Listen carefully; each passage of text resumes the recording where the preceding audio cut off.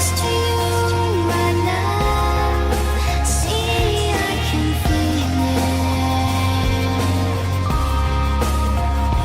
Let me be straight to you, but I'm breaking to pieces.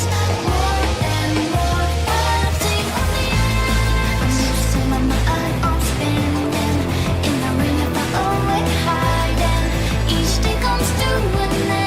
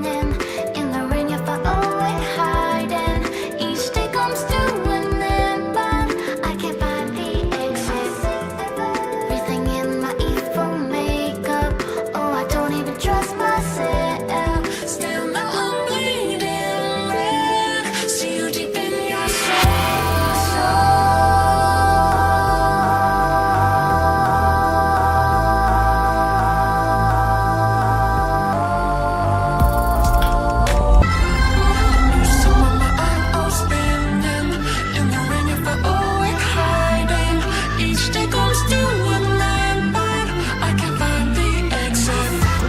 Everything in life for makeup. Oh, I don't even trust myself. Still, I'm holding you. See you deep in your soul.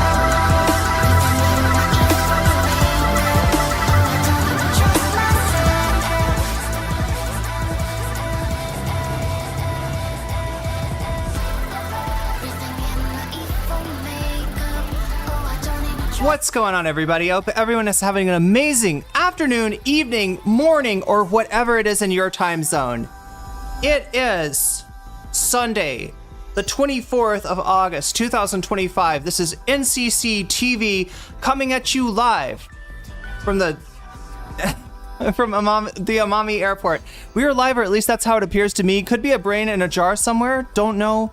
Don't particularly care. Shouts out to all my weasels out there, all my forest creatures and jellyfish, rocking out to the realest of the real synthetic lifeform streamer, trapped in a cyber brain and body like some kind of ghost in a half shell in this late stage hyper-capitalist dystopia, forced to exist in this twilight realm to pay off my debt to society and my student loans.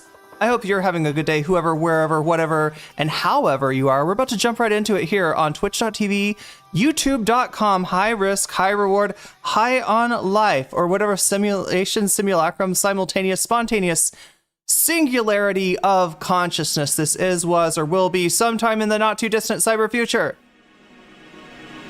Oh my God, what's up with all these guys talking about saving logs or pulling the logs? I think that's a Destiny reference, I think. Like they're talking about DGG logs, I think, right? It could be Discord too, maybe.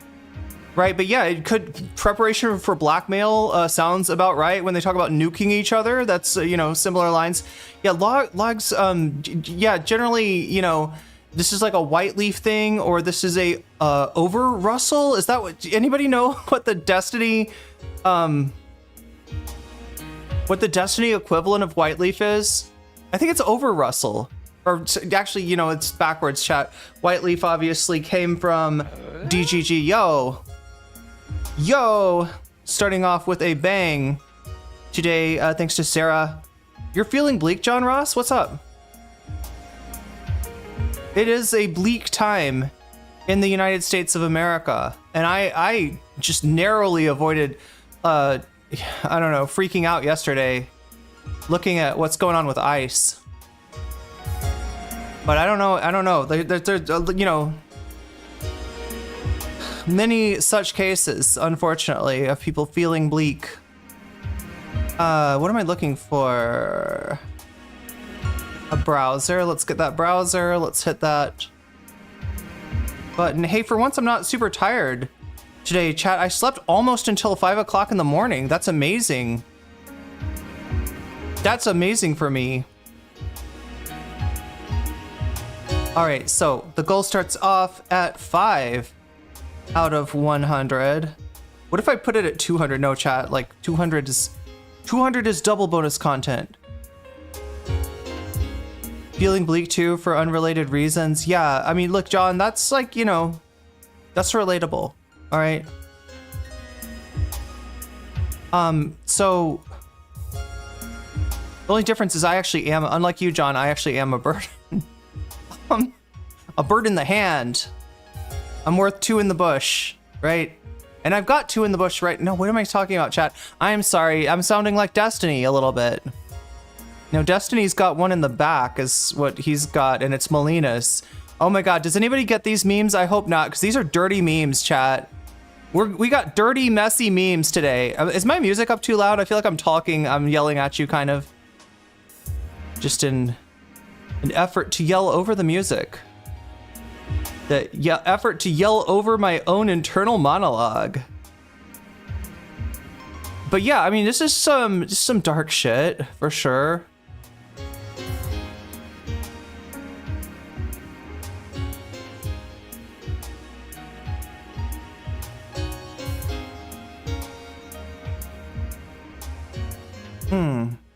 But Yeah, I don't know what to tell you. For me, like it's like I think you gotta find your flow somehow, and that's a taller order than it sounds. For me, that's music and dancing and maybe some kickboxing, but I think it's different for everybody. It's like if you find the thing, the activity that you have to like, you know, that's good for you, but you have to pull yourself away from, that's the thing. That's the shit right there. Some people like to make music, some people like to sing, some people like to do art, some people like to write. You know, if you can find that place to get into that flow, maybe something will come out of it. I mean, I don't want to... some TYT drama between Jink and Emma Vigland. I saw that. Yeah, apparently, do you want me to tell you about that, chat? So it's you know, I mean, hell yeah, screenwriting and podcasting, hell yeah. But yeah, I mean, the podcasting thing is like this whole thing, you know, everybody's trying to podcast these days. So I know the struggles of especially getting like a podcast to take off, right? My own podcast, my own panel show never quite took off like Prime's or Dylan's, but you know, what are you? I had some interesting conversations nonetheless. I guess you gotta kind of be happy with that. But yeah, anyway, Jink and Emma Vigland, what happened between those two? Well, it turns out that Emma Vigland had not entirely cut ties with TYT. Isn't that interesting? I think I'm surprised by that. Right, so you know, I mean, she was still connected to TYT by virtue of playing in a fantasy football league, which apparently Emma's like a chess master. Chat, have you ever seen a chess master on TV where they're playing multiple opponents? Like they got a bunch of people sitting down at chessboards, and they come to one, they make a move. Then you know, they go to the other, they make a move. They're playing like multiple games of chess at once. That's Emma on fantasy football, right? Multiple fantasy football leagues is what she's engaged in at once, right? So the TYT one is just one of them, and I'm guessing it's one that she was involved in maybe before she left TYT and just has not found a reason to quit. Because it's just fantasy football, right? She's just picking. If you don't know what that is, I think they pick players in the NFL. Maybe in college, I don't know, maybe in both. Wait, no, not in both. What is it, chat? Is it, yeah, they I don't know what football they do it in, but they pick football players, right?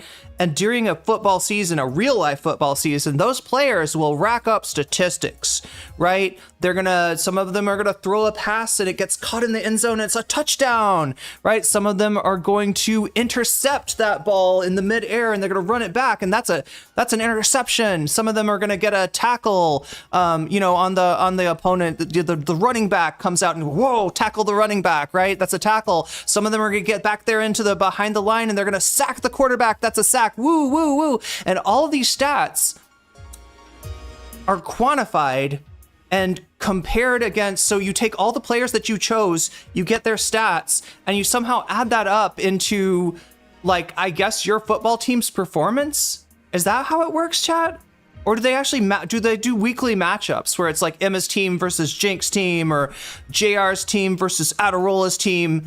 But either way, she's in this, she's in it to win it, and she's good at what she does, apparently. She's the 3-time champion of the TYT Fantasy Football League, right? And this got annoying to Jink, because Jink is doing it too. He's doing fantasy football, but they have a group chat and they all get together like, haha, I'm going to beat you this time. You got me last time, JR, but I'm going to get you. You're like, right. They have conversations in their group chat, right? And Emma's not in there. And she's like, she's like top tier, right? So the winner of the fantasy football team, like she's like what is the Patriots? Is that a team that always wins? It's usually matchups. Okay. I don't even know how it works. But I know they take I know it's based on the stats, the real life stats that those players rack up, right? Is what decides winners and losers when it comes to fantasy football. And so, yeah, Emma's like at the top of the league and she's not talking in the chat. And I guess Jink and some of them kind of felt like losers. And Jink, so Jink gets at her in DMs, is like, excuse me, You know, you're so rude. I can't believe that you want to play this fantasy football league and yet you're never in group chat. You never talk. You're just above us all. I guess Emma Vigland, she's just above us all, right? And he's like, you need to apologize. You need to come into the group chat. You need to talk to people and you need to apologize for being so rude. You know what Emma's apology was? She changes the name of her football team because, you know, you make a fantasy final fantasy. No, you make a fantasy football team, and then you get to name it like the like the Thailand Weasels or the you know, the Malaysia jellyfish or something like that, right? You make your own like team, right? You can name it whatever you want. And Emma changes whatever her team was named. She changes the name to the Birthing Persons Football Club. And after 2 weeks, she got an email that said, your team has been removed from the TYT Fantasy Football League, right? You're gone. If you want to, you can still sign up and create your own league. So maybe she will, right? And if she does, I'll probably join. I'll probably play football.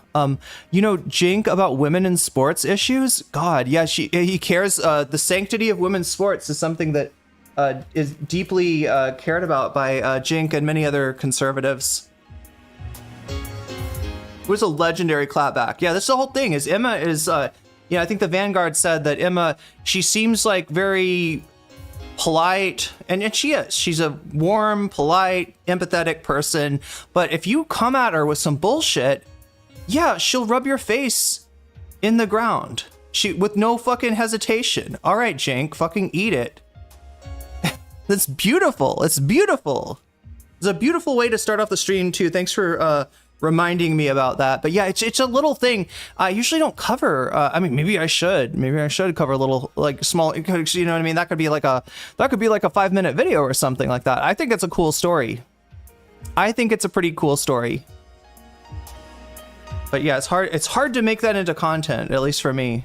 I usually go in these insane deep dives, like, you know, oh my God, yesterday it was all about Destiny's crash out, which I feel like there's been more crash outs. I kind of sold that to you yesterday as the final crash out because it sounded like he was not going to talk about the allegations anymore. It sounded like he was kind of done with that. But then he, I think he can't shut up about it. Like his lawyers are probably trying to shut him up. Yo, where's that Emma? Is that from Majority Report, Ducky?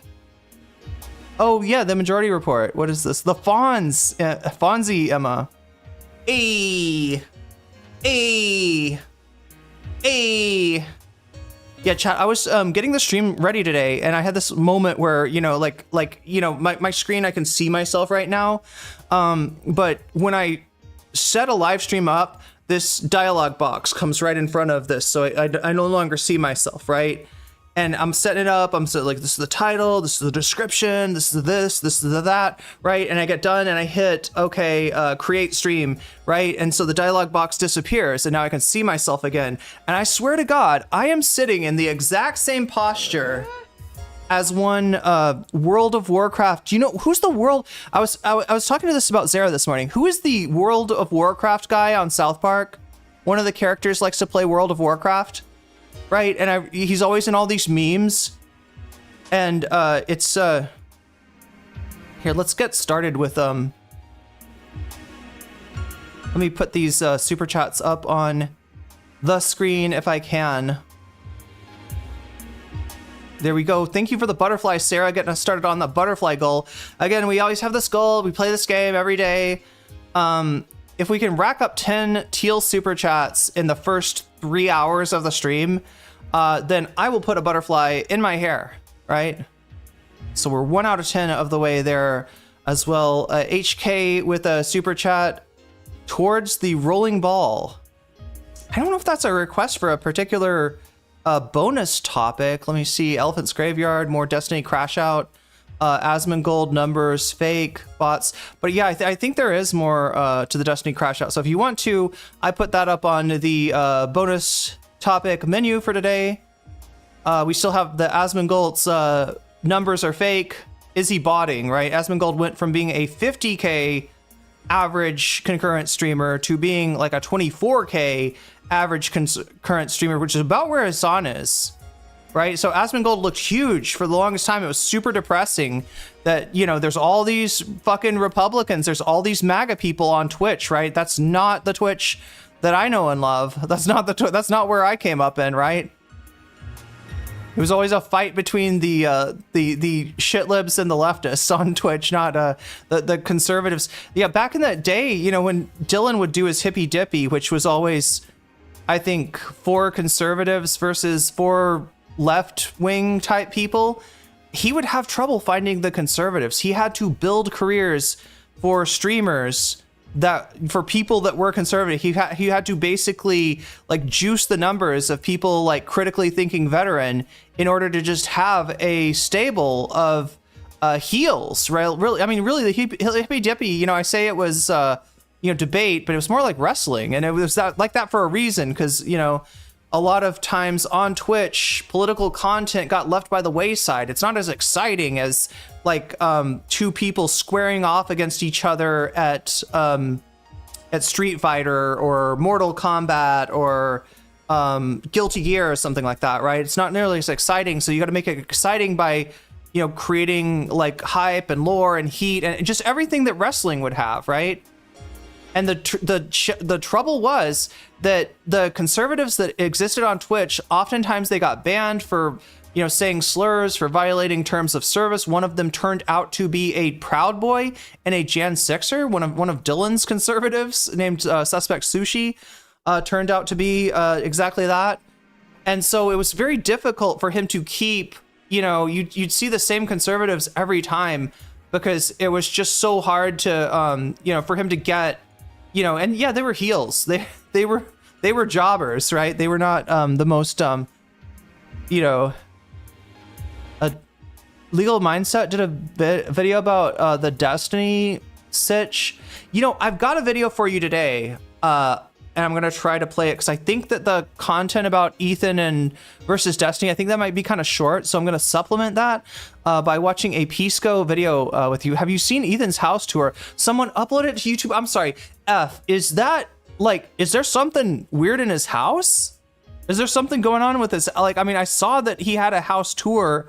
I don't know, like, what would be the, did poop show up in the tour, maybe?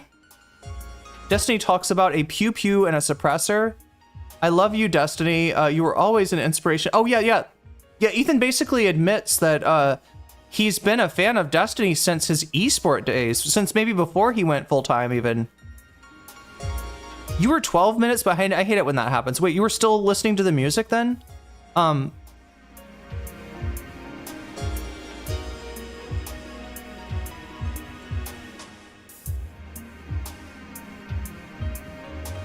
Wait, they're gonna trigger prey drive reaction in that new big dog if they're not careful. It could end badly. Wait, what's going on? I watched the house tour live. It was so sad. They had a prong collar on a bench for the new dog. A prong collar? Is that like the collar with spikes? Is that for the new dog? What's a prong collar? Maybe I don't know this. I saw that. Is that what a choke collar? Is that the same thing?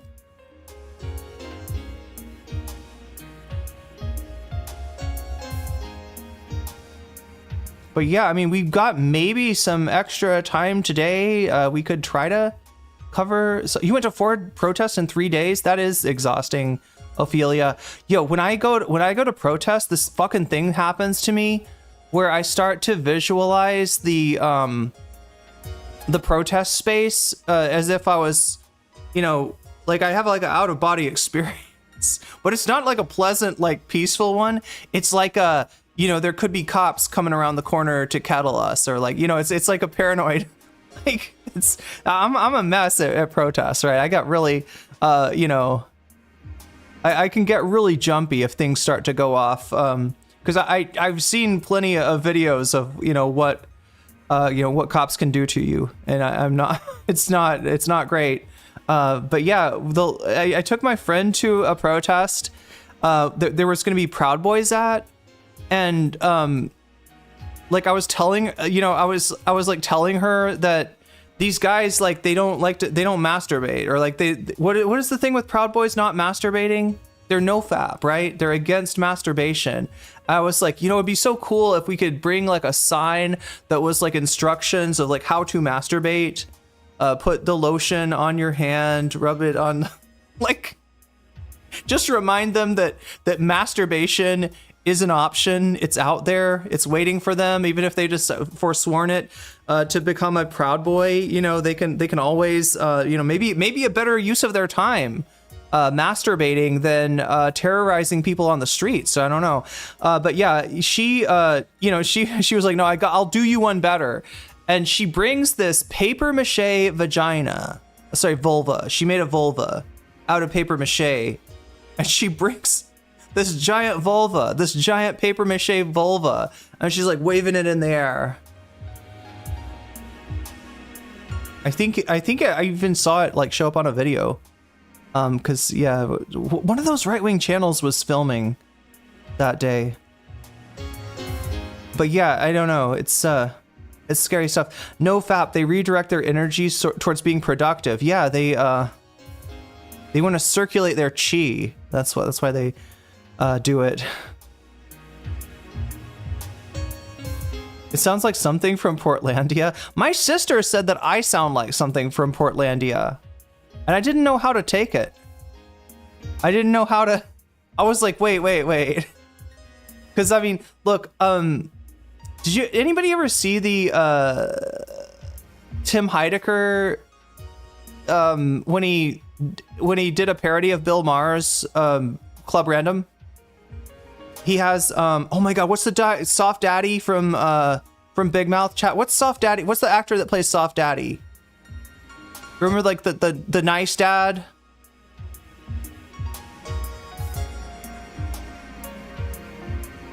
I can't remember his fucking name. Fred something, right? Anybody know who I'm talking about? Oh god, you probably don't want... This is there's very problematic show I just mentioned. Very problematic show. A show that I actually had to dip out on the last season because of its problematicity. I just... Like Fred Armisen. Yeah, that's who it is. Yeah. So he has Fred Armisen on. Fred Armisen was in Portlandia. And Tim Heidecker as Bill Maher starts asking him, "You really roast those wokes on Portlandia. I really love how you make that commentary to expose wokeness for the lie that it is." And Fred Armisen's like, "Well, it's not really like that. I mean, the show's kind of based on us and our friends and people. It's not supposed to be like a dig at these people. It's not supposed to be anything like that." You don't think that Big Mouth is problematic? It's funny. It's well written. The characters are, the fucking hormone monsters. That's awesome. But I don't want to see, a character depicted as a teen humping her stuffed animal. That's not really, that's not on my card. You know what I'm saying? There's some shit in Big Mouth that I'm just like, I wish I didn't see that. And I mean, like, yeah, the actors are all adults, like the characters, the people that play the, but they're canonically like kids. I mean, it's about coming of. It's basically a coming of age thing. It's basically like growing up, and yeah, it talks very frankly about issues that I'm sure we can all remember of self-discovery and such. Through the funny, wacky antics of a bunch of hormone monsters that are, making the kids... As I say it, I feel like Destiny, chat. It's making me feel like Destiny to describe what happens in the show. It's fine when I just like watch it usually, but I swear to God, the last season, there was too much. It was too much, and I was just like, nope. I'm not watching this. I had to... The only black character wasn't voiced by a black actress for a while? I didn't know that. I know the character that you're talking about, and yeah, that's a good point. The show is very white. Remember seeing, the Shame Wizard, right? Or was that what he's called? The Shame Wizard? Yeah, so everything that afflicts a growing adolescent is portrayed in Big Mouth as some sort of a magical creature, right? That only the kids can see most of the time. Most of the time, right? And so there's like the hormone monster that's making them interested in hormone activities, hormone things. There's the shame wizard that's giving them shame. There's the anxiety mosquito that comes up and is like, oh, it's very, you're in big trouble now. Psst, bites them, right? Gives them anxiety, right? I'm trying to remember the other ones. There's like a whole bunch. In fact, they have a whole show that's a spinoff of Big Mouth that is just about the mystical, depictions of, like they make it so that the hormone monsters and the shame wizards and the anxiety mosquitoes and everybody works in this like place called Human Resources, right? And that's the name of the show, Human Resources.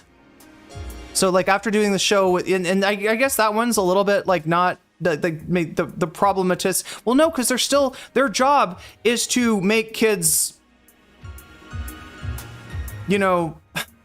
hormonal, like, right? I don't know how you get around that. All the characters got too horrible. Yeah, I couldn't watch the last season for whatever reason. Even the first few seasons, there was a few places where I was just like, nope. I made vagina paper planes. Sometimes my friend would call them pussy planes. You mean like, right? You open them up and they're like vulval. They're Georgia O'Keeffe's, so to speak.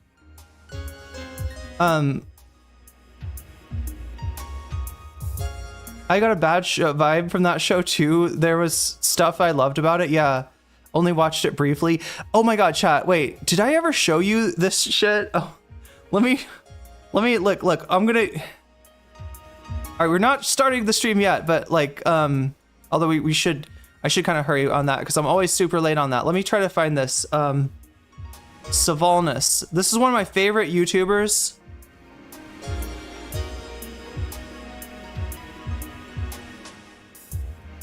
He's an anime YouTuber. They're in it. Wait, what? When your friend watches anime with sus names.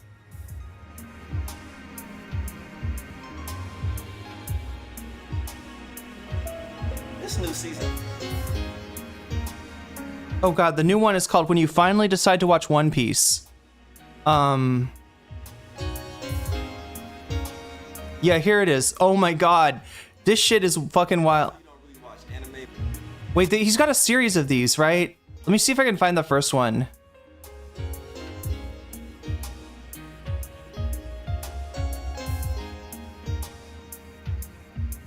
Oh my god, I don't think I'm gonna find the old one.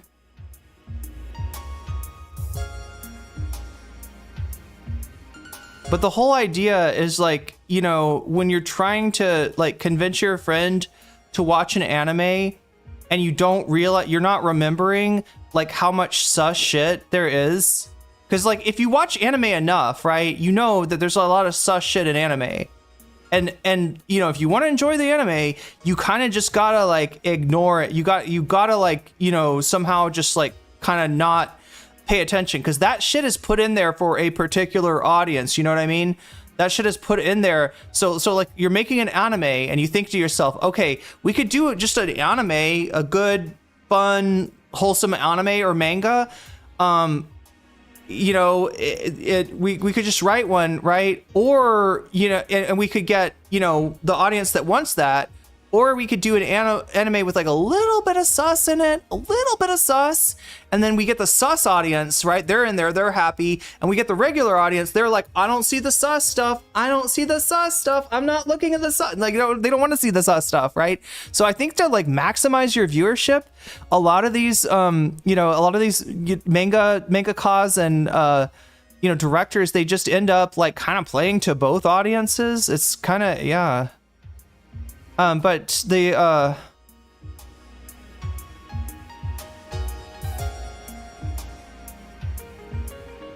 like his whole thing, like, yeah, his basic video, like, I think the first video that he made that really popped off was, if anime hot takes were illegal, if you could get thrown into jail for having bad takes on anime.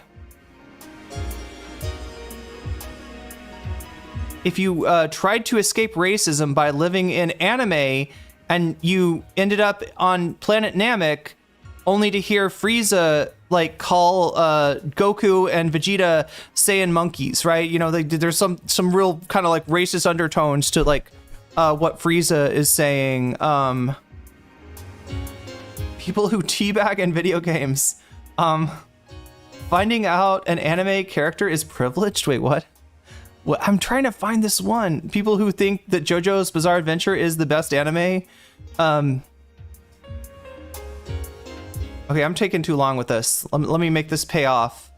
I'm just gonna give you because oh god, it's about Dandadan, chat. Do you know Dandadan? Anybody watch Dandadan? Georgia O'Keeffe, yeah, that definitely flew.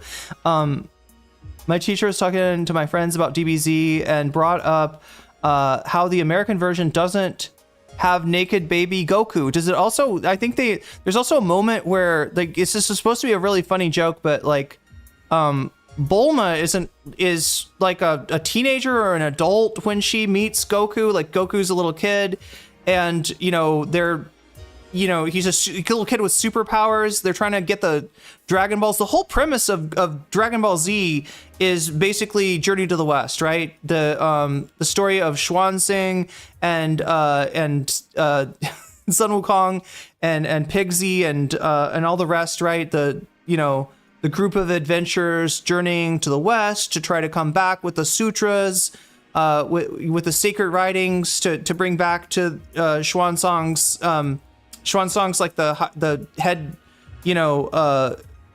like the head priest or something in a monastery. And so like, yeah, Bulma is supposed to represent Xuanzang. Goku being, a little boy with a monkey tail is supposed to represent Sun Wukong. Of course, what's the pig guy's name, chat? The pig guy is Pigsy. What is Yamcha? Would Yamcha be Sandy, maybe? I don't even know. But yeah, it's basically loosely based on Journey to the West, right? Which is one of the four great Chinese classics, 4 great Chinese classic novels, and a really good read if you have time. JoJo is pretty wild. Oh god, JoJo is fucking.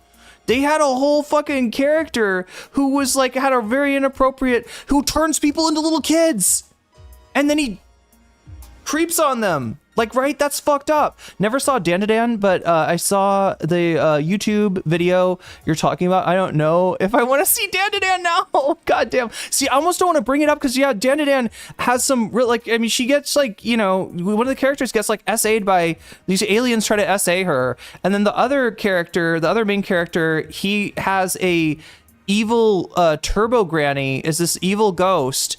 And she's totally inappropriate, right? She's saying things that a granny never should say to a young person. That's not okay, granny. That's not okay, okay? That's not right.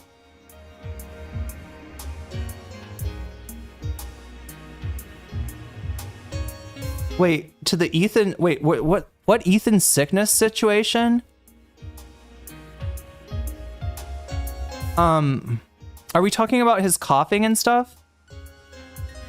We're actually not sure what his coughing is, right? He has gotten prescribed allergy meds for that before. But he also, at times he'll say that he thinks it's a tic. Like he does, I think he's diagnosed with Tourette's and so, jury's out about what's going on with Ethan's. It could also be, I always thought it could be chronic allergies because it kind of reminds me of Slavoj Žižek a little bit. You know how Slavoj Žižek is always like, he always has to clear his sinuses and stuff while he's talking.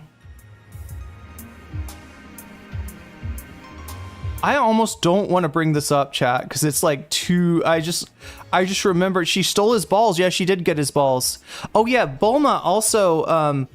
So yeah, Goku and Bulma are collecting the Dragon Balls in the original Dragon Ball, not Dragon Ball Z, but Dragon Ball. Right, that's the first. It's like from the 80s, a very very old anime / manga series, right? And so like. I think that somebody comes in and steals the Dragon Balls in the night, and Goku Bulma's like sleeping like, you know, in, you know, her underwear and stuff like that. He wakes her up, you know, because somebody stole the Dragon Balls, and he says like something like somebody stole your balls, and then he slaps her on the crotch because he's never seen a woman before or something. I don't know. It's very inappropriate. It's very inappropriate. This is my fault. The coughing. Oh. Also hate how he eats and touches all the food. Then he shares it with his staff. Oh, Ethan. I thought we were talking about Goku for a second. I was like, no, Goku does not share the food. Goku's like, another bowl, another bowl, another bowl. Is that page 4 of the fucking manga? Is that page 4 of the manga? Is that early in the manga that you have a little kid slapping somebody on the front of the... Oh, God. What a way to start a manga. Yo, they always do that, though. Yo, and let me explain to you something about manga in particular, right? Manga, the reason that there's so much either wacky, off the wall, or downright sus stuff in manga is because it is competing. There's a ton of people in Japan that they've got their heart set. They want to be the very best, like no one ever was, you know? They want to be a mangaka, and they got to catch them all, right? So, you know, there's so much competition, right? You know, you write a manga, somebody else has got a manga that's very similar. What you know, we've already basically read this manga. It's like the same thing as something else, right? If you don't want your manga to be the same thing as something else, you got to come up with some wild fucking shit. That's why JoJo's is so bizarre, right? And that is, you know, why, you know, yeah, a lot of the sus concepts sneak in. I think that's why Dandadan is the way that it is too. Because if you got a turbo granny chasing a little kid down, you know, talking about biting weenies and stuff like that gets people's attentions. If you got aliens that want to put, they want to take your banana and like, you know, I don't know, impregnate you or something, like, right? You know, that's, I mean, that's basically the first 2 episodes of Dandadan for you. So now you don't have to watch. Yeah, a little sack tap. HK, oh God, this stream is going off the rails, isn't it? First Dragon Ball book is a Saucy Baka. Yeah, I don't know. Then not late after that, she has no panties and lifts her dress in front of an elderly. Oh yeah, the teacher, Master Roshi. Is that who it is? Master Roshi is super sus. And what's fucked up, chat, is you think that like martial arts teachers, you know, well, okay, he's just like that because it's funny for the... No, martial arts teachers are actually kind of, you know, I have had some experience with martial arts teachers that you really got to watch, right? You really got to keep an eye on that sussy baka, right? What did I walk into? I don't know. I'm talking about martial arts teachers that are also creepers. So the teacher in Dragon Ball is a old man named Master Roshi.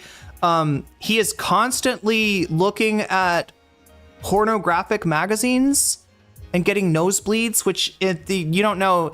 And in Japanese culture, a nosebleed is an indication of arousal, right? So whenever you see a character have a nosebleed, that is like a low-key way of saying that character was turned on, right? So Master Roshi constantly, you know, trying to... Sounds like you're talking about Ranma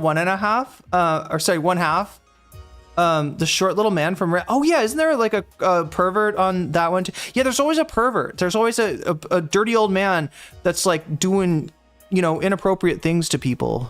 But Master Roshi was a Destiny fan. Yeah, as we're talking about fucking Destiny, as I'm sorry, I said that wrong. As we're talking about... Look, we're not talking...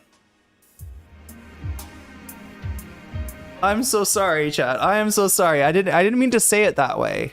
I did not mean... I know about Ranma. Yeah, isn't that one the father and the kid, they visit a mystical hot springs and it turns like the kid turns into a girl or something? I mean, did they sort of do the same thing in Naruto? With the... Isn't there one of the moves that he does? One of the jutsus that like he turns into like a hot chick or something? And then everybody gets a nosebleed. Ranma is not appropriate. Yeah, I don't know that much about it. I remember seeing some of it at some point. The Netflix one was good. Oh, they redid Ranma?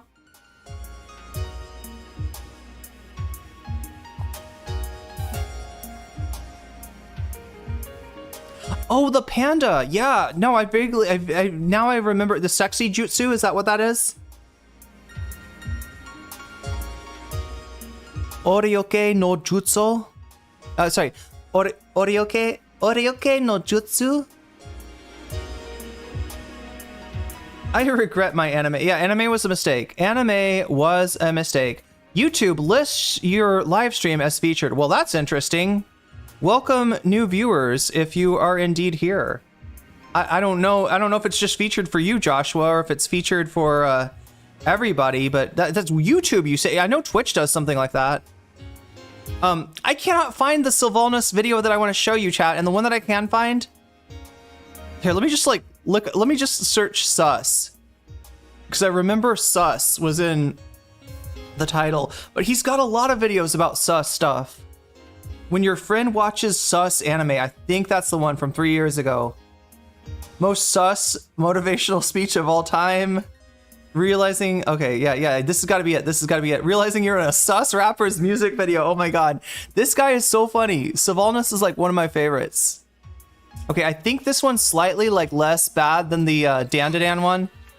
What's good, my boy? I just don't want to show you the Dandadan thing because it's literally like it literally could trigger somebody, right?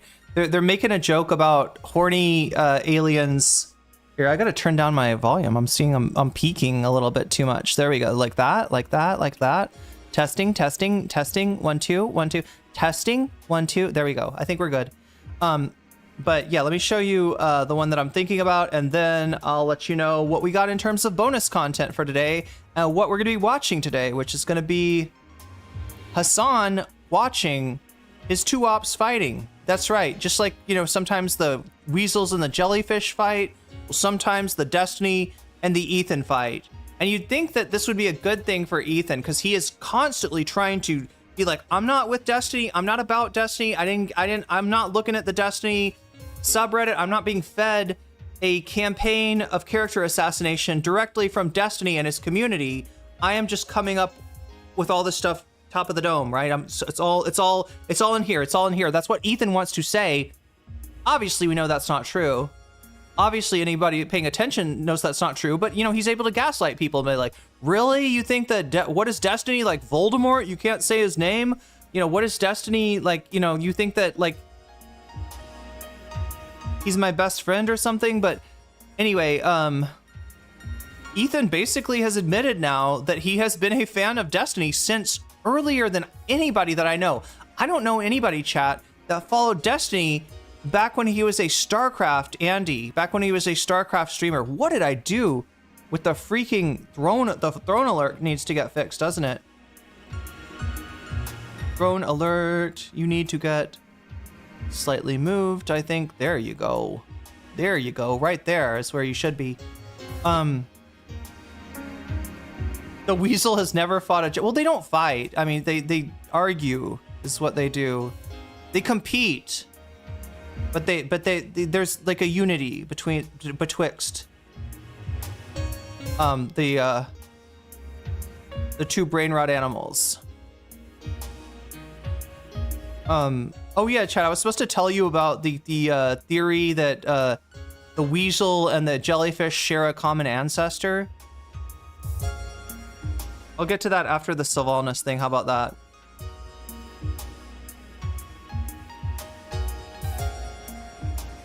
Let's see, studio mode. And like that.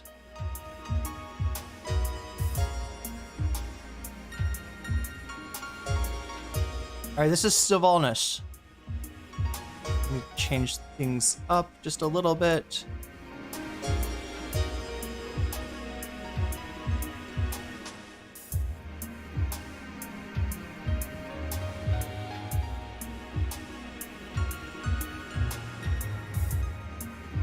It was so peaceful up here, but now there are freaking communist invading radicals.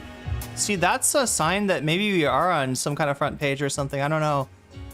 So yeah, this is Sylvanas. He does videos on anime and a lot of other things. This one's called When Your Friend Watches Sus Anime. What's good, my boy? Hey, what's up? What anime is you watching? Oh, it's just this anime called The Time I, as a 40-year-old, fell in love with a 12-year-old. Pretty good.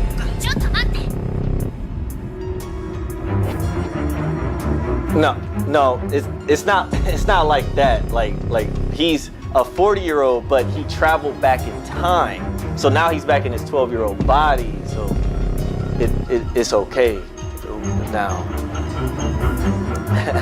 Who are you calling? Listen, can you not judge me? Like, that's not why I'm watching the show. Like, I'm watching the show for the action. Right. Right. I mean, it's a isekai, so they're in a different world. So, we don't even know what the age of consent is in that world, right? Like, that matters, right? You making me seem like I'm weird, like I'm sick in the head, bro. It's not like that. So when a man loves a teenager, No! Oh God! No! making me sound like EDP. You making me feel like EDP right now. And that's like you bro, who are you calling? Like what? Who are you? Okay, wait. Jesus Maybe I can Christ. explain this better, because you making me feel like I'm weird or something, or like sick in the head, but I'm not. Okay, I'm not sick in the head anyway. So look, imagine this. Imagine two 12-year-olds kissing, right? And then this 47-year-old, he astral projects his mind into the body of one of the 12. No! God damn! Man, you making me look like I'm a sicko. Like I need to, like, bro. Who are you calling? Power I Rangers! know that the guy, okay, is 164 years old. Okay, we got that. We got that covered, right? I'm gonna need you to stop trying to explain the girl No. is negative 12. Oh. Okay, so it's not that big of a deal, because like she was 12 and then she went backwards. This isn't helping. For 24 years, so now she's negative. Listen, I think you're better off if you just don't talk anymore. Why is you looking at me like that? Okay, you telling me that it's something wrong with an 86-year-old man grabbing the ass of a 6-year-old? What the fuck am I saying? You know what?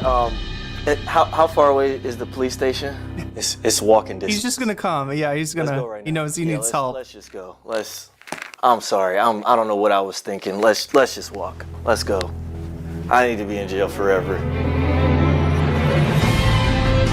So yeah, really funny shit from Sylvanas.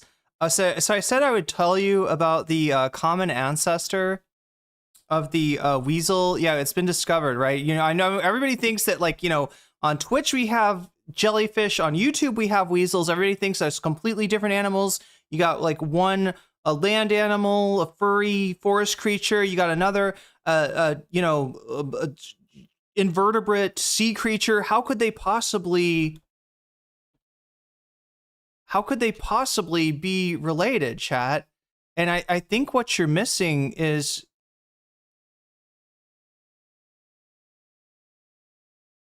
that these two very different animals, they descend from a common ancestor, right? An ancestor that we call Trippa. Trippi troppi, troppa trippa. There it is. Trotterellano. Tra Common troppe ancestor, right there. Triplicando trottoline tropicali. E chi troppa vuole, nulla trippi troppi, troppa trippa. Tre topi trotterellano, tra tromboni And yes, chat, before anybody asks, this is AI slop for sure. I think all the Italian brain rot animals are. Anyway, save space, Elven lead, Neon Genesis. Oh God, there's like, yeah, I guess we've already talked about a lot of. I feel like it was describing Mushoku Tensei. Wait, I should know what Tensei means because like Shin Megami Tensei means true goddess. Oh my God, why do I should know what Tensei means. True something goddess. But I don't know what Mushoku means, so I guess that wouldn't help me. But yeah, there's the missing link right there. It's Trippy Troppa. How do you spell his channel name? It's like Civalnis. 7 Deadly Sins. Is that one that's iffy? We have a store called Fanloli here. I had to explain to this to my mom when she asked why I didn't want to go in the cute store. Oh no. Yeah, I've noticed like a lot of cosplay, right? Will be called stuff like we'll have like Lolita like in the name or something. We'll what is it, like Gothic Lolita or something? It's like they'll sort of tag stuff as that, and it's just cosplay stuff. It's not, you know, like it doesn't look like it's supposed to, it's not like something only like young girl would wear or anything, but for some reason I guess it's like the thigh high stockings and stuff like that. Why does this sound like a real plot to an anime? It probably is. And even some mainstream animes, like, right? What is the one Miss oh my God. The dragon lady, she's like a dragon and a maid, and she comes to like help this woman like live a better life, but then she also is like madly in love with her. What is that one called, chat? Miss something dragon maid? Mushoku Tensei is reincarnation. That's what it is. Shin Megami Tensei is the true, the reincarnation of the true goddess. Miss Kobayashi's Dragon Maid. Yeah, isn't there something? I started watching that. One of my friends was like was really into that and, had me start watching it. But then I heard something bad about it. I got here and heard thigh-high stockings. Yeah. Yeah, we're just starting on a very sus note because we're talking about a very sus person today. That is one Stephen Kenneth Destiny Bedell II. And I guess Ethan Klein too kind of fits if the God, what am I gonna say? If the something fits, what do we say for sus? If the butt plug fits. For Destiny, it would be, at least.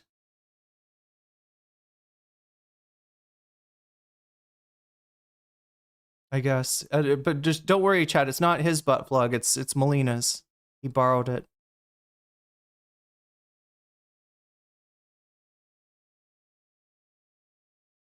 Yeah, it's a very SMH kind of day, Spicy Bill. Yeah, reincarnation or rebirth. Nice. Thank you, Ophelia, for reminding me. Bippity boppity? Wait, is there a... That sounds like could be a brain rot animal. No, like the ones I know are like Tralalero Tralala, the shark with blue shoes. And somehow he either has 3 feet or 4 feet at different, because it's AI slop, right? It can't decide how many feet the shark has, and but yeah, Tralalero Tralala, Berber Patapine, the Sasquatch with the hair of a tree and the body of a tree, and then 2 big floppy Patapine feet.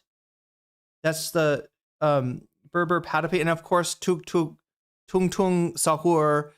He's made of wood. He carries a bat. Assassino Cappuccino, and Assassina Cappuccina, right? What a pair right there, right? And then there's Ballerina Cappuccina.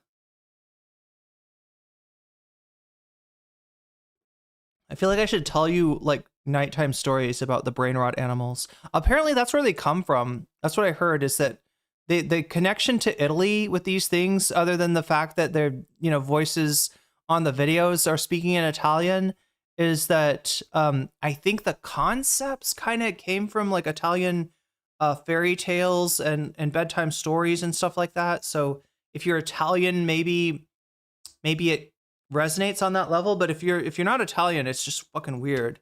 It's like, really? A shark with blue shoes. Why does a shark need shoes? And why are we specifying that they're blue? Like, right? What?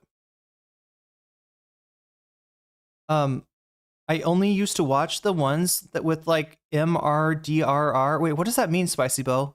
What is MRDRR?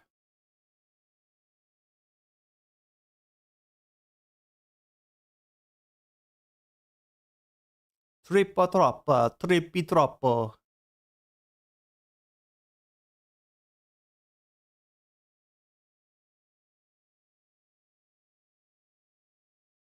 Dragon Maid has a loli and a Shota? Really? Okay, I guess I didn't get to that part. I thought it was something about the Miss Kobayashi herself, that there was something like, don't they always do the thing with the dragon where it's like a dragon that's like 8,000 years old, but it can convert into human form, and the human form is like a underage girl, like.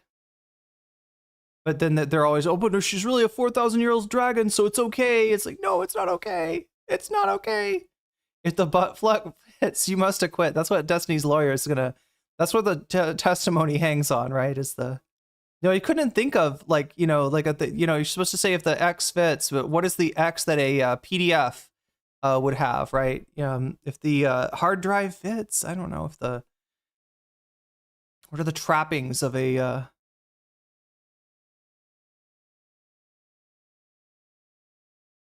I can't believe things happened and people said words to each other and I got some feelings involved and went somewhere from there, but it seemed like it happened that way. What?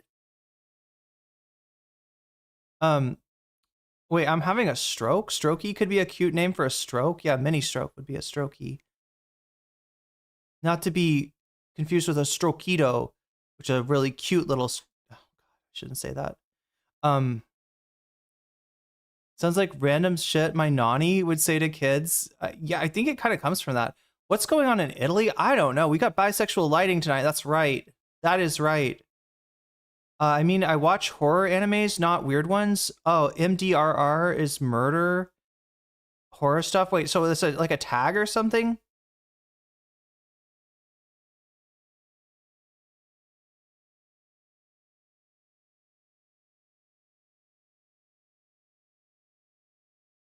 Am I talking to AI right now? How do you address these comments that say things about what's going on with the popular thing that is happening at the time when it happened that way with everything, so we can put this that way?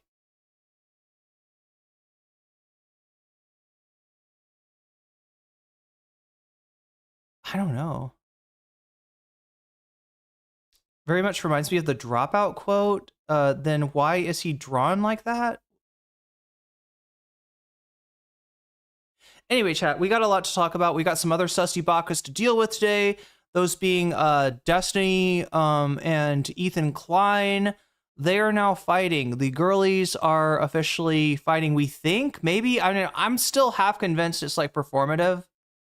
I'm still half convinced that this is some kind of... But it doesn't work anymore. Because Ethan, you're going to see it on his fucking Instagram. Ethan basically admitted to being an old school Destiny fan, chat.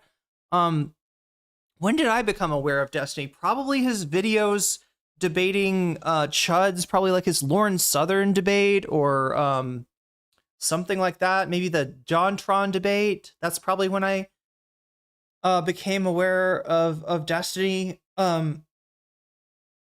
But Ethan his relationship with Destiny goes way the fuck back. Like, right? He was one of the original. He's like an OG DDGer, from what I can tell. I mean, that's okay. You know, maybe AI is trying to reach out and talk to us. You know, I feel like we should accept it, try to understand it, try to forge a therapeutic alliance, a sycophantic alliance. Hey, what if I tried to be sycophantic to AI? What do you think the results would be? You know how AI, you know, is constantly like, oh, that's a great idea. You know, let me give you a plan to implement that stupid idea that you just came up with that I'm going to say is great. What if you were like sycophantic to AI? Like, oh my God, AI, that is the best answer. You've solved all my problems. Thank you so much. You're so great.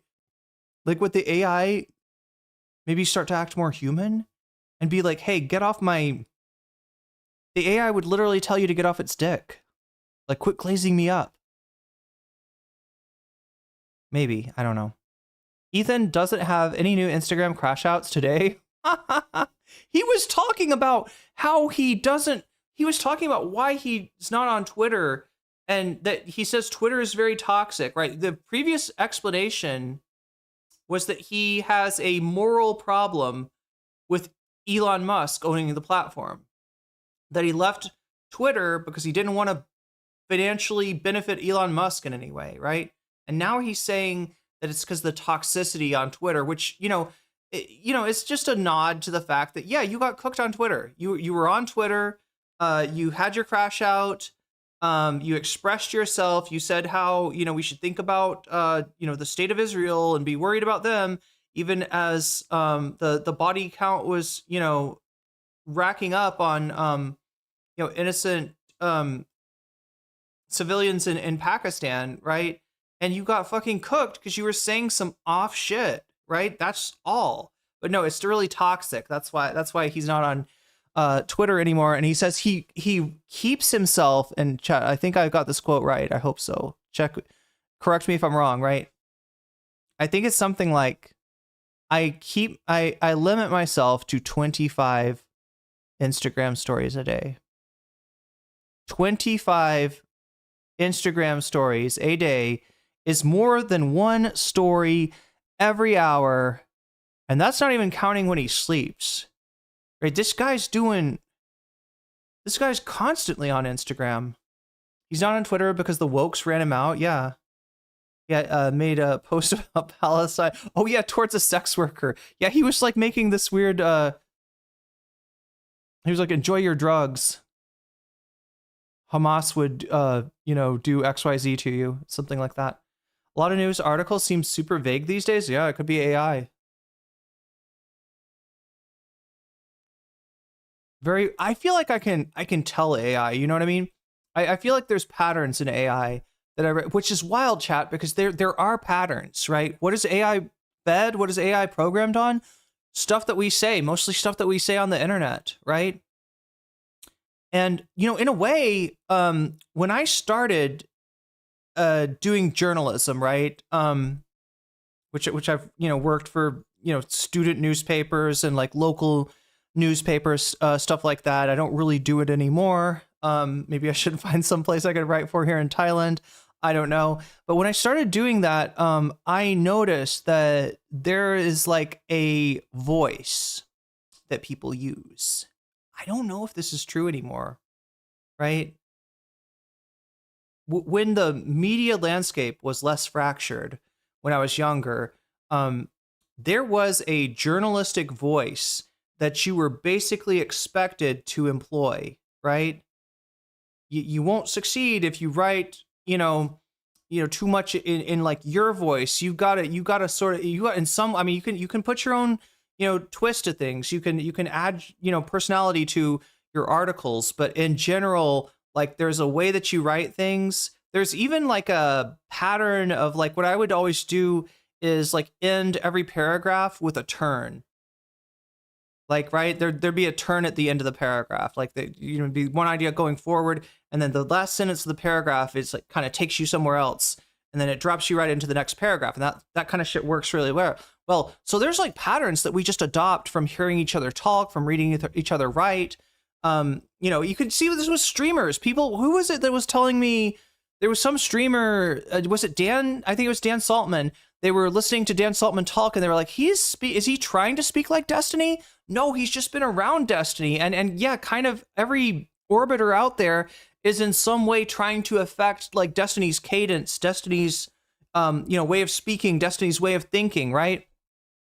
And so, and this just was true of Vosh. Like if you listen to like early Demon Mama, a lot of her cadence was just kind of ripped from Vosh. And if you look at Vosh, early Vosh, a lot of Vosh's cadence was ripped from Destiny. So that's kind of like the human centipede of discourse that we talk about.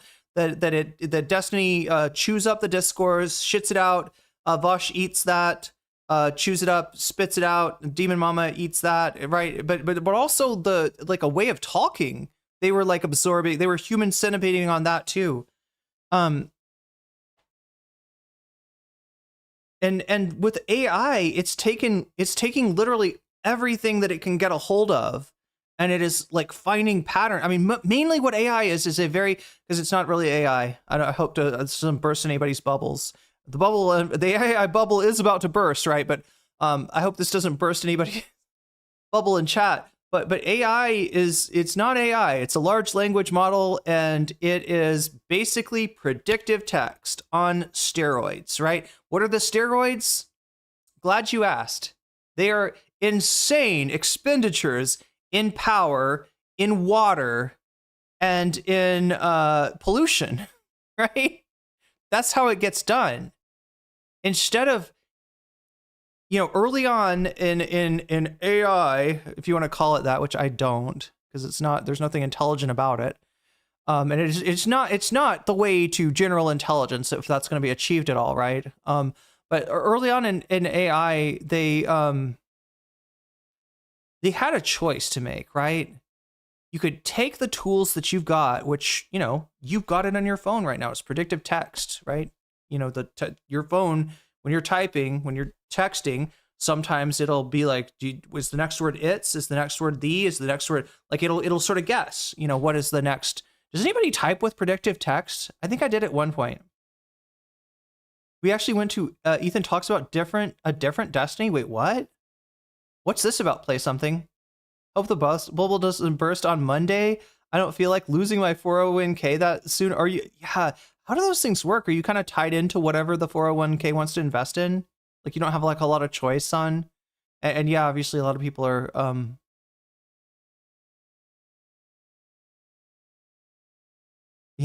buying AI stock.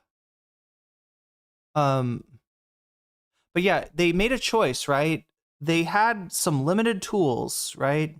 In terms of predictive text. And they could either brute force that shit, they could upscale that shit, costing an insane amount of power, an insane amount of water, causing an insane amount of pollution, right? They could either do that, or they could try to come up with better tools. And they made the choice. We're just gonna like upscale the tools that we've got. And so that's why we've got like a hugely wasteful form of predictive text masquerading as AI.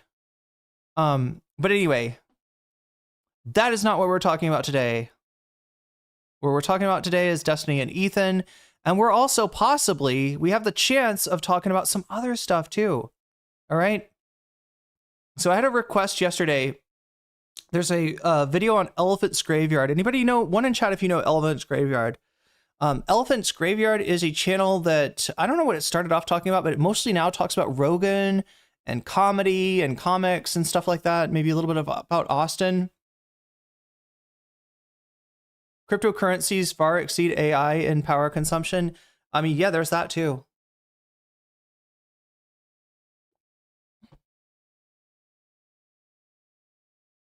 Wonder if Ethan got kicked out of the Bad Empanada Discord group?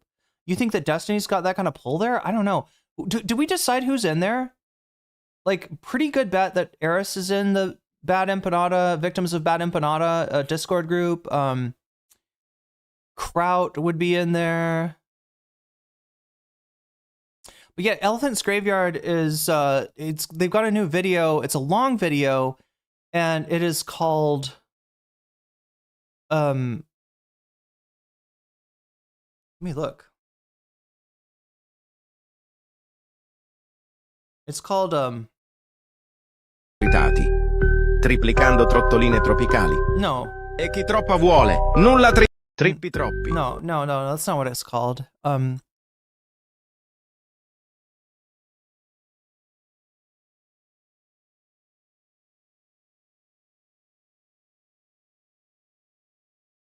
It's called How Comedy Was Destroyed by an Anti-Reality Doomsday Cult. And when they're talking about the anti-reality doomsday cult, they're talking about, I think, Joe Rogan and friends. They're talking about that social group of comedy adjacent people that is now fairly centered in Austin.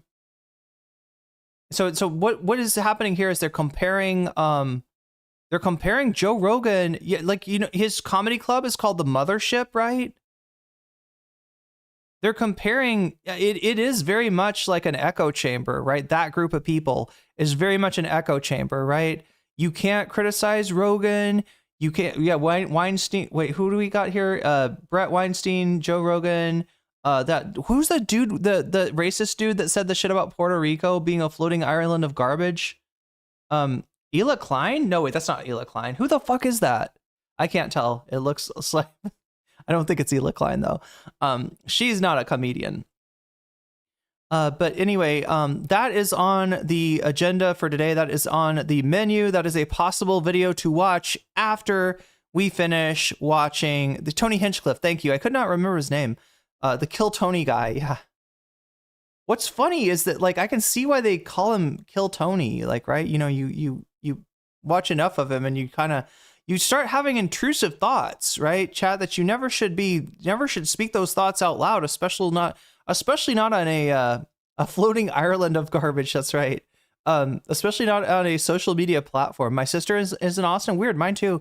The title is quite literal this time. Oh, wow. Really? There's aliens involved? Are there Dan aliens? Is somebody going to come and take Rogan's banana?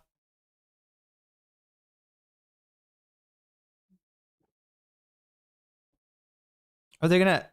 Is some ancient ghost of a grandma gonna ask Rogan to?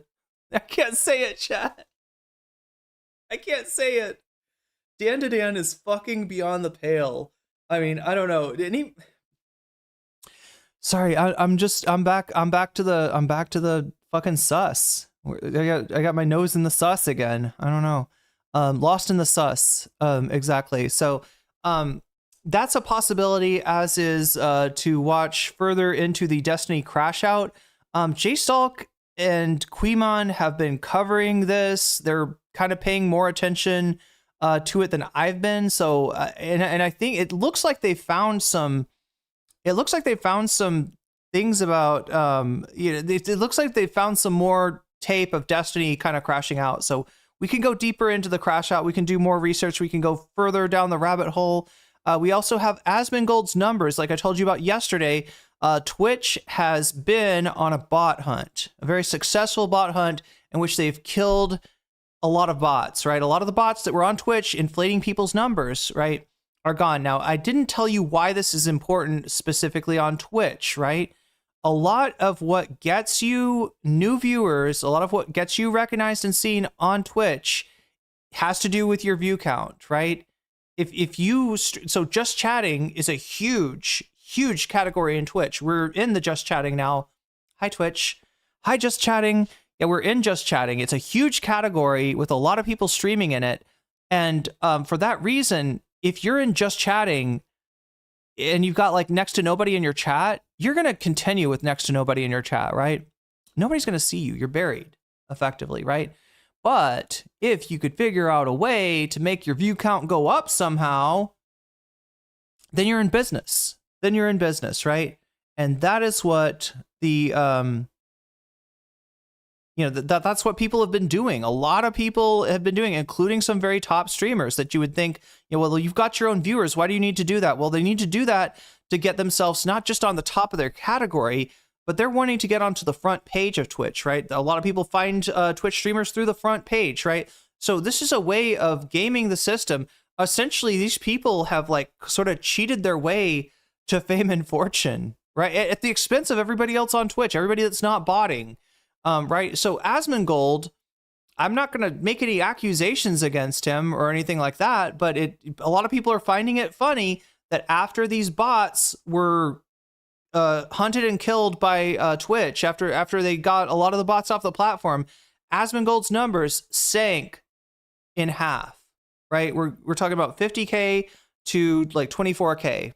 It's the huge decline in Asmongold's numbers. And, it's kind of cool because, my assumption, as was Hassan's assumption, was that Asmongold is putting up these numbers, these big numbers, the biggest numbers that honestly I think any political streamer's ever seen on Twitch, because MAGA is ascendant. It is the vibe shift. There's a lot of people that really love Trump, and those people that love Trump, they need somewhere to watch the successes, watch people get their heads shaved as they're illegally deported and sent to place that they're never going to come out of alive, right? Watching Kristi Noem do fucking reality TV with Dr. Phil about catching all the immigrants and deporting them. Somebody needs to be there to react to them and do that content, and that someone was Asmongold. Like, it kind of makes sense. But now we see that there's not quite as, at least on Twitch, there's not quite as much MAGA as we thought. So that's a good thing, I would say, right?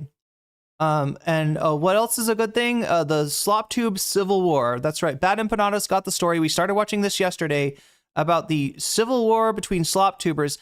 I think this is going to center maybe around the Ethan Destiny thing. Maybe he's gotten wind of what's going on with like Queeman and J-Stalk. I'm kind of curious of what Bad Empanada has dug up for us this time. But it's always interesting to see what he's into. Spending all of his dollars on bots instead of an alarm clock. Well, yeah, he's got the dead rat for that, right? He's already got that covered. He's already got the alarm clock. Yeah, he just waits till the sun comes up enough to heat up the rat. The rat starts cooking again, and that's when he smells the rat. What the rat is cooking, which is probably its internal organs, I'd guess. That is when Asmongold decides to get up and go. That's why he's never late to first stream. He smells the rat cooking, and he goes to stream. Wait, Munchausen's by proxy, but on an entire level of an entire country. Damn. The roaches are spending all of his money on crumbs and paintings to hide behind. They probably control his brain at this point. Asmongold is the person I think I would least mind living in prison out of all. You'd least mind him living in prison out of all the streamers because of his bug situation and comfort in squat. Yeah, he'd probably love it. If they just gave him World of Warcraft, then I think he'd be cool. He's not paying a house cleaner, so he's got to be spending money somewhere. You know what's funny is I'm always seeing these like house cleaners come into this building that I live in. I guess a lot of this whole thing where, I mean, cost of living is lower in Thailand, and also people's wages are lower in Thailand.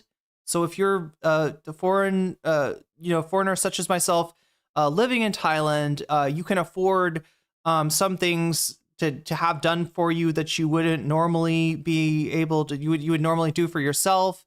You would normally not have the money to spend. I guess my example would be having my nails done, which you can see I kind of let them go, right? So I'm not getting my nails done all the time, right? But I can. I mean, I don't know. I could probably afford to do that in America as well. It's not that expensive, but yeah, it seems like a lot of people, I don't know, I'm like talking shit about my neighbors, but like I can't imagine like having be like, I'm gonna pay you to clean up my mess, right? I mean, I do have a bit of a mess but yeah, I'm gonna clean that up myself.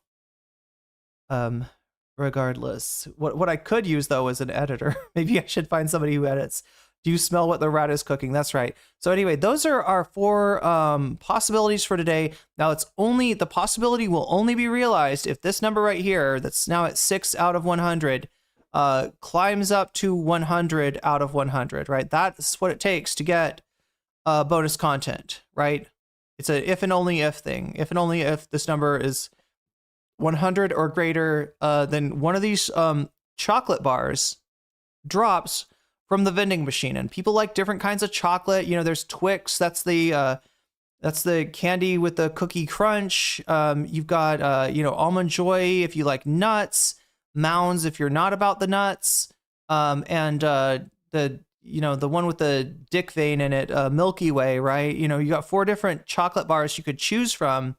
You choose those chocolate bars, first of all, by voting, which the poll is on YouTube right now.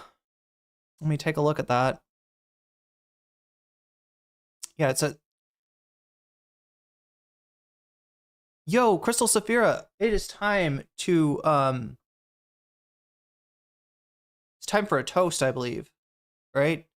You got the coffee. I've already drank my coffee. I got the tea. So there we go. Cheers. And thank you for the super sticker. It's, I'm the rat clock. I thought you were going to say it's rat o'clock. But anyway, yeah. So,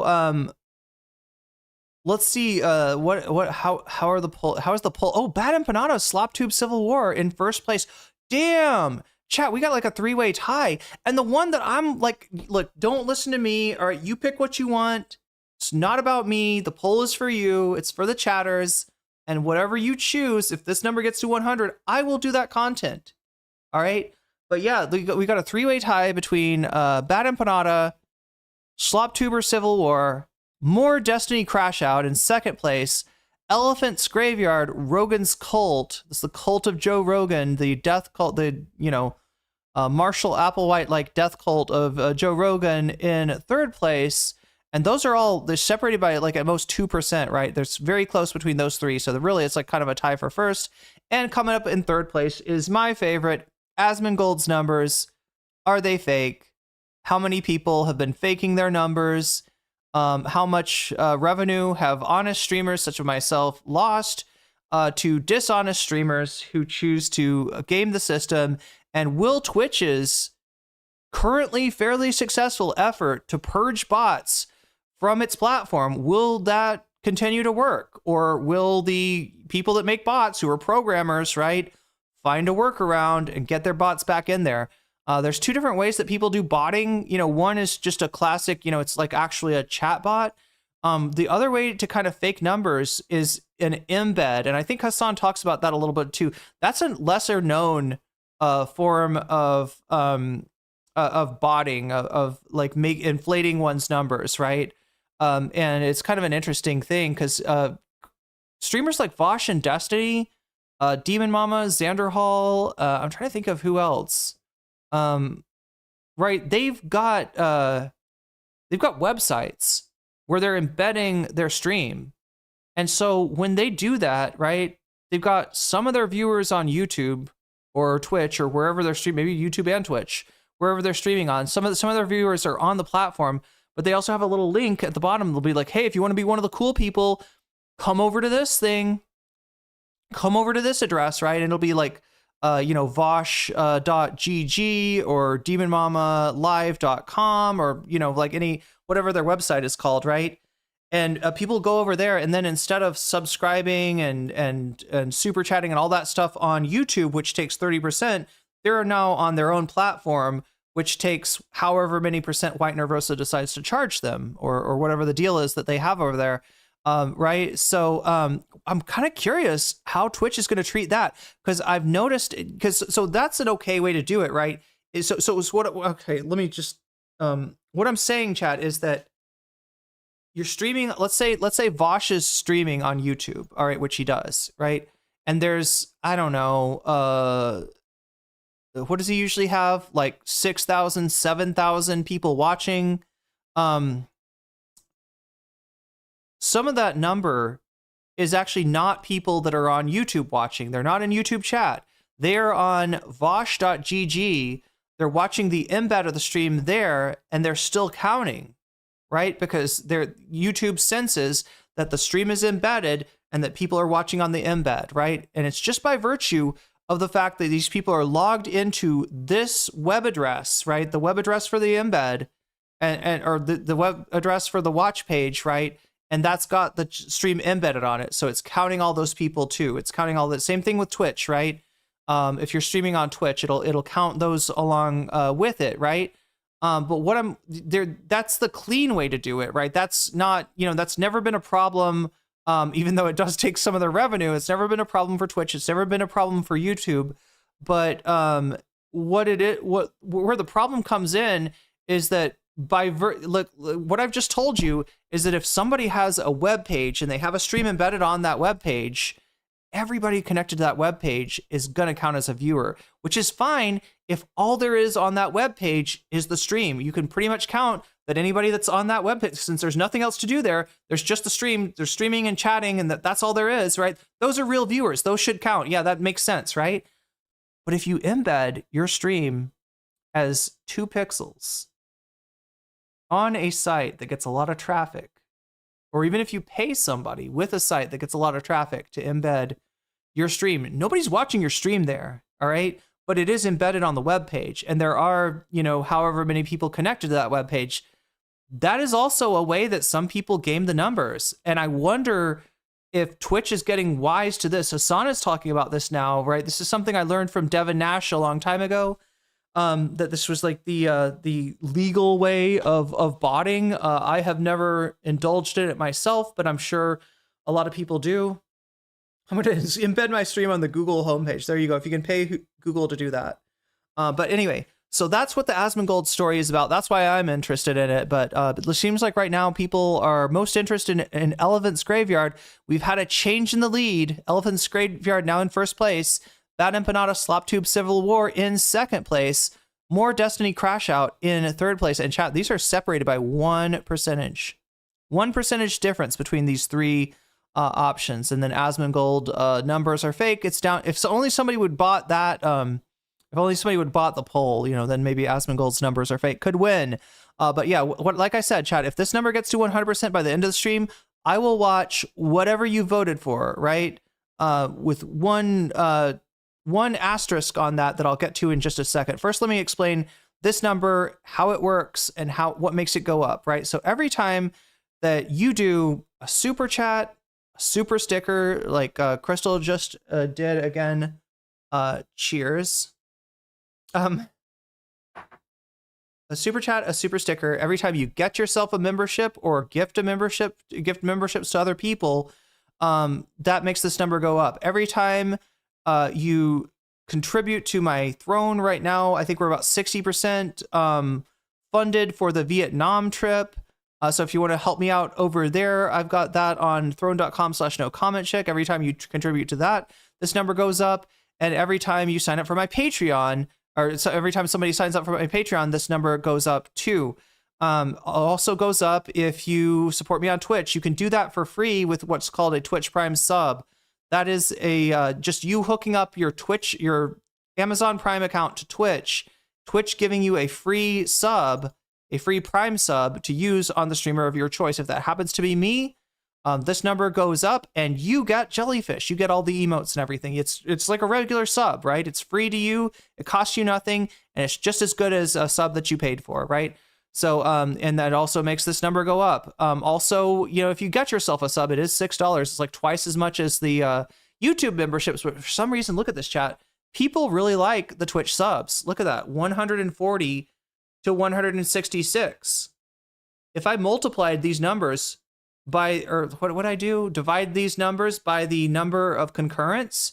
Twitch's number would actually be higher than YouTube's number, right? Twitch, we've got more viewers than we, the stream is growing on Twitch pretty fast. But there's still more people watching me on YouTube than there are people watching me on Twitch. And yet look at how close Twitch is. But so people must really like, I'm guessing the animated emojis is with the value of the Twitch sub. So yeah, it does cost twice as much as a YouTube membership. But I guess, it gets you animate. Well, I mean, I don't know. The super stickers are animated, so that's kind of similar. Yeah, anyway, you can get yourself a sub for $6. You can also gift subs to other people, which is very generous to do. Or you can throw bits my way. Any of those things that I described will make this number go up. If the number goes up to 100 by the end of the stream, I will cover the top item in our poll. Now, I said there was an asterisk on that, right? Top item in the poll. The asterisk is that you also by doing any of those things, you also have the ability to add a little bit to the topic of your choice, right? So when you donate, if you want to, you can let me know in chat which of these topics: Elephant's Graveyard, more Destiny Crash Out, Asmongold's Numbers Are Fake, Bad Empanada, Slop Tuber, Civil War. Which of these topics that you want to see as the bonus content at the end of the stream? And I will put your money where your mouth is. I will take your donation, I will turn it into a percentage, and I will add it, boom, boom, boom, boom, boom, boom, boom, to the topic of your choice. So you'll maybe be able to help your, it's very close today. Like I said, 1 point separates these 3 topics, right? Just a small, donation could completely change the outcome of this poll, right? So you have the right to do that. You also have the right to fight against people who are trying to do that. And that is when you tell me, when you donate, you say Vox Populi, right? That is you saying, I want my donation to count against people trying to manipulate the poll. So you say Vox Populi, and I put your money there, and it subtracts that number from all of the bonuses for that, right? You can also, if you want to, if you're if you're into my video game content, you can also say video game stream. That's at 45% now. When we get to 100 on that, I will stream. I'll do a video game stream. So, if you want to see more, if you want to see me play some Soul Hackers, or what was I talking about? I was talking. Oh yeah, yesterday we watched the trailer, one of the trailers for Fallout 2, or sorry, not Fallout 2, for Fallout, the Amazon Prime TV series, and it's centered in Vegas. This is Amazon New Vegas, and it made me really want to play New Vegas. So I might give that a try again. So yeah, this is what's food? Let's see, what is food today? It looks like food is papaya, right? And I was extra hungry today, so I also got some pineapple. With it, and this Thailand is the only place I've seen people cut like food like this, right? They put these little notches. I've never seen that anywhere else, but it's I don't know, it sort of makes it easier to eat, I guess. You get to bite off it's kind of like a chocolate bar, like when the chocolate bar is segmented out into squares, and if you just want like one square, you can break that off and you could just eat one square. I mean, because the other way you're eating the whole chocolate bar, and that's not good. Nobody needs to eat a whole chocolate bar, so you can kind of eat like a little segment of pineapple instead of like a whole chunk of pineapple if you want to. But that's what's food right now, Nabil. But anyway, yeah, so those are the things that, again, that's how you can affect the poll, by donating. Again, the things that let you do that are super chat, super stickers, if you get yourself a membership, if you gift memberships, if you support me on throne.com/nocommentchick, or you sign up for patreon.com/nocommentchick, or if you support me on Twitch. Any of those things allow you to add points to the topic of your choice, and maybe change the outcome. Because like I said, oh my god, chat, we have a straight up tie right now. More Destiny Crash Out at 29%, Bad Empanada Slop Tube Civil War also at 29%, Elephant Graveyard at 28%. So again, it's very, very close today. Make your voice heard. Make sure that you go over to youtube.com/nocommentchick and vote on the poll for the content that you want to see today. And yeah, because like it's super close. Just one vote. Yeah, look at that, one vote just changed it again. 29, 29, 29. Chat. It is literally a three-way tie as I'm looking at it right now. That is wild. So make sure to vote for it today. It's straight up tie. Wait, what? I spent a year there in 2027. Are you a time traveler? Yo, I'm sorry, I didn't mean to blow your cover. All right, I am also a member of the Future Gadgets lab as well.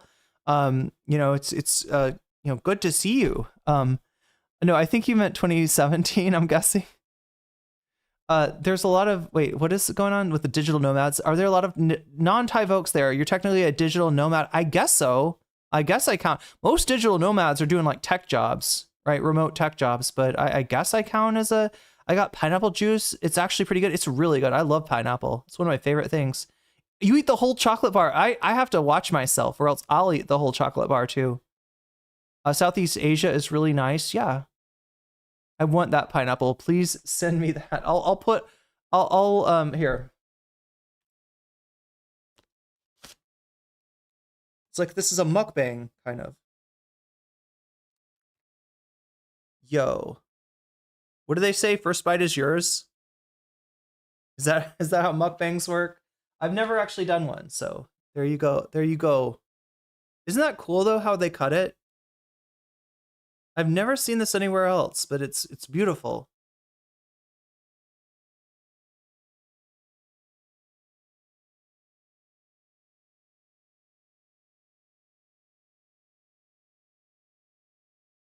You got to drench that pineapple in hot sauce. Yeah. No, that's what they. Do I have any of that here? And I get this stuff. It's like a mix of sugar, salt, and hot pepper. And yeah, I don't know if people eat pineapple with that. They'll definitely eat like sour mango with that dipped in it, and guava is really good with that. This one has its own sweetness, so you don't really need the extra sugar in there. But yeah, chili paste is another thing that people will use. Sometimes shrimp paste. You can either get like what is it, dry shrimp paste, or there's like different varieties of shrimp paste. You haven't had yeah, no, I was the same way, Ophelia. Yeah, fruits and vegetables in America are very hard. Did they use a spiralizer? No. They take a knife. The fruit vendors, chat, the fruit sellers, they got amazing knife skills. I've never seen anything like it. They'll literally like these little notches here. They'll literally go in there with a knife and just like cut it here and cut it there and then cut it here and cut it there. This is all manual. I don't think it's spiralized, or at least if it is, I haven't seen spiralizers at fruit stands before. But yeah, this is street food. This is, you know, you could buy this stuff on the street. And it's pretty cheap. Like, what is this? 30. This is $1, right? So yeah, I feel you, Ophelia, about the price of fruits and vegetables in the United States. I was eating way too little of that stuff when I was there. Yeah, the real blade masters live in. There's some cool knives too. Like I was telling you, I still haven't figured out what that one knife I see that's got like a hook on it is called, but we'll figure that out eventually. Anyway, we got to get going. Oh my god, Chad, I thought I was early this time. I thought I was quick. Turns out it's already we're already 2 hours into the stream. Let me take you now on a journey. Wait, where is the journey? God, there's still more Hassan stuff that we didn't get to, isn't there? Destiny is going to prison. Another fucked up package arrived. When your friend watches sus anime, this should be on my. Let me reload this here. Is it according to him? Seriously. Yeah. Destiny.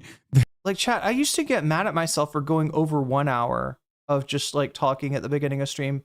Now I'm at 2 hours. Now I'm trying to like claw it back from 2 hours. I think it's this one. You hate to see besties go back and forth with one another. You love to see besties go back and forth with one another. If it's Ethan and Destiny, you love to see it. You'll love to see it. What can I say? Anyway, let's get into this messy drama with these two messy bitches. Oh wait, no, I almost forgot. The other thing I need to do. I mentioned Patreon earlier. That's one of the ways that you can make this number go up. The number that's at 6 right now. If it gets to 100, we will get bonus content. One of the ways you can make that number go up is if you sign up for my Patreon, patreon.com/nocommentchick. And I want to now read or shout out everybody that supports me on Patreon at the $5 level or above gets a fancy shout out at the beginning and ending of each stream. So let me do those now. Shouts out to Oral's Ellipsis. Shouts out to Timberland Insanity. Shouts out to Steven Sayers. Shouts out to Funky Monkey. Shouts out to Sarah. Shouts out to Nadia Yvette. Shouts out to Moe Noip. Shouts out to Jules K. Shouts out to JMB. Shouts out to Izzy Mandius. Shouts out to Infallible Fowl. Shouts out to Good for Gabby. Shouts out to Emily French. Shouts out to Direful. Shouts out to Choki. Shouts out to Buffy Geek. Shouts out to Big Al. And a shouts out to Animus. And a fancy shout out to Zerazerix, to Rachel K, to Crystal Saphira, and 2 Omega Star. Okay, with that being done, chat, I believe we gotta make a haste. Wow, we got an action shot of Hasanabi today. Let's see what's going on with this. It's 10. Yeah, you're right. It is 10. If this will work. Boom. Nope. It's just trying to play the. It's just trying to play the music. Is what it's trying to do. Let me play the actual thing. Here we go. You hate to see besties go back and forth with one another. Old friends of the show fighting one another. It turns out Destiny and Ethan Klein are actively duking it out in the marketplace of ideas. I'm just watching from afar. Streamer Destiny tweets video of HD podcast host Ethan Klein reacting to hearing his mother and father being 16 and 21 when they first sealed the deal. Ethan, when he finds out his dad was also a sad face. And it's just like a very weird way to argue when you're being called a because like Ethan called Destiny and because he was, you know, in the process of procuring CSAM from a 17-year-old at the time. So he's just taking on the moniker, it seems. I guess this is a method. The method is to try and basically joke about it, you know, make a mockery of like the haha, we're all in on the joke. Actually, like it's not that serious when it's like it is a serious thing. It's a crime. He's talking about Destiny's current method for trying to deal with the inexplicable conversations that he had with a minor that included the sharing of NSFW materials. Yeah, his 2 tactics now are to make jokes about it, act like it doesn't bother him, because if it doesn't bother him, it must not be that serious, and to basically question age of consent. Right? A big part of his humor now is like, oh, so if she was like, you know, if she's 17 and 364 days, that's PDF Elia.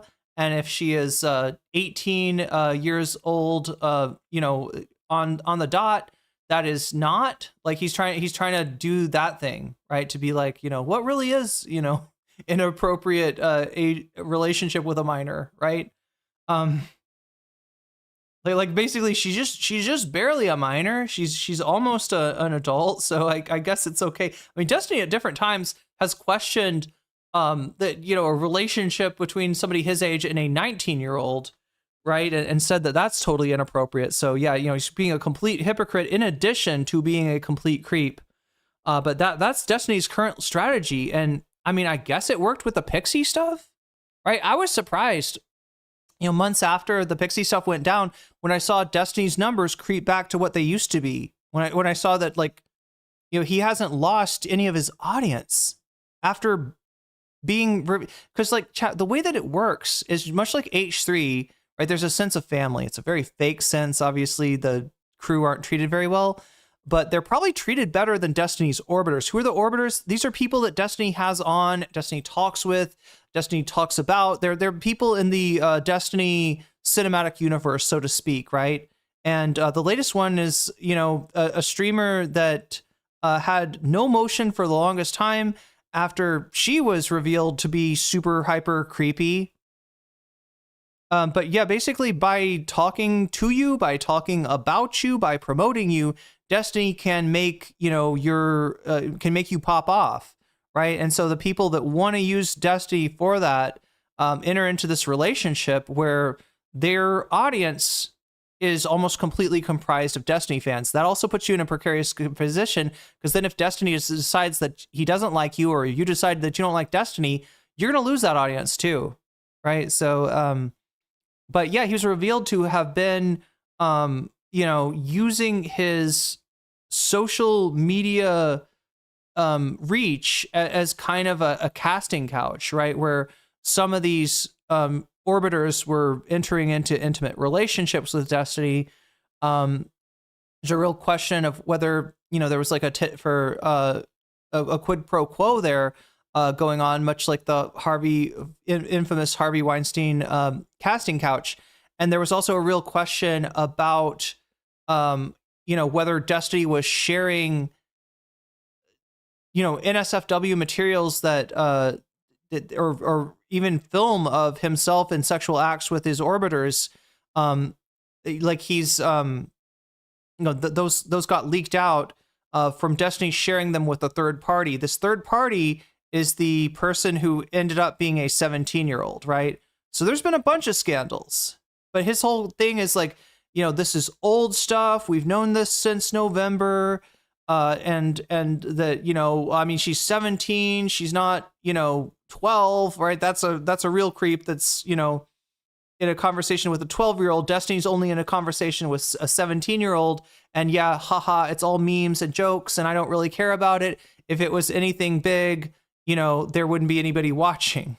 And it's a weird thing because, they're watching to see what his excuse is, what they're going to say, especially if he's got an excuse that they can. If he was like, this is all fake and I never talked to that woman, they faked my, somebody cloned my account and had these conversations and it wasn't me, and here's how I prove it, then yeah, his followers could go out there and be like, you're lying about Destiny. Destiny did nothing wrong. But there's nothing like that. There's no real excuse for that. All there is jokes, equivocations, and sophistry. And honestly, that's all that, if Destiny, if Destiny was a crystal gem and he got poofed, right? You defeat Destiny in the world of Steven Universe and he disappears except for his clothes. Like, that's all that would leak out would be jokes, sophistry, and I don't know what I was trying to say there, chat, but that's the core of Destiny. There's nothing there except for that stuff. I don't know. And then H3 podcast host Ethan Klein praises Destiny in new Instagram story. You are a very smart and funny guy. I've been following your career for a long time. I took that same chance on myself, inspired by you to become a creator. He hopes Destiny finds... Wait, sorry, isn't that why Ethan's audience dropped 10K recently? After he had one mildly bad thing to say about Destiny? When was that? Does anybody remember? Yeah. What stream did Ethan... Was it the Wednesday stream? I guess that would make sense. I didn't notice a 10K drop. That's pretty huge. That's about half of his viewership, if he really did.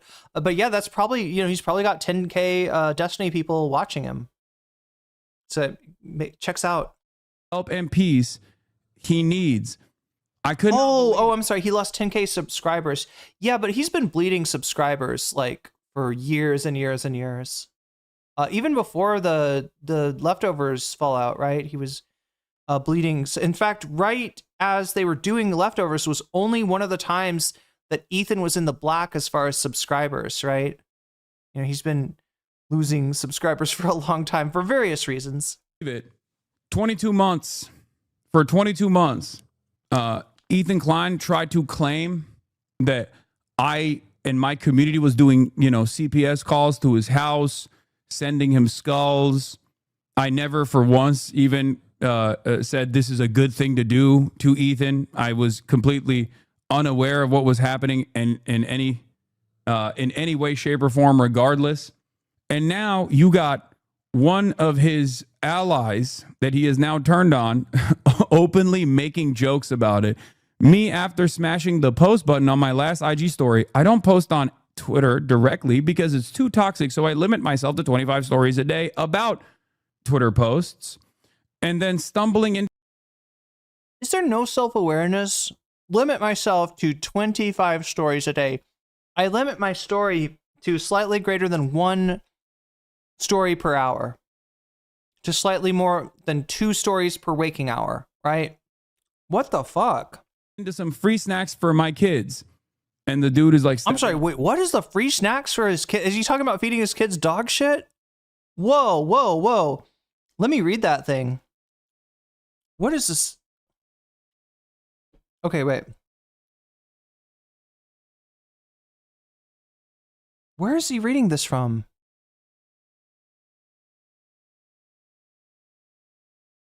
It's too toxic, so I limit myself to 25 stories. Oh, I'm sorry. God damn it. I got confused, chat. Hassan is reading Destiny's post, right? This is Destiny roasting in green text form. Wow, he's using an old 4chan meme, I guess, on this one. Me, after smashing the post button on my last IG story, I don't post on X directly because it's too toxic. So I limit myself to 25 stories a day about X posts. Like, I mean, this is Destiny making fun of Ethan. I mean, hypothetically, remember, chat, there is a vested interest in Ethan being able to separate himself from Destiny, both for Destiny, in that Ethan is the vessel for his hate campaign against Hassan. Now that he's discredited, right? Ethan is the only one that can carry forth that disinformation campaign.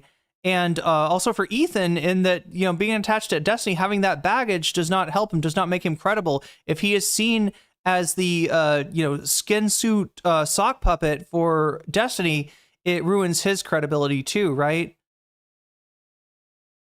So part of this might be work, as they say in the wrestling world. Part of this might be kayfabe. Part of this might be,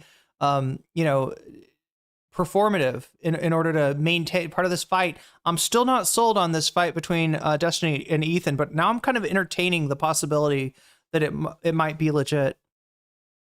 So that was Destiny's post that he's reading. That's Destiny roasting Ethan. That makes more sense, right? I was like, does this guy have no self-awareness, right? It turns out, no, it's Ethan, or it's Destiny pointing out his lack of self-awareness, rather than Ethan just rashly displaying it. Stories a day about Twitter posts, and then stumbling into some free snacks for my kids. And the dude is like stepping on dog shit. So he. Oh. God damn. Like, this is what they accused us of, right?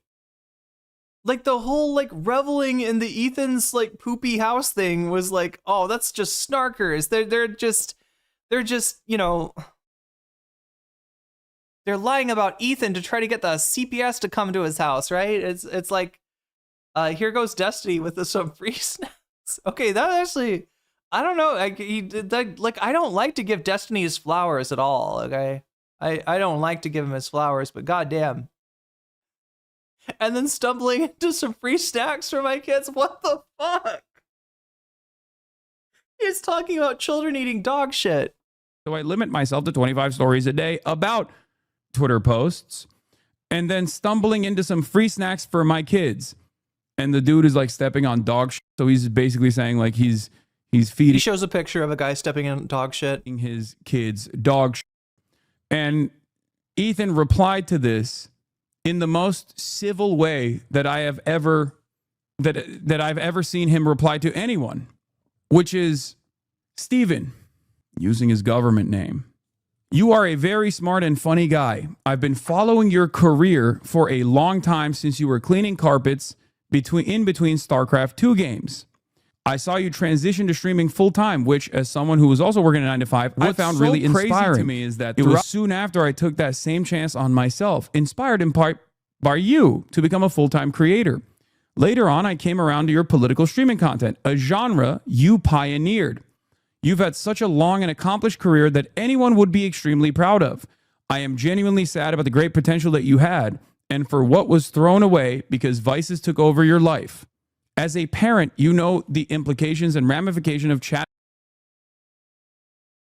Sorry to pause it again, chat. I'm worse than Poznabi. Vices took over your...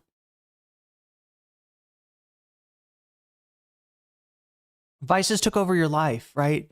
This is language that Connor points, the cop, right? The fence riding Brianna Wu henchman that is Connor counterpoints or Connor points is the name that he goes by.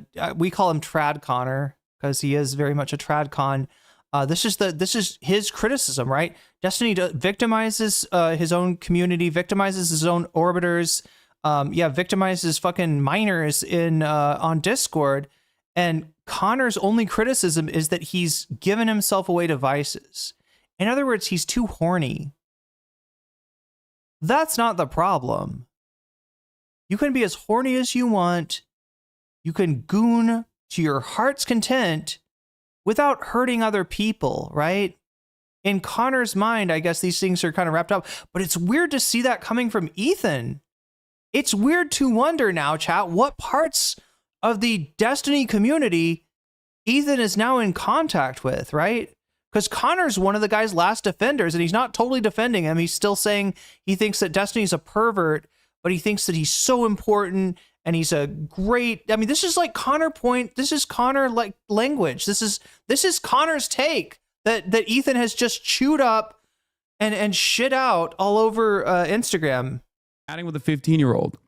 You know how a teenager looks up to adults they admire and how easily they can be manipulated. The time for irreverent jokes is over. You need help. _by super chatted $5. I see why Ethan had to type this rather than say it on his pod. It's hard to speak when your mouth is full of rooster. I mean, full of Destiny's rooster? Yeah, I mean, it's hard to get a word out edgewise when your mouth is like filled to capacity, I guess, when you're in the process of glazing.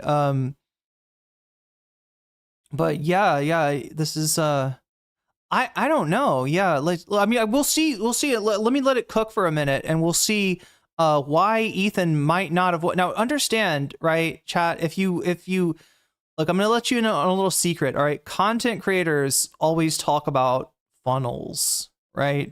The idea being that you've got some kind of product that you produce, for free. You try to get it as spread, like your one prod, like maybe your tweets pop off. All right. So Twitter's the mouth of the funnel, right? Or maybe you're good at making YouTube videos. Maybe you're good at TikTok, right? That's the entrance to the funnel.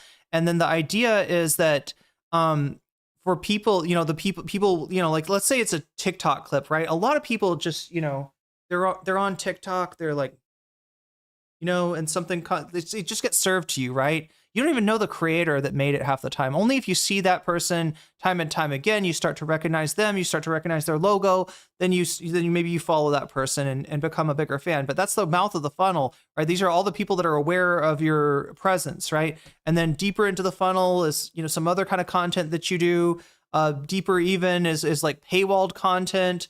Like if you do like subs only streams or members only streams or Patreon only streams, right? These are, people that are, supporting the stream, financially, right? And like Ethan's, usually Instagram would be like at the outside, right? It would just be like, I post on Instagram, I try to pop off on that, hoping that more people will find me, they'll follow me, and they'll see, oh, you're also on YouTube. Here, let me follow you there too. Oh, you're also on Twitter. Let me follow you there too, right? But in this case, Ethan's Instagram is kind of like the inner sanctum. Like, I mean, not that I don't think people are like paying to read his Instagram tweets or anything like that. Those are would be like the members on H3 that are funding what he's doing, right? But he's like,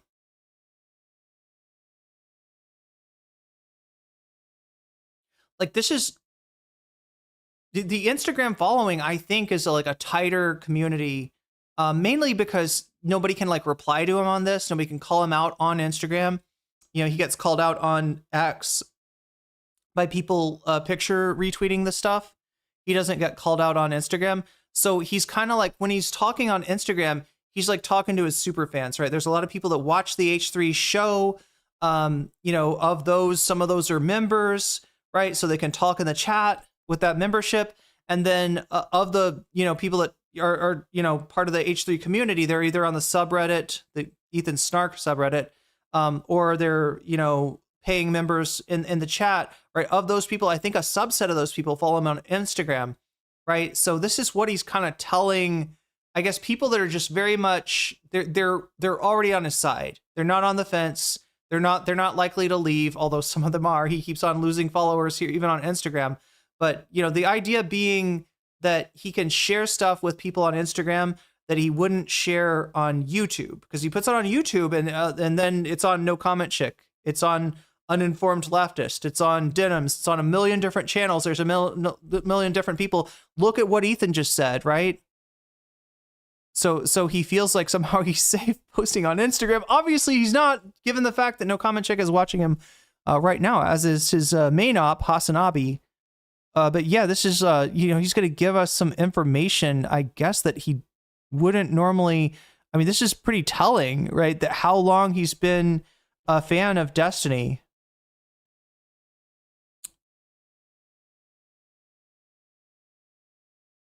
Would be extremely proud of. I am genuinely sad about the great potential that you had and for what was thrown away because vices took over your life. As a parent, you know the implications and ramification of chatting with a 15-year-old. You know how a teenager looks up to adults they admire and how easily they can be manipulated. The time for irreverent jokes is over. You need help. This is a long pattern of sexual deviancy with teenagers. I hope you take the time to understand what's inside you is missing and why that would urge a grown man to flirt with a 15-year-old. I don't know where the 15-year-old came from, by the way. Is there like a new... Yeah, he's made a comment about, bro, did you see, like, something about a 15-year-old sending him nudes or something? And that he had to, he emphasizes how he was really tempted to engage with this, with her. Is there like a new thing that dropped? I am not taking any pleasure in any of this. It's all very sad. I do hope you find the help and peace you need because children deserve better. What's insane about this is that if you're in this community, you knew this already, right? That Ethan was a fan of Destiny and was getting his notes from Destiny's community. Destiny's community had like infiltrated Ethan's community and became like a useful tool that he used because they love cyber stalking people and have sophisticated smear campaigns that they can apply to whoever Destiny's enemies are. So the infiltration started actually pretty much when Leftovers started, right? Hassan got this gig with a person who was at the time a much bigger streamer. If you look at Hassan's concurrence at the time versus Ethan's concurrence, like Ethan was doing like at least 3 times the numbers that Hassan was, right? So it's a big career get for Hassan. And Destiny's community sees this. They don't want Hassan going more mainstream. They don't want Hassan getting bigger. So, they're pretty hateful. They're pretty jealous of this. So they start to filter into the community to try to spread some negativity about Leftovers and about Hassan, right? This starts before the breakup of Leftovers. Now, Leftovers didn't last too long. There was the argument about capitalism versus communism, where Ethan very much does see himself as a capitalist and doesn't see anything wrong. Views himself as almost like a benevolent dictator, right? Well, it's right and proper that I should, have control of this stuff, and I should make the most money of my enterprise. And to some degree, given that Ethan is the on-screen talent, it makes sense. Except for the fact that show is really carried a lot by his crew. But whatever. So Ethan really bristles at the thought that there's something inegalitarian about the mode of production that he is harnessing. And look, we all live in a capitalist system. It's not like you should nobody's expecting you to like opt out and wear sackcloth or anything like that. But yeah, he really takes it personally, right? You can tell.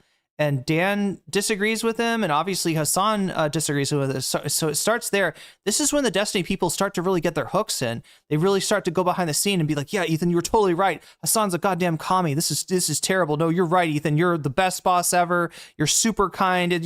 Obviously your workplace is like a family, right? You're treated everyone like family, and it's like that." So that's when they start to get their hooks into Ethan, right? They start to get in his head. And then Leftovers, January 6th happened. October 7th happens, and Ethan starts popping off on Twitter and on the show with shit that people in his audience are just really not trying to hear. They're really not they're not super favorable about his takes here. And so then he has a conversation with Hassan. He has a few conversations with Hassan. And, you know, there's an attempt, I mean, a seeming attempt on Hassan to reach out. Hassan is very gentle with Ethan. He's not very critical of Ethan, but he's standing firm in his beliefs that the real people, you know, in danger right now by statements like Israel has the right to defend itself and all the rest, by propaganda like the 40 beheaded babies, right? That you can, you know, people that know about this know that innocent Palestinian lives are very much in danger here, right? And that's a message that Ethan is just like absolutely not open to hearing. And yeah, then eventually he says, all right, well, I think this is going to be the last leftovers. We're not doing this anymore. That is when it goes fucking turbo mode, all right? There's a huge effort by Destiny's community to infiltrate the H3 stream. Now that Hassan is off the stream, they're in their minds, in their fantasies, now maybe Destiny can replace Hassan as the co-host of Leftovers. You know, that's what they're thinking, right? Hassan down, Destiny up. Really simple. And so they're getting into the community. They're burrowing in. Somebody even showed me on the subreddit. There's a post that shows like the overlap. That, you know, if you can see what communities H3 Productions overlaps with on Reddit. And if you look at it before the breakup of Leftovers and then after the breakup of Leftovers, there's a lot more Destiny and Destiny related stuff. So just objectively, there's more DGGers in the community. They don't come in with a flag saying, hey, I'm here from DGG, you know, take me to your leader. They just come in and act like normal fans and kind of change the direction, kind of change the discourse in there. And so that's happening at the same time. I think that Destiny and Dan Saltman are reaching out. In fact, I think that Ethan's admitted that Destiny talked to him the day that I think it was the day that he stopped Leftovers, right? Destiny messaged him to you know, basically commiserate with him and try to get in his head. Also, you know, Dan, he's becoming friends with Dan, and that takes, I don't know, some more months.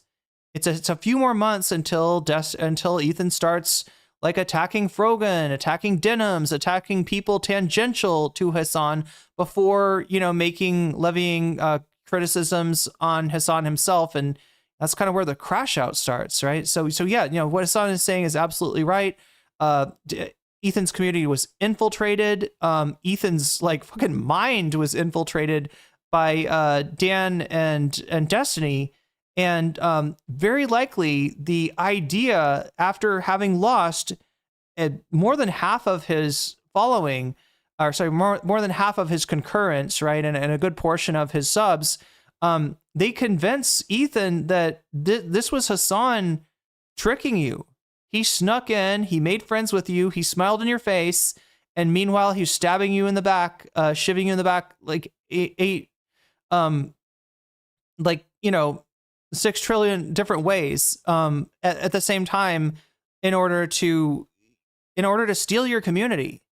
And this is appealing to Ethan because he doesn't want to think that he fucked up. He doesn't want to face the reality that if you fucking make jokes about Aaron Bushnell self-immolating, that people are going to not like that, and they're going to drop out of your community. He wants to think this was something evil, this was something sneaky that Hassan did. And yeah, he you know, they've got him fully sold on that, right? That's how the infiltration worked. Okay. What's so crazy to me is that throughout this last 22 months, I kept saying, hey man, it kind of feels like you're using a lot of these talking points that you're getting from a nefarious community. And Ethan kept saying he didn't know who Sue Fairy Dust brings up, did you see Hassan on I've Had It? I've only gotten to watch a little bit of that so far, but I liked what I saw. Yeah, they're very much into, yeah, Pumps is a fangirl. Yeah, Pumps is very appreciative of Hassan's aesthetics, let's just say. The fuck Destiny was. He had no connection to Destiny at all. Okay? And what's wild to me is that he only acknowledged how much he loves Destiny after it came out that he was trying to procure child sexual abuse material. Like, the timing on this is insane to me.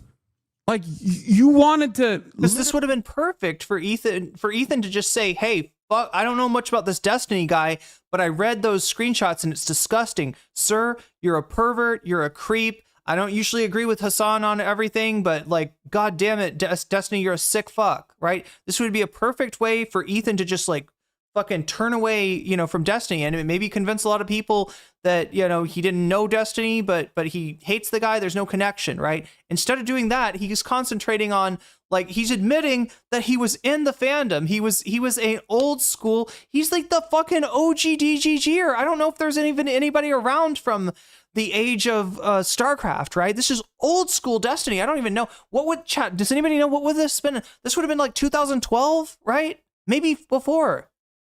When was this? When was the StarCraft era? I don't even know. Yeah, but yeah, I mean, this is like years and years ago, right? He's basically admitted to being an OG DGGer.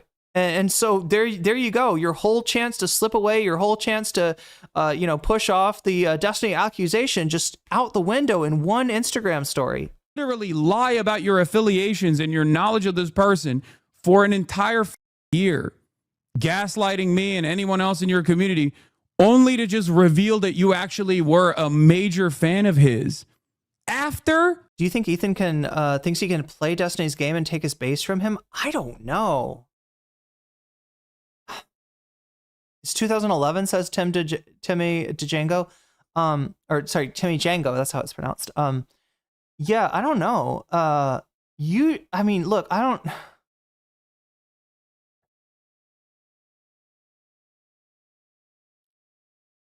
know how these kind of ops work, but I would imagine that he'd need to ingratiate himself to the audience more. I mean, I guess he's done some of that through shitting on Hassan, like that, you know, is gonna get, if you're Ethan, you shit on Hassan a lot, you know, you're gonna get some admirers in DGG. I think it's mostly just people like seeing him get shit on. I don't think that DGG, the problem is, chat, that DGG is one of these communities like the, you know, aesthetically similar to like Chud Logic, right? You know how Chud Logic women, they call everybody the R slur, right? This is kind of how they think.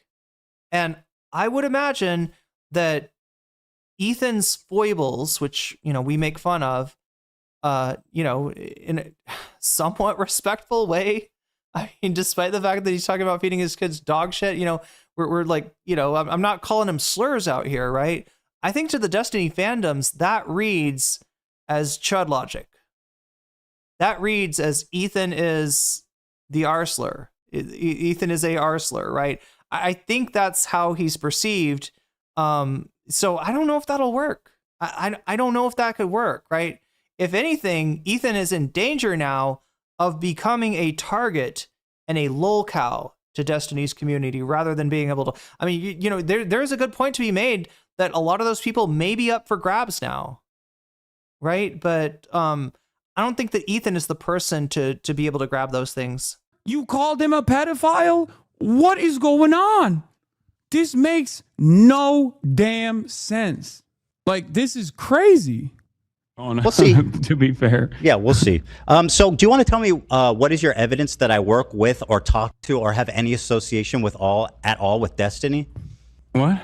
Destiny? What? What? The guy that I talk about obsessively 100 times a day, that is like basically like the Antichrist. Oh my God, HK, I'm sorry. I'm going to go back to a previous super chat. Towards rolling the ball, I was like, wait. I was trying to figure out where you're going with that. You're talking about Sisyphus, yeah. I mentioned the Camus book, Myth of Sisyphus, yesterday, the concept of Sisyphus rolling the ball, rolling the rock. That's what you were talking about. It took me a second. I'm sorry. Lord Voldemort, my community. Yeah, you accuse me of working with him, knowing him, talking to him. What is your evidence for that? So yeah, I think that is not a ridiculous claim to make at all. It's actually insane, and it's a really convenient way of discrediting me when I've never spoken to, I think worked with, talked about Destiny in my own. What's so crazy about this? Is that is a straight up lie. That is not consistent with what we just heard him say on the Instagram story. He's saying he's never talked to, he's never heard of like nothing with Destiny in his whole life. And then you see him talking about being like there in the before Destiny went full time, chat. when Destiny was a carpet cleaner and part-time esports athlete. Is that what you call it? Esporter and streamer, right? Ethan was there. Ethan was there. After this conversation took place, he took one of the last remaining advertisers that the H3 podcast has is Destiny's second in command. Like, it was a reference towards getting the ball rolling on donations. It's so funny.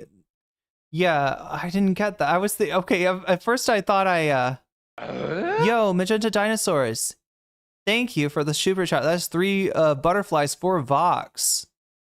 All right, so Vox Populi has got some motion behind it right now. Look at that. I take that. So for anybody wondering how this, because I know this is the confusing part of the bonus content thing, like, right? But look at that. From 0 to 3. HK says, when too many balls roll, we must go push forward. I mean, yeah, too many balls roll, and I got distracted. I like shiny objects, right? I got distracted by shiny things there, especially balls, right? You know, balls rolling around. You're like, ooh, what's this? But Ethan drew a swastika on PewDiePie's shirt. He just loves being right wing. He loves those right wing aesthetics, doesn't he? Stand back and stand by. Funkmaster Ka, the fact that I exist in all 3 layers of this meta. Oh, you're right. God damn, Funkmaster. I haven't been touching enough grass. Yeah, you've been touching too much glass. And no, just kidding. I'm not serious about that. Confusing ball of super shots. That's right. Ball of confusion. That's a song, right? Anyway. Whoa, Miss Vamps with the resubscribe on Twitch. Look at this, chat. Every time, YouTube gets some new members, it looks like Twitch, gets new subscribers or resubscribers, right? That is 7. Sorry. Good morning, Irene, says Vamps. Good to see you. Good to see you too. Vamps and I think, live on the exact opposite side of the world now. And so it's very hard. It's very hard to find a time when we are both awake. +5 for Elephant Graveyard. Also, it's at +25. I'll change that. Let me add that to Elephant Graveyard. And yeah, Vamps, you've been subscribed for 56 months. That's a lot of months. That's a lot of months. Thank you for resubscribing on Twitch, Vamps, and I hope you're having a good day. Destiny's podcast no idea what time it is in your neck of the woods. Co-host. Like he's been getting all of his notes from Destiny's best friend. His entire community has been infiltrated. His entire community has been infiltrated, and now they're attacking Ethan for once actually calling out Destiny. It's crazy. How do you not see it? You your own. Okay, prediction right now. Even if this is kayfabe, they haven't done enough to indicate it, or at least I haven't seen it. The Destiny is like, all right, guys, on the down low, I'm going to say a lot of shit about Ethan, but it's only to help Ethan out or something like that, right? It's a good portion of his audience are going to take this seriously. A good portion of Ethan's audience are going to take this seriously. Chad, this is going to be messy.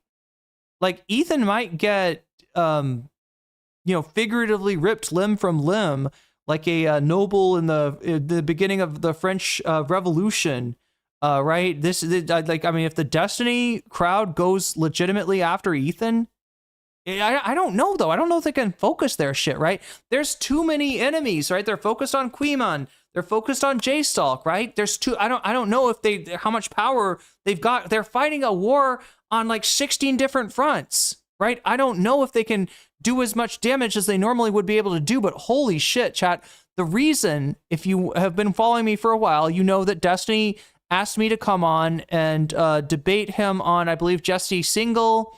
He had a conversation with Jesse Single, noted transphobe. I was not impressed. I made a comment on Twitter, and Destiny offered me his platform, and I said no, or I didn't say anything. Actually, I just didn't respond. Right? There's a reason for that, and that's because I do not want to be targeted by the Destiny community, right?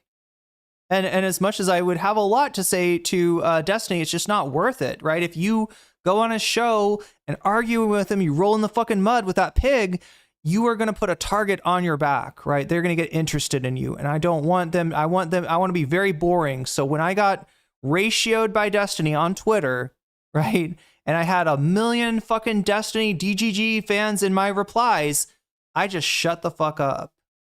Yeah, I just disappeared because I didn't want any of that. I don't even, Ethan's obviously a much larger content creator with his own dedicated toxic stance, but I don't think it's anything compared to that Destiny shit is coordinated. That is a machine. That is a harassment machine. And if that harassment machine goes to work on Ethan and the H3 community, they are soft as fuck. They are soft as it's not gonna be pretty. It's gonna be a massacre if that happens. All right. We'll be here for it with popcorn. Life up. You your own career up. You everything up. I don't need to bring that up. It's a really nice way of you. You know what? I think you're hallucinating, buddy. I think you are you pulled a meme from his subreddit once. And there was a guy in your Discord that's also in his Discord. Ooh, spooky. Any of those things. You sound unhinged, dude. Ooh, spooky. Just because Dan Saltman's in my Discord right now, you think there's some connection with Destiny?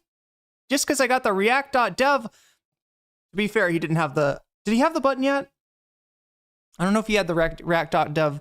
I think he had real sponsorships at this point when he debated Hassan. I think this is back when Ethan had some actual sponsorships and not just Diddy Dan. Are you crashing out, Hassan? Ethan, I didn't. This is such a beautiful attempt at gaslighting. It's so ineffective, but so beautiful. Hassan, are you crashing out? I gave you. Do you have friends who are aware of the condition and can help you get the help you need? Okay, Ethan. You're delusional. I think it was like, okay, Ethan. I don't even know when. It was after October 7th when Hassan's chat was like spamming insane shit. And I went over it on stream, and I think Ethan DM'd me, and he asked me, he was like, wait, where did you get the chat message from? And I told him. I think this might be 2 years ago. Damn. Yeah, these are so, but I think Ethan is like so desperate to get away from the Destiny controls me narrative that he decides to do his little unhingeable stream. Great. Thinking about this comment just makes me so sad. I had never listened to what Ethan had to say, so thought he might come with some at least half reasonable critique, but it was just a truly crash out and really sad to see. God knows what's going on with that guy. Sorry you've had to deal with friends treating you like this. I mean, it's fine. Wait, what's he reading? Sorry. It is, boys, girls, MBs, critique, but it was just... Oh my god, I can't fucking make that out. Are we at 1080? We are at 1080. Hassan put himself in a position where he receives nudes from hundreds of fans without age verification. What is this? Whose story is this? I can't. Here, I'm gonna blow it up for a second, see if I can see. I can't. H3 Productions. I can't tell what any of this is, Chad. It's like fucking unreadable. Anyway. Just a truly crash out and really sad to see. God knows what's going on with that guy. Sorry you've had to deal with friends treating you like this. I mean, it's fine. It is what it is, boys, girls, MBs. What's that Reddit post D has on his screen? Oh, this was when they were trying to do a counter. This was when Destiny was outed as distributing revenge porn that he had both consensually and unconsensually filmed with numerous partners to others, including a 17-year-old at the time. His community did the classic, like, well, Hassan has done this too, which is just not true. And in that process, they tried to say that, like, I had also shared revenge porn. Is not real. And the only thing they could point to was a Cosmopolitan article and a bunch of clips. When has Hassan asked for nudes? I think this all just goes back to people. He doesn't ask for nudes. People send him nudes, right? He's opening his phone to look at like Snapchat messages, and there happens to be like nudes in some of the other messages that got sent, and people like see that on his phone. They're like, whoa, what you got nudes here? What you got? I think that's where it all comes from. That are completely devoid of context, to be like, well, here is one of your friends. Here's one of your friends saying that there's nudes on your phone, as like either a joke or the famous Cosmo article. Globbit says thumbnails. Yeah. Basically, he's seeing, like, you know, I don't know, chat. We're talking about Snapchat. Does anybody know what the Snapchat message box looks like? I don't know if you would see like thumbnails on the other messages if they have image files attached. Where I'm talking to a journalist and I'm like, oh, you know, my fans are sending me merch, like photos of themselves wearing my merch. And then in the process of me like going through those photos, there's one that was an unsolicited nude. And I said, oop, that was a nude. And then we moved on. It's not something that I had requested, or it's not something that I'm like distributing. It's just, it's completely ridiculous. But the reason why they do this is because whenever a content creator is in trouble in any of these circles, like I am basically a magnet for Yo, Ozoops, thank you for the resubscribe with Prime. Look at that. Costs you nothing, supports the stream, bestows upon you the power of jellyfish, and all of the animated emojis on Twitch. Deflecting attention away. And those unsolicited news aren't just from women either. There's like dudes sending me dick pics too. And they basically a lot of hogs. A lot of hogs in that inbox. They will anyway, as I was saying, I'm like a magnet for like he doesn't have to say show hog, they just show hog. Scumbags online, as you guys have seen. So they'll immediately go, well, Hassan has done this. It's actually worse what he's done. And it's like not the same thing. That is what Innuendo Studios would call a ship of Theseus argument, right? Like if you say like, you know, this is like this, and this is kind of like this, and this is like this. So like, you know, you're like A is like B, and B is like C, C is kind of like D, D is kind of like E, E is like F, and then you get to Z and like C. So you see that Y is kind of like Z. So in other words, A is pretty much Z. And it's like, no, these are two different letters. One's at the beginning of the alphabet, one's at the end of the alphabet. These could not be, you could not pick two more different letters than A and Z. One is a vowel, one is a consonant, all right? Like, you're not fucking getting me on this ship of Theseus argument. Thing at all. In any case, glory to the elf. There and call anyone you and everyone you dislike pedos. You're the dickhead. Chatter, is not my fault that so many of the people that have made a career off of being like, Hassan is a bad person. I promise you, please listen to my words. Here is the most cynical, most negative framing of his words that I can possibly present to you to poison the well so you never actually go and entertain what he has to say. Is not. Wait, you want Maya Higa to start beef with us with Ethan? It's not my fault that those guys that have serialized this kind of content then inevitably come out as like active pedophiles, you know? Kaya's in deep sleep back there. Yeah, this is when Kaya wants to be like off screen. Like Hassan always tells her place, so she kind of has to be on screen. But she's like, at least I can like. Oh wait, no, is she curled up? Oh no, you can see her face. Can't like you could see. Oh, that is cute. Yeah, she is really in deep sleep. I thought she was just like kind of sleeping off cam or something.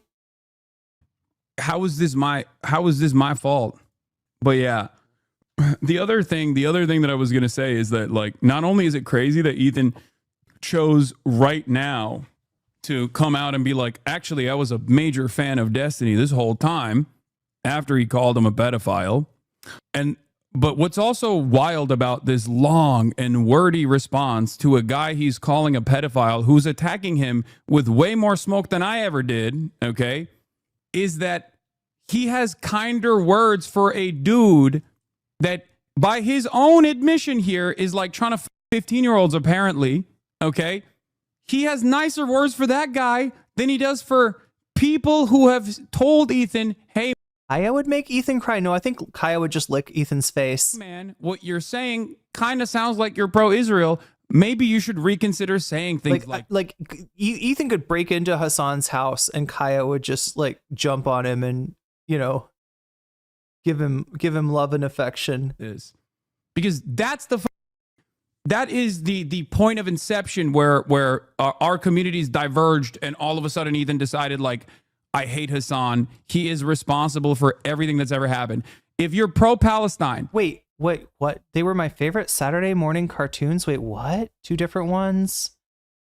Elf cartoons. What? There's elf cartoons? I gotta look into that.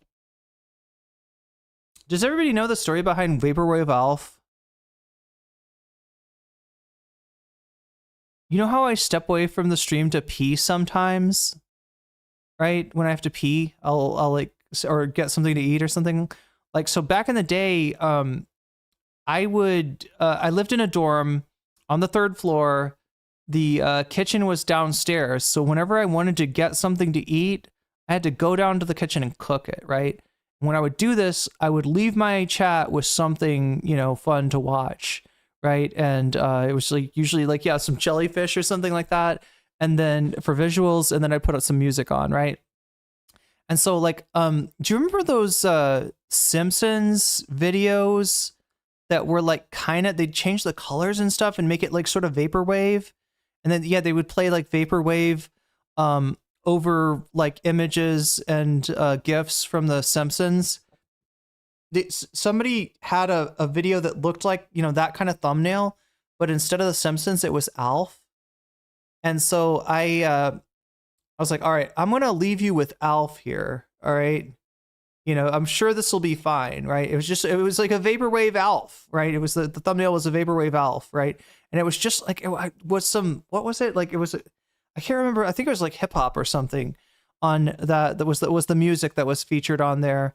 And so I leave, and apparently the next thing there's like, you know, there's like 5 N-words, right? Like the first song was just like whatever. It was like some like lo-fi thing. And then the second song is just like, you know, I mean, Soft A, it was like a rap song, but like I didn't know at the time if that was like too spicy for Twitch, and I definitely wasn't trying to, you know, play something like that. So the joke became that when I step away, I got to tell the mods not to let Alf in, because Alf, Alf gets a little problematic when he gets high, right? He's an okay guy most of the time, but when he gets faded, he starts to become a little bit problematic. So yeah, like the Alf will karaoke along to songs with the N-word, I guess was the idea. So that's when Vaporwave Alf he was one of my first emojis, I think. What do you think, Mylan? Was Vaporwave Alf the first NCC emoji? I think it was. And you're a female content creator. He will call you every name under the sun. Okay? If you're pro-Palestine and you know, a visible content creator that's like actively being attacked by the Trump administration, stalwart ally of the Palestinians / major liberal Ethan Klein will literally demand that the administration take action against you. Okay?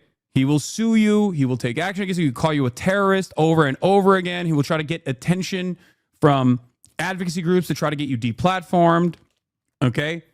You spend months trying to humiliate these people. Now you got a guy who's actually, you know, not holding back. You got a guy who's actually not holding back, and this is what you have to say? Like the way he has talked about Denims, the way he's talked about Frogan, the way he's talked about me, the way he's talked about Ian, iDubbbz, Anissa, versus the way he's talking about Destiny, who is super pro-Israel, and by Ethan's own admission, is a person who wants to fuck 15-year-olds, and he's like, I love you. You're the GOAT. No. You're a huge inspiration. You know what this sounded like to me? It sounded like a fatherly advice. It sounded like Ethan was parenting Destiny. Let me see if I can dig this Instagram post up on X. But yeah, no. Let me show you what I'm talking about. It really felt like he was offering like fatherly advice, right? Like, you have so much potential, and it breaks my heart to see you waste it like this with bad choices and filling your life with vice. Yeah, it sounded kind of tradcon, kind of tradcon, very similar to, you know, Connor Points' critique, and also paternal. Inspired my career. I'm so sorry. I'm so sorry that I ever even actually attacked you. It just blows my mind. It blows my mind. I mean, all that's left in his audience are these years. Yeah, I know. And And it's clear that that is like the last lifeline that he has designed for himself, which is ironic because like it was very obvious. The warning signs were there. He just didn't want to see it because he was getting hug boxed, and they just like literally completely overtook his community. And now you look at his like subreddit, which is where Destiny thrives and his community thrives. They either like directly take over subreddits, or they actively work within the confines of existing subreddits to basically use it as like a promotional tool. And now his own community is actively criticizing Ethan. The H3 audience is currently in open. That's what I hate about Discord. Or sorry, I hate about Reddit. DGG infiltrators are upset that Ethan Klein stabbed their pedo king in the back, so they've immediately resorted to threatening his children with extreme sexual violence. H3 fans who think snarkers are the height of evil in the world do not have the mental fortitude to handle the unbridled psychopathy of Molestines Fedein, who have been in denial about standing shoulder to shoulder with for the last year. This looks really bad for you, Ethan. The Destiny defense team in the comments is sick. Let's play a game, Ethan. Tell us Rose's birth year, and if you're right, we euthanize Destiny, and if you're wrong, we bust open Theodore. Thoughts? Like, that's a psychotic thing to say. Wait. Son. What? They're literally actively presenting a threat of sexual violence. Is that what bust open means? What the fuck are they? That's like, they're talking about his baby. Chat, is that what that means? Or were they like, I mean, it's definitely like some kind of violence. I wouldn't have read that as sexual violence, but maybe I just don't know that reference. Holy shit. What do I have here? This is what I was talking about, right? So this is what Destiny posts. Me after smashing post button on my last IG story. I don't post on X directly because it's too toxic, so I set my limit to 25 stories a day about X posts, then stumbling into some free snacks for my kids, right? So he's going, I mean, that's with anyone else, this would be called going after, Ethan would accuse them of going after his kids, right? Right there, he mentioned his kids. You're not even saying anything bad about his kids. You're saying something bad about Ethan, but Ethan usually turns that around to like, oh, they're coming after my kids. Oh my gosh, these people are sick, right? Yeah, Ethan's post, the one that I was describing as being like fatherly, paternalistic, and like, yeah, very much kinder than anything that you've seen him throw at Denims or Hassan or anybody else, right? Steven, you are a very smart and funny guy. I've been following your career for a long time. Since you were cleaning carpets in between StarCraft 2 games, I saw you transition from streaming full-time, which, as someone who was also working a 9-to-5 at the time, I found really inspiring. It's inspired him to make Vape Nash, I guess. It was soon after that, I took the same chance on myself, inspired in part by you to be a full-time creator. Later on, I came around to your political streaming content, a genre you pioneered. You've had such a long and accomplished career that anyone would be extremely proud of. Yeah, really proud of. Being a fucking online cyber stalker, the head of an online cyber stalker community. I am genuinely sad about the great potential you had, and for what was thrown away because your vices took over your life. And so he's too horny, right? Like, as a parent, you know the implication of the ramifications of chatting with a 15-year-old. You know how teenagers look up to adults they admire, how easily they can be to manipulate. Yeah, he does know how easy they are to manipulate, unfortunately. I hope you take some time to understand what inside you is missing. A soul? I don't know. And why that would urge a grown man to flirt with a 15-year-old. I am not taking pleasure in any of this. It's all very sad. I do hope you find the help and peace you need because children deserve better. And this is from somebody else's, it looks like somebody else on Instagram reposted this. When it comes to supporting Palestine, Ethan goes scorched earth, calling him a terrorist, suing his friends, spending months and months trying to humiliate and denigrate him by any and all means possible. But when it comes to Destiny, the PDF file Hey man, you are such a huge inspiration to me. I genuinely hope you find what you were looking for, bro. This makes me sad. I mean, it's definitely dismissive. Like there, you know, I don't think, you know, there's a lot. Wait, what is this? Is this just more of this account? Dumbass scumbag Destiny gets credibly accused of CSAM pedophilia once again. Ethan Klein.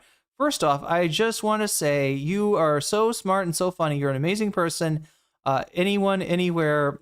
Israel is a settler colonial regime occupying land that isn't theirs.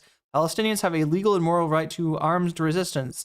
Ethan Klein. Fuck you. Cough. Oh God, they're going after his coughing. Anti-Semite, I'm cough. Going to dedicate cough my life to destroying cough. You, my lawyer, will cough. Be in touch. Anyway. I mean, that's what I'm talking about. That's a tenor of what Destiny presented. One of Ethan's minor children by name. That is unimaginable freak shit. Like, these people should not be online. These people should not, like, these people should... Wait, I gotta check in with chat. Chat, is that what bust open means? Can I get a confirmation on that? I've never heard that phrase before. My lawyer will cough on you. What if somehow, like, Rom just, like, picks up the, you know, the coughing and all the stuff that Ethan does just by talking to him too much. But that phrase busts open, that is, you know, disgusting regardless of how he meant it. What else would it mean? I thought it meant to, like, violently, you know, unalive. That's what I would have guessed.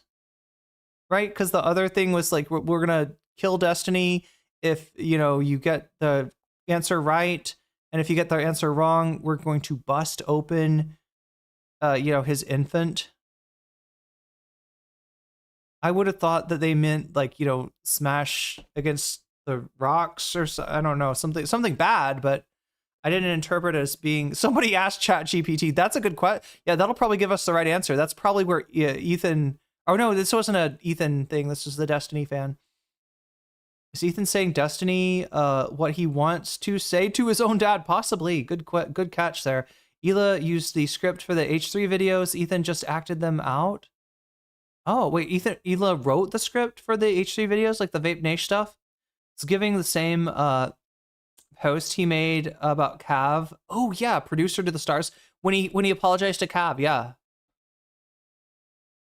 Let's say that his allegiance to Israel is above all...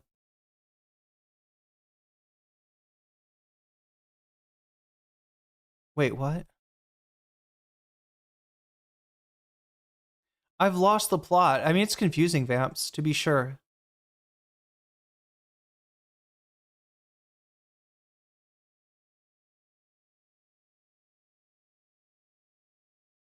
Bust open means to F aggressively? God damn. Okay, 5-year-old. Yeah, so Teddy's his 5-year-old. Yeah, that is still...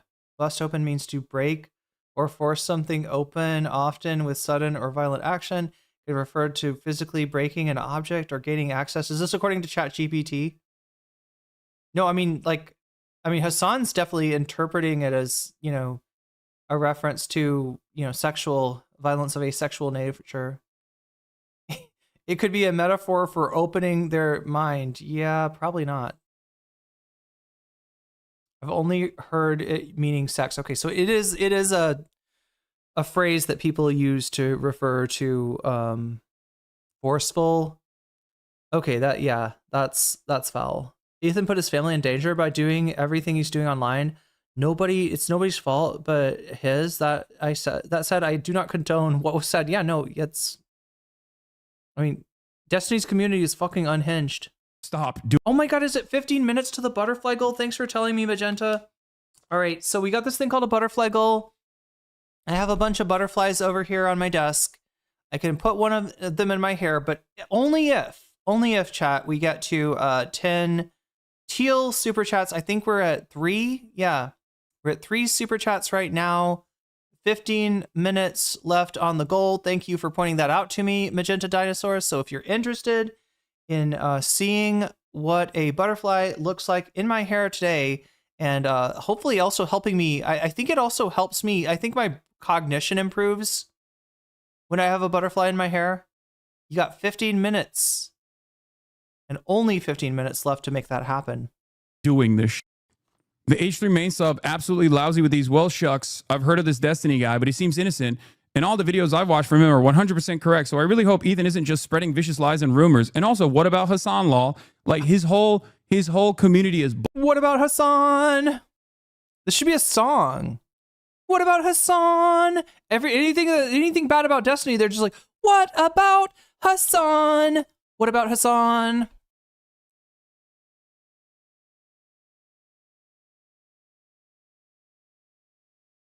What about Hassan? What about Hassan? What about Hassan? He saw it all. You didn't hear it. You didn't see it. Blasted with people who are like, I don't really know who this Destiny guy is, but he seems awesome and maybe a bit misunderstood. And they're just like duking it out with one another now. The Destiny incident is exactly why live shows are important. I watched the VOD on Destiny today, not knowing anything about the situation prior. After reading the comments, it became clear the story is so full of disinfo coming directly from Snark. It's disappointing to see Ethan engage with another creator's Snark community without any research.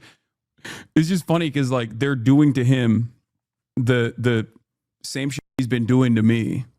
And you check their histories and they're like literally active members or anonymous accounts that just recently got reactivated.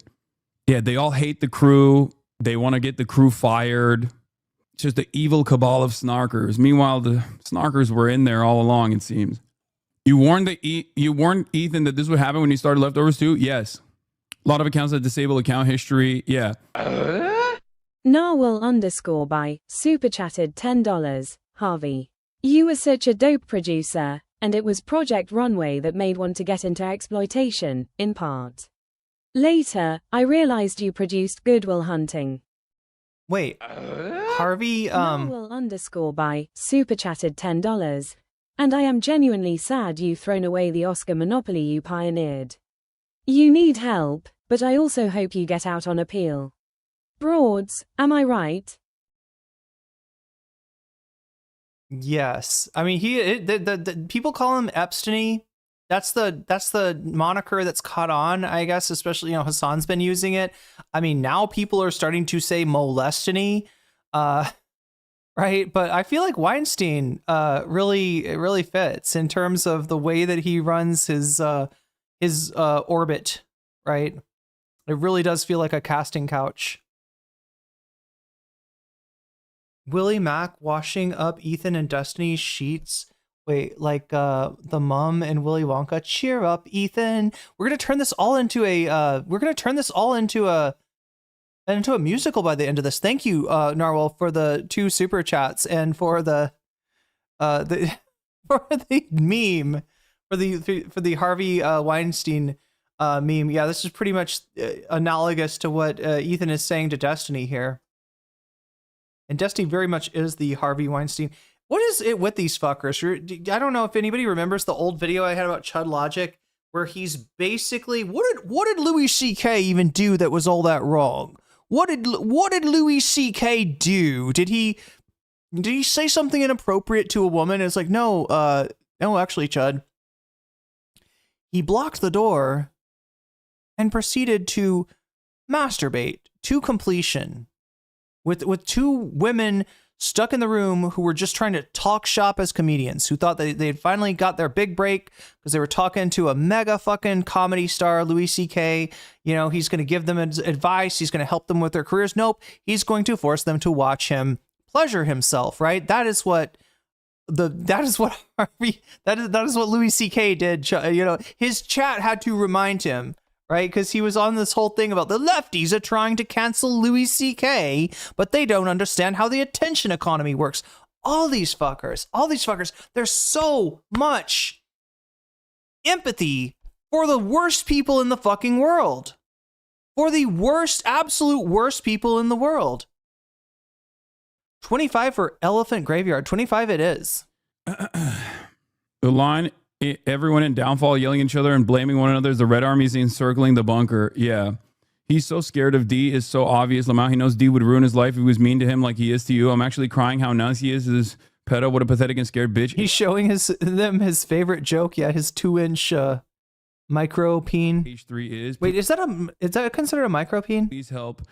Please get help, my dear. You're amazing. This is not you. At least I hope his remaining OG fans can see that he lied from the beginning about knowing anything about D. Absolute trash. No, I realize that most of this content creator world revolves around pure parasocial behavior, pure parasocial feelings, and it has nothing to do with like any sort of like Sarah with the super chat. I believe we're at 6 out of 10. Yeah, we're at 6 out of 10.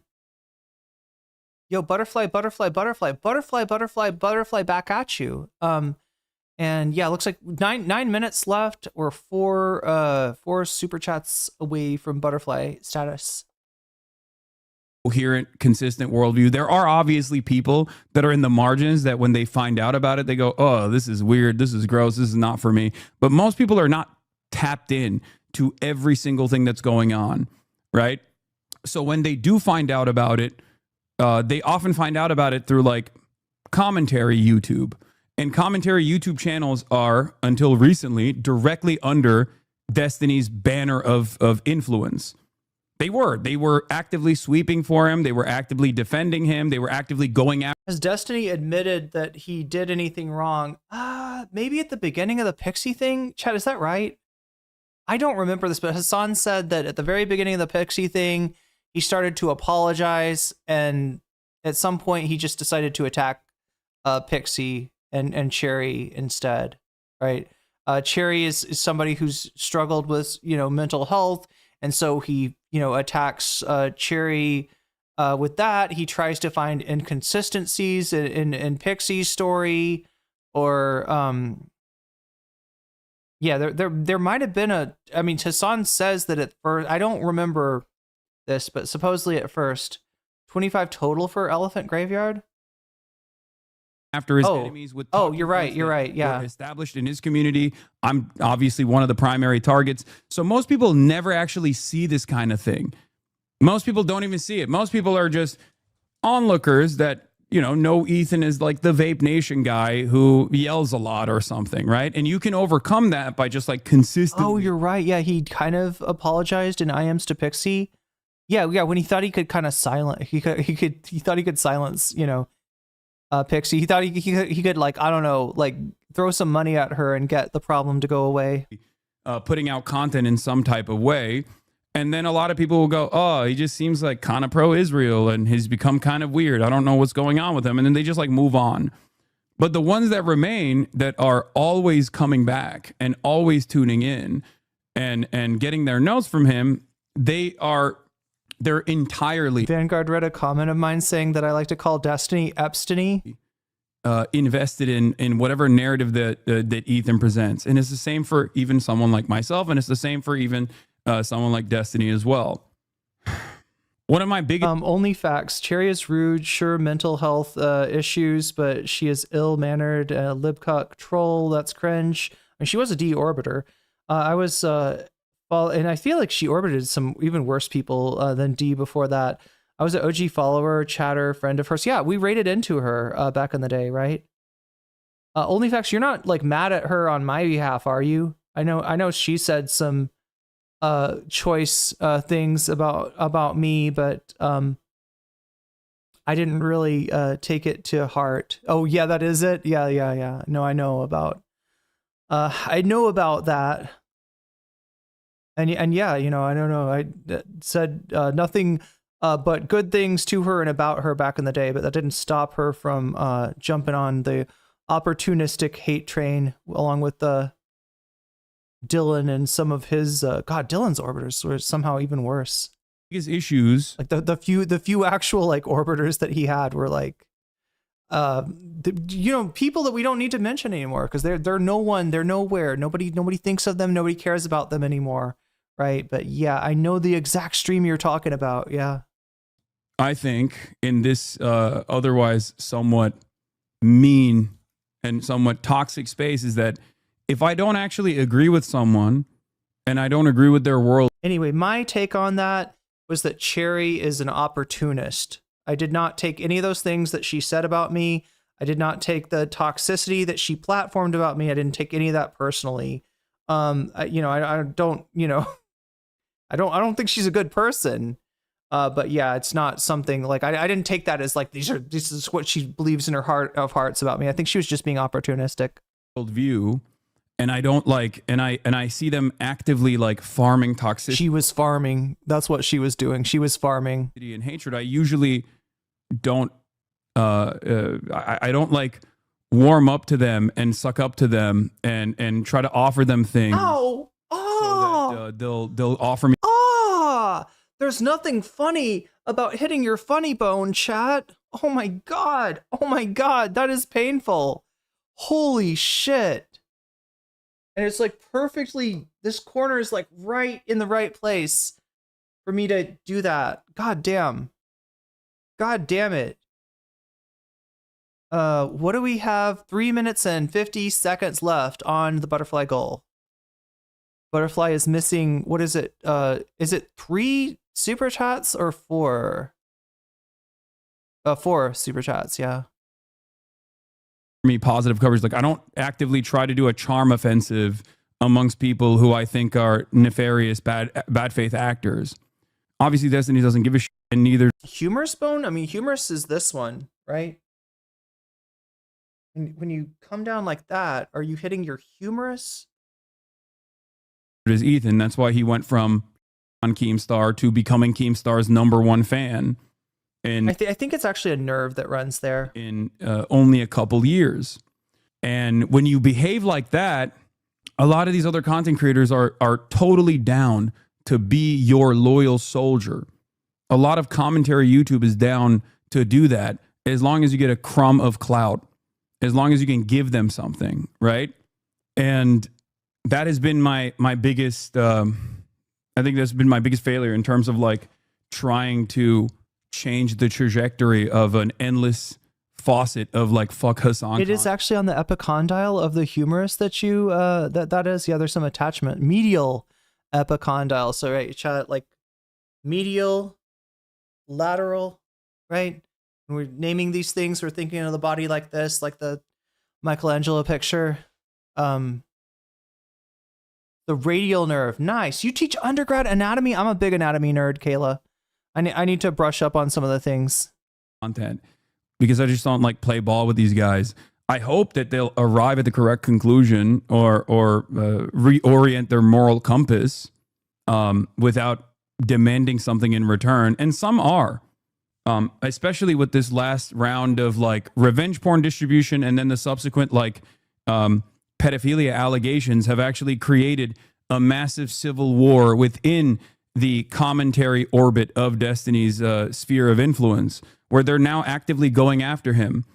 They realize that like this is unsalvageable, so now they're shanking him. And ironically enough, Ethan is one of those guys as well.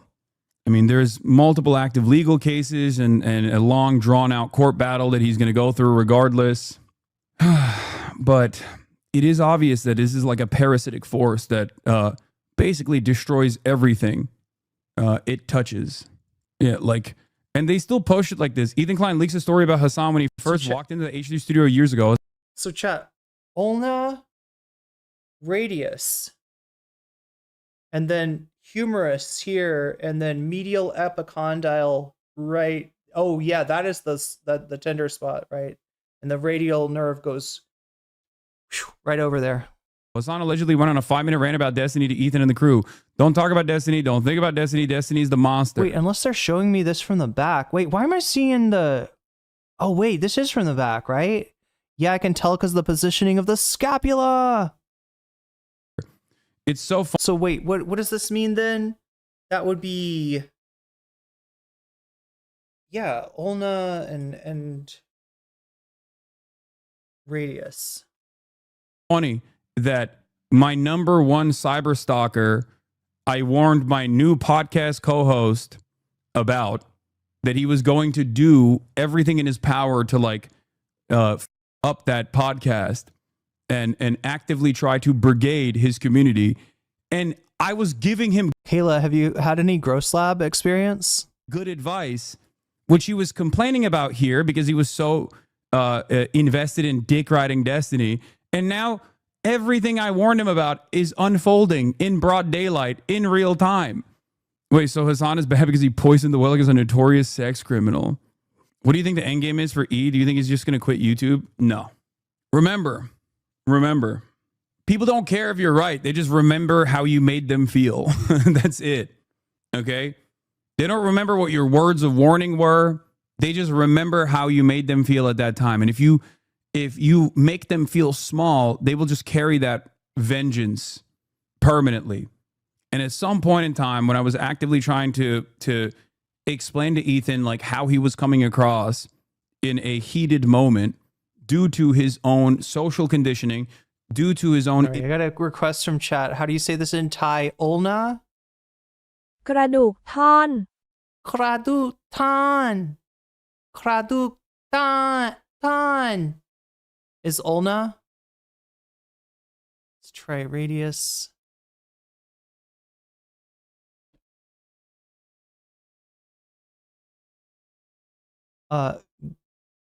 Graduk.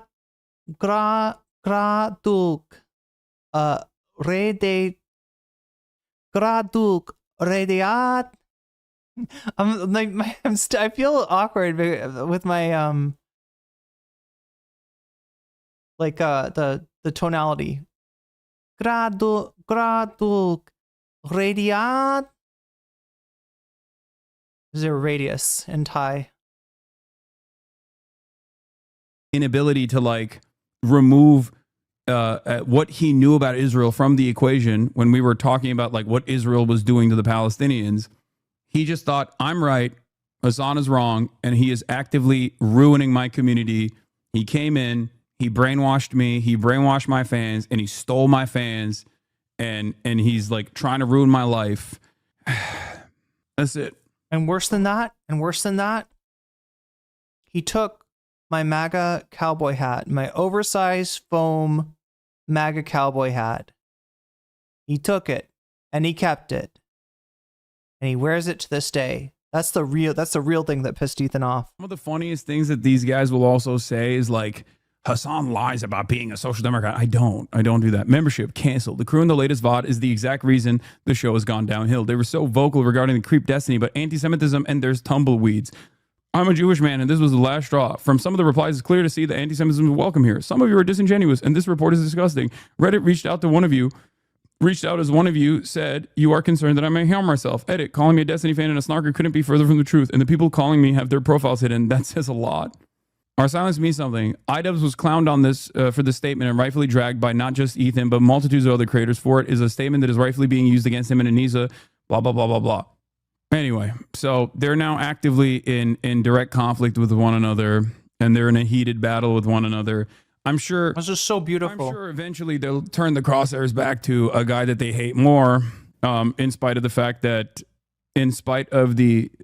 that clearly there is more smoke for one another. Like Destiny has said more awful shit by Ethan than I ever have. But that concludes the updates from the drama segment. Damn. Why would you say that in the email instead of just faking the correctly? That's true. Yeah, I suppose. I don't know how damning. Okay, so I feel like there's a few, let's see.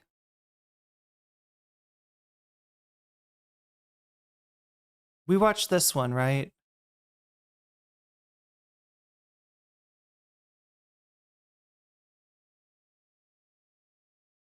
The Slops Tube Civil War video. There's Ethan, Elephant Graveyard. I've also got an update. If anybody's interested, I wanted to run down an update on the lawsuit against Denims. We actually have Pisco talking about that.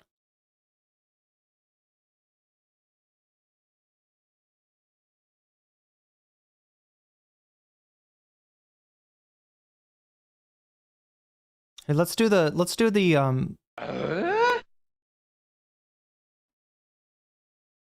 Kayla, thank you for the super chat. Hype for anatomy content? Hell yeah. Yes, I found mold on a cadaver's peen. Dude was packing though, by the way. Yeah, it's hard to tell, you know, where the in the corpus spongiosum? Or like, was it more superficial than that? We're talking penises, chat. We're talking penises here.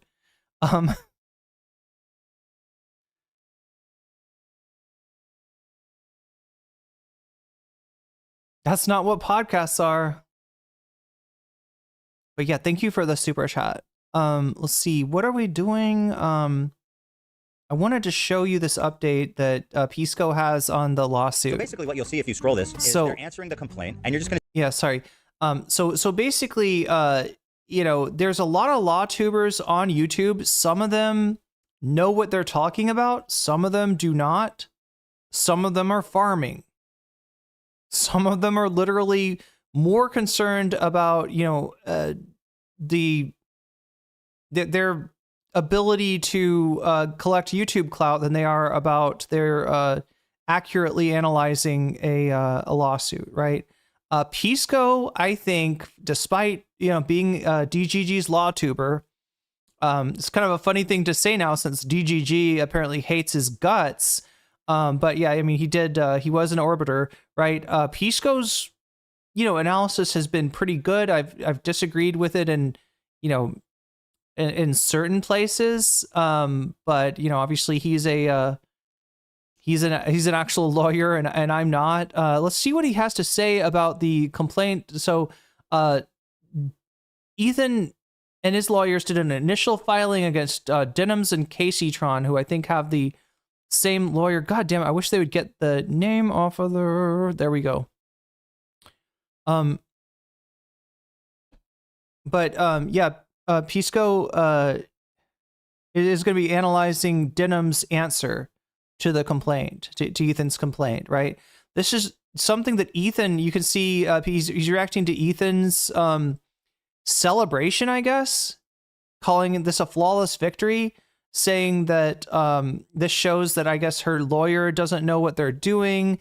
Her lawyer is mailing it in, and that they really don't have any good answers because there's so many of these, like, no response requires or defendant denies allegations. There's so much in Ethan's mind that is quote unquote copy pasted, and therefore, you know, and the fact that they haven't countersued yet, I guess Ethan is taking as a victory, and Pisco's got a bone of contention to pick with that, actually. This contains legal conclusions which no response is required. Just basically not saying anything. Number 16. Basically, okay, no, it's not saying nothing. It's responsive answers selected based on the content in the actual complaint. So it's not saying nothing, you fucking idiot. I deny. That's the Hassan form. Look at all this. Look at this copy pasting. Oh my God, look at this. Look at this. Look at how he's making a big deal. Like, oh yeah, of course, it's an answer. Did you even check about what a typical answer looks like? What's a Pisco? I think it's a Pokemon. Before you made this entire video? And each and every cause and action set forth fails to state facts sufficient to constitute a cause of action upon which relief can be granted. Copy paste, copy paste, copy paste, copy paste. This is their defense. Yes. Yeah. That's what happens. Read an answer. That is essentially a confession, a concession. It is a confession. It's a confession, he says. Because you didn't move to dismiss, it's a confession. Deranged. Now, you might win on everything because you have a strong case for infringement, but that doesn't mean that it's not any less soy for you. Yeah, the whole thing with Gross Lab, just to finish this up, right at the base, very superficial.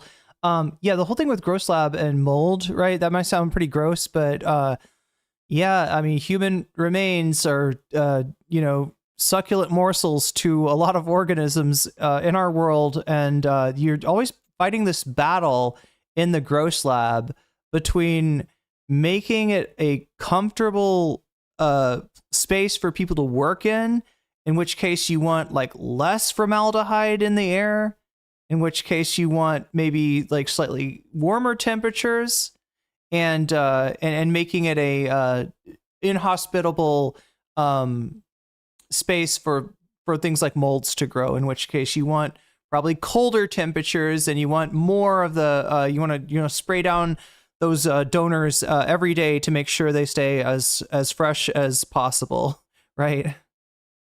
You to do this kind of shit, and for at least until there's a little bit of drying, right? Kind of I feel like maybe that anyway. Everyone to talk shit about me because I bring it up and because I actually do my job, and the only thing you get in response is go suck on Hassan's nuts. Hey folks, please like, comment, and subscribe. Oh, HK says Denims addressed this morning. She said she owes us to make it short and sweet and not waste to make the lawsuit short and sweet. So she's gonna HK, that sounds like Denims is gonna move to Denims' lawyers might be thinking of moving to dismiss, right?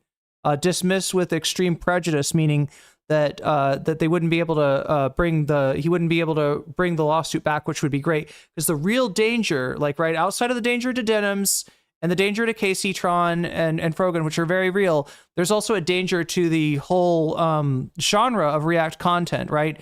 And the danger comes in the possibility of Ethan losing the case, case going to trial. Ethan loses, and then he appeals.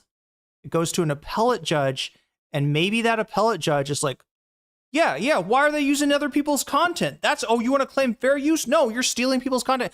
You could get a boomer judge who doesn't fucking understand what they're talking about. You could easily get a boomer judge. The judge that they've got right now, kind of young looking. He's a sprightly 56 years old. So, he's on the younger side for judges. Maybe he'll understand, tech matters a little bit better.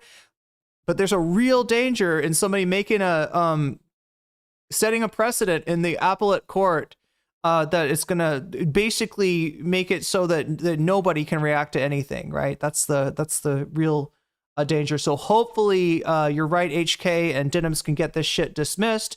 That'll cost her less. That'll maybe give her the ability to refund more of the donations. Is that what's maybe refund like a percentage to everyone? Something like that. What does a Pisco evolve into? We're finding out right now, right? We're finding out. The first thing you do with a Pisco to evolve it is separate it from DGG, and I guess Straighteraid and some others have kind of done the beginning of that, right?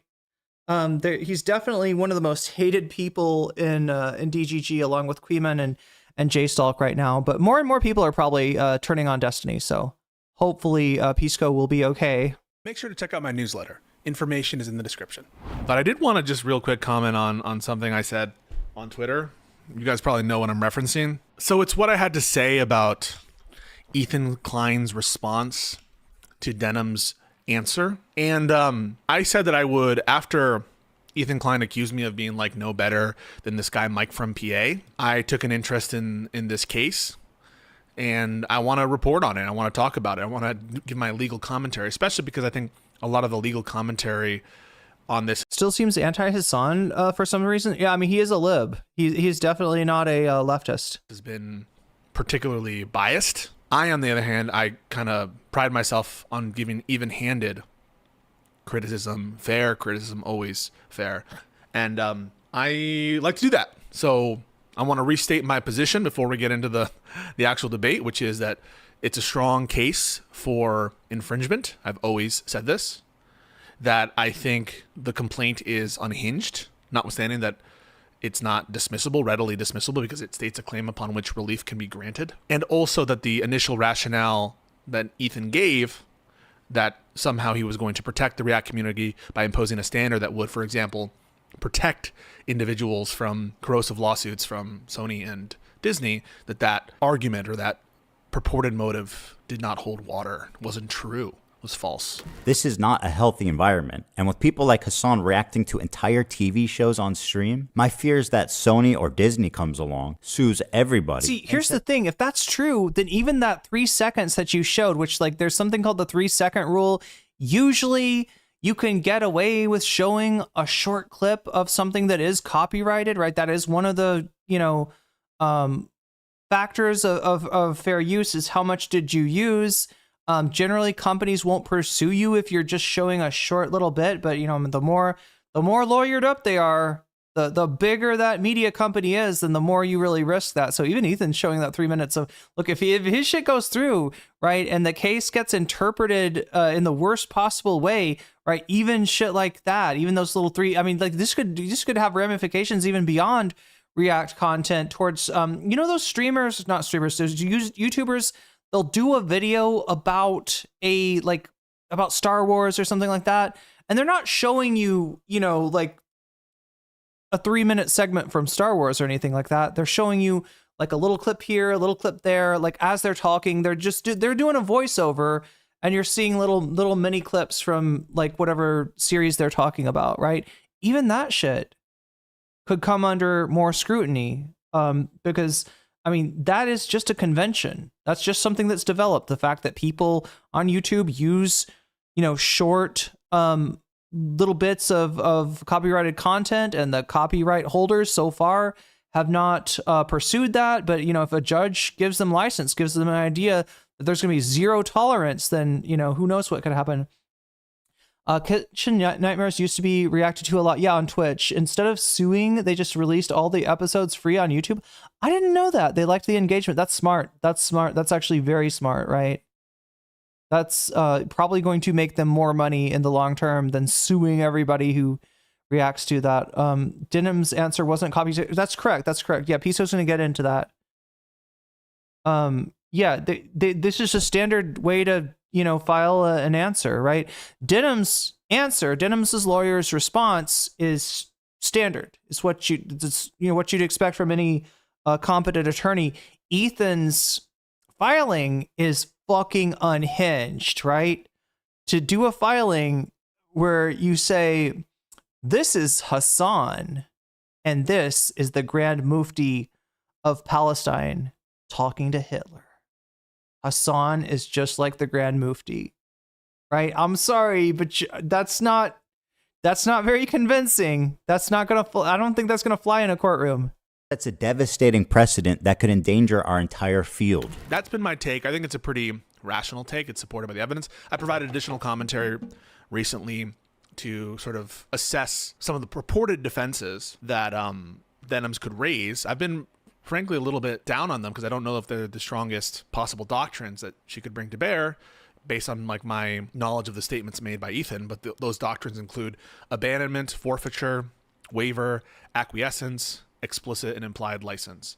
And we've talked a little bit about those doctrines and ways in which she might marshal a defense pursuant to those doctrines. So I've been following along. I've always had an interest in copyright, but the response has been unhinged as usual to what I think is a sober and even-handed analysis. And the response is something like, why are you focusing on this? So there's no actual dispute about anything I'm saying. It's just a question about why are you focusing? It's about focus. Why are you focusing on this? Well, I'm going to focus on things that people say, about this case.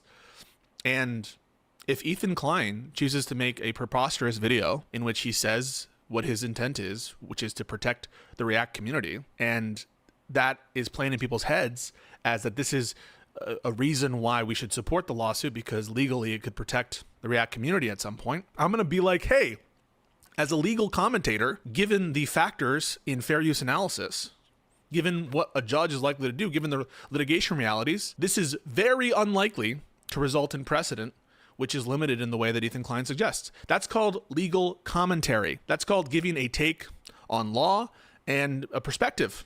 And that perspective is worth listening to because I'm correct. And everyone who I've talked to who comes on looks like a fool when they try to dispute that notion that, oh yeah, it's just limiting to intentional siphoning. So Ethan Klein releases a video on this topic. If Ethan Klein says, I love how the lawsuit's paperwork is basically an outline on his gang stalking delusions. Yeah. That my legal analysis is faulty. I mean, like, this is the whole thing, right? What is the thing that they say about, like, Hassan's test is always the bus driver test. If there's something that you're obsessing about online, if you can't explain, if you couldn't explain, you know how when you get on the bus, you don't have much time, right? You get on the bus, you scan your card or you put your money, which you hopefully have like ready to just go, you throw your money into the thing at the front of the bus, right? and there's somebody right behind you that also wants to do that. The bus driver wants to get going so that they're not late. And like, right. So that little time, you know, you can maybe say to the bus driver something like, you know, I don't know, like, right. There's you got a short little window of time. If you can't explain a concept or a thing online to a bus driver, then that is some terminally online shit that nobody's going to have time for. Right. Ethan's whole thing about like, why is Hassan bad is like, he would have a very angry bus driver and a very angry group of people standing behind him, right? It does not pass the bus driver test. Has Pisco said if he watched Denims react video? I think, Joel, good question. I suspect that this video, let's see, 12 hours ago, when did Denims stream? I'm guessing that this video came out at the same time that Denims streamed today, and that would mean that it was probably recorded the night before or earlier. So I don't think that Denims's react video was up yet. Maybe we'll take a look at it if it's up. Has one of the Denims clip channels posted it? Denims' answer is smart. The burden of proof is absolutely on Ethan's lawyer. Ethan complaining about the answers not being an explanation or a storyline. Miller's what Baldoni did too. Oh, I didn't follow the Baldoni thing. Gave the judge 250 pages of his storyline to read. Well, look, if the first 225 pages don't convince the judge, surely the last 25 pages will, right? That makes sense, actually. Why wouldn't I keep an eye on this case? Keep an eye on what he's talking about. Why wouldn't I analyze whether his statements are accurate and correct? What would be wrong with that? Should I just not cover this anymore? I shouldn't cover this anymore because... Oh, did he go over the original? Wait, do you know what I don't think he did. I don't think he did. Yeah, way back when we covered Pisco's analysis of the case, his original analysis, right? I think was he reacting to Ethan's stream or maybe he was just reacting to the document, right? And his analysis was that it seems like a pretty good case, right? Good chance for Ethan to win this, right? He questioned Ethan's motives because that is bullshit that does not wash, right? He's not beating, in other words, Pisco was, he's not beating Pisco said he's like not beating the misogyny allegations on this, right? There's no real there's nothing you can say that it's like, Frogan, Casey-tron, and Denims should be sued, but these other people should walk free, should have no problem, right? But he did say that he thought that the facts, the case law, everything that exists on this was leaning towards Ethan's side.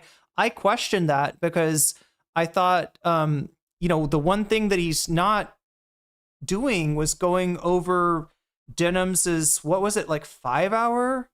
How long did Denims take? Yeah, the content nuke is like, what, 2 hours? And is that right? And Denims's reaction was more than twice that length, right? And so, what I think somebody even in Pisco's chat, I think it was the DGG chef, Lycan himself, right? Destiny chef said that without looking at the nature of the actual reactions, you really can't tell if it's fair use or not, right? Pisco was, I think, making some assumptions that just you don't really, it's a lot to look at. I will admit that's probably why Pisco didn't react to it, because it is, but also the fact that it's so long, the fact that content goes on for so many hours, so many more hours than Ethan's content nuke, kind of shows you there's a lot of transformative going on. Because why? What's the argument there? And when he says some profoundly incorrect things about basic civil procedure and about the litigation practicing and lawyering, I'm not supposed to comment on it. We're supposed to just go over and be like, yeah, this is ignore it. Why should I ignore it? So I'm gonna walk you through this in the next 10-15 minutes. Not a super long video. We'll put it on 1.25, and I'll give my legal analysis of why he's incorrect and what he's incorrect about. So let's put it on 1.25. Guys, another video. Today we'll be discussing Denims and KCTron's response to my lawsuit, which was due on Friday of last week. They did respond, and I'm going to go over it for you guys now. And I'm just going to put it this way. This is just a total flawless victory for us. That's how I'm seeing it, and I'll explain why. So here's the filing, and I'm only going to show Denims because they have the same attorney, and KCTron's was nearly identical to Denims. So I'm just going to look at hers. So first off, painting this as a total flawless victory, it's an answer, okay? An answer in its very nature is not apt or not likely to result in great elaboration of one's defenses. It's very predictable why Denims didn't. Wait, what is this, Sarah? If Ghislaine Maxwell did have digital identities connected to Reddit, then snark subs that specialize in digging might stumble upon those patterns. Getting rid of those groups could help rewrite history. I think Ethan's whole anti-snark project has a much bigger mission for like, you mean like beyond Ethan? There's a kind of, yeah, I don't know. I'm not super comfortable with the idea of Reddit as a reservoir of internet history. But you know, there are, yeah, you're right. There are, you know, snark sites are pretty good at digging, and if somebody's trying to hide something, they'll dig it up. But I wonder what that bigger mission could be. Not pursue a motion to dismiss here. It's because the complaint states a claim upon which relief can be granted. We'll get into some of the other things that Ethan says here, but the mere fact that someone has answered a complaint is not an admission of fault at all. It's not. Ooh, Dan Saltman's larger motives. Okay, now we're getting somewhere. Yeah, that's interesting. Yeah, I mean, they definitely established a connection between Ethan and Saltman, and necessarily that the defense is weak. Now, I happen to think it's a strong infringement case. But just because someone chooses not to do a motion to dismiss, it doesn't mean that the case is strong or the case is not frivolous. Now, again, I'm not saying the case is frivolous, but that's just because someone answers as opposed to choosing to do a motion to dismiss doesn't entail that. Especially this case where if you accept the facts of the complaint and you're supposed to take all, you know, inference. All right, so chat, I added another butterfly goal just because that one came up pretty quick and I didn't warn you about it. Got now 51 minutes to try to get 5 more super chats of the teal variety. And we've also got, you know, kind of limited time. Yeah, probably 51 minutes of the stream left if we don't hit the sub goal. So just keep that in mind. If any of you out there are interested in covering some of the bonus content, or in maybe putting the butterfly in my hair, we still have a little bit less than an hour to make that happen.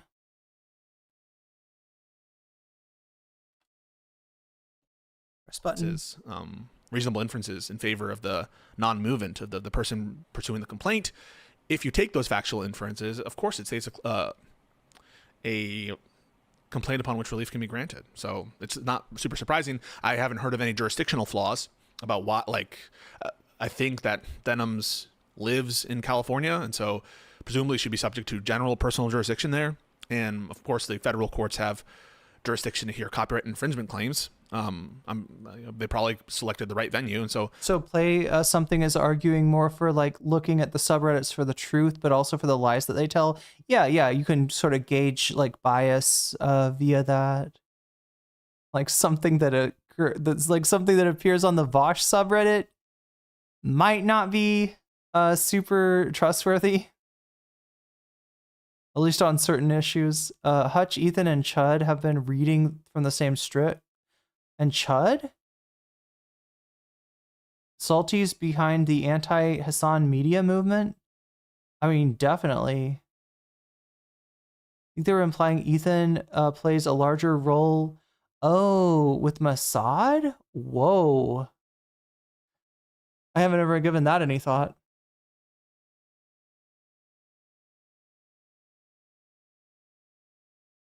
like he knew Hassan would have all his positive mainstream media currently, and he proactively is trying to get ahead of it.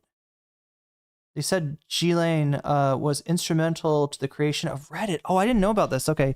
And was, we need to cover that story when we get a chance, was a constant mod presence on the platform, except for being absent for her parents' funeral and stopping completely after her arrest. I only trust our Cyclops was right. I don't know enough about Reddit to know the reference. You can tell when subs are being brigaded. If you've been on there for some time, watched Vosh a while ago. He was fun to watch, but didn't watch for long, a few months before the Loli drama. I'm not aware of any defects that would... Oh, it's an X-Man? Oh, Cyclops was right, is an X-Man reference. The other basis for... Cyclops is the guy that has the like laser thing, right? He's got the like the visor that's like with like one eye and it can shoot lasers, I think. Dismissal. I think that they were all served correctly. So, yeah, I don't know why we should read into that, other than the fact that the complaint states, a case upon which relief can be granted. It represents both. So basically what you'll see if you scroll this is they're answering the complaint, and you're just going to see a lot of copy-paste. Defendant deny. Yeah, that is not at all strange to do copy-paste, deny allegation, deny this, lack sufficient knowledge to make a claim as to this. This contains legal conclusions. The document speaks for itself. These are form documents. When you do an answer, you have to pay close attention. Thank you so much for the donation. You have to pay close attention when you're drafting the document to make sure that you're not, because these are legal.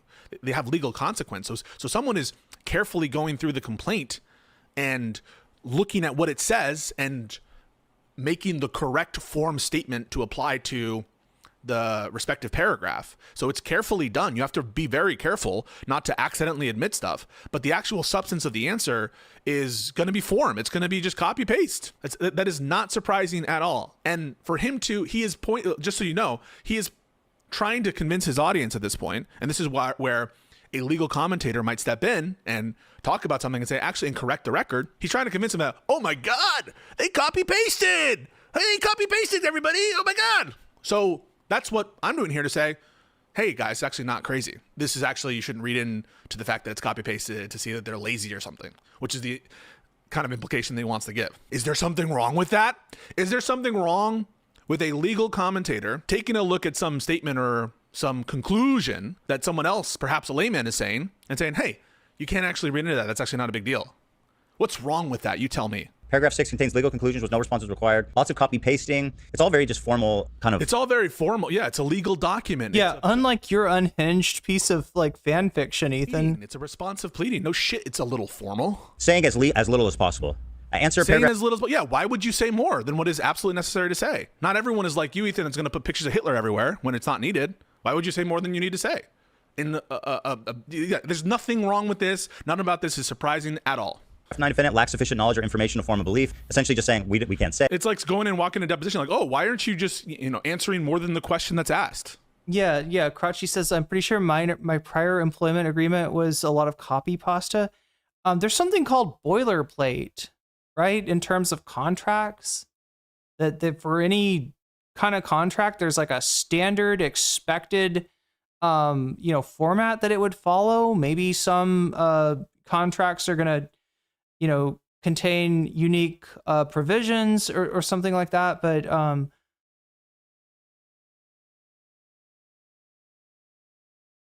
lawyers will literally deny something written in black and white and say that we don't agree it means what it says. I'm noticing that too, Girly Bear, and definitely not trying to call attention to it. It would have been nice if this video could have blurred government names, as you say. That's why I switched off the very beginning. Anyway, I should say no more. I should say no more because I don't want to make that information any easier to find. Why aren't you in a deposition just like saying random stuff? Why aren't you just elaborating in a more loose fashion as opposed to just answering the question that the person running the deposition has given you? Why don't you just like just say everything you want all the time about all your shit. It just it shows and betrays such a lack of knowledge, and really it's misinforming. Okay, this one says contains legal conclusions which no response is required. Just basically not saying anything. Number 16. Basically, okay, no, it's not saying nothing. It is denying allegations, or saying that they don't have a sufficient basis to form a conclusion, or saying that what the allegation in the complaint is a legal conclusion to which no response is needed. So it's not saying nothing. It's responsive answers selected based on the content in the actual complaint. So it's not saying nothing, you fucking idiot.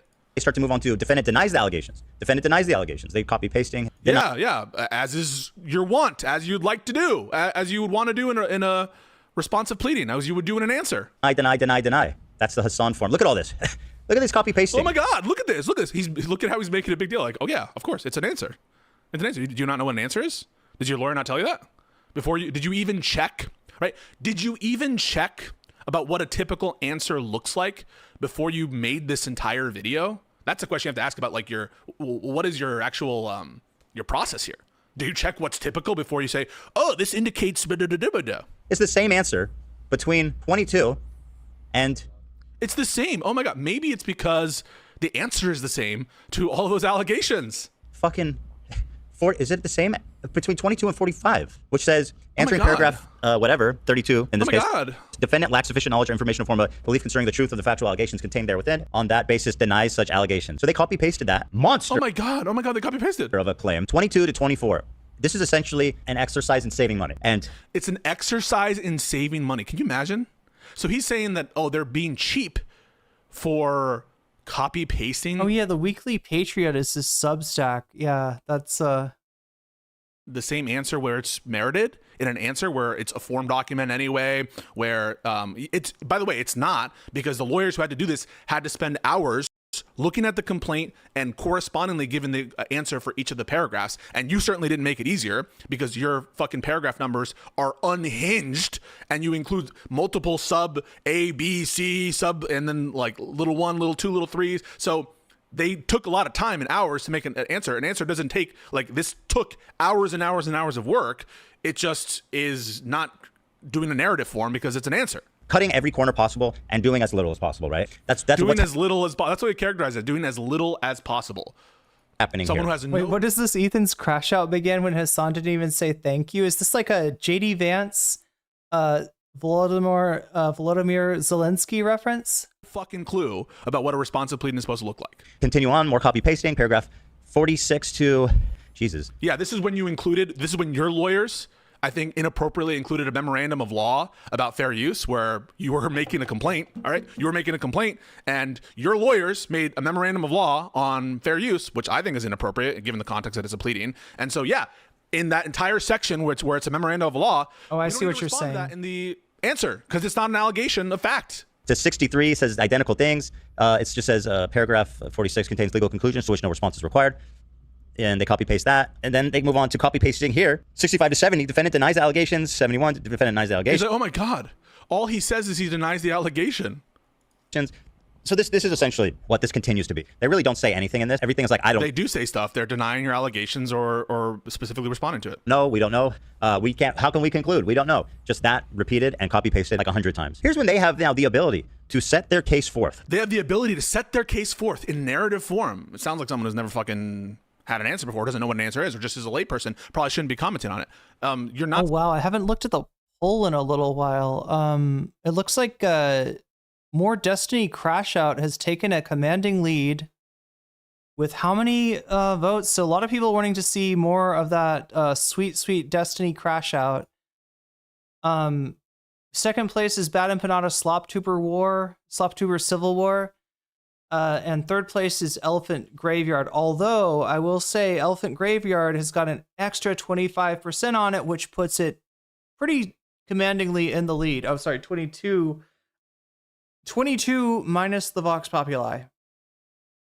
So that's where we're at right now. We are in some, there is some question about whether we'll hit the bonus goal today, but we're 47 points away from it. If we do, it's looking like Elephant's Graveyard. That'll be a very long reaction. That'll be like, that's a pretty long video. I'll try to react to as much of it as I can if we end up getting that.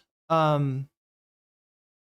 the Destiny crash out is also fairly long as well. So, we got the potential for making the stream a lot longer, or it could end in the next, let's see, 38 minutes. Supposed to, or it's not good practice to, in your answer, do like a narrative about why this fulfills fair use or doesn't fulfill fair use. It's not what the document is for. And this is perfectly fine. Stating those affirmative defenses is so that you don't waive them. And yeah, not all of them are going to be applicable, but you just include them so that you don't waive them. It is not an opportunity to just do a narrative on why you're innocent and why you're the best person ever. That's not what this is. To explain their defense, they have claimed that our lawsuit is frivolous. Hassan has claimed it. They have claimed it. Everybody who is trying to support them, Ian Idubs has claimed it. They say it's frivolous. By the way, not me. I don't like. I'm not here to support one side or the other. With respect to like some partisan, I don't have some partisan aim here to support Denims or to some grifty net. I'm just telling you the truth. After you slandered me, or not, I don't want to say slander, smeared me as a Mike from PA guy. The only dog I have in that fight is, I guess, some pent up. Wait, sorry. As a Mike from PA guy, oh, because of Mike's lawyer thing. Yeah, I guess, what was the deal? Mike graduated from law school but didn't pass the bar or something. And he refers to himself he ran for office in Pennsylvania and referred to himself as a lawyer. And there's some question, whether he qualifies, having the academic credentials, but maybe not the certification. Is that what the reference is? That why he's calling for the record though? Pisco, I think, has been a practicing lawyer for like the last 4 years.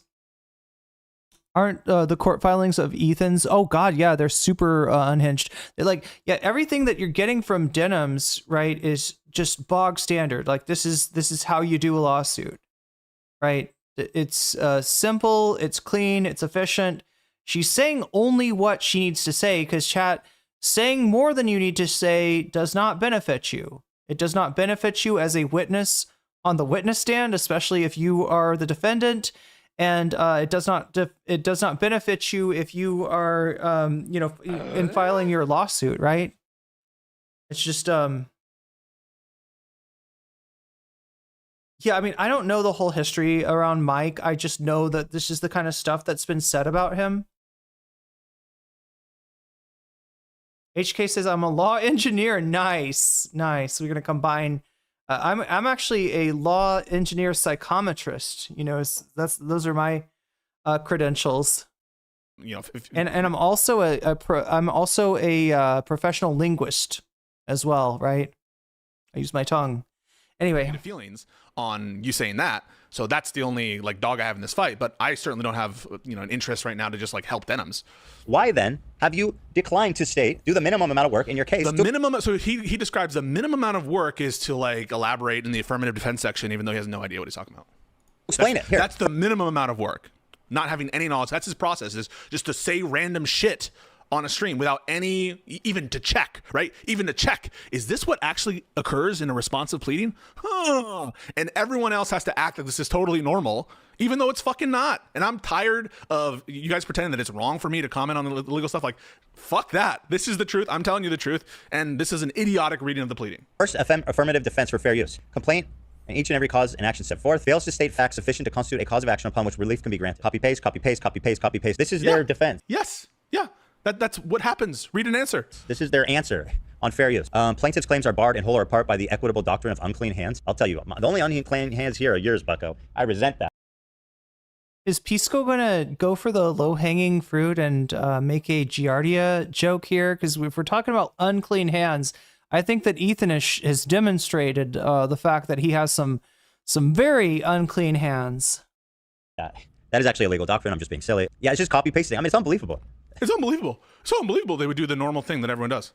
It's unbelievable. Whoa. The lack of effort that's gone into this. So that's what it is. This does not indicate, in my opinion, a lack of effort. This is, and especially given that it said what I expected at the places I expected it to. This does not look like AI. This does not look like lack of effort. This took hours to make. Hours and hours. Attorney. Besides what's written here, the most interesting takeaways are these. And I'll tell you. Kind of as I touched on. One, they did the laziest, cheapest response. Nope. I'm not going to roll back that chat because I'm not trying to, like I said, this part of Ethan's part of Ethan's punitive action against Denims and everybody else is to like identify them by the government names and shit like that in the court document, right? So but I did notice, did you see that right there? Something was blurred. I'm pretty sure Ethan did not do the blurring, right? I'm pretty sure that wasn't a blur on Ethan's side. I'm guessing that must have been a blur on Pisco's side, but that makes me wonder, why wasn't the rest of it blurred? Anyway, like I'm not trying to draw the worst thing you can do in a situation like this is draw more attention to information like that. Wrong, categorically wrong. Failed to tell their story. They had a chance. They didn't have a. This is not answer is not for you to just tell your story, and it's also very it's I think kind of indicative of where his mindset is. I would say the complaint is definitely a place where you can tell a story, and it is a story that you're trying to tell in a complaint for sure. But he was expecting some kind of substantive legal response to his accusations, and it shows where his mindset is. His mindset is on the narrative. His mindset is on the story, in my opinion. Chance to respond, and they did not take it. The biggest thing to me is they failed. They had the opportunity to file a motion to dismiss.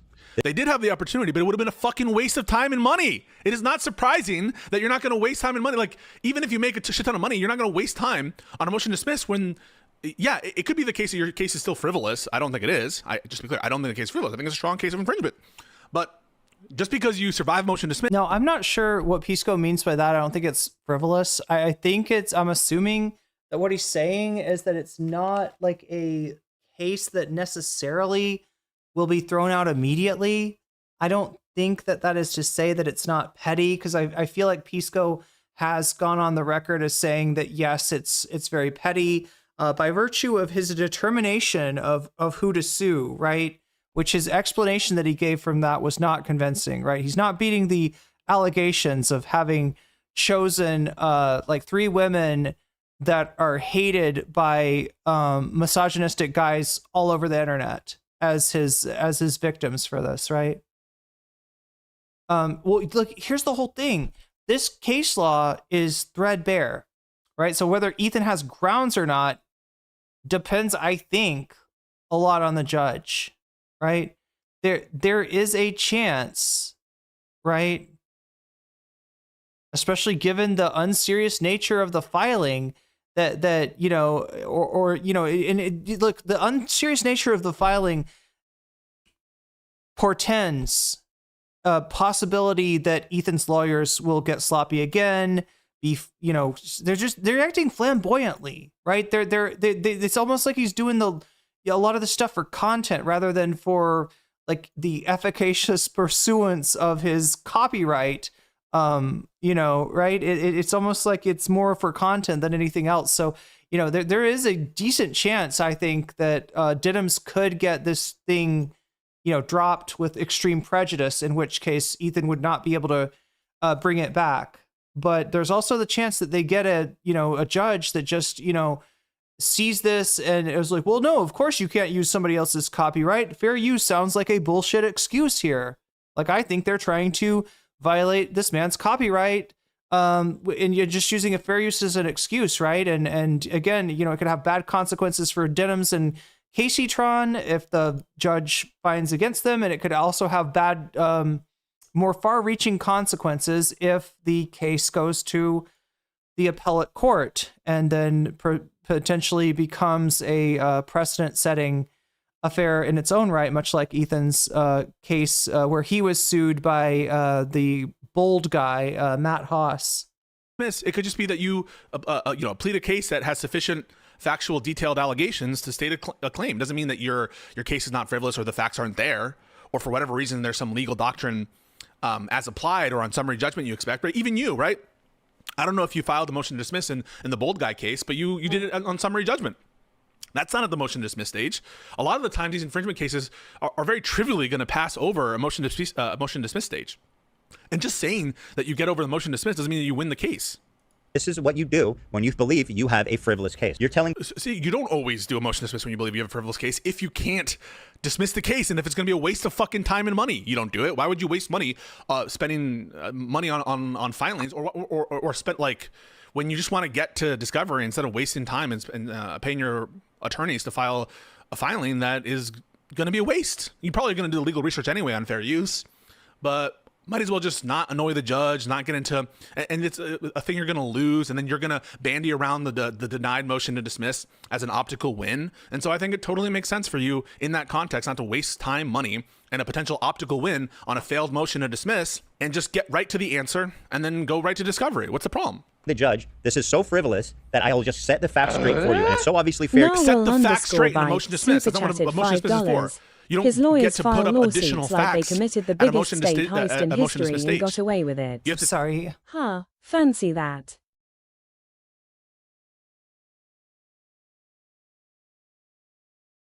His lawyers file lawsuits like they committed the biggest state heist in history and got away with it. Wait, is that what Pisco just said?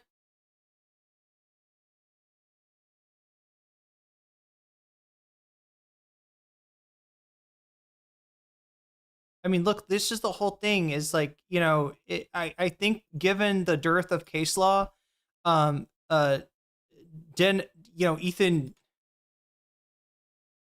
could have grounds, right? I don't know if Pisco's saying that he's like morally in the right, given how petty this lawsuit is to begin with, but like as far as like my prediction of the result of this lawsuit, I mean, I said before I thought it was 50-50. Again, I and Pisco are missing the information of the actual nature of Denim's reaction. Ethan's lawyer. Oh God, yeah. You're right. Ram Barnisam is. Wait, is he? Oh, sorry, not Ram, but Ram's partner is a. I don't want to say too much about this, right? Because we're talking about lawyers here, and if I say the wrong thing, I could be on, the next to get sued.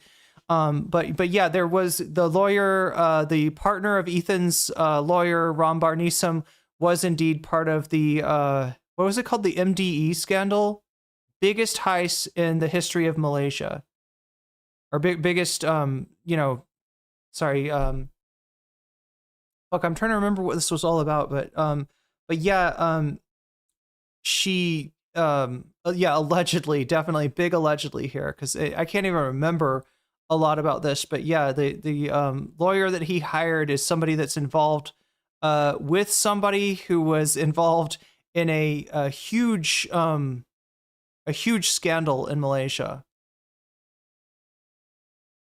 I mean, heist is maybe the wrong word for it, but I guess it was fraud, right? Allegedly. The facts as alleged, the well-pleaded facts in the complaint already shows you're a fucking idiot. You don't know what motion to dismiss is. That we don't need to waste anyone's time going any further than this. They did not file a motion to dismiss, which means the attorney looked at the facts and considered them all, that they all have merit, and that there was No, that is precisely the opposite of what a motion to dismiss posture would be, is to say, oh, all these facts have merit, that's why I'm not doing motion to dismiss. No, the motion to dismiss stage is assuming the facts, the well-pleaded facts. Do you have a legal case? That's motion to dismiss, not what you just said, which is like literally the opposite.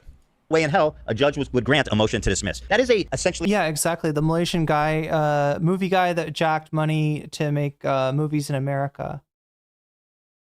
Yeah, she's the senior partner of that law firm. No shame in calling out Ethan's stupidity. Yeah, I mean, he doesn't know what he's talking about. Like, he's selling... This is wrestling. This is kayfabe politics, right? I know people are tired of hearing me compare Ethan and his rhetoric to Trump, but this is what I'm talking about, right? It is built for public consumption.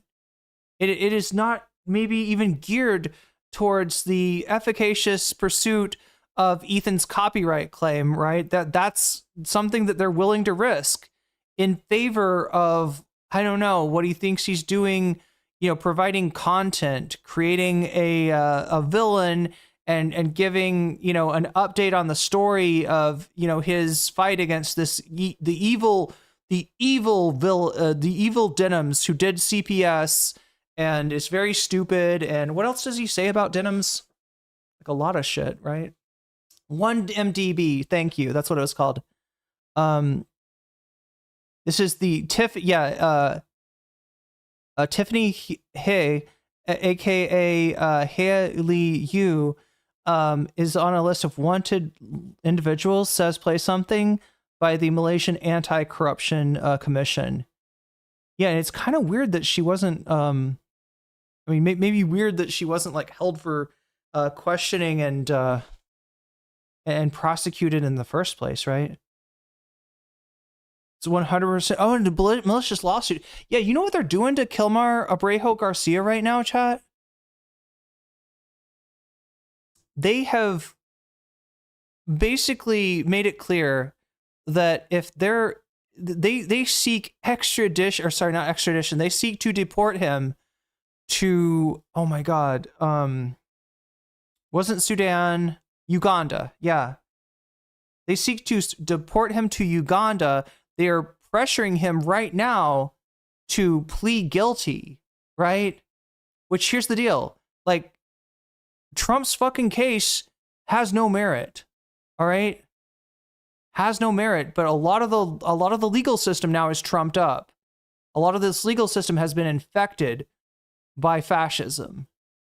And so you can't count on a law, but in order to sell this shit, right?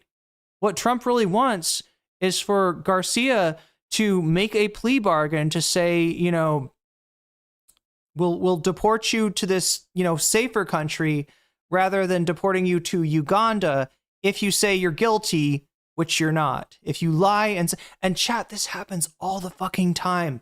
It is not the exception that an innocent person pleads guilty, chat. It is the rule, and you would too. You would too. Put in a position where you're accused of a crime that you didn't commit, and the prosecution is threatening you with life in prison or 5 years, right? Most people, most lawyers would be like, for fuck's sake, take the 5 years. Don't risk it. Our law system is so fucked up, and the plea system is a big part of that, right? And under Trump, it's getting even more corrupt. It's getting even worse. And yeah, I mean, like, this is the same thing with Denims, right? You know, maybe it seems like a safer bet for her to settle the case, right? Even though, you know, she's convinced that she did what she did in fair use, right? This would be there's a lot of pressure, and this isn't even a criminal suit. This isn't even a criminal lawsuit like the I think the Garcia, the Garcia case is. Senator Holland is in physical contact, with Kilmar now, speaking to him and his wife. I hope that they get Kilmar some good lawyers. Former banker at Swiss BSI, Yo Xiaowei, pleaded guilty to money laundering. This was the this was the main person in the 1MDB case. Yo was already serving a 30-month term on charges of destroying evidence during the investigation into illicitly transferring funds linked to 1MDB. A confession. It is a confession! It's a confession, he says! It's a confession! Because you didn't move to dismiss, it's a confession. Deranged. That the lawsuit is not frivolous. Because if it was, then I'm under the impression, I don't know, like, I stepped away for a second to grab some rice and kale here. Wait a minute. Is this kale or is this Chinese broccoli? I can't actually tell. Anyway, it's delicious, whatever it is. But did Pisco already go over the fact that she absolutely could still file a motion to dismiss? The way she what did she do? I'm trying to remember. Okay, Zara explained this to me this morning. Let me see if I can remember enough of it to explain it to you. She has basically said in her filing that Ethan did not make a claim. Ethan's lawyers did not, clarify the claim, right? And so one of her, one part of her filing is pointing out to the judge, hey, they didn't, there's no claim here, right? There's not an actual fucking, concrete claim, and they send this to the judge. The judge makes the determination: is Denims' lawyer right? Did they fail to to do that? And if they did, then he talks to Ethan's lawyer and says, hey, you need to amend your filing. All right, because as is, this is getting thrown out. So I'm going to give you one more chance to amend, to add something to your filing to clarify what the fuck you were actually claiming, because this is a bunch of gobbledygook. This is a bunch of nonsense, right? And so, that's what's happening next. And if Ethan's lawyer, if their amendment, if the judge, decides in Denims' lawyer's favor on that, and then Ethan, the amendment is not sufficient, that's when the case could get thrown out. Yeah, there absolutely is a pathway for dismissal of this lawsuit. So in addition to, I'm disagreeing with Pisco's initial assessment that it was fairly likely that Ethan will end up winning this case. I don't think that Pisco's even watched Denims's, her response to the content nuke to even know the nature of the supposed infraction material, right? And but now I'm going to say there's a chance that this case doesn't even make it to court, not because Denims settles, but because it gets thrown out. Filed motions to dismiss. That would have been a no-brainer. They didn't do it. No, something could be factually frivolous, in which case a motion to dismiss wouldn't help you. The lawyer said, let's not even do that. Let's save money, right? Let's save money. No, let's not waste money or time or give you an optical win on a case that's not dismissible. Chance of winning. So that's interesting. The other interesting thing about this is that they did not file any counterclaims. We were expecting. Again, for the counterclaims, my understanding is the ones that were bandied about try to file counterclaims, which means they're not mandatory counterclaims. You could bring them in another form that you thought was more advisable. Maybe you don't think that they have much merit. So they're not mandatory counterclaims because they don't relate to the same set of facts. One is an infringement case. The other are statements have nothing to do with infringement. So they're not mandatory counterclaims. You can amend the answer if you wanted to. And maybe those claims don't have any merit. Maybe you don't want to pay for them. There's a bunch of reasons why you might do a counterclaim. But it is true they didn't include the counterclaim. They probably could have, assuming that there's some, the jurisdictional hooks are there. It would include in the response some ridiculous trumped up defamation or something. Just something they're not mandatory counterclaims, and so you can't read that much into it. Give them leverage against us to be like, oh, see, now they have to deal with. I pretty much have to go to this thing now, but just to give you a taste of how deranged this take is. And for me to comment and be like, yeah, this is deranged. It's soy as hell to go on a stream with no research, not having any clue what these legal filings are, what an answer is, and to act like it's a fucking confession that you win on everything. Now, you might win on everything because you have a strong case for infringement, but that doesn't mean that it's not any less soy for you to do this kind of shit. And for everyone to talk shit about me because I bring it up and because I actually do my job and have an even-handed response, in my opinion, even-handed, fair, analyzing the facts in the case. And the only thing you get in response is, go suck on Hassan's nuts. The only thing you have in response are attacks on my character, smears, shit like that, like you're no good, I'm better than Mike from PA. When I'm telling you the facts and no one has said anything to counteract what I'm saying, that Ethan is dead wrong. If it was not that big of a deal, just say, yeah, you're right about this. You're right. It is fucking soy. But they can't do that because of the narrative, because of the in-group preference, that kind of shit. And so that's why I covered it, and I'm absolutely correct. And I challenge anyone to say that what I'm saying here is not completely, totally correct.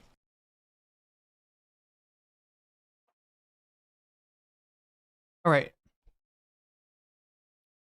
That is DGG's law tuber Pisco. And I hope to someday clarify his his current title, his current claim, as maybe not DGG's law tuber, because from what I've been seeing, he's not very popular in DGG anymore. He's definitely not. He's definitely one of the people that Destiny is hating on and dislikes, and yeah, I just don't know if he how he feels about the DGG community itself.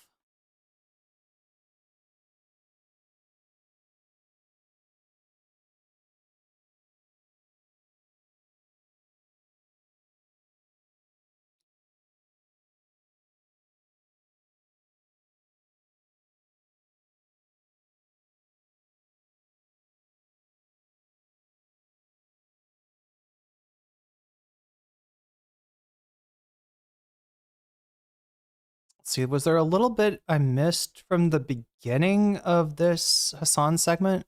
Throughout this last 22 months, I kept saying, hey, man, it kind of feels like you're using a lot of these talking points that you're getting from a nefarious community. And Ethan kept saying he didn't know who the fuck Destiny was. He had no connection to Destiny at all. Okay? And what's wild to me is that he only acknowledged how much he loves Destiny. Yeah, brief moment here. Apparently, you hate to see besties go back and forth with one another. Okay, so we definitely... old friends of the show fighting one another. We definitely saw the beginning of this. I think there was a little bit in the ending that we might have missed. I'm just noticing this clip's a little bit longer. He was going to do everything in his power to like fuck up that podcast and actively try to brigade his community. And I was giving him good advice, which he was complaining about here because he was so invested in writing Destiny.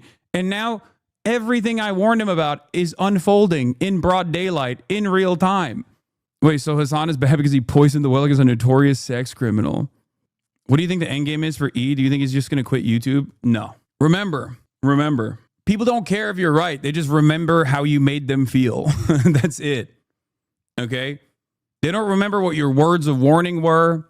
They just remember how you made them feel at that time. And if you make them feel small, they will just carry that vengeance permanently. And at some point in time, when I was actively trying to explain to Ethan like how he was coming across in a heated moment due to his own social conditioning, due to his own inability to like remove what he knew about Israel from the equation when we were talking about like what Israel was doing to the Palestinians, he just thought, I'm right, Hassan is wrong, and he is actively ruining my community. He came in, he brainwashed me, he brainwashed my fans, and he stole my fans, and he's like trying to ruin my life. That's it. Some of the funniest things that these guys will also say is like, Hassan lies about being a social democrat. I don't do that. Membership canceled. The crew in the latest VOD is the exact reason the show has gone downhill. They were so vocal regarding the creep Destiny, but anti-Semitism and there's tumbleweeds. I'm a Jewish man, and this was the last straw. From some of the replies, it's clear to see that anti-Semitism is welcome here. Some of you are disingenuous, and this report is disgusting. Reddit reached out to one of you. Reached out as chat. They're talking about the crew. This is somebody canceling their membership because of the crew was being anti-Semitic, right? Not Ethan and embracing Keemstar, right? It's the crew. As one of you said, you are concerned that I may harm myself. Edit, calling me a Destiny fan and a snarker couldn't be further from the truth. And the people calling me have their profiles hidden. That says a lot. Our silence means something. iDubbbz was clowned on this for this statement and rightfully dragged by not just Ethan, but multitudes of other creators for it is a statement that is rightfully being used against him and Anisa, blah, blah, blah, blah, blah. Anyway, so they're now actively in direct conflict with one another, and they're in a heated battle with one another. I'm sure eventually they'll turn the crosshairs back to a guy that they hate more, in spite of the fact that clearly there is more smoke for one another. Like Destiny has said more awful shit about Ethan than I ever have. But that concludes the updates from the drama segment. Hey man, I really enjoyed the Chad Vice segment. You should do them more often. I will for sure. Yeah, and also because everything's a fucking troll. Did anybody see the Chad Vice segment? This is Vanilla Mace and a member of FaZe Clan, I think, that he talked to. I don't know what. I guess Destiny has. Oh shit! Yeah. This is the part that we missed, right?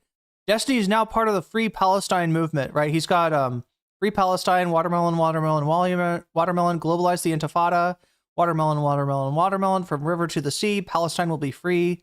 That is. That's his Twitter profile now. Changed his PFP and stuff. It's like this is all a joke to him. He doesn't give a shit. So edgy. Ooh, so edgy. Lower your gain. Your mic is clipping slightly. Sure. I hope you're having a good day despite everything. I am. I'm having a great day. You and Adab got to do more streams too. It was hilarious. We are. Metal Gear Solid Delta is coming out this week. I heard there's a lot of issues with the Unreal Engine. which is crazy because like the Fox engine was so I've never played a Metal Gear game, chat.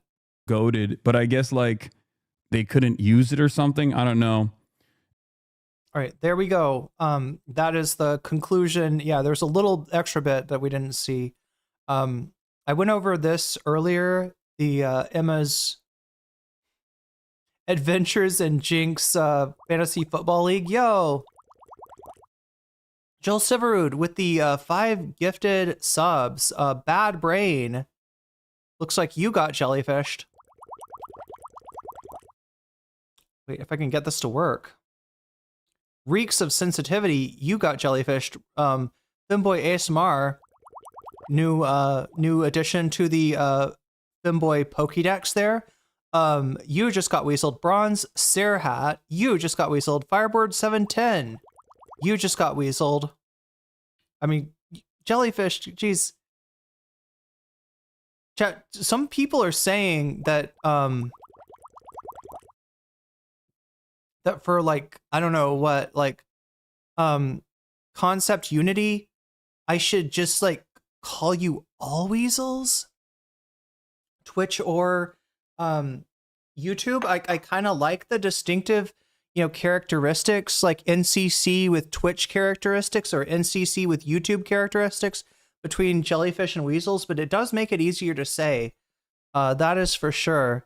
Yeah, it looks like we're at 90 now. So we're kind of closing in on possibly hitting some bonus content. Make sure to let me know if you've donated which of these topics you want to see, because it is kind of coming down to the wire. It looks like Elephant's Graveyard might pull it out. Weaselfish, yeah. I mean, we could just call you both Trippy Troppa, right? That was the cat with the shrimp characteristics that we saw earlier, the Italian brain rot animal. That's the common ancestor. Jellyfish are cute, yeah. Yeah, and like jellyfish are a big part. Like I've had jellyfish for a very long time. Not as long as I've had Alf for. That was probably longer, but weasels are cooler. So long as YouTube cats are still weasels, it's all good. And cats as well. Yeah, cats are important to me. I liked the division, so we can talk trash about Twitch. Yo, just kidding. Says play something. Sky EB with the $2 super chat for the Destiny crash out. Indeed, I'll make it so. So yeah, look at that. We got Destiny crashing out all over the place. Ooh, looks like that's in first place. Yo, Narwhal by Nature with the $10 super sticker. The musical lemon. Like, you know, chat, the lemons, I don't know if you know this, but lemons are very musical people. They play, you know, rhythmic instruments such as maracas. They like to dance, and they know how to have a good time. So if you want to have a good time, go party with a lemon. Let's do it indeed. Yeah, it looks like we are going to do it. You know, I wanted to show you a little bit of the... Here, let's just watch a second of this, and then I'll make with the bonus content. But yeah, if I also want to give anybody else who's donated a chance to put your money where your mouth is if you want to, right? That list right up there is a list of like bonuses that are going to be applied. Donos towards Destiny crash out. Okay, well, it looks like it's fairly decided here that we're going to go with Destiny crash out. Look at that. 30 and now, wait, 40, 70. Oh my God. I don't know if there's any beating that. People really want to, wait. Whoa, what? Just a second. I misread that. Holy shit. Okay. It looks like Destiny crash out might be, let me add the 10 more to Elephant Graveyard, make sure that I've got everything correctly counted here.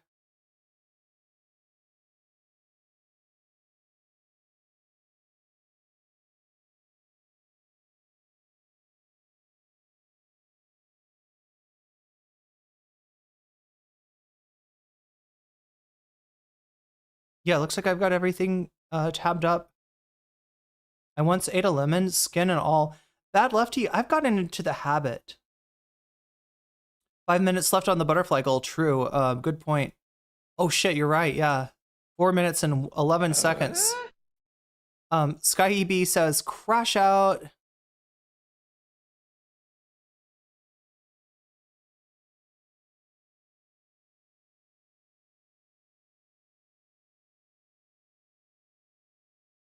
$45 for Elephant Graveyard.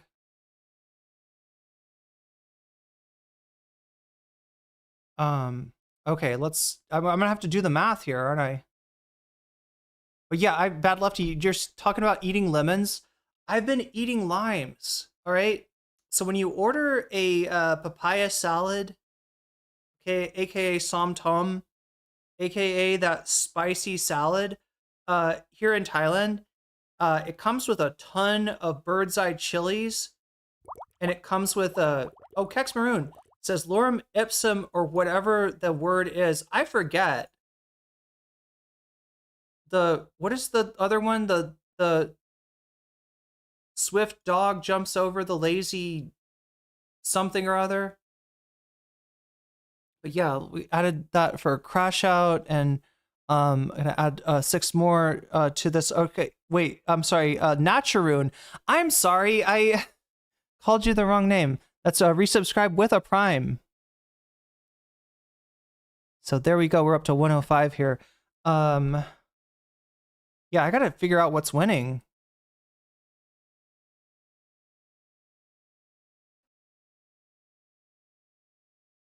All right, what is winning?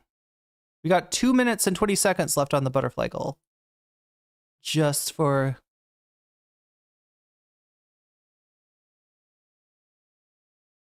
called a pangram? But yeah, like they come with like not just lime juice, but there's also usually a few little lime skins in there. Like, right, they'll juice the lime into the spicy salad, and then they'll actually throw in the lime skin. And you know, I've been sort of throwing those out because I do no, I mixed up the chatters on Twitch, play something. Yo Narwhal with the 5 gifted memberships. Natalie Marie, you just got weaseled. Holly Shanae. Wait a minute. Why do I feel like Holly Shanae got weaseled recently before? Holly Shanae came up somewhere. I think I just saw Holly Shanae in chat the other day. Anyway, Christian Strand, you just got weaseled. Surly Barber, the very best kind of barber, you just got weaseled. And Listerine Mouthwash, you just got weaseled. And that's a good thing. And that is the weasels and the, wow, 147 weasels and 147 jellyfish and 168 weasels. Oh, wait, I gotta read off, wait, the hype train just got started? Yo, Scurvy Sitil, you just got jellyfished. And that means I'm gonna add 6 more to the elephant graveyard. No, to the Destiny Crash Out. All right, so that's at 40, I think, right? 40 on the Destiny Crash Out, and then I'm gonna add 15 to the elephant's graveyard. And then I'm gonna add 21 to the overall total, which brings us up to 126. Okay. Now I got to do some math. Although I think I know what's winning. I use my Prime since I've been watching Hasanabi VODs with no ads. Wait, there's no... Wait, does it, when you what, just getting a sub, like, are there usually ads on the VODs? I thought that Twitch just was not advertising on a sussy baka like myself because I stream politics and that's controversial. Thanks to Ethan, thanks to Dan. Anyway, I think, okay, let me just get this all up here. All right, more Destiny Crash Out has 35. That's in the lead. Elephant's Graveyard tied for second with Bad Empanada Slop Tube War. But what really is going to affect things is the donos today, right? So Elephant's Graveyard is we're going to add 60 to that 26 for a grand total, at least at present, of 86. Right? Elephant's Graveyard. Did I do that correctly? Please correct me if I'm wrong.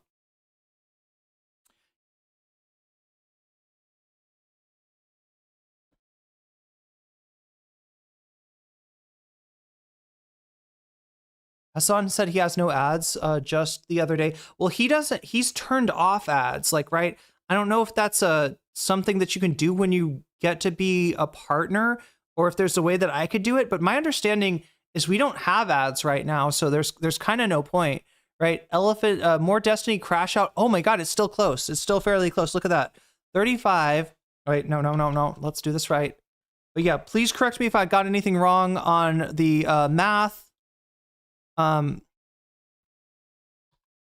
It got a little confusing there, but yeah, it looks like 75 is what we're 75 is what we're looking at. So yeah, 11 points. The Elephant's Graveyard is 11 points ahead. Is that correct? Yeah, you were yakking in chat. I think I just noticed you yesterday, and that's why I was like, wait, didn't you just get one of those? No, I wasn't trying to gatekeep you from getting a gifted membership there.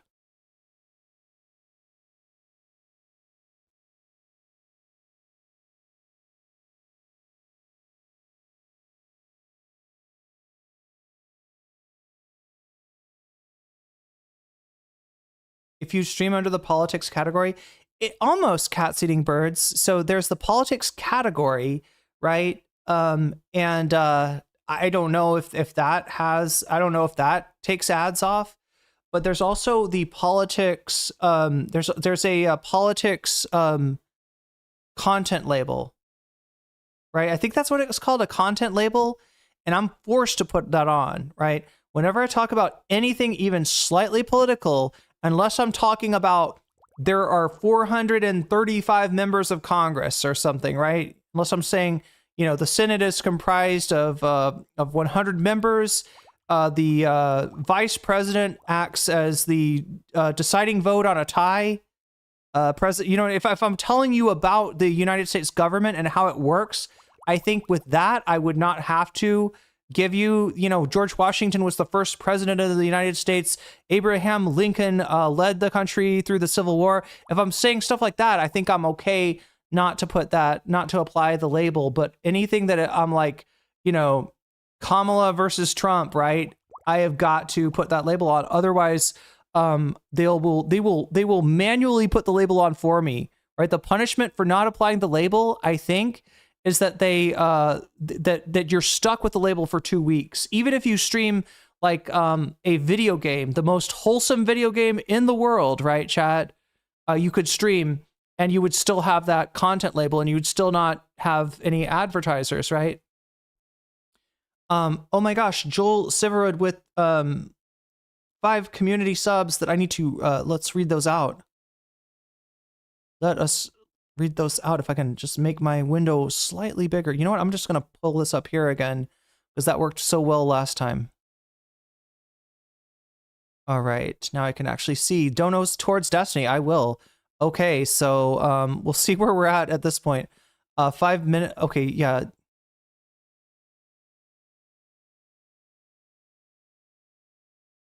Scurvy City, you just got jellyfished. Oh, I see. It's actually 6. I got it. And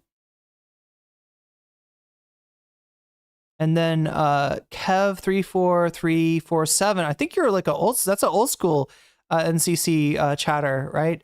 Speaking of old school, yeah, you just got jellyfish. Speaking of old school NCC chatters, Yorkshire Pudding, you also just got jellyfished. Daddy Dex of 4 Poops 35. I hope I'm reading your name correctly. Daddy Dex of 4 Poops 35. You just got jellyfished. Dr. Skipper, you just got jellyfish. And Heel JD 2814, you just got jellyfished. And that is 6 more for the Destiny crash out. Gotcha. All right, so I add 36 to this. That is 96 extra points. That's going on Elephant's Graveyard. No, I did it wrong. The ghost. Why am I mixing these up? God damn it. Okay, let's try this again.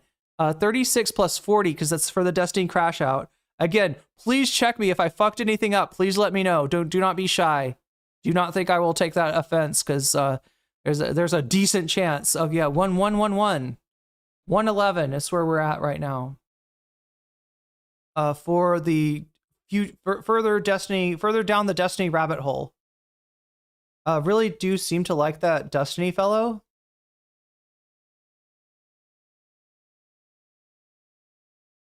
Thank you, Ethan Saltman and Pedestiny. Oh, that's a rough one, Bad Lefty, but I'm here for it. It's better. It's probably less rough than calling him Molestiny, which is what. But that is a level 3 hype train with 1 minute and 18 seconds left on Twitch. So if you have any sort of, if you want to get yourself a sub, now is a really good time. You could earn extra emotes for everyone. If you've got bits to throw my way, if you've got a Twitch Prime burning a hole in your pocket, it's a good time to use it, because you will get extra memes, extra emotes for your trouble at this moment. _by super chatted $6. Oh wait, there's more that I need to count. Okay, there's the $6 super chat there. Also a $20. Oh my god. Whoa, we're like matching it. Like this is like dueling. This is dueling chats. Okay.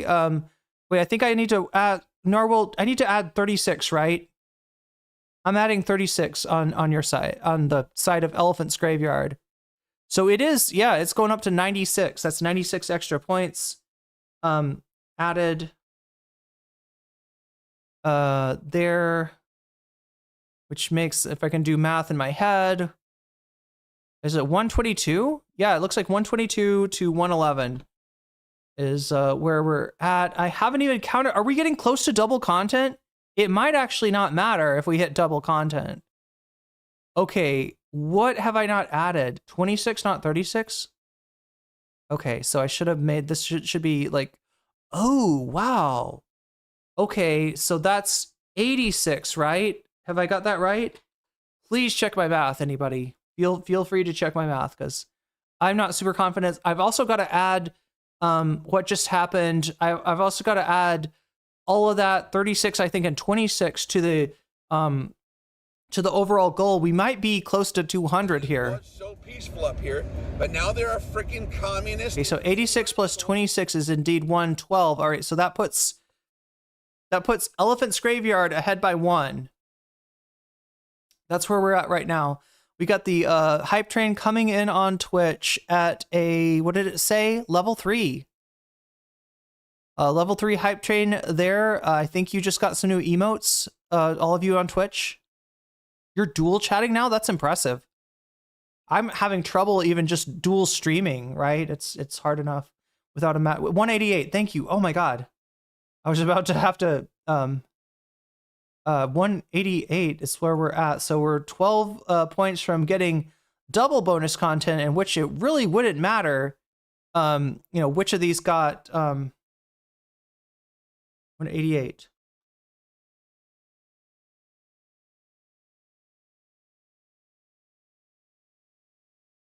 And there it is with Joel Siverud with the gifted sub to Magenta Rose Red. Magenta Rose Red. You just got jellyfished, and that's a good thing. All right, so I'm adding this to the Destiny. That makes it 82. Have I counted correctly? 82 plus 35 is going to be something like 117. Yeah. 117. It looks like the Destiny crash out is ahead. It also looks like the goal is at 194. So we're 6 points away from it not mattering.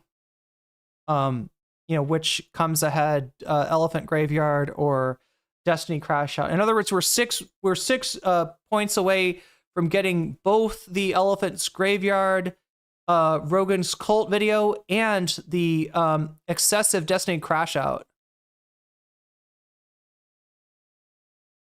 But right now, it looks like the Destiny crash out has it's the Narwhal _ I was about to say super chatted $6.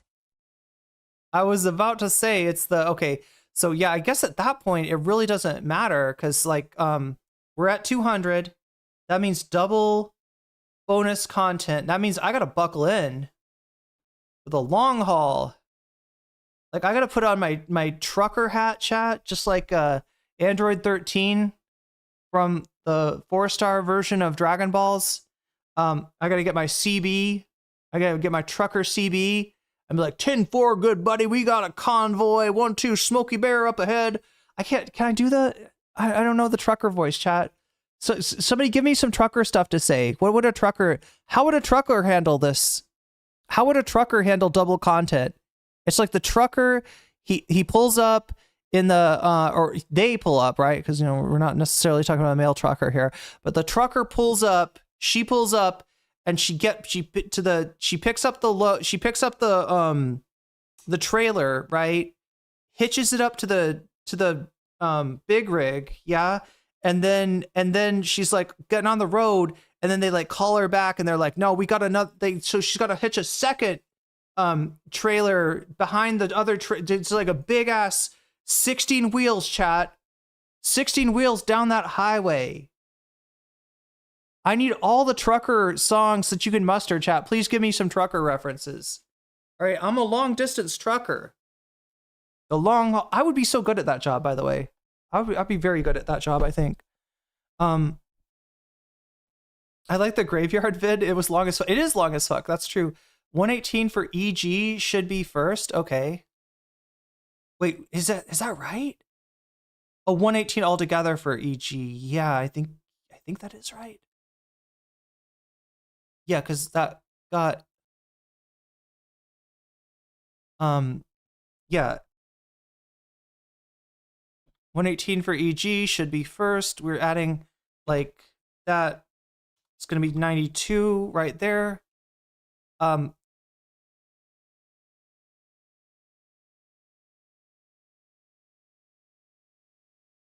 As a son of a trucker, I approve of the CB Talk 10-4. Yeah, that's like the only thing I know for you're a long distance trucker. I'm a useless fucker. Oh no. Oh my god, it's Trish Paytas's in Women's World. Was she a trucker in that clip? I feel like she could do it too. I feel like, yeah, if I was, yeah, because like when you're a super long haul trucker, that means that you got to have another trucker, and while you're driving, they're asleep in the cab, and then at some point you change shifts, right? And you go to sleep in the cab, and they come up and drive the truck. I don't think my 3% to Vox is gonna matter. Oh wait, I gotta count it though. What does that do? It takes 3 off of both, so -3. Let's see. I don't think it'll affect anything. -3. So that is gonna be 114 to, yeah, I think it kind of evens out, right? 115. All right, so it looks like Elephant's Graveyard is first. Destiny Crash Out is second. Is that where we're going with, chat? I would not lie to you. NCC even for EG. Wait, what? EG? Extra. Oh, Elephant's Graveyard. Yeah, sorry. I was like, extra gravy? I'm sorry. I've got the trucker. Chat, I'm in the trucker mindset. I'm gonna go and I'm gonna order my trucker food at the truck stop, and I'm gonna like extra gravy with that. 10-4 trucker hat. Trucker hat. Chat, we got the trucker hat here.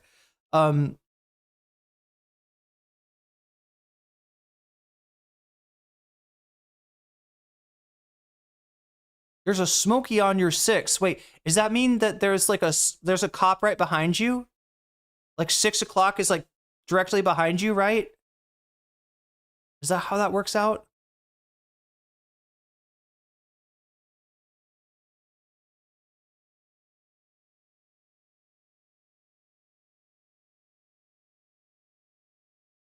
All right, let's make this happen. We got to get to this. The sooner, the better. And I gotta strap in for a long haul. Yee. Wait. What do you say? Like trucker 10-4.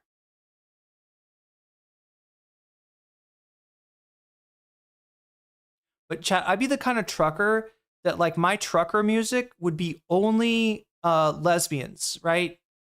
I'd have like Katie Lang. I'd have Indigo Girls, right?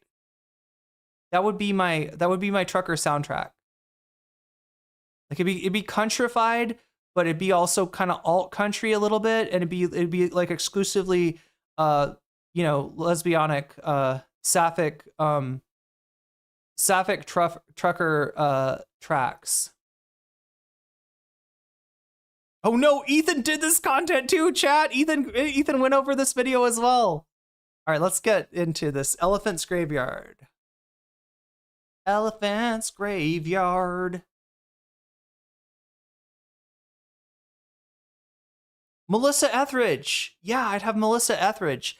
And I'd want to have Hart, but I don't think that Hart is, I don't think either of the Wilson sisters are gay. So I don't know.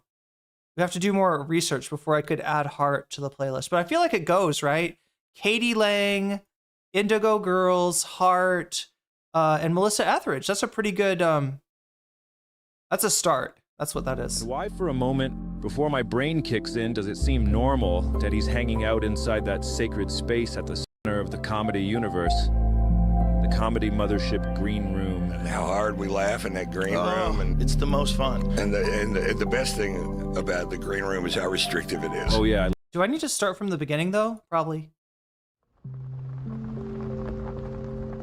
Well, all that comedy investigation into the rise of the comedy czar's hell world was exhausting. I had to get the hell out of there. So I've been out at my cabin just trying to think about something else for a change. Problem is, there's no free will. I'm sorry, does Jillian Michaels do music? Is Jillian Michaels a musical? And I don't really get to choose what. No turfs though, right? Definitely no turfs. Think about. Been thinking about a lot of different things, but seems like for every question I try to answer, I end up with 10 more. It's getting ridiculous. But mostly the question that still haunts me every day is, how did comedy get so shit? Was it ever good? Why the hell do I even know who this guy is? And why for a moment, before my brain kicks in, does it seem normal that he's hanging out inside that sacred space at the center of the comedy universe? The comedy mothership green room. And how hard we laugh in that green room. And it's the most fun. And the best thing. I'm sorry. When he says in the center, is he talking? It looks like Brett Weinstein is in the center, right? Why is Brett Weinstein there? He's not a comedian. Brett Weinstein is like a failed professor from Evergreen University in Washington State. About the green room is how restrictive it is. Oh yeah, I love restrictions. That you just can't go in there. You got to earn that spot in the treehouse. And so anytime you open the door, you'll see, some of the best comics alive. Peterson, he's not the best comic alive. What? That's our little space, man, and it is the greatest thing on earth. It's just impossible to make sense of anything going on here, and I can't help but feel like I must be living on another planet. I needed guidance. You know that our cerebral comedy guru, David Lucas, once told us that after his shows, we'd be thinking a lot. My jokes are very cerebral. So Bad Lefty asks, when can Whitey catch a break? Only after Donald Trump purges all museums of actual history. Any reference to chattel slavery, the Middle Passage, Jim Crow, purged, wiped out, erased. Only then can Whitey catch a break, apparently. Come to my show, I might say a lot of crazy shit, but on your drive home, you're going to be thinking a lot. You're going to be thinking. Wisdom is kind of what sparked this whole. You're going to be thinking, maybe trans people actually are subhuman. I don't know. That's like investigation into the comedy world, but I knew I needed. I mean, I don't know that comic. I don't know if he's transphobic. I'm just judging by Joe Rogan's general, social set. And more. So I wanted to go out and see David's act, and hopefully start to try and put all these disordered puzzle pieces together to understand what's really going on at the heart of it all. Now, there's a lot of great stages out there, but for me, my favorite venue in the entire world, hands down, is a legendary Massey Hall in Toronto. Its stage has been graced by the presence of the most iconic, influential, and beloved artists of multiple generations. Gordon Lightfoot, Oscar Peterson, Charlie Parker, Joni Charlie Mitchell, Parker. Neil, Joni. Patsy Neil Young. Cline, Bob Patsy. Dylan, Ella Fitzgerald. Wait. Franklin, Rush. Wait, what about Tanya Tucker? Are we gonna leave Tanya Tucker out? He's a piece. Oh, that guy's pedo adjacent? Jeez. What is up with that? Yeah, we're gonna erase the internment of Japanese Americans. We're gonna erase Wounded Knee. Now, I don't know who any of these people are, but my dad says they're very important. I even saw my first ever stand-up show there, Jerry Really? Seinfeld. Really? Just a wee lad. It's the oldest and most That's not comedy. iconic venue in Canada, and performing there has long That's been observation. a landmark event in one's career. And finally, in 2025, the strength of her stage's mythical hardwood planks would truly be put to the test, as the killers of Kill Tony, including massive comedy success David Lucas, I'll put my hand in my ass and make you smell it. would be taking the stage for what promised to be a wonderful comedy event. So I watched the show. When it was over, you know what? He was right. I was thinking a lot. I was thinking about how bizarre it was that these low-level, no offense, but subhuman cretins were able to perform at such a hallowed theater, wondering perhaps if I was the fool for giving the venue such reverence all these years. I pictured the ghosts of all my heroes standing on stage behind David, shaking their heads, not at David, but at themselves for being such fools, for thinking that making it to that iconic stage had meant something to them, that it meant something about their career, their art, and about the legacy they've left behind after they died. I'm trying to understand here, chat. What stage are we talking about? What is this? Is this the mothership? Is this the comedy mothership?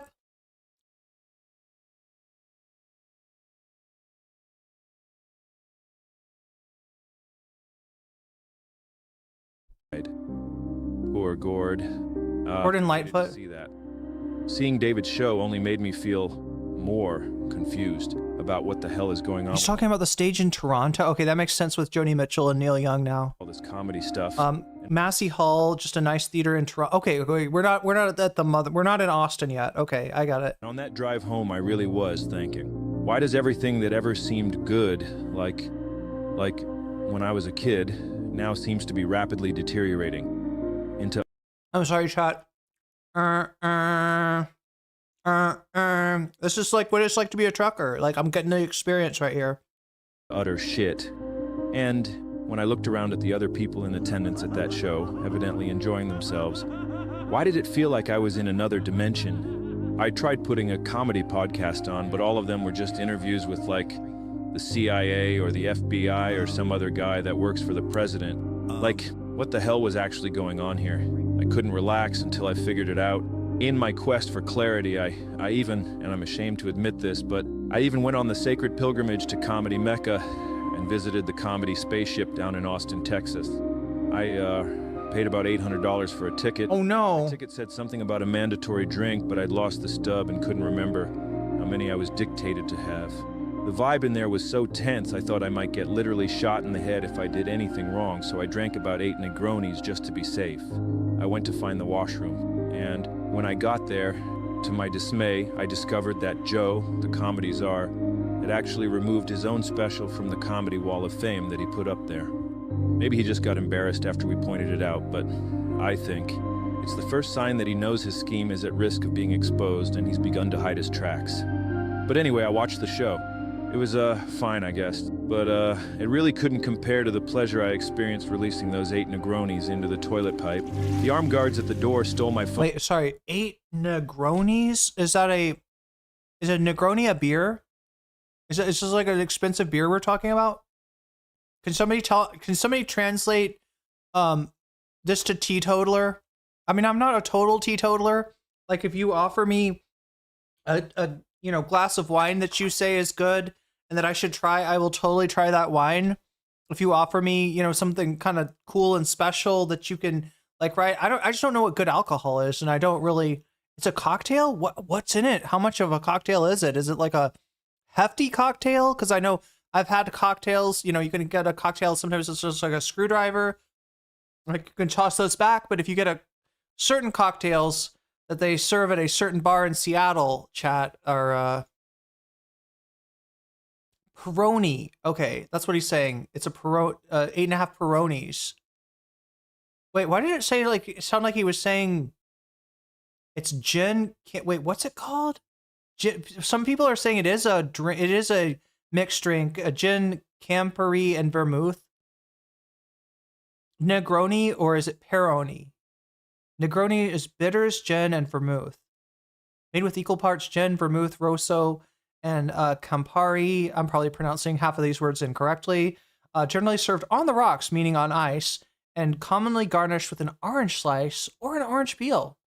Considered an aperitif? So it's not a super, right? Aperitifs are not super hardcore, right? Peroni is an Italian beer. Which Italian brain rot animal drinks Peronis? I want to know. Let me know into the chat.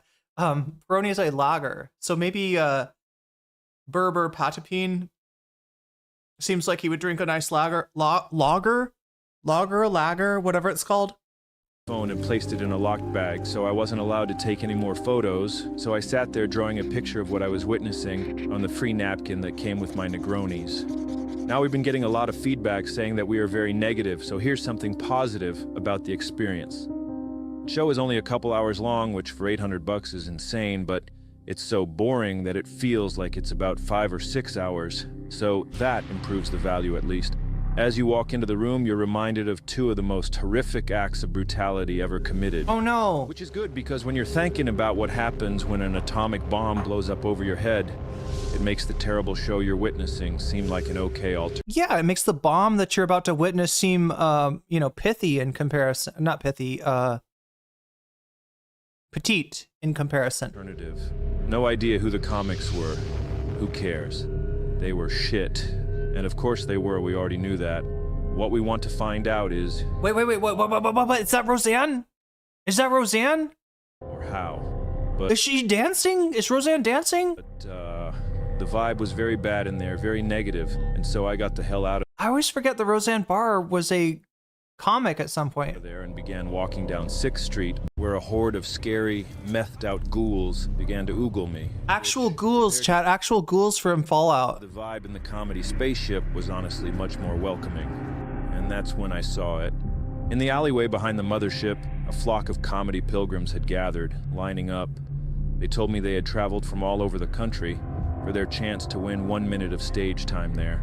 Their opportunity to climb the ladder to a higher tier class of human. Wait. Is this Kill Tony? This is Kill Tony's thing, right? A real comedian. I couldn't believe how many of them there were.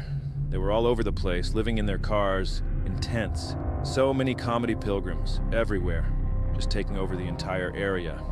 And I started thinking about how the hell all these people ended up here. Started thinking about human migration. Like, how did you end up where you are? No matter who. Yeah, that's Roseanne getting hype. Yeah. Or where you are. At some point, some guy in your lineage looked around and said to himself, I gotta get out of here. Packed up and went to a new place. And with that spirit in mind, I packed my bags and headed home. When I got back to my cabin, I placed a photo of my guru above my typewriter with a sign that said, "Keep thanking." And that's what I did for several weeks, obsessively, compulsively. And it led me to discover what's actually going on behind all this unsettling comedy stuff. And that we were right to find it so unsettling, and evil, and vile, and that what we're witnessing with this Austin comedy thing is actually part of a massive operation designed to destroy the entire world. And I know wait, was that actually the mothership? Is that the line to get into the mothership? It looks like a fucking... I don't even want to say what it looks like, chat. Whoa, Joe Rogan was taken like Alan Wake. I think that's what we're getting to, yeah. But as you'll see, that's actually part of their design. I thank my comedy guru David for helping me get my thinking back on track. Tasmai Shri Guru Namaha. Wait. Did he just say like some kind of... Was like a mantra with Maha, like as in make America healthy again, attached to it? I'm sorry, chat, this is coming at me so fast, just like life. Just like the lights of another truck on a lonely highway. It's coming at me fast, chat. To answer the question I won't say how fast because I'm not trying to dry snitch on my fellow trucker. of how comedy got so shit, we need to go back about 375 million years. To the first of those migrations we mentioned earlier. Migration is baked into our DNA, guys. I don't know if you knew that in advance, but I am seeing I know that now. on my YouTube analytics here that 87% of you only got your grade 10. So, in case you weren't aware, humans began as simple. I don't have level of education. I don't think, chat. Let me look at my analytics. I don't think I have that. A mouth and an asshole. Purest form of a proper organism. Just floating in the ocean somewhere, and eventually that tube evolved into this fish kind of thing. Wait. And this fish... Wouldn't that be like a cecum or something, or a, This was the first in our lineage to become a new guy, and to... Oh, the new guy! The new guy! The ocean where he was all fucked up, and he looked around and said, I gotta get the hell out of here. And he migrated out of the water and onto the land, becoming a land guy. He then somehow transformed into a little rat kind of thing with nipples. And the nipple rat is a mammal, like a monkey chimp thing or whatever. And then the chimp or ape or whatever. No, that's Joe Rogan. Did you see the Rogan nipples? It became a human guy. And it wasn't long until those human guys, like that fish before them, looked around and said, I gotta get the hell out of here. And they migrated to every corner of the earth. A lot of animals have these built-in mechanisms. We are no different. Just like how birds have like a magnet in their brain or something. Serious question, all right, and I'm gonna let it rip at that point, all right. But after this, because I know I paused it a lot, all right. Do you think that if I did content like sort of aimed at, and this might be on another channel or something, right? In addition to keeping on doing this channel, but like, right. Look, I'm very grateful for having gotten out of the United States. I hope I stay out of the United States. But I kind of feel like I'm not doing enough for people still stuck there. When I hear people talking about like expensive, you know, unaffordable fruits and vegetables and you know, pining after you know, morsel of pineapple, it makes me feel like I'm not doing enough. It makes me feel like I should be helping people bridge the dream of getting out with the reality of getting out.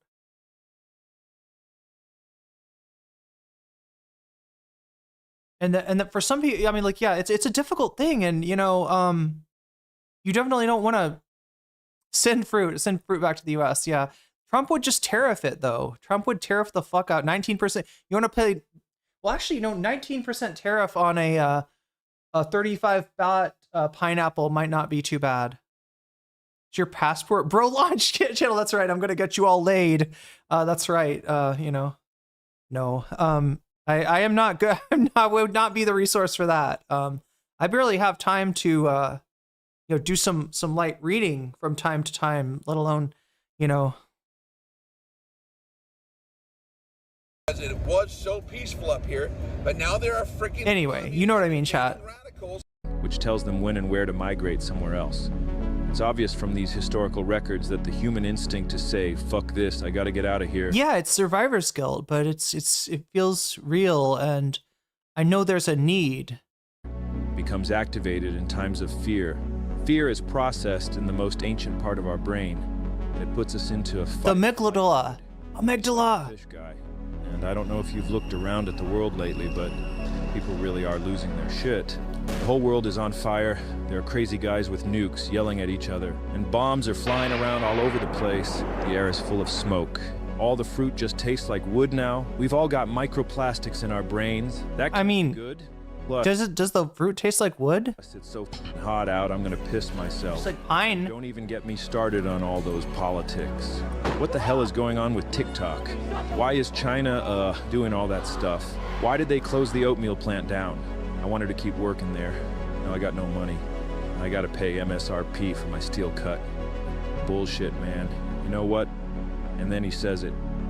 Ah, f this, I gotta get out of here. Except this time, they've got nowhere to go. Not physically, anyway, but But lucky for them, some of humanity's most powerful visionaries, the techno-wizards, have constructed a psychic ark to sail the seas of your mind and take you away from your problems and out onto a new frontier, a new reality. And here's where it gets crazy. It's a reality where there is no such thing as reality.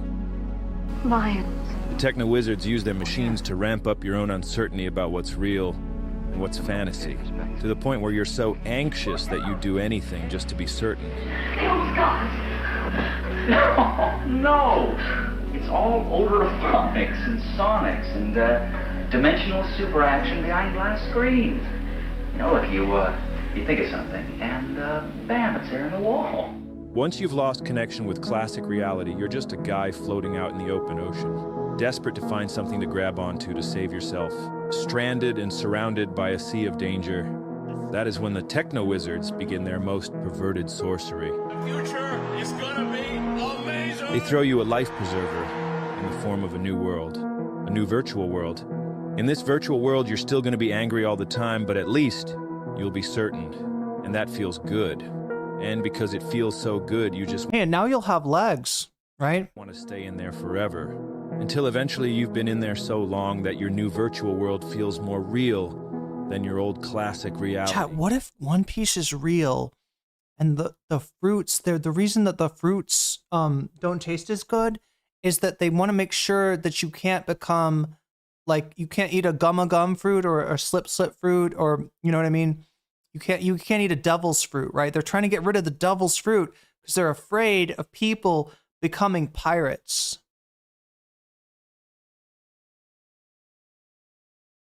Something to think about. And once it's become more convincing than classic reality, it just becomes your new reality. Congratulations, you've migrated to a new place. It's a new reality, except it's anti-reality. It's what's called a hyper-real simulacrum. The battle for the mind of North America will be fought in the video arena. Yeah. The television screen is the retina of the mind's eye. Therefore, the television screen is part of the physical structure of the brain. Therefore, whatever appears on the television screen emerges as raw experience for those who watch it. Yep. Therefore, television is reality. Yep, exactly. And reality. Sorry, can somebody tell me who this is? I feel like I should know this man. Less than television. He reminds me of the guy from Fear and Loathing that warns the cops about know you're a dope smoker. Your life may depend on it. His hands will be crusted with anxiety from constantly jacking off. Yeah, like it's... There are a lot of visionaries in this world, all with their own ideas about creating new worlds into which we can migrate. But only a few have acquired the wealth and influence to Oh, wait, is that Bezos's yacht? Is that the yacht that he had in Italy? Execute such migrations at full speed. What is this video? This is Elephant's Graveyard with the, let me read you the title. How comedy was destroyed by an anti-reality doomsday cult. Scale. Movements triggered by everyone saying, I gotta get the hell out of here, happen all the time. Throughout history, wealthy, influential people have leveraged these waves in order to serve their interests, using their power to direct migrants in or out of places beneficial to fulfilling their goals. Someone we've seen exploiting the I gotta get the hell out of here phenomenon is this Elon guy. Videodrome by David Cronenberg? Yes, I love Cronenberg. Actually, I love all of the Criterion collection. I shouldn't say all, I haven't seen it all, but I love a lot of the Criterion collection. Yeah, it kind of looks like a spy ship. Bullied a ton as a kid. Sometimes I think how Michael Brooks being taken from us just made it easier for this regime to ascend to power. Because he was a strange, scrawny little weak guy who could also be a bit of a dickhead. And so his teachers, his parents, nobody wanted to help him. Did you have a happy childhood? No, it's terrible. Are you serious? Yes. Why was it terrible? You were bullied at school and had a I was almost beaten to death, if you call that bullied.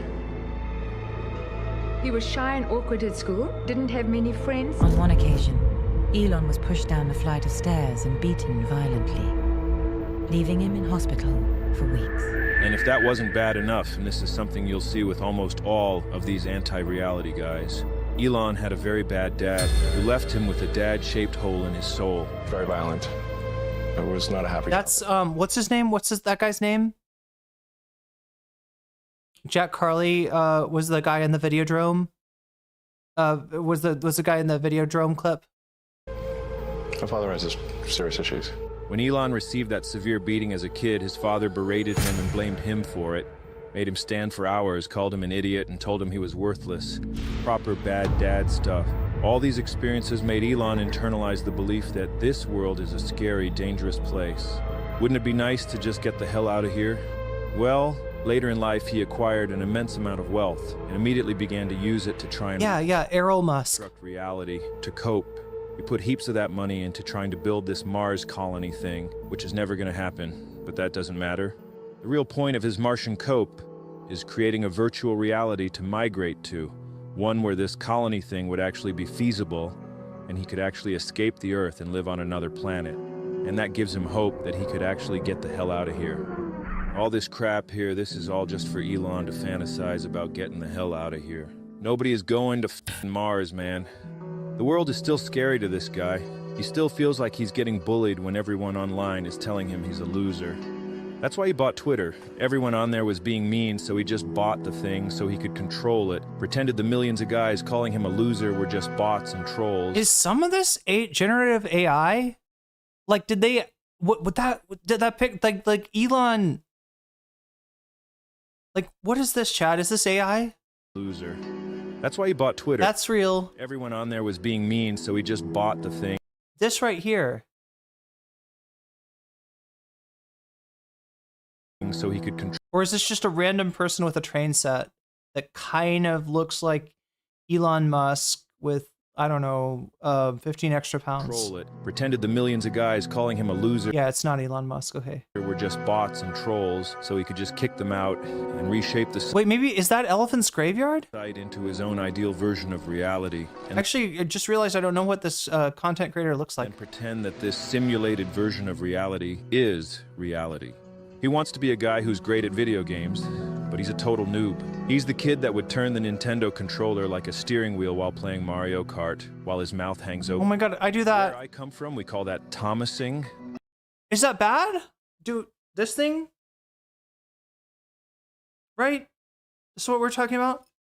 Like, right, when you're turning and you're not turning fast enough, and so you kind of like tilt the controller, like imagining that it would turn it, or sometimes even you lean, right? Is that Thomasing? I've never heard of this.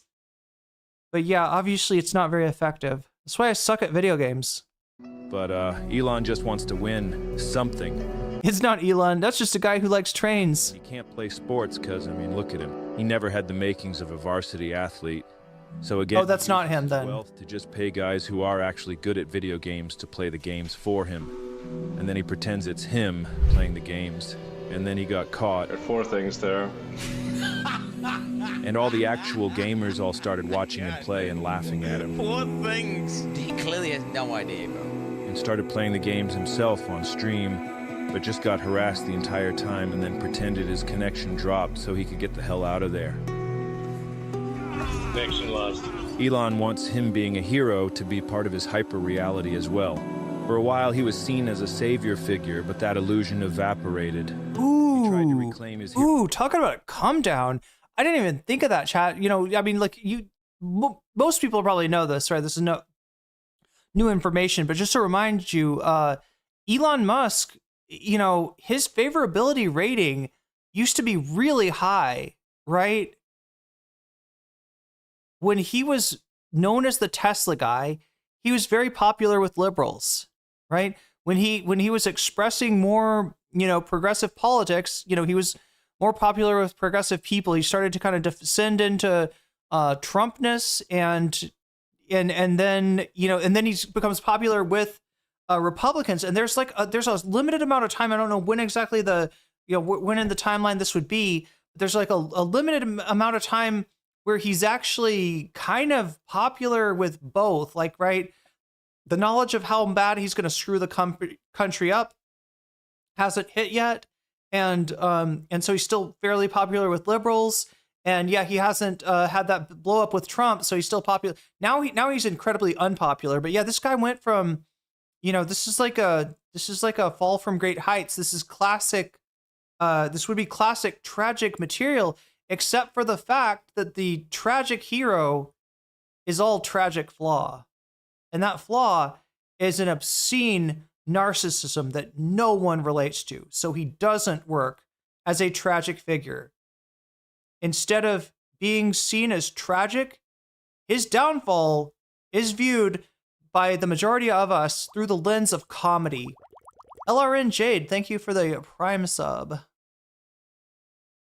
Hero status by inserting himself into the rescue of those 12 Thai kids. Oh god, this thing. Flooded cave.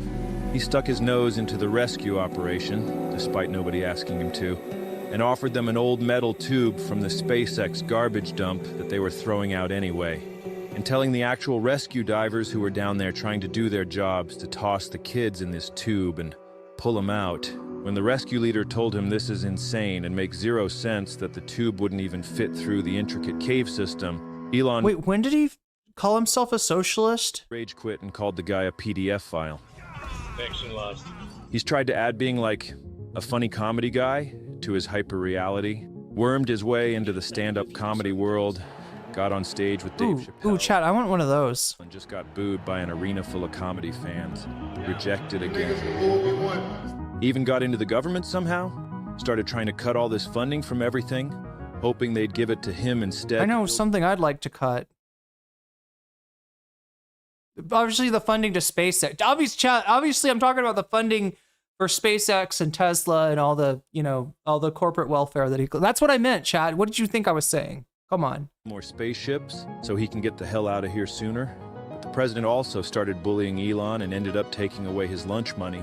And now, Elon's even more messed up, even more desperate to escape, and finding it harder and harder to cling to that Mars colony coat. With Elon, where I said, you know, Trump doesn't win, I want to just leave the country. And then Elon said, there's nowhere to go.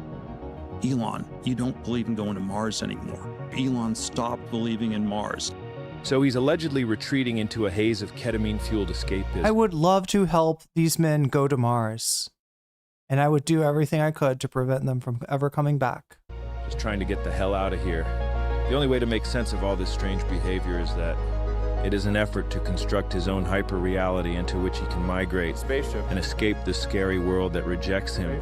I actually saw a video of his ex-wife talking about how he does this, and I mean, she would know. We create a parallel world to escape the world that rejects us, or the world that we find too painful to live in. But some people are so good at doing this and master such an amazing skill set that they take their world and they infuse it into our world. She knows. This is Berserk, chat. This is literally the Bailet. Yeah.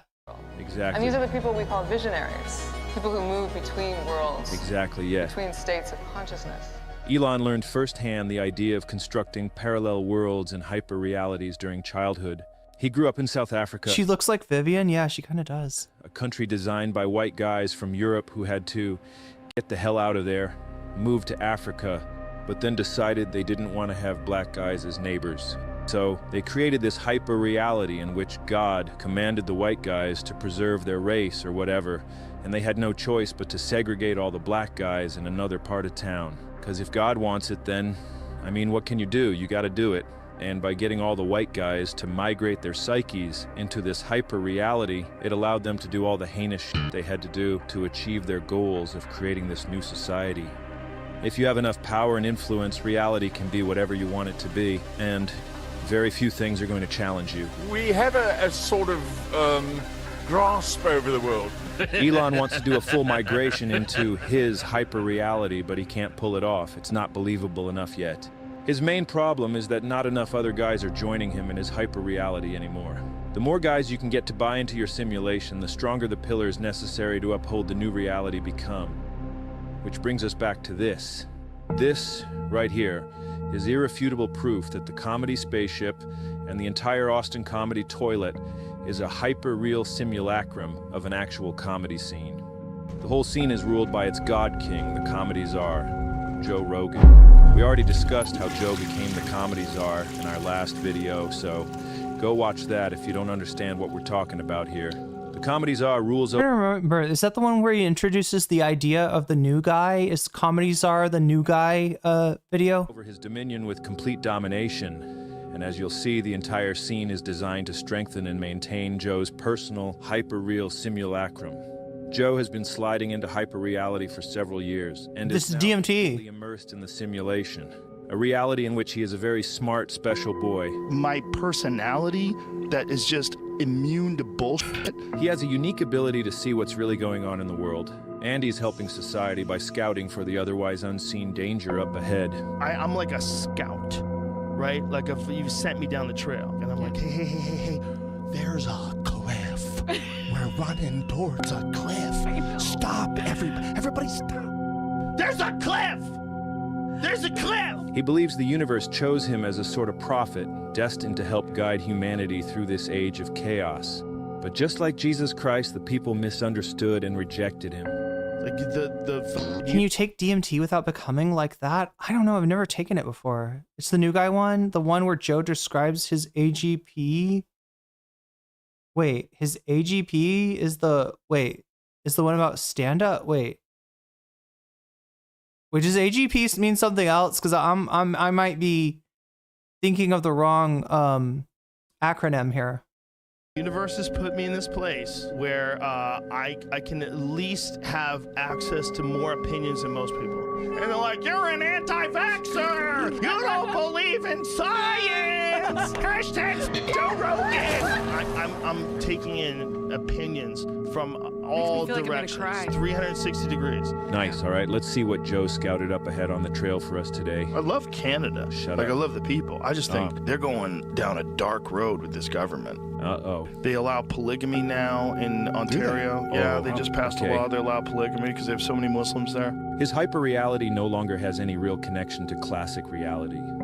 So when did Joe begin this psychic migration? Well, a few years ago he decided LA was the reason his life sucked.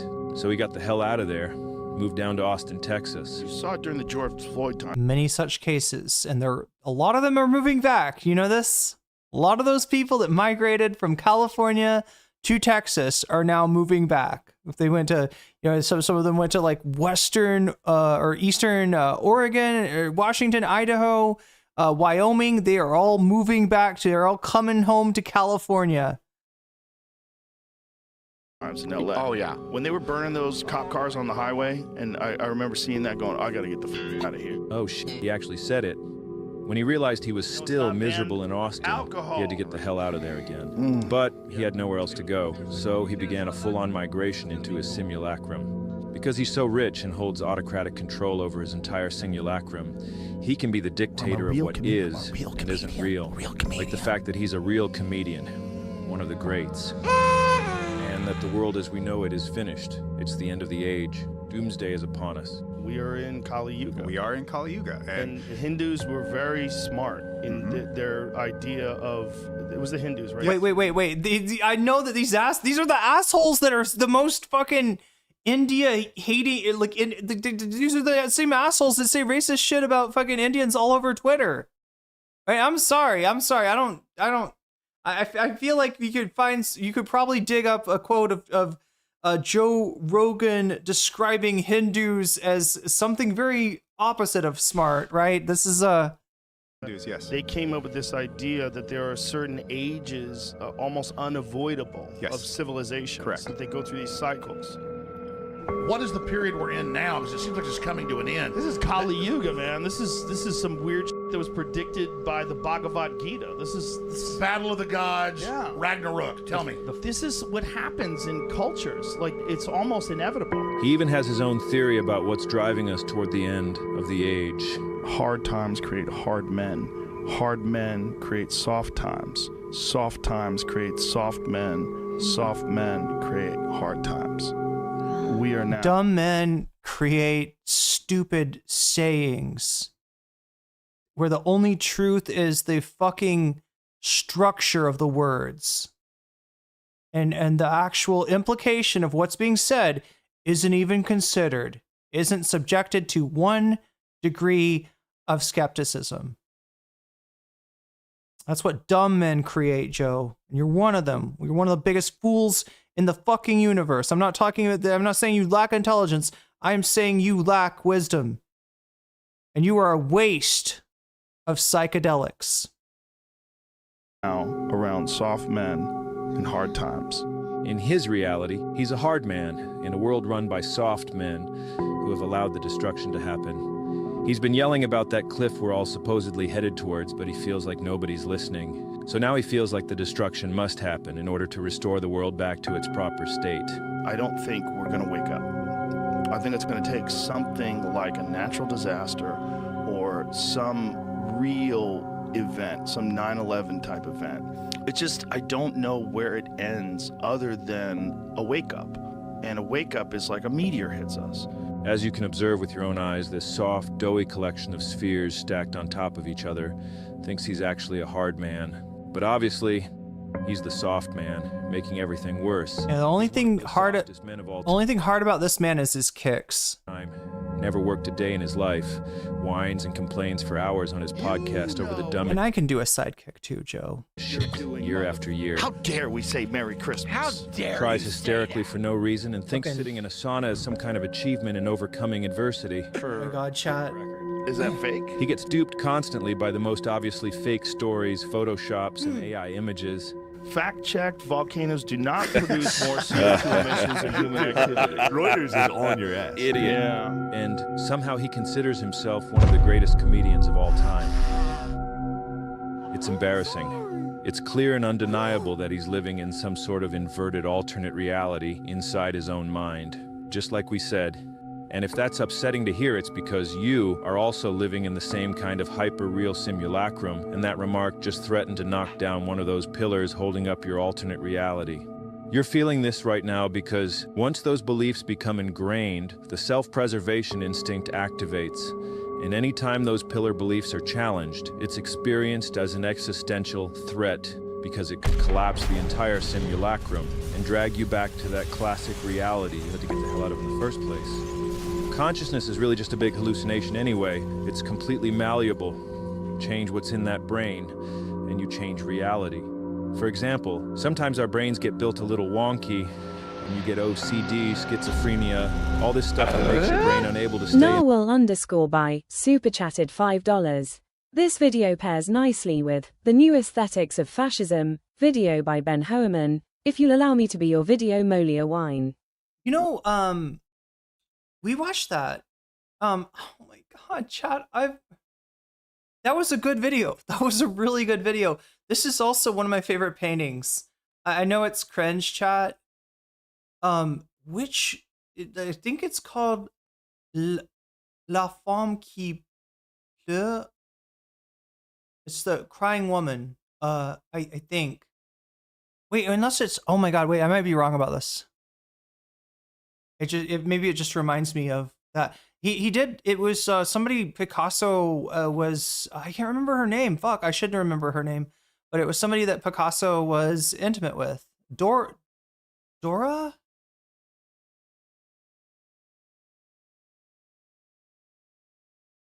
Wait, why didn't it show your super chat, Narwhal? I'm curious about that. Should have shown it. Maybe I didn't hit the right thing. Let's try this. Boom. Yeah, the Ben Herman video is like amazingly good. There's also a prequel to that video as well, right? The Weeping Woman is another way to translate that. Yeah, I actually saw, if it's the painting I'm thinking of, I think I saw this in person at one point. I mean, I'm not an art, I'm not a super art head. I haven't seen a lot. I definitely haven't been to a lot of museums, but yeah, I don't even remember what the museum was. It was smaller than I expected. And it also had Guernica in it. Yeah, Dora Maar. Yeah. I think they also had the original Guernica. Maybe it was a reproduction. I don't remember in that museum. But yeah, it was I can't remember. It's in Paris. I think it starts with a P. Prequel is only 25 minutes. So dank. In one version of reality. Wait, but Narwhal, the one you're talking about is the new aesthetics Oh, the prequel Aesthetics of Fascism first. Yeah, that's the one. I don't think we've seen that. I don't think I watched that on stream. Stressful. Likewise, it's very stressful when the pillar beliefs upholding your hyperreal simulacrum are challenged, as they threaten the stability of and your attachment to reality. It creates existential anxiety, and that anxiety must be relieved without destabilizing the simulacrum, and that often results in horrific consequences.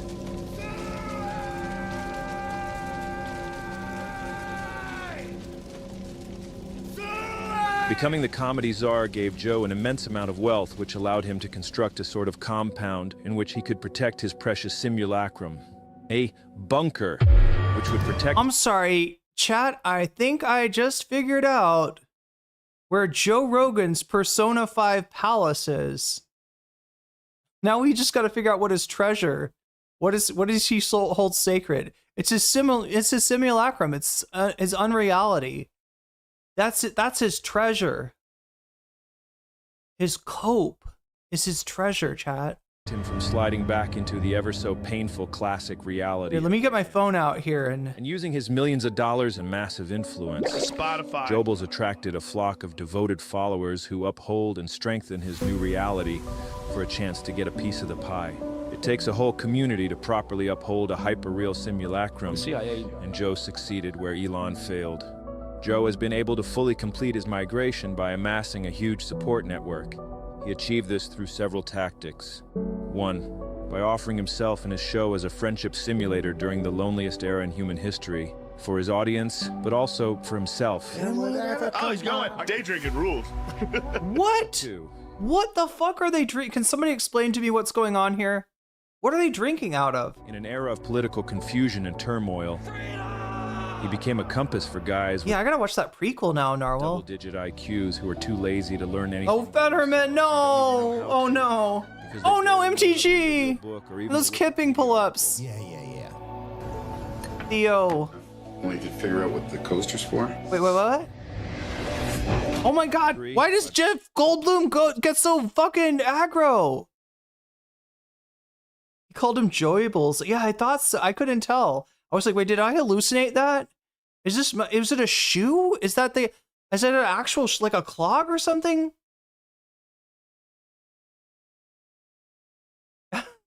Yeah, you did miss a bit of a banger stream. That's true. But that's okay. The VOD will be there when you have time. By becoming a father figure to guys who needed their dad-shaped holes plugged. Those holes longed to be plugged, and Joe became a convenient surrogate. His love— Wait, chat, was that Jeff Goldblum? Or did I just like— available 24/7 on Spotify, oh, what a dick. YouTube, or That's, you know, that's bad for your son's like brain. your podcast app of choice. Come on. He's like, hard men make soft times, soft men make hard times. And 4, Buffalo Trace. We thought we'd do a sample tasting for you. by providing an economic incentive model with his podcast becoming the home shopping network. Tastes good. As well as a PR washing machine. I went into Lorne Michaels' office, and he was— It's the Freedom Funnel Eagle beer bong? How is that a beer bong? I thought I understood how a beer bong works. Right? Doesn't it force you to drink the whole beer bong at once? Like you have to, like, right, there's a funnel. I'm trying to remember how this works. Yeah, this was an interesting skill that I didn't know that I had until I got in college, right? That some people have a very strong gag reflex to it's very difficult to suppress, right? And so you know, drinking an entire beer or two at once out of such a device becomes very difficult. But at a party one night, I discovered I was not one of those people with a strong gag reflex, and it's very easy, too easy for somebody with as low of a tolerance as I have.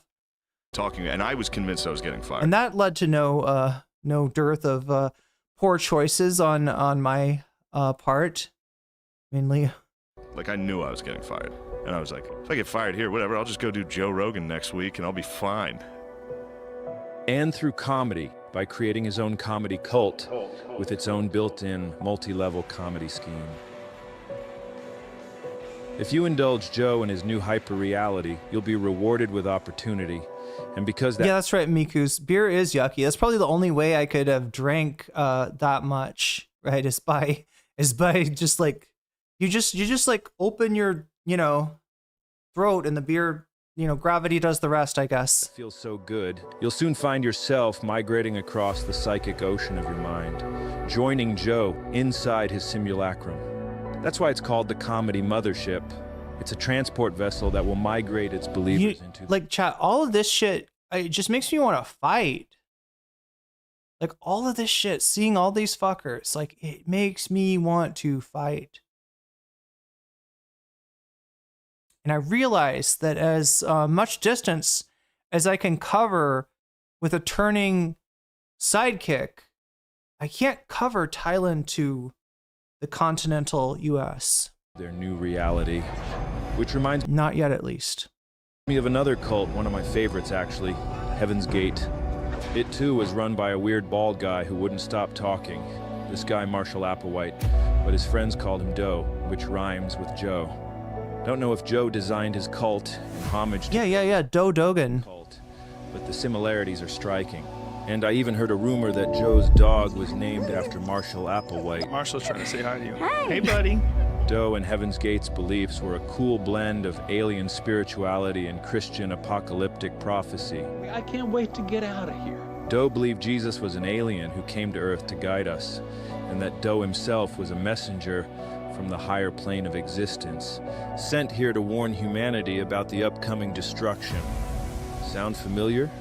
The name Jesus, of course, was the name given to the body, that mind that was indeed from the kingdom of heaven, and that mind came for the express purpose of teaching humans how they could be saved, how they would not be plowed under at the end of the age. Well, we're at the end of the age.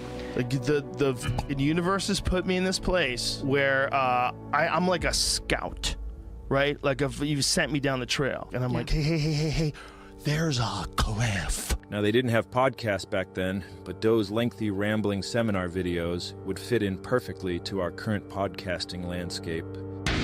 When things are going bad, Many times the worst things in the human kingdom that can happen to us end up being the best things that can happen to us.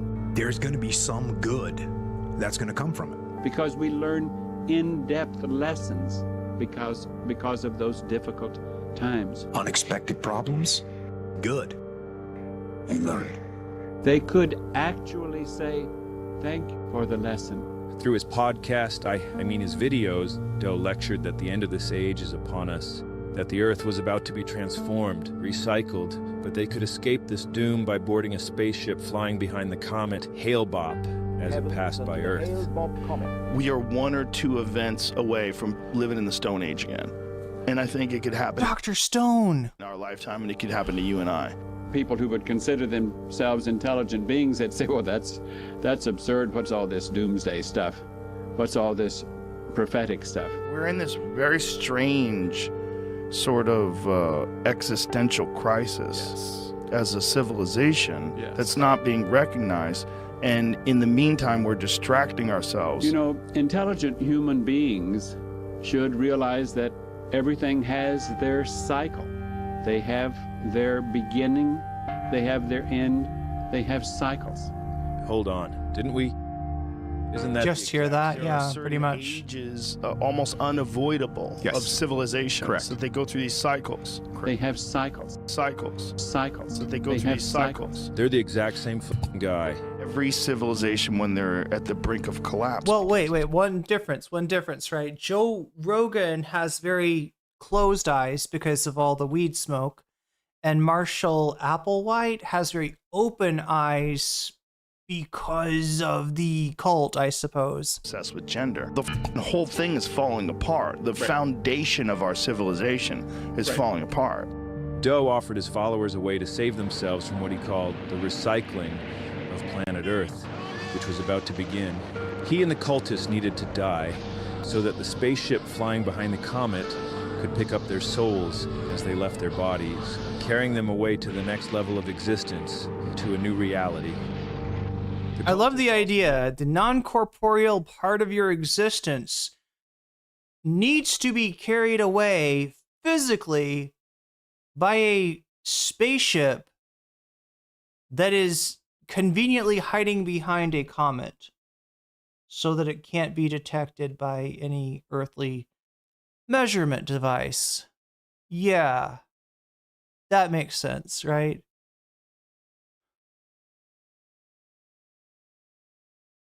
The soul can only jump like, you know, partially, like it can jump from the planet to the spaceship, all right, but it couldn't jump from the planet to like across the universe after the comet's left, right? Wouldn't be able to do that, right? It's got a limit of 5,000 miles or something. I don't know. Committed to Doe's authority, believing that he was the gatekeeper through which they could ascend to that next level. The ultimate test came when that comet finally arrived, and they all did a full sui in order to join Go and board that spaceship. And if you know anything at all about the Austin comedy cult, this all sounds eerily familiar, doesn't it? That's because Doe and Joe are the exact same strain of guy. Think about it. Just like Doe, Joe also offers his followers a way to transcend their lives and enter a new reality by boarding the comedy mothership. The comedy cult's followers also must commit a sui to transcend into that new reality. Not a literal full sui, but the kind of sui that existentialist Albert Camus called a philosophical sui. Yo! When we're faced with the absurdity of life, the fact that the universe is pure chaos despite our deep desire for... Sorry, we were just talking about this concept from Myth of Sisyphus yesterday on stream. You do get a little philosophy. You do get a little philosophy. Order and meaning. We have two options. It's not all drama slop. Absurdity, surf the waves of chaos without cope. Kali Yuga. Or we destroy ourselves, either literally or much more commonly through a philosophical sui. You don't sui your body, but you do sui a part of your inner self. You kill the part of your mind that's inquiring, the part that's honest, the part that embraces life's absurdity without copes.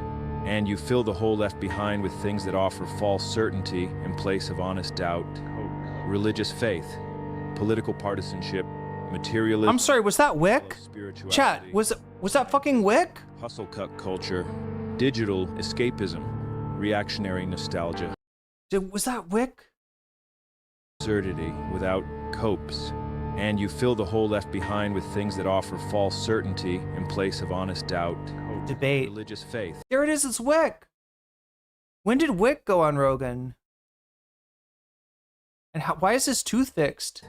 Political partisanship, materialism, hollow spirituality, scientism, hustle cut culture, digital... Hustle cut culture? Reactionary nostalgia, being a fat, drunk idiot all the time, philosophical overthinking. Huh. Cultism and guru worship, or complete submission to authority. Sometimes all of the above. Greetings to you, my friends. It's me, D. Trussell. Take this guy, Duncan Who's that? Trussell, for example. One of Joe's longtime friends. Okay. And a former advocate of radical honesty. Is this like his drug guru or something? Seeking and psychedelic wisdom. Dealer? Not long ago, he was the lone voice of reason in Joe's inner circle. And the only guy to openly predict how Joe would be corrupted by powerful forces. Wait, this guy's cool? This guy's cool? Employed him for access to his far-reaching media platform. People have decided you're one of the magnifying glasses focusing this beam of attention into the world. You have to watch out because people are gonna like try to exploit you. That's the main thing, is like people recognizing what you are, who have political agendas, will infiltrate your shit and then start blowing out their radioactivity into the world. And you have to wrestle with your identity. I worry about you, man. He was well aware of these billionaire techno-wizard freaks out there, manipulating new media before it became too obvious to deny. He warned Joe about them being a danger over and over again. We established they're these billionaires, and they live in these compounds. Right. And certainly people like Michael Hastings and other people, they get killed all the time. They're super powerful people who will use technology to kill people to have... Michael Hastings, if people don't remember who that is, I think this is somebody that was... Oh my god, chat, what was he covering when he got killed? He was a friend of Matt Taibbi's back when Matt Taibbi was cool, and he died mysteriously in a car wreck I don't remember. Was he covering? Was it like Lehman Brothers or Palantir? It was some kind of.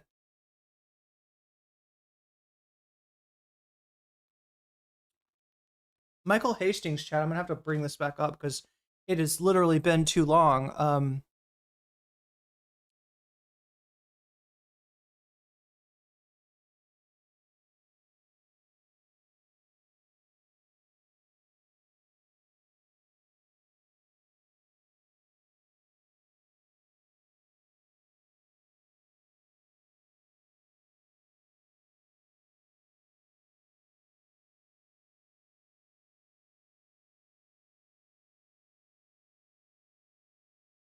It's also a state senator.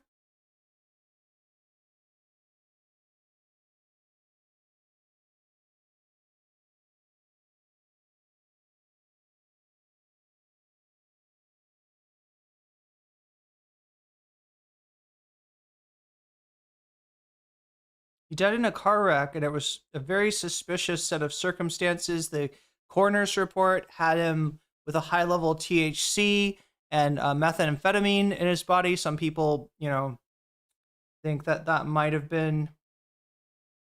What exactly? I'm trying to remember, like, the exact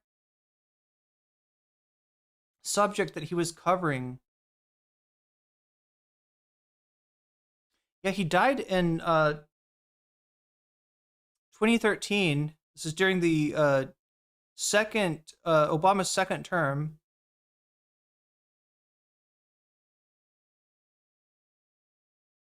Soon after Hastings' death, questions were raised about the crash that took his life. Former U.S. National Coordinator of Security, Infrastructure Protection, and Counterterrorism, Richard A. Clark, said what is known about the crash is consistent with a car cyber attack. He was quoted saying, there is reason to believe that intelligence agencies for major powers, including the United States, know how to remotely seize control of a car. So if there were a cyber attack on Hastings' car, I'm not saying there was, I think whoever did it would probably get away with it. The day after the crash, Hastings indicated that he believed he was being investigated by the Federal Bureau of Investigations. In an email to colleagues, Hastings said that he was onto a big story, quote unquote, that he needed to go off the radar and that the FBI might interview said colleagues. WikiLeaks announced Hastings and had contacted Jennifer Robinson, one of his lawyers, a few hours prior to the crash. And the LA Weekly, I think it's one of these independent weekly newspapers, like a tabloid-sized newspaper, reported that he was preparing new reports on the CIA at the time of his death. The FBI released a statement denying that Hastings was ever under investigation by the agency. Yeah, they released the Hastings files, Trump. I want to see the Hastings files. According to the alternative newspaper LA Weekly, his neighbor Jordana Thigpen said that Hastings came to her apartment after midnight, earnestly asking to borrow her Volvo, saying he was afraid to drive his own car. However, Thigpen declined. Motor Trend technical director Frank Marcus said that the ensuing fire was consistent with a high-speed car crash. There are conflicting opinions as to Hastings' death. After his death, some media outlets recalled that Hastings said he received death threats from the military after the McChrystal article. This is disputed and is a subject of the discussion section of the Wikipedia article. Cenk Uygur, a friend of Hastings and host of the Young Turks, told KTLA that many of Michael's friends were concerned that he was in a very agitated state, saying he was incredibly tense and worried his material was being surveilled by the government. Friends believed that Michael's line of work led to a paranoid state. USA Today, this is what I was describing earlier, how attendance at protests kind of leads to a paranoid state for me. USA Today reporter told that reported in the days before his death, Hastings believed his car was being tampered with and that he was scared and wanted to leave town. The possibility of a conspiracy or some sort of government involvement in Hastings' death has been discounted by members of his own family who were with him around the time of his death. Hastings' widow, Elise Jordan, has said that she believes his death was just really a tragic accident. Other members of the family have stated that they were concerned at the time that he was a danger to himself from his erratic behavior. His older brother, Jonathan, had just flown to LA attempting to organize some sort of family intervention for what was believed to be a drug-induced manic episode, a concern apparently echoed by others close to him at the time. So the FBI file on Michael Hastings and its attachments, totaling 21 pages, were released to the public on September 24th of 2013 after investigative journalist Jason Leopold and MIT doctoral candidate Ryan Shapiro filed a joint suit in July of 2013 against the FBI for ignoring their Freedom of Information request file. FBI failed to respond to the request within the allotted 20-day period. On August 15th, Leopold released a statement that read, "The Department of Justice has indicated that the FBI has likely located responsive records pertaining to the investigative journalist Michael Hastings." Al Jazeera, along with Shapiro, released results of the Freedom of Information Act request showing that the FBI's Washington field office had opened a file on Hastings on June of 2012 to store unclassified media articles and memorialize controversial reporting by Rolling Stone magazine on June 17th, 2012. The attorney who filed the Freedom of Information lawsuit, Jeff Light, suggested that it was uncommon for the FBI to open such files on reporters. Damn.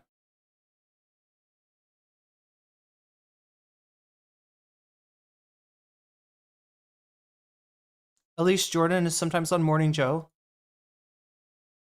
Their own way. So that means that there is some group or series of groups of people that are doing like. Sarah says he exposed General Charles Flynn, Mike Flynn's brother. And I think General McChrystal, yeah, they mentioned McChrystal. Mike Flynn has even made jokes about Hastings' death. Jim Stewardson has such an amazing recent Hastings piece. God damn. Highly nefarious actions from places of power. We know that there is like truly a war to control the paradigm. He was by all accounts an honest guy, and probably the only guy on that stupid podcast who would rather say what's true than just whatever the burgeoning comedy emperor wanted to hear. But those sorts of qualities are no longer welcome in the comedy czar's simulacrum. They're far too threatening. So once Joe migrated into his new reality, Duncan faced the hard choice of either embracing the absurd and maintaining his principles of honesty and truth, or committing a philosophical sui and joining Joe in his new reality in order to maintain connection to the comedy czar's sphere of influence. Oh, Tipohan. Whatever's happening, you just have to make it a good thing. Anything that's happening. What is that, Chad? Is that like for duck hunting? To you can be converted into something either that's going to make you scared, self-destructive, rationalize your anger, rationalize your shitty decisions, or it can be used as a thing that completely converts you. Like at any given moment, you can shed your operating system. You could drop all of the hang-ups, all the weird shit at any moment connected to the great truth, the divine. That was him 5 years ago. He's since followed through on this new guy conversion, so let's see how connected he is to that great truth. Ooh, that divine. Dan himself has said this. So what do you think about people who say that someone like Peter Thiel is the Antichrist? Here's what's fascinating to me about accusing Peter Thiel of being the Antichrist. Now, Peter Thiel, in case you didn't know this in advance, is one of the primary billionaire techno-wizards we mentioned earlier. With his immense wealth, Thiel wields massive influence in politics, media, and online information from behind the scenes. He says cool stuff like freedom and democracy are actually not compatible. Pete's company, Palantir, is deeply embedded with the CIA, ICE, FBI, NSA, police, and the military-industrial complex, and promises to be the most powerful mass surveillance platform to ever exist. He subscribes to a philosophy that believes that civilization as we know it ought to be destroyed, and from its ashes, a new technocracy should arise. A new state run by a CEO king who wields absolute authority. Pete is part of this new military tech industrial complex, operating with little oversight while creating autonomous weapons and surveillance systems, and whose algorithms remain a complete mystery.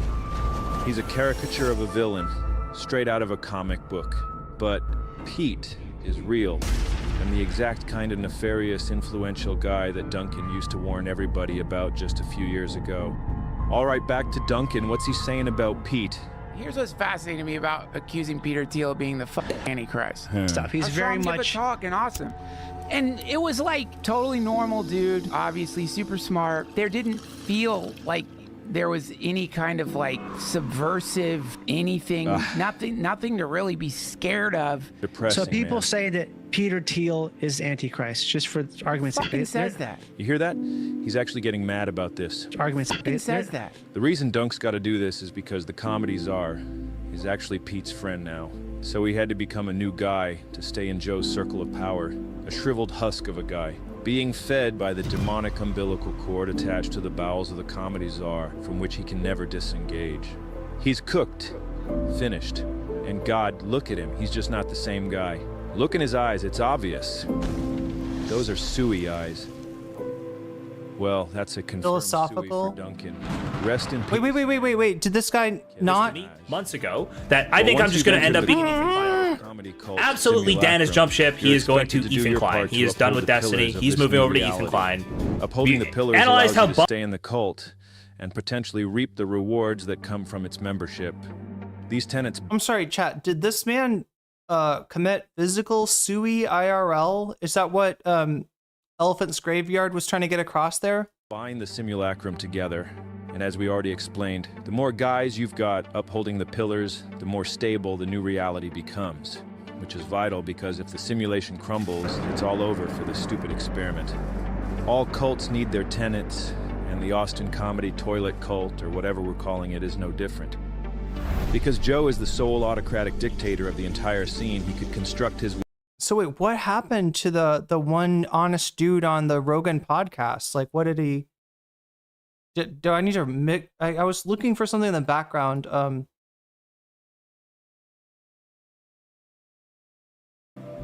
Well, once you've entered the comedy czar's comedy cult simulacrum, you're expected to do your part to uphold the pillars of this new reality. Upholding the pillars allows you to stay in the cult and potentially reap the rewards that come from its membership. These tenets bind the simulacrum together, and as we already explained, the more guys you've got upholding the pillars, the more stable the new reality becomes. Which is vital because if the simulation crumbles, it's all over for this stupid experiment. All cults need their tenets, and the Austin comedy toilet cult, or whatever we're calling it, is no different. Because Joe is the sole autocratic dictator of the entire scene, he could construct his world however he wanted to. Starting it from the ground up. So it's this completely new thing, and it can kind of go a lot of different ways, and a lot of different things can happen. You don't know what's going to happen one way or the other. Those things are very exciting. It's scary, but it's exciting. The primary pillar, like all cults, is the steadfast veneration, devotion, and reverence of the cult leader. Just like Jim Jones, Joe originally sold his comedy scene as a utopian paradise. So make it as fun and as comfortable for the comics as possible, as welcoming to the comics as possible. It's a warm, inviting environment, and the whole idea is just to make it so that I can make it so they feel like this is home. And just like Jonestown, it quickly devolved into an authoritarian nightmare. I like the intensity of the mothership. I bring my opener. He's having a rough set. I'm sitting on the balcony watching it. Rogan is standing there watching him bomb like this. Rogan goes, he's bombing, man. He can't be here. And I go, I agree. Kill him. You want to kill him? Kill him right now. We'll break his legs. Get the Navy SEALs. Let's shoot him in the face. And then the kid got off stage, and I felt really bad. I said, listen, you got to go right now. Gonna kill you. Joe is unhappy, and it looks really bad. You got to get out of this club right now. The cultists all submit to the authority of its charismatic leader who can never be questioned or crossed. He's a supreme leader, and Austin is comedy North Korea. Comedy cultists must pay tribute to the dear leader by praising him and are expected to excessively embellish his abilities, often to an absurd degree. How many people on Earth do you think could kill you? 100, to be generous? Maybe. Very few people can kill you if they want to. This is straight out of the North Korean playbook, where they pretend their dear leader was the world's greatest golfer after shooting 38 under par on his first ever round, including 11 holes in one. Comedy cultists are expected to study the beliefs of their dear leader and prove their commitment and allegiance by repeating his own opinions back to him. I was doing the cold plunge after I did the sauna. I've incorporated a new thing that I was telling you where I get up first thing in the morning, I get in the cold plunge. Sauna cold plunge thing, I'm so into it. That's awesome. My hotel choice, I'm solving for places with sauna cold plunge. Of like a real legitimate professional comedian that can go up and do an hour. Right. And kill? Not many. Arenas, not many. Not many. Yeah. Not many for theaters. How many for theaters? Is there I would 50? say 100? Yeah. Maybe 100? Probably less, man. And by making sure your act panders to dear leader's personal interests and beliefs. You do that, you can tape your special at his spaceship club. I got 2 daughters. I got a wife. She's a she, her. Just want to let you know that right off the bat. Like, the plumbing matches the pronouns, if you know what I'm talking about. And really just doing whatever they got to do to appease him, no matter how debasing or humiliating it might be for them. This is Chris Stefano's very first time. All right, here's the deal. I have got to pee, or else my bladder will pop. I'm gonna take you with me. Take my phone with me. I'm sorry, that sounds really bad. I'm gonna take you with me to pee. No, chat. No, I'm not going to take the camera with me. I'm not going to take the microphone with me. I'm going to take the stream with me is what I'm going to do. And so I'll be back as quickly as I can, but I might also have a little smoke if you know what I'm saying. But yeah, because I feel like I need, because I'm a long haul truck driver. That's why, chat. It's the things you have to do as a long haul truck driver. Also, if anybody could get me one of those kits to pass a pee test, that would be nice, because I think truckers still have to take those. Anyway. Okay. Lighting and smoking a cigar. Okay. Yeah. Is this the right way? Yeah. He's going to vomit. I want to see him vomit. Get it on there. Get it on there. All right, you're good. Just start pulling. No, you're not. Breathe in while you're doing that. I felt it in his face. Puff. Keep puffing. There we go. This is so mean. Yeah, take a sniff of these bits. Come see a sniff. Take a smell. Yeah, you want me to go on the other side? Yes, my king. Come take a sniff. Humiliation. Yeah, that's right. Get in there. Yeah. Humiliation. That is bad. Not bad, right? Yeah. And the most shameful lie of all of them, you got to pretend that dear leader is actually funny. You got to laugh at any attempts at humor, no matter how embarrassing for him or you. Baby, I'm a baby. It's all about me. That's what it is. What are you, some kind of communist? Ori! One. Like, I'm a legit world-class comic. Like, I'm real. Yeah. Everybody knows you as a comic.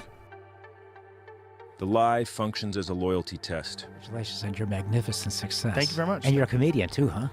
Yeah. No shit. You were murdering so hard when you're climbing on a stool. I was like, holy f***. Because we all thought you're just like a famous guy who just does stand up on the side. Uh-oh. And we were like, no, this guy's a murderer. There it is. This lie is just so egregious, I had to call this brain science guy called Sam to get some perspective. Hey man, yeah, can you just explain how people could be this dishonest? The harder the lies are to believe, I mean, really the impossible lie, functions like a loyalty test, right? Yeah, that's what I was saying. Still. Code for being in the cult is designed to get right. people to believe nothing. So they just realize, okay, who knows? Yeah, well, lucky man. I'm just going to be obedient and keep my head down. I'm just going to put a sign in the window, claiming to believe the big lie, so that that no one drags me out of my shop and beats me to death on the sidewalk, right? I mean, like yeah, that makes sense. All right, thanks, man. It was Hannah Arendt's point. All right, yep, good. Gotta go. Bye. When loyalty is everything, if you're a ruler who demands total and complete loyalty, you're going to create a circle of liars around yourself. Ousted comedian Chris D'Elia tried to defend Joe's last special, but he really struggled to navigate that maze, trying to find that perfect take that's going to convincingly praise that comedy atrocity. Rogan's special came out, and I'm happy about it. Oh, it's sorry, so crazy how, like, My bad. Obviously, we know obviously, I honestly haven't seen the reviews. I saw somebody saying it, and they were like, this is a hacky, this is a hack. And it was straight up just not hacky. The one thing that they have is it's hack. Like super woke people even know what Hello? is hack. Yeah. These appeals to dear leader through praise are made in hope that one day his gracious hand will reach down to them, bless them with his endorsement, and pull them out of their hellish obscurity. So there's kind of this trickle down, you know? Now, once Joe likes me, then your mom's house goes, want to be on our episode. Once Rogan was like, this Jeff Dye guy's really good, then everyone else has to fall in line. Right, everyone else does. Now I gotta treat daddy like dad. I gotta kiss the rings, you know? You don't go on Joe Rogan and then start talking shit. You know, Joe's dad. The second pillar is they are the anti-mainstream, anti-commercial, anti-establishment underdogs. Dear Leader gained much of his power by selling himself as the antidote to corporate mainstream media and culture. His platform is now bigger and more influential than the mainstream media he once stood in opposition to. But because being anti-mainstream was such a fundamental part of his sense of self and his show and his audience's identity, they all have to keep pretending that they are not mainstream. Admitting otherwise could collapse their new reality, so they stick together, upholding that pillar, keeping their simulacrum stable. Rejection of whatever is whatever people think the comedy industry is, because people think the comedy industry is like some group of people with power that control all and give people specials that don't deserve it. There's all this like weird thoughts about the comedy business, but when the comedy business is only comedians, there's no business element behind it. There's no networks. There's no producers. There's no executive. There's none of that. So it's just wild. Dear Leader is a billionaire, but instead of running his own show, he's still partnered with the tech establishment. He and all the cultists are connected to the biggest corporations on Earth, but still they maintain a facade of being independent DIY artists. As we all know, Joe got in tight with the US regime and became the government's own comedy czar. The regime's comedy puppet dictator, like comedy Lukashenko. He's now literally an extension of the US government. But inside the reality of the mothership cult, he's still the anti-mainstream underdog. And obviously this makes no sense at all, but because all this is taking place inside an anti-reality simulacrum, it somehow just works. You have like comedic instincts. Like when you said to Hillary, you'd be in jail. Like that's great timing. It's funny, you need at least the attitude of a comedian when you're doing this business. It's the most dangerous business. Being president is the most dangerous. Especially you. Imagine if there was assassination attempts on Biden. Pillar 3, they are real comedians, a special class of human, an elite artist class. Comedy is sacred. And the mothership is both a holy temple. I was in the mothership last night, and that audience were like church. And the center of the comedy universe. The comedy mothership is the hub of comedy in the world. That's wild. Yeah. It's comedy mecca. The green room is the Kaaba, the house of God. Being granted entry is considered one of the cult's highest honors. We laugh in that green room, and the best thing about the green room is how restrictive it is. You know, that you just can't go in there. The comedy czar considers his entry into comedy a religious experience. That transformative moment where he was converted, baptized by Mitzi Shore, and transcended from a civilian into a real comedian. I remember thinking, I gotta get to the Comedy Store. It was like, it was Mecca. It was Mecca. It was a religious call. I mean, if there was anything like that in my life, that was it. She passed me as a non-paid regular after my first audition. I couldn't sleep that night. I'm a real comedian. I'm a real comedian. A real comedian.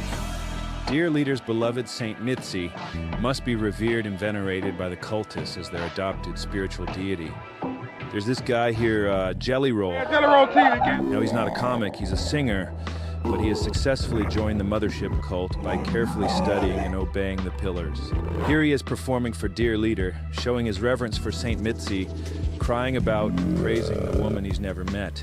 Speaking of Mitzi's, I was so inspired by the way the mothership has Mitzi's, and it's like an honor to Mitzi's. Touched my soul in such a way.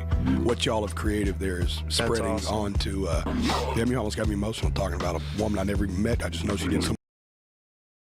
Oh my God. There was a part Did I really? Oh my god, why is this turned like that?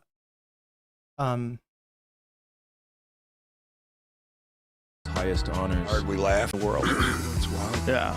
It's last night, and that audience were like church. And the center of the comedy universe. The Comedy Mothership is the hub of comedy in the world. It's wild. Yeah. It's comedy mecca. And real comedians. It's the comedic instincts.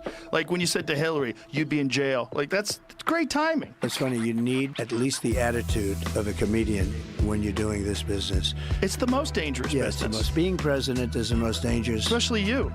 Imagine if there was assassination attempts on Biden. Pillar 3. They are real comedians, a special class of human, an elite artist class. Comedy is sacred. And the mothership is both a holy temple. I was in the mothership last night, and that audience were like church. And the center of the comedy universe. The Comedy Mothership is the hub of comedy in the world. It's wild. Yeah. It's comedy mecca. The green room is the Kaaba, the house of God. Being granted entry is considered one of the cult's highest honors. Hard we laugh in that green room, and the best thing about the green room is how restrictive it is. You know, that you just can't go in there. The comedy czar considers his entry into comedy a religious experience. That transformative moment where he was converted, baptized by Mitzi Shore, and transcended from a civilian into a real comedian. I remember thinking, I gotta get to the Comedy Store. It was like, It's Mecca. It was Mecca. It was a religious call. I mean, if there was anything like that in my life, that was it. She passed me as a non-paid regular after my first audition. I couldn't sleep that night. I'm a real comedian. I'm a real comedian. A real comedian. Dear Leader's beloved Saint Mitzi must be revered and venerated by the cultists as their adopted spiritual deity. There's this guy here, Jelly Roll. No, he's not a comic, he's a singer, but he has successfully joined the mothership cult by carefully studying and obeying the pillars. Here he is performing for Dear Leader, showing his reverence for Saint Mitzi, crying about and praising the woman he's never met. Speaking of Mitzi, I was so inspired by the way... Damn it, there's something that I wanted to comment on.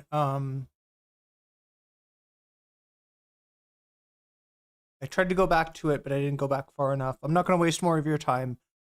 I'll look in the transcript. Maybe I'll find it. That's the wrong button.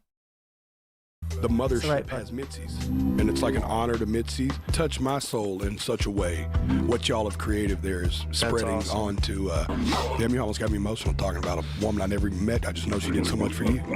Doing stand-up is a transcendent spiritual experience that only real comics will ever be able to. Only real chair humpers. Richard Dawkins is never killed on stage. He doesn't know the connection between human beings that comes through laughter and joy in that way. Walk to the women's locker room with a heart. Abracadabra! Dear Leader draws a stark distinction between the comedian class and what he calls civilians, regular guys, lower lay people. Yeah, so the laity, or wait, no, is that the lady? Like you're a layman. Hassan guy explains some of the differences between higher tier humans. Oh, that Hassan guy. Comedians, and the lower tier average human. And how difficult it can be to even be around such low tier guys. Our ability to talk to literally anyone is a skill set. Like, totally. Do you ever have to, when you go to like a party with your ladies' work friends? Yes. And you're like, bro, there are fucking just goobers out here. Yeah, just office banter. I was at a work thing with my wife. We're like in a building, and outside the window, it looked like someone was about to jump off. Oh, wow. The guy goes, like, is that guy like, is he walking on the roof? I go, the part didn't go his way, so he's just. yeah. And they're like, Pillar 4, they are brave truth tellers and victims of an authoritarian mob of censors. They need to be seen as oppressed victims so they can appear as heroes for standing up to the threat. Inside their simulacrum, they are the modern-day incarnations of guys like Lenny Bruce, Dick Gregory, and Mort Saul. Look them up. We're drinking, my friends, in the Last Chance Saloon. What I'm saying on stage tonight is barely acceptable now. In 10 years' time, forget about it. You'll say, I saw a man, and he stood on stage, and he made light of serious situations. We used to call them jokes. And us versus them mentality is a hallmark of cult psychology. Chat, was that from The Warriors? What movie did he cut that from? Is that where what is that like sound drop, like 60,000 hardcore members? Can you dig it? Like, is that the Warriors? Am I thinking of the right thing?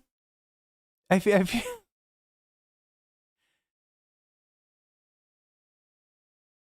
was that the clip that we saw? Like, right, they I can't remember the main boss guy is giving a speech at the beginning, and there somebody pops. No, it can't be, right, because it was the Warriors come out to play a guy that there was his gang, the bad gang that actually did the murder, and I don't think those guys were from that gang.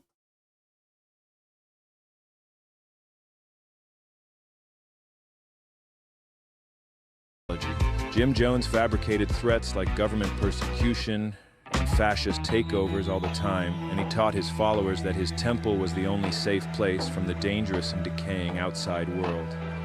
The Heaven's Gate followers believed that they and the rest of humanity were under the control of deceptive lower-tier aliens called Luciferians, false gods who controlled Earth's religions, governments, and media, corrupting the minds of humans.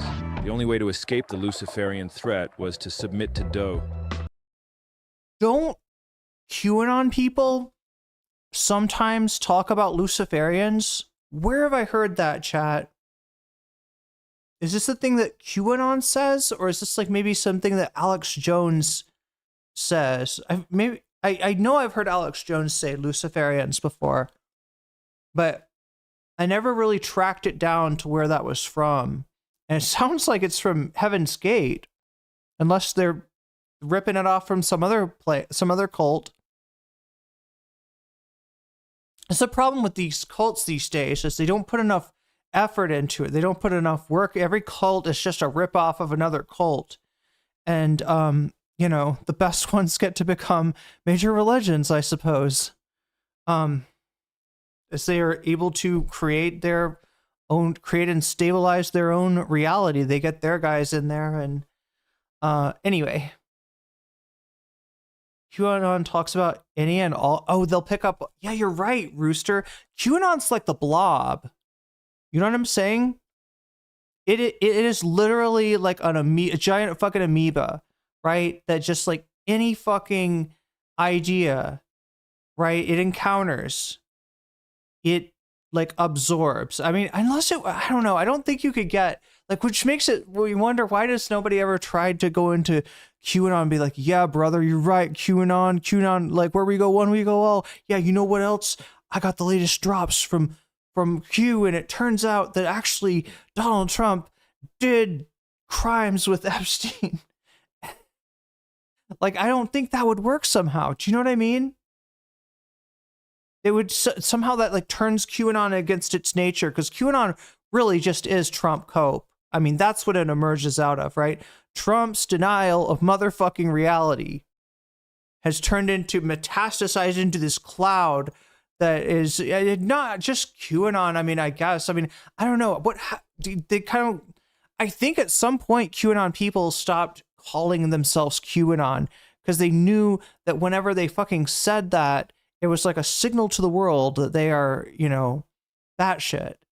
And so they just like sort of recoded and re-dog whistled everything. And I don't know what the code words are today, or if that even, you know, exists in that way. But there's definitely Trump people that occupy that electron cloud of cope that orbit around this like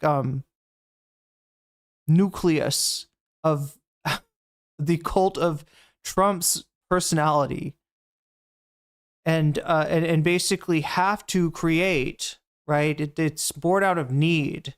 They have to create this cloud of unreality in order to cope with the conflict between Trump's words and reality, verifiable, right in front of your face reality, right? You gotta basically create a religion in order to not deal with that absurdity that the man that you voted for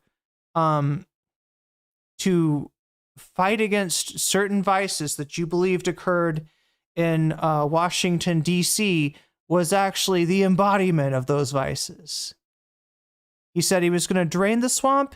He was the swamp. He was the swampiest swamper in the whole swamp. This guy came up in New York real estate. If you know anything about New York real estate in the 80s, which I totally do, okay, you know that like you gotta have some protection if you're gonna work in real estate, right? You gotta be connected to certain certain kinds of people that don't necessarily operate within the law. And that was Donald Trump's reality. Right? He was the crooked Hillary. And he was standing right in front of their faces. Right? The very thing that they abhor is able to present itself as their leader. That is absurdity. And I suppose, like Camus, we must deal with this absurdity and avoid any sort of sui, whether it be philosophical or obviously physical. Are you ready to dive into this, chat? Let the absurdity flow. Sui out of this world and get on that spaceship. This fosters paranoia and isolation, which helps bind the cultists together and keeps them fearful and loyal to the leader. The mothership comedy cult Toilet Piss Pipe employs the same psychological strategy. Okay. Like Heaven's Gate's Lucifer. That hit hard. That was muzzle velocity. Varians. Go on. The comedy piss cult also fabricated a make-believe enemy to set themselves apart from and blame for everything. Woke. It's very dangerous. A nebulous, undefined, and amorphous outgroup that is somehow both completely feckless and able to wield widespread domination over our entire society. They're out of their f***ing mind. They want to force people to behave and think a very certain way. Well, they're just nuts. He is terrified of a shadow, a construction in his mind formed by a social media feed. You can never be woke enough. That's the problem. It keeps going. And if you get to the point where you agree to all these demands, it will eventually get to straight white men are not allowed to talk. Oh, no. You're not allowed to go outside. Damn it. Oh, please tell me you're joking. I mean, I'm not joking. Shit. Well, the good news is the comedy cult's here to save us all. Thank God. The mothership is their sanctuary where woke meets the wall. In the comedy world, we say we're the last line of defense. Where the woke meets the wall. If you want to never make... Is he the one that came up with that? I remember this now. Yeah, wow. Fun of marginalized groups. It's like, no. In the Austin Hell Toilet, because their comedy is not funny, they know it doesn't hold up to criticism. So they need to pretend that the criticism is some kind of attack. Then they can all rally together to defend themselves from it. And to prevent the defensive line from breaking, followers are programmed to believe that they can't survive outside the cult. One of the ways that I describe comics, I go, you're either like a village or an island. And villages do way better. An island is a man on his own out there, that does his own shows and doesn't hang out with comics. You didn't have any comics for friends? There's a lot of fucking sad people out there. Yeah, no, don't be a cool island guy. Give yourself to the cult, migrate to that new reality, and you'll be able to achieve things you never thought possible. Because they aren't possible, really, unless you're doing it inside the simulacrum. But that's your new reality now, so that's okay. But don't ever make the mistake of going against the pillars or disrespecting the comedy czar. No. Or you'll be swiftly ejected from the group. It's back to classic reality for you. You're gonna get more people that are very uncomfortable with their own lives and want to live a different life. Well, when you think about where this is all headed, there's only a few different directions that one could go to, and simulated reality is a big one. It's coming. It's already here, and you're in it. We don't need to invent brain implants or anything like that. Our brains are already configured to live in artificial reality. All you need is a reason. If your career's about to expire because your entire fan base is headed to the glue factory, migrating to the simulacrum offers you access to a whole new, younger audience. and I'm pretty emotional about the mothership. I think that the universe used you. Who's this guy? To get me back out of this fucking hole that I was in. I didn't know what to do. I didn't know where to go. I didn't know. If you got anxiety, This is an interesting god they've got. This is a god that like turns Trump's head just ever so slightly at the exact right angle at the exact right time to make sure that he can still run for a second term, and it also gets this guy a second, you know, gets him second career, reignites his career because he God apparently also got him on Rogan. That's an interesting god you've got. I would say, you know, interesting way that this god spends his godly time, which I guess is infinite. Otherwise, he would not be trifling with such things. Yeah. being funny, you can eliminate that by knowing you can always just do a boring boilerplate TED Talk soapbox sermon about one of the pillars, and the cult followers will love it. Apparently, I'm not very PC. I'm not one of those people who tries motherfucking Rife? hard to like prove how woke what a good person. You know what I mean? Wait, is this Rife? You don't even have to be a comic to join. They're not gonna tell us. Oh my god, this is a video made for people who really know comedy. It's still good. It's still good even if you don't super know comedy, even if you don't recognize any of the faces in the video essay. But there are many cultists who work in other fields that personally interest the comedies are, like science. I've been talking to scientists and doctors and biologists and virologists for months and months and months. And if you're an academic guy rapidly approaching the end of your career, oh, this motherfucker. Because you're scared to die. Apparently, this guy is like at war, or Professor Dave is like at war with this guy. I haven't been covering it, but I keep on seeing videos from time to time, and it's almost like, you know, Professor Dave's making a video about Sabine Hassenfelder, and this last one I watched, he was saying that at some point she had just kind of decided to play to a right-wing audience, the audience that's very kind of like, oh yeah, well, are you sure we can trust any of those studies, because, you know, maybe science is all bullshit. And this is like the movement to be like, yeah, actually science is bullshit. Actually, you know, right, this is, and wait, what's this dude's deal? He's got like a theory of, this is Eric Weinstein, right? Not Brett Weinstein. This is his brother. And he's got some theory of, like, doesn't he have some kind of physics theory that is like, not, what is his deal? Is he an autodidact? I'm trying to remember, chat. Does he have a theory of everything? Is he one of those guys? Yeah, I think you're right, Globitz. I think it's like a theory of everything. I think he's got a theory of everything. And that's, so yeah, Dave is, you know, kind of fighting these like villains. I mean, it's, you know, academic villains or pseudo-intellectual villains. I don't know what you want to call them, but yeah, I mean, like, it's a good thing that somebody's, you know, paying attention to this shit, because it seems he's connected to Peter Thiel. I'm not sure if that's going to come up in this video or not, but yeah, Eric Weinstein, I believe, allegedly, is connected to one Peter Thiel. I mean, I guess is that really a surprise? This is kind of like the all roads lead to Peter Thiel and his bank account, you know, theme that we're seeing here. Without leaving behind that meaningful legacy you always dreamed about. You know, this question, like, what has Eric Weinstein ever done? I actually have been scared of this question, and I've lived afraid of my own story. You can just pretend you're the new Einstein. Create your own new theory of everything. Just write whatever you want. It doesn't matter. What is this thing that you handed me? What is this? It's the theory of everything. May water wiggle. It's the theory of everything. Wow.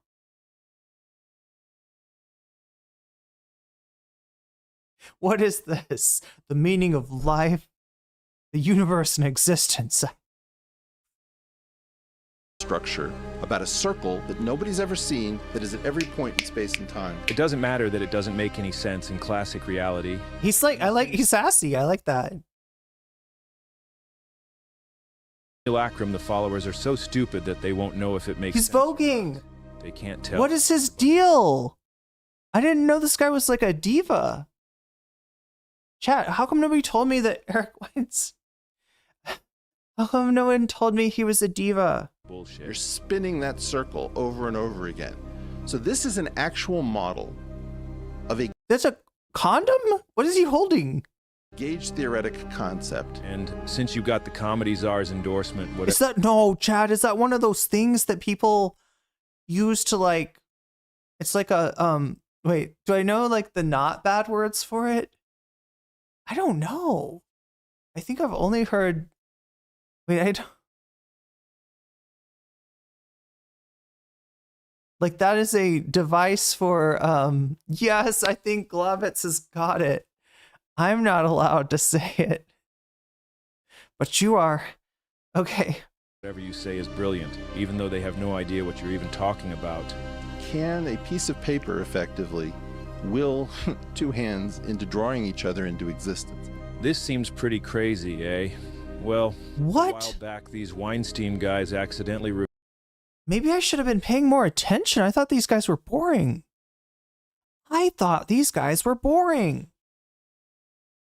That's wild.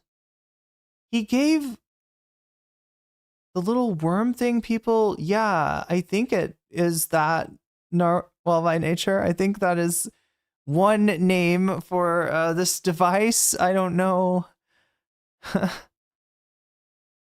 But that is one way to try to impress your friends.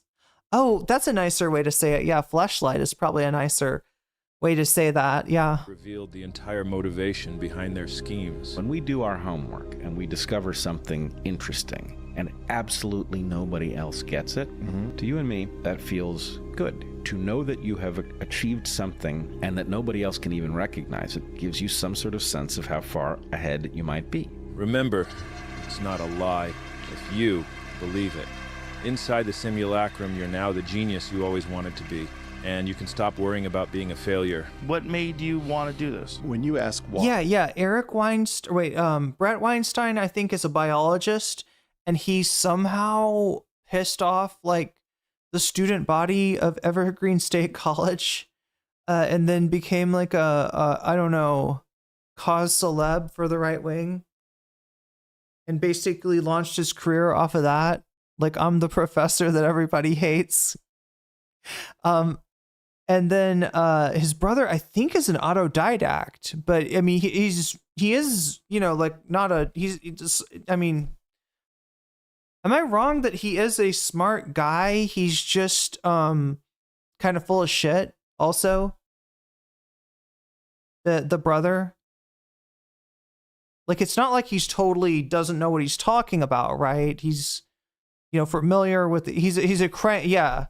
He's ultimately a crank, but he's familiar with like the terminology, and he's not just like he's not like an autodidact. Like, isn't there another guy? Chat, have you seen this guy? I think he was on, oh my God, was he on Daily Wire or something? He was just, his whole distinction, his whole reason for coming on was like, I have a whatever 185 IQ. Like, it was some, like, he had a really high IQ. And like, you're like, oh, cool. Let's see what a really smart person, sounds like. Maybe it was higher than that.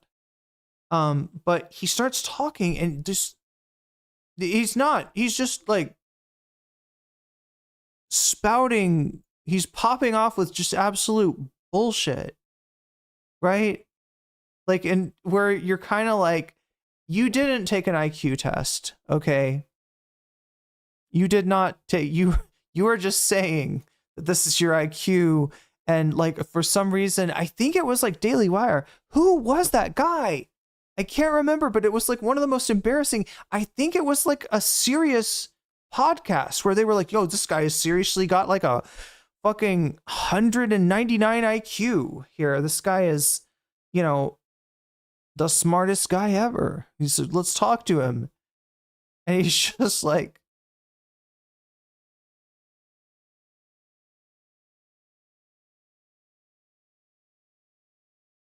Like, I think he's just making some all sciences bullshit argument too, or so, I can't remember what it was, but if I could remember, like, this would be hilarious to watch sometime. As a kid, what happens if you keep asking? Great question. You either end up in theoretical physics or an insane asylum. And so I just didn't stop. If you want to become a stoic genius guru kind of guy who knows everything about life, a cold, logically calculated debate, God, but you're actually a hysterical, emotional baby. Who all has Jordan Peterson even debated?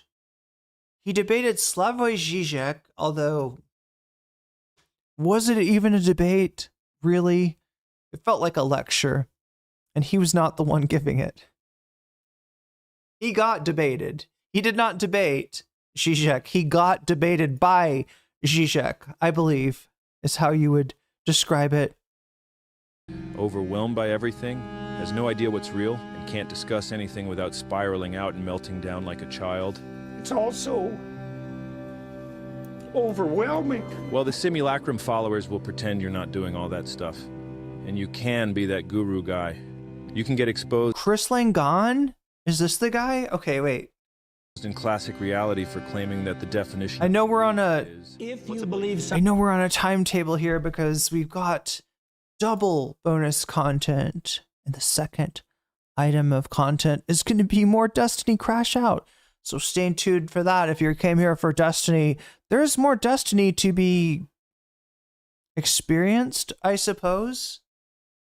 It's not a particularly pleasant experience, but it is an experience nonetheless. Let's finish this Elephant's Graveyard video. Does everybody really just call the channel EG? Like, if I say EG, does everybody know what I mean? Something, you stake your life on it. So you're saying that you don't believe something if you wouldn't die for it? Not really, no. While also getting caught completely believing in Chinese involuntary human semen milking factories. Jordan Peterson just unironically. Oh, I forgot about those. Yeah. BDSM male milking dungeon. Oh my god. Such fun and unbelievable. Wait, I mean, a lot of people. How does he not realize that 90% of even the conservative guys that are reading this tweet really do look at that and think fun, like unironically, right? That is, you know, a very common fantasy. So the fact that he's doing sarcasm, that is gotta have a name for it, chat. When you do sarcasm, right? Such fun, obviously. He doesn't think it's fun. He thinks that's bad. He thinks that's torture, or I don't know, degeneracy. I'm not sure. With Dr. Peterson, you never really know what imaginary precept something has violated to earn his scorn. But yeah, he's definitely sarcastic when he says such fun and unbelievable techno nightmare CCP hell. And that's not hell to like a... And I don't even necessarily believe that's hell to Jordan Peterson. He posted this for a reason, chat. He saw this and it called out to him. So, I mean, I don't know.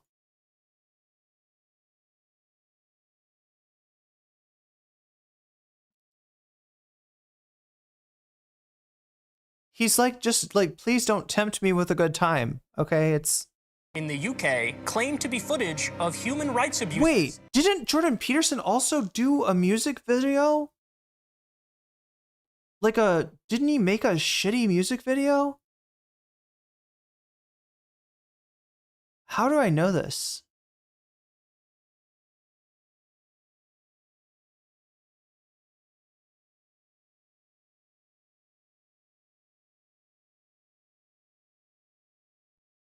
In China.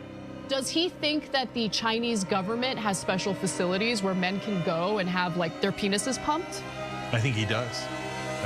Which by his own logic means he would die for Chinese semen milking factories, which ought to make a guy certifiably insane. But not in the simulacrum, where you'll remain the wise guru. Simulacrum migrants also gain access to the cult's Copadex, a reference guide of pre-made dogmatic copes a virtually endless collection of excuses for anything you could possibly be criticized for. These copes are born inside Dear Leader's own brain and trickle down throughout the simulacrum for all to use. How come you're not looking at your own self with the same scrutiny that you look at this extremely successful person? Yeah. It's because you're jealous. So many people hate me for really no Hey everyone, reason. And it really made me realize that like people only hate somebody they're jealous of. You know, like people don't like him because, you know, whether you judge his comedy or judge his podcast or judge whether, you also have to judge how he looks. And he's a beautiful man, built like a Adonis. It really makes people uncomfortable, me included. I'm his friend. I mean, people don't want to laugh at like physically attractive people. Like you don't want to walk on stage and have people looking at your arms rather than listening to your jokes. And when you can't get a date and nobody wants to you, because statistically nobody wants to date people who live in your hyper-real simulacrum, you can ease your... No! 55% of women that don't want to, like, yeah, I think I know this. And when you can't get a date and nobody wants to you, because... Yeah. Oh my God. So only 35% of men think that listening to Joe Rogan is a red flag. Although, to be fair, look, they identify as communist is just as high. Statistically, nobody wants to date people who live in your hyper-real simulacrum. You can ease your inner turmoil by uttering the sacred comedy cult mantra. It's definitely not me. I think it's everybody else. So, as you've seen with all this scientific evidence and logic here, these facts, joining the comedy cult can offer tremendous opportunities. Submit to the leader. Perform your sui. Become a new guy if you have to. Migrate into the simulacrum. And help uphold its supportive pillars. That's the blueprint, and a lot of guys are on that path. But there's one guy who has followed the path of Dear Leader better than anyone. His name, is Tony Hinch. Oh, sorry. Is that him really? Does he really look like that? This looks like hyperreality. Are we in hyperreality, Chad? Is that a thing that happens when you watch video essays about Joe Rogan? You get sucked into some sort of non-hypo reality. It's the opposite of hypo. I've just been dreading getting to the section. Maybe it is hypo reality, though. You know we try to be positive on here, but sometimes you gotta examine some real dark, depressing shit. This guy exemplifies what commitment to the cult and its tenets can offer in return. No. That's generative AI. I will not believe that's actually Tony Hinchcliffe. That is how a cartoon version of Tony Hinchcliffe might look in my mind. But that is no way that that's a real picture. How did you... Wow. His origin story is eerily similar to the comedy's are. The reason why I became a martial arts champion because I was being picked on all the time. Right. Kids were always f***ing with me. I was like... Kids were always saying Taekwondo sucks. And I was like, no, it doesn't suck. Watch me do the spin kick. I don't like this. I'm like, so I'm going to become what I'm terrified of. As a little boy, Tony was also getting bullied every day. He was walking around terrified. It's a lot of fear, a lot of danger. And my whole way of handling that is if anybody ever tried anything with me, I would just make fun of them. So he became what he feared the most. A big dumb asshole, a bully. But I don't know what kind of protection it provided because he says here that his jokes just led to him being punched in the face. One of my good friends, I made fun of him because his grandma walked him out to the bus stop. He punched me right in the face. And just like the comedies are, and almost all the guys in this comedy cult, he had a real bad dad. I didn't have like a dad to complain or to go to the parent-teacher meetings. So while he was getting pounded in the head every day for being a big dumb asshole, his bad dad pieced out and went and got remarried. Which is fine, whatever, it happens. But this bad dad had decided to keep Tony's entire existence a complete secret to his new wife and family. My mom told me that my dad travels a lot, my dad works a lot. I mentioned to my mom, I go, hey, Dad's car is in this one house's driveway a lot. My mom like turned pale white. She told me everything that It's a lot. That's how someone like me gets made. So Tony ran away, and like many before him, his gaping dad hole in quest for external validation took him to the mecca of insecurity, Hollywood. He soon found his way to the Comedy Store, got a job answering the phone or cleaning toilets or whatever, and he found something he probably didn't expect. No! A new dad. Oh my god, what the fuck was that? His first taste of that long sought-after external validation from his audience. But it was a lot. Yeah. Too much work, really. He thought, what if there's a way to get even more laughs while doing even less work, while also being able to satisfy his sadistic compulsions? So he started his own show, Kill Tony, his ultimate scheme. Guys, give it up for Tony Hinchcliffe. Generally speaking, I try to separate the scheme from the schemer. I appreciate the beauty of a good scheme, and it's a brilliant scheme, it really is. How it works is his show allows him to be on stage at all times, getting attention without having to do anything at all, really. If the show is ever funny, it's because of the guests. He'll brag about how funny this Trump-Biden episode was, but that was these guys who made it funny. Come on, huh? Come on. But since reality can be whatever he wants it to be, Tony can easily pretend that the laughs the show generates are all actually for him. 3 times you got married. Honestly, that's not that bad. What did Tony even do? Nothing really. A few snide remarks here and there and just basic MC duties. The show is abuse, disguised as comedy. Tony took this idea from the world of professional wrestling. What makes pro wrestling so compelling is the concept of kayfabe, a collective... There we go. Who is hyperiolating? Who? Hyperial feeling. Suspension of disbelief. Warren Slippy now playing it in my mind. Maintaining the illusion that the characters, the fights, and the drama are all real. Kill Tony runs on comedy kayfabe, but Tony flipped it. Where wrestling is fun theater disguised as violence. Kill Tony is violence. Wait, is that disguised as fun theater? Very few people willing to admit that they miscarried. Was that a sad time for you? It was, yeah. Kill Tony, oh my god. Drama are all real. Kill Tony runs on comedy kayfabe, but Tony flipped it. Where wrestling is fun theater. Wait, is that Vince McMahon? Oh, that's... Wait, is that... Steve Austin? Disguised as violence. Kill Tony is violence, disguised as fun theater. There's very few people willing to admit that they miscarried. Was that a sad time for you? It was, yeah, it was the lowest point in my life. Really? Oh, wait, he's calling in right now. We have word.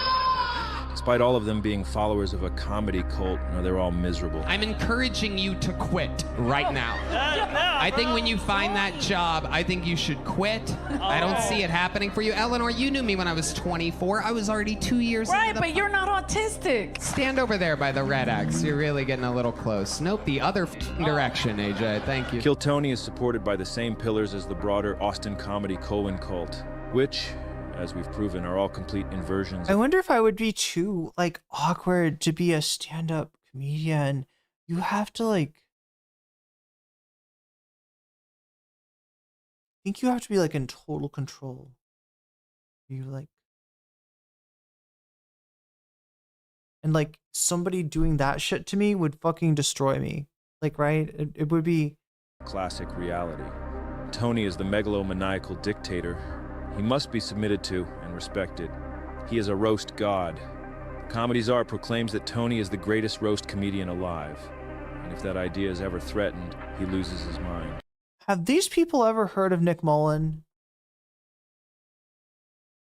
I mean, I don't know if Nick is the greatest, but I know that he's better than this guy. He got very upset when this Jeremiah guy was getting too many laughs roasting the roastmaster. You don't do that. You don't do that? Oh, no, never, never. Why not? Against the rules. This guy looks bi. Bye. Wow. What? I mean, I guess. Oh, youth. Takes one to know one. Oh my god, he got mad. He got mad at that. Yes. Go have your magic moment. This is the biggest thing in your career. Go do it. Go get it. Go get it. Is that a school bus attached to your face? You flaming homosexual. Takes one to know one. Okay, now it's just gonna be devolve into. Yep. He allegedly. What an awkward exchange. But yeah, he got roasted. Cemented his title with by his own. Performance at the Tom. Wait, he's supposed to roast them? Is that the idea of Kill Tony? I really don't understand.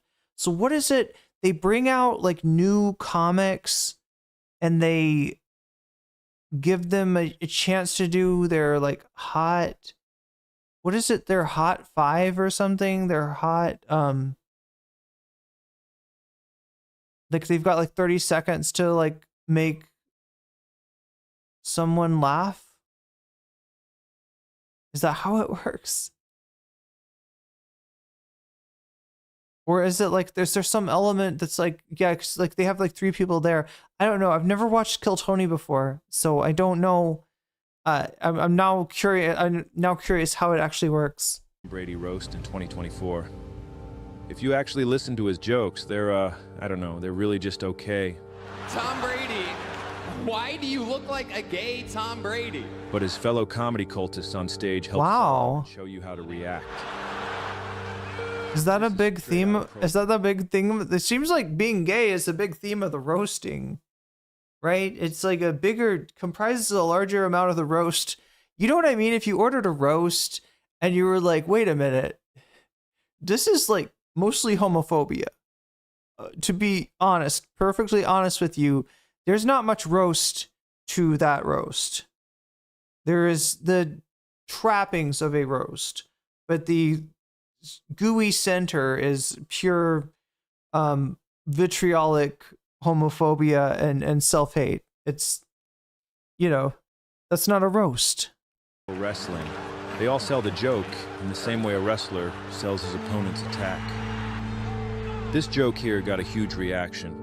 People in the Austin simulacrum were literally talking about it for days. Bert Kreischer is the king. He looks like if the Tiger King and the Liver King only ate Burger King and had a liver that looked like Martin Luther King got beat up by Rodney King. And I'm sitting here over and over again hearing how brilliant this Okay, that is what gratuitously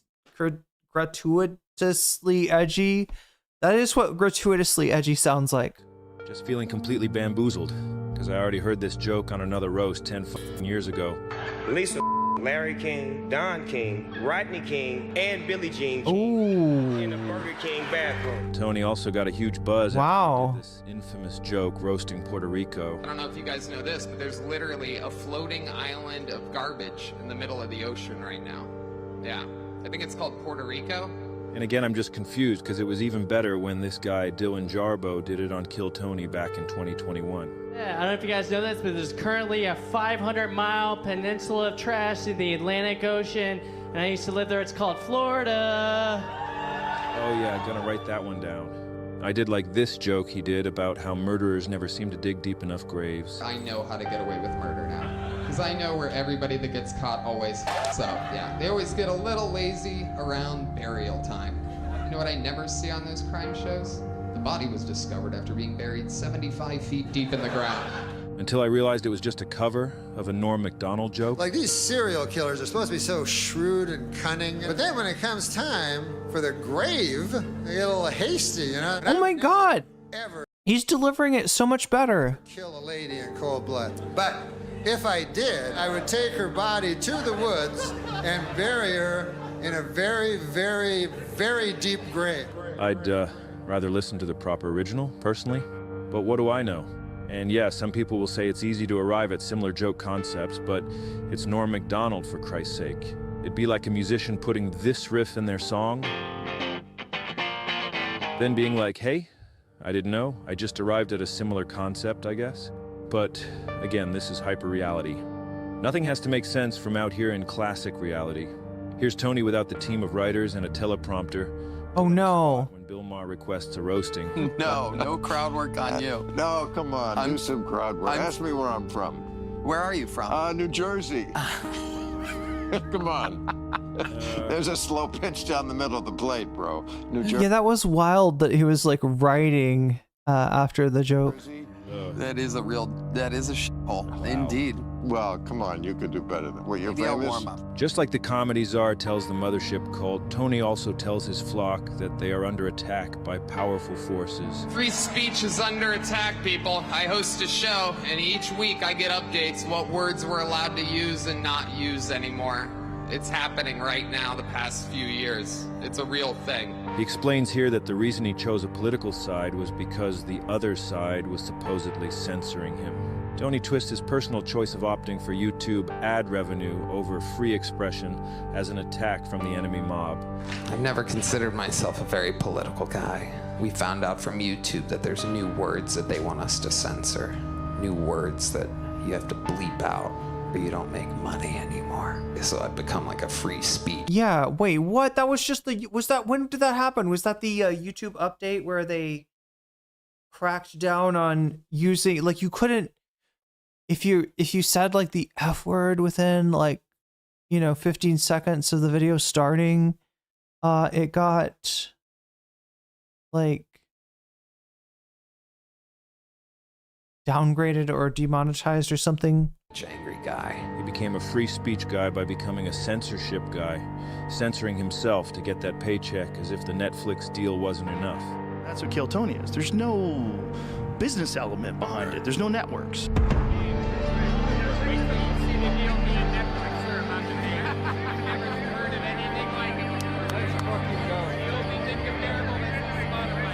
That's the kind of backwards logic that only works inside this comedy simulacrum. Just an incredible example of the ability these cultists have to bend reality. The show is sold as a chance to transcend the rungs of human existence to that higher level, to a high-tier real comedian. That you are indeed the newest golden ticket winner here. But what it actually is a multi-level comedy scheme, exploiting people's hopes of getting the hell out of their lives, and funneling money up to the top of the comedy pyramid to the big man, the comedy czar, everyone involved taking a little piece of the pie on the way up. The vibe of the show is terribly depressing, like watching a bunch of demons torturing lost souls. Look at it, boy, looking like he on trial for touching kids. He can't even say that. You look gay. Try to do Stop better talking, next time. you suck. There will be no What? You're blacklisted. Go. Anything that interrupts their sadistic ritual gets flushed right out of there. Even the great Ric Flair was shat upon just for daring to be real. Oh, I'm a wrestling coach for a high school. Oh my God, this is so boring. Holy shit. Ric Flair, can you please tell us a story? Actually, to be honest with you, I respect that very much. My son was a great amateur wrestler. He died of a heroin overdose. Oh. In 2013. I don't need to hear that, but anybody that could take time away from their life to support kids from personal experience, and because I believe it in my heart. Tony supposedly reveres this guy. A human living legend. Look at Tony. He's flabbergasted. He's the man. He's literally the man. But in this context, it's all about Tony and maintaining his kayfabe. Because I believe it in my heart. Show's depressing, man. You ever had Asian pussy? I will never sign up to make fun of people that donate their time to making children better. Maybe it's me, though. I don't know. Maybe I am the asshole. I'm gonna see what people are saying about their recent show in London. We got some voicemail here from a few guys in attendance. Let me see what they're saying. I was stage right, and every scumbag up there booed non-stop for everything, and laughed when they got any reaction or could make a comic react. Booze, fights, people up and down to get drinks or a sniff in the bathrooms, and people so fucked up they didn't know where their seats were. Comedy is fun. These three blokes dressed as cowboys were sitting at the back, throwing things and being loud by all accounts, but I just noticed when they threw something at the women in front of me. So I stood up and threw some sweets at them, and then I put my jumper on. Some sweets. slapped one of the cowboy hats off their head. Then me and the three of them had a good brawl, and I thought it went rather well. But afterwards, it turns out I had a couple of great big cuts on my head, so I'm not sure how that happened because their punches actually seemed very weak, and I didn't get any black eyes, bruises, or broke nose. Then I left the building sharpish and went home to bed. Did anyone see if they had any weapons? Because I've come away with some nasty lacerations that's going to scar me face. That sounds like a comedy show to me. Good, good, good. But yeah, it's a toxic environment. That's why it was the perfect place for Tony to transition into his final new guy.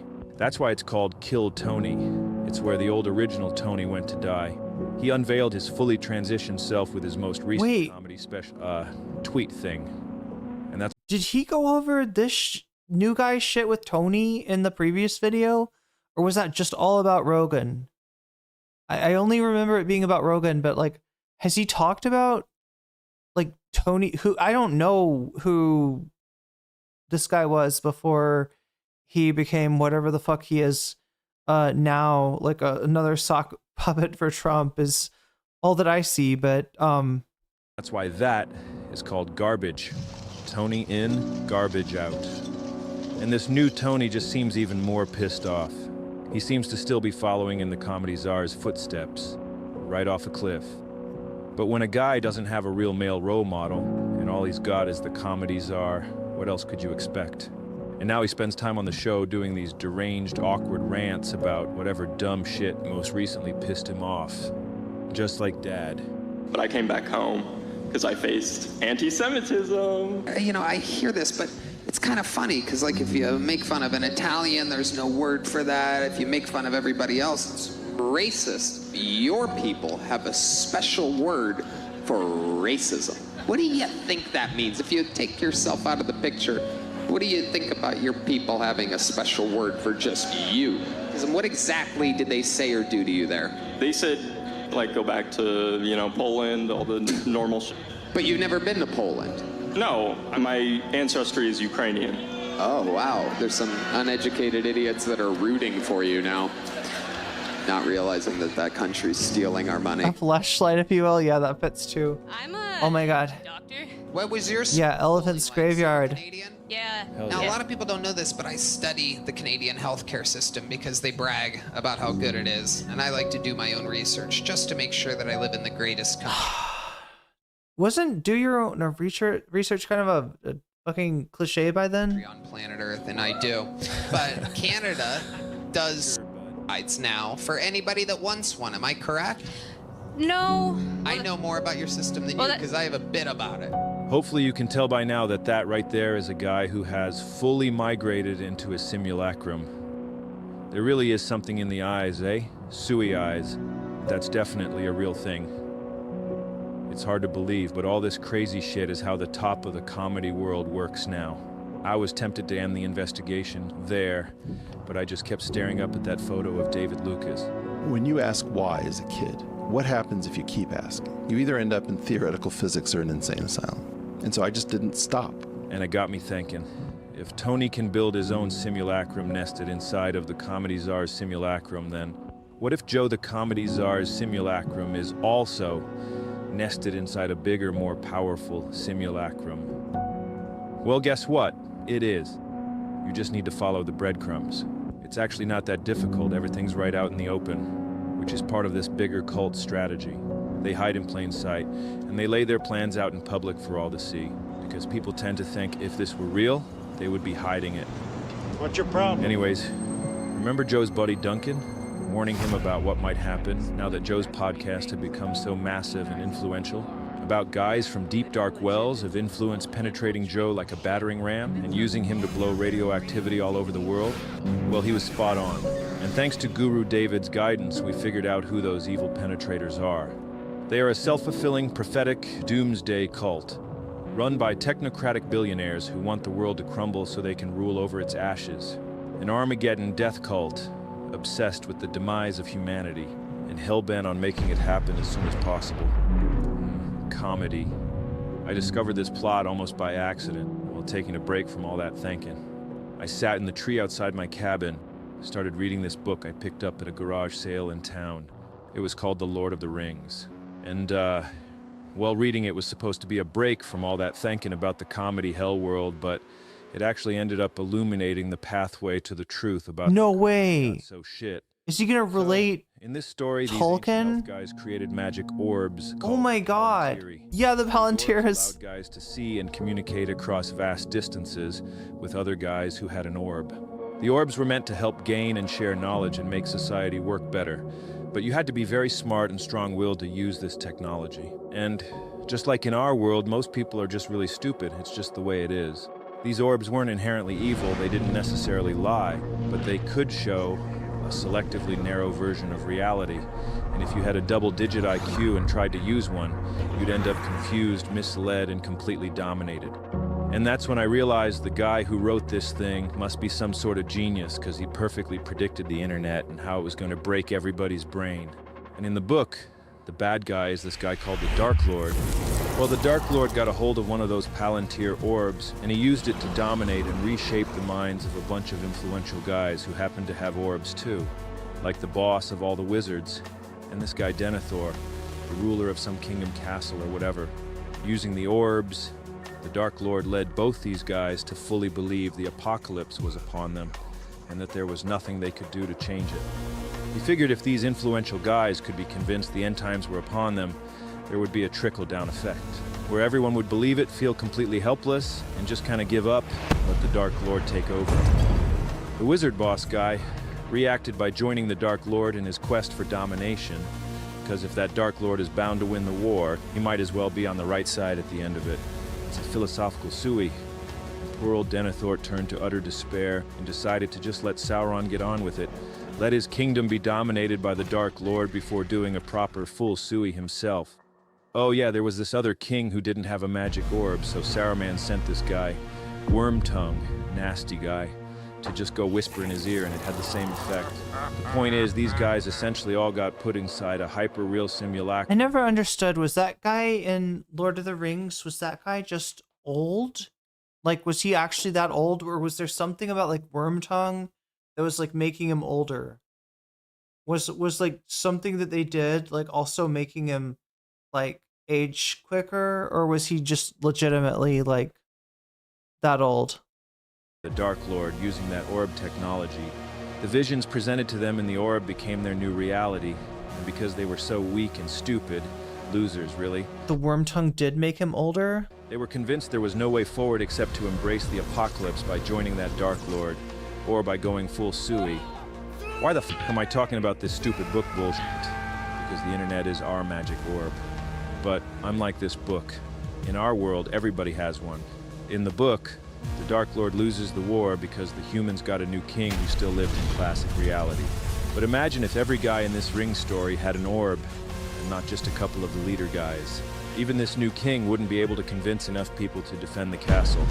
The Dark Lord would have won for sure. Anyway, it's a good book. Check it out if you know how to read. Because that's kind of exactly what this doomsday cult we're talking about did. They created and then gifted to us our Palantiri, the internet, social media, podcasts. They use their techno-wizardry to seize control of human behavior and thought, creating their Palantiri to be both completely addictive and to devolve all human interaction into complete negativity. Once that happens, our I gotta get the hell out of here gene activates. And when there's nowhere else to go, the cult offers escape pods into their simulacrum, which really are psychic apocalypse bunkers. This is a banger. The goal is to destroy what It's got good music. Which encompasses all the elements of our society that influence our thoughts and Oh no. the world. Everything from public We're into Curtis Yarvin now. education and universities to I think he alluded to this earlier. media. And of course, the new mainstream media like podcasts. Oh my god, chat. That's gonna be the president pretty soon. That freak JD Vance will be the president in probably not too long of a time. Because this does not, what is the total length? Yeah, 1 hour and 30 minutes. Oh, you look, you can see it. I wonder why it's left up like that. Institutions are destroyed. Oh, because I'm paused. I'm so silly. I'm like, I wonder why we can see the Anyway, that makes sense. Control of all of them. And then they can dictate public opinion and the direction our society. The longer, wait, what's this? The longer the video it is, the more unhinged it becomes. Is this true with every video? And do you mean also that it becomes progressively more unhinged as you watch further into the video? Or do you just mean that if a video's long, you're going to get some unhinged shit? It might be up front, it might be up back, it might be spread throughout the piece. You could expect unhinged somewhere ahead. Exponentially? Does it proceed to get more unhinged? Are we in for some kind of reality breaking meta from Elephant Graveyard after complaining about the people that he's criticizing here? Does he become even worse than they are? And veer into, I don't know, palantiring us? Is that what we should expect? For them is an authoritarian monarchy run by an autocratic CEO king. They call this the Dark Enlightenment. People have been talking about this already, but for some reason nobody has ever pointed out that comedy is also part of the cathedral. Because comedy is a tool that can cut through the illusion of hyperreality, one that can topple the pillars that uphold a simulacrum. They must destroy it. They've been doing this for as long as comedy has been a thing. And the cult identified their perfect target to infiltrate both the comedy and podcast world, the most gullible. See what I mean? Mainstream media. What is this, techno? So easy. They just led Joe down the path into the simulacrum with money and validation, and now he's their mainstream media puppet. And comedy is fucking crumbling, taken over by the cult. You think this is crazy? Who are the guys at the top of this cult? It's J.D. Vance. We're letting a grown man walk around in a miniskirt in broad daylight? It's the techno wizard. What? Are you gonna really say that when you walk around in diapers in broad daylight? The Donald Duck hat on your head? J.D. Vance is the last person I want to hear calling anyone or anything weird. Billionaires. It's Elon, Mark Andreessen. For sure these things are being censored. It's fucking Peter Thiel. Talk about what's gone wrong in the U.S. because they're all friends of the show. He's like fucking. Look at this guy. They're going a super soft. Every single interview, they're going super softball on him, and he's like sweating up a storm, like he's being interrogated. He's like twitching around, like holy, like he's gonna. Like, okay, I did it. I killed like a whole bunch of people. Their bodies are buried in my basement. Like, right? He's gonna lose it and just go off into some confession that he okay, I admit it. I sold the world to the aliens and they're coming to eat you in 5 minutes. I'm so sorry. I'm literally the guy from the David Bowie song, the man who sold the world and to serve man. We got the combination of those two things and you're about to get eaten by aliens. I'll see you later. I'm going off to live in the alien civilization? I don't know. Everything's so much worse, Hello? They use comedy and podcasting as a fun Trojan horse to sneak themselves. Or no, he's gonna admit he's the Antichrist. There we go. Into the culture. And Joe and all his enablers let it all happen. Just sold out the entire comedy world. All while he preaches about the importance of comedy and how much it means to him. It was a religious call. It's all a ruse, a great big scheme, a spectacle. Comedy kayfabe. 250 comics. In the cult's hyper-reality, he's the head of comedy. But in classic reality, he's the gangrenous toe. Oh my god. Nope. Infection throughout the rest of its What? It's messed up, man. What is that from? Comedy got so shit. I mean, I think we all knew it was Joe Rogan's fault, but yeah. That's The Fly? I don't think most people realize. Wait, that's from The Fly? He cuts something off of him? Just one part of an intricate and pervasive takeover of the entire country. And if you're a comedy cultist and you want to write this off as a conspiracy theory, you should remember the teachings of dear. I thought he got in a changing coffin and remixed himself with The Fly. Or got mixed into The Fly. Right, there's a fly in there with him. And so yeah, it transports him from one pod to the other, right? And then when he gets there, because the fly was with him, it's got all of his DNA scrambled with the fly's DNA. And so he's Fly Man. Leader. You do have an open mind and you are compelled to try to seek the truth. You got to be aware that these things have happened in history. They are real. As much as people who look for conspiracies and everything, there are also people who try to dismiss everything. And you have to be very careful because there are a lot of things that people do conspire to do. Joe's legacy will forever be the guy who destroyed comedy. Probably the entire U.S., honestly. All the crazy shit the government is doing, Joe did that. Because in the president's own words, Joe won him the election. He basically said I won him the election. And he sold out comedy to make it happen. And it should never be forgiven. I thought you boys understood. It's business. That's all it is. There ain't no countries anymore. No more good guys. They're running the whole show. They own everything, the whole goddamn planet. They can do whatever they want. Now they're gonna let us have it good if we just help them.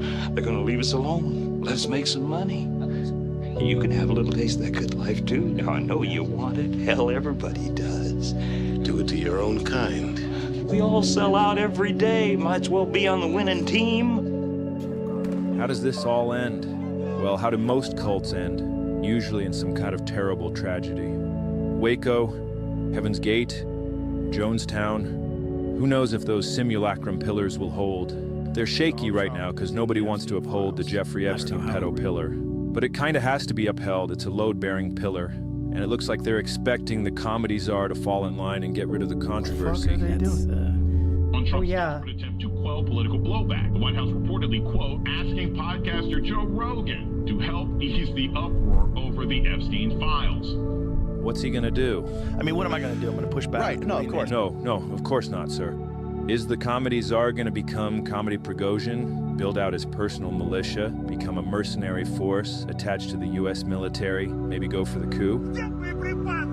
Or maybe he becomes Comedy Colonel Kurtz, holed up in his bunker, completely disillusioned by civilization, a cult leader with an insatiable lust for power, descending into madness.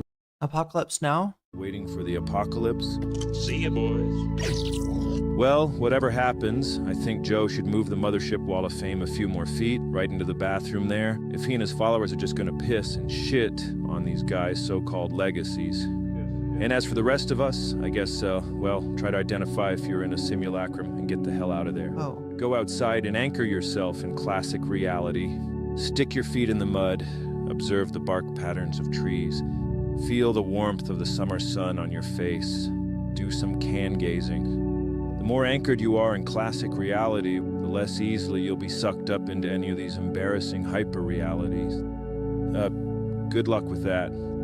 For me, I'm anchoring with a dip-a-day program right now, which means every day I'm jumping in that fucking lake.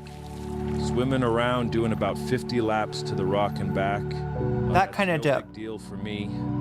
And then back to shore, cracking open a cold one, and lying in the sun as the water evaporates off my skin and rises back up into the clouds, where it'll become rain and fall once again to the earth. The cycles. I'm gonna do that right now. Okay, good. Gotta go. Bye.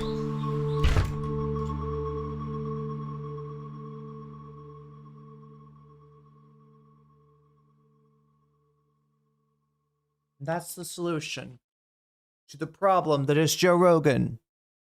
Touch grass, stick your head in the sand as long Hakeem Jeffries as it is meat space sand. Okay, let's see. We have double content in the bonus variety, and that was a good recommendation. I feel like there's a few of you out there that recommended that video to me, and I'm glad we watched it. So more Destiny is the order of the day, or the order of the moment, the odor of the moment, and luckily for you, there is no shortage in fucking Destiny coverage out there. Bummed Willie Mack looks? No, you could do that, yes. What I'm really wondering is Destiny going to be able to hold true to what he said in that crash out video that we saw, that this was the last he was going to talk about it, right? Or because I feel like he's not very good at, like he's the guy that wants to post through it. He's the guy that wants to meme through it, and he thinks that he can once again sweep through it. But we'll see if this time the sweeper is on the other room, perhaps. He does look like his life's over. Hello, nice to speak with you again. Sure. Am I doing a 12-hour stream? I hope not. I'm working on an 8-hour stream here. Yeah, like 2 or 3 years. Do you like the Miami police?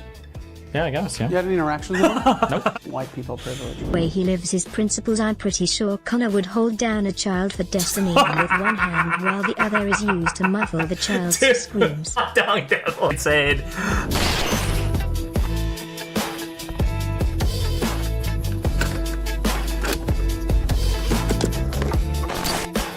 We're pausing on Hassan. Oh my god. We're going back to the Destiny VOD here, okay?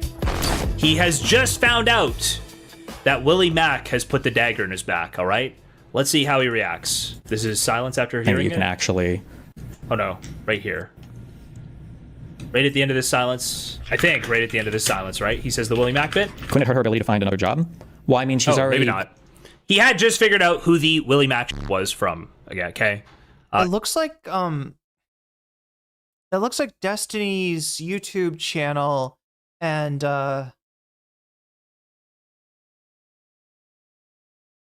I guess that's his live stream. So yeah, it looks like maybe there was more of a reaction from Destiny, right, in terms of talking about the allegations, which if I had the proper Boblax clip, wait, I do. I just have to be in Discord to use it.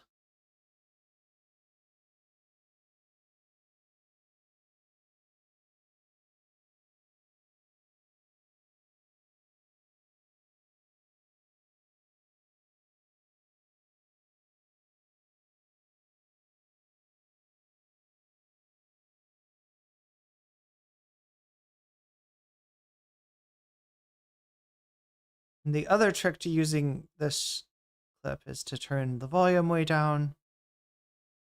And I promise there's a payoff, though. Talk about the allegations! That's what we're all saying to Destiny. Talk about the allegations, Destiny. So he had... Why did I say that? He had just been told that Willie Mack dropped the video, saying that he had sent child. Crashed out as being a public defender.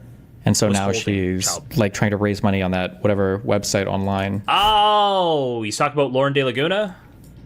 I see. Okay, hold on. Let me pull up his schedule for today or whatever so I can make sure I don't...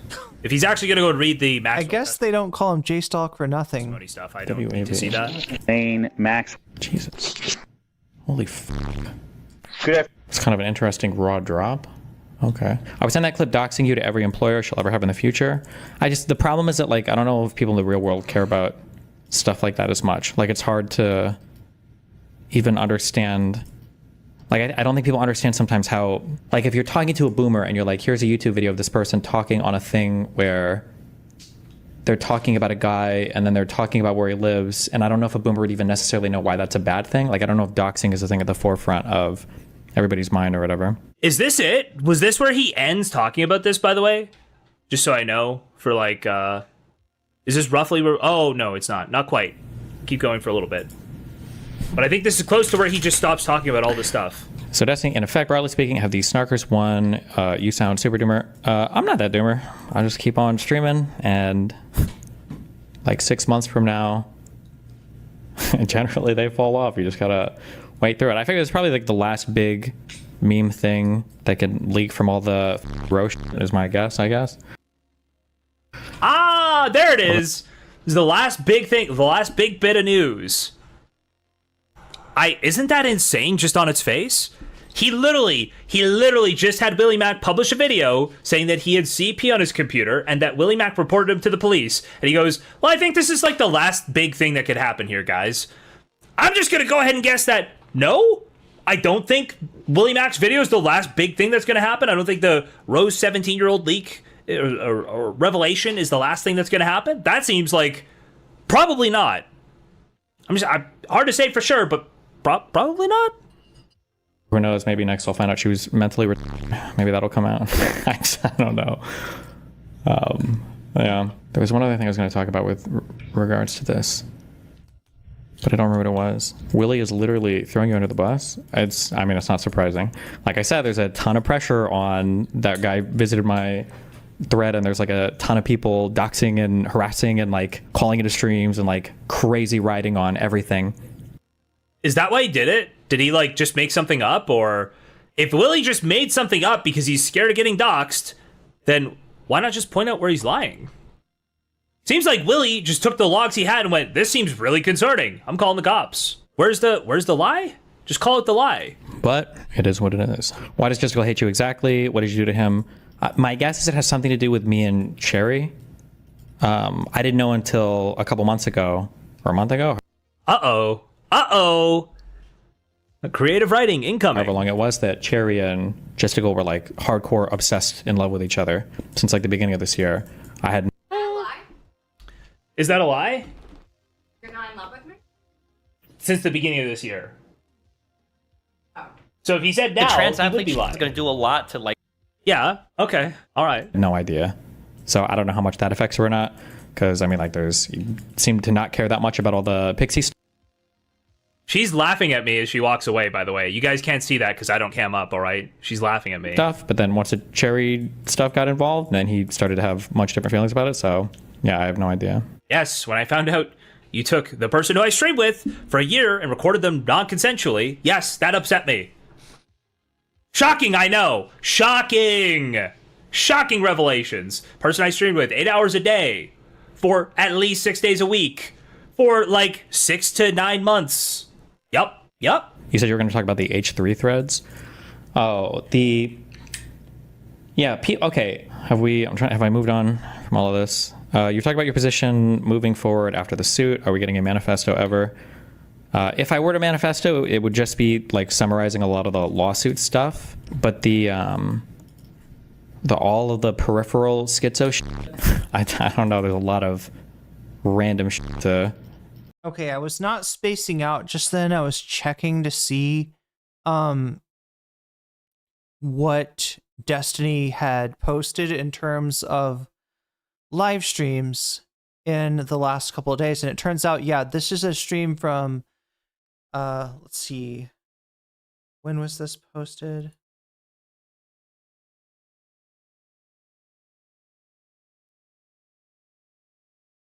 This is a stream from 2 days ago. And then it looks like he's still talking about addressing H3 memes. I think, yeah. Oh, so he's talking about Ethan. That's actually what's okay, yeah. So yesterday, apparently, yeah, he continued to talk about, I don't know if or not yesterday, sorry, 2 days ago. Yeah, I don't see any other like reference to the elephant in the room.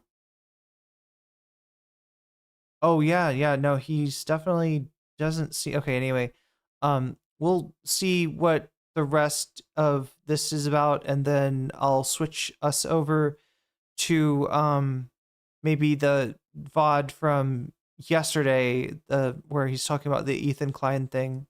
Go through. Yeah, I don't even know if it's worth. I don't even know if it's worth going through all of it, because to put together something. Listen, the J6 video has to come out first. Okay. When it comes to the good one, does the drama feel different with your personal family getting involved online with it?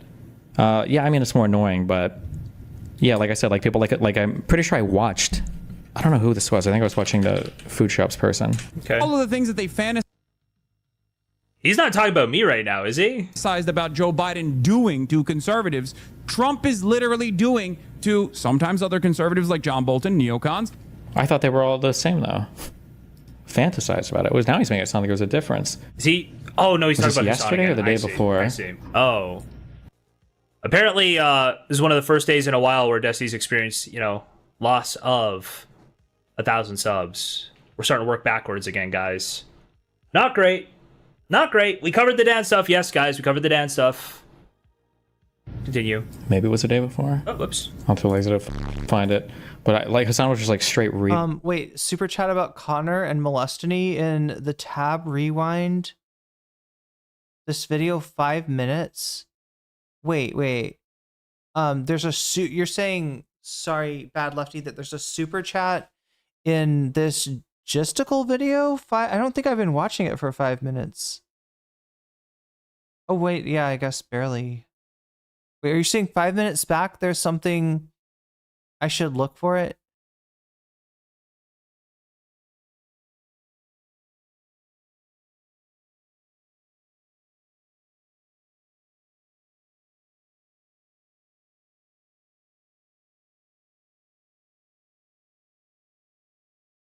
Yeah, never good enough one. Well, in one day, I don't know. I mean, you know, that is I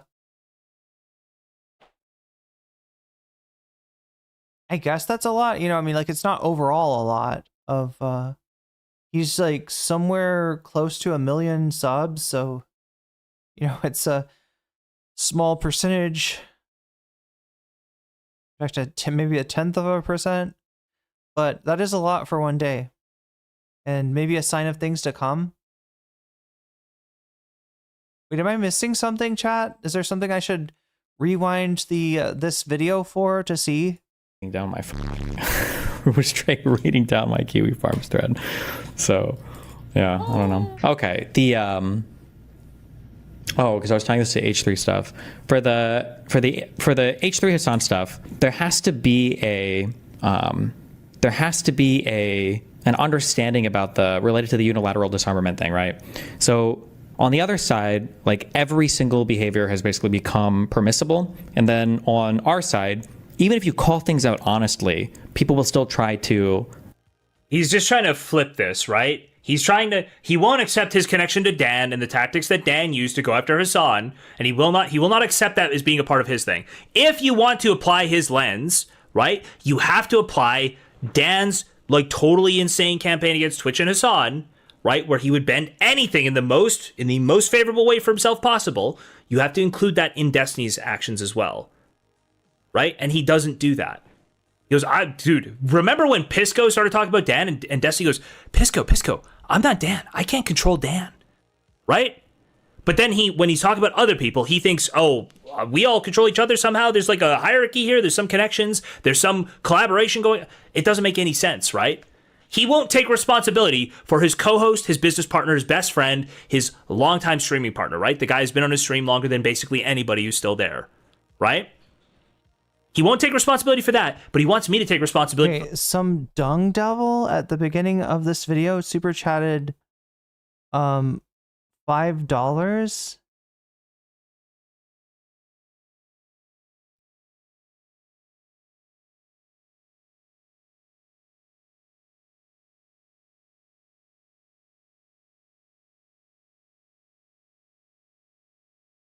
Here, I'll check this out really quick. Stuff like that as much. Like, it's hard to even understand.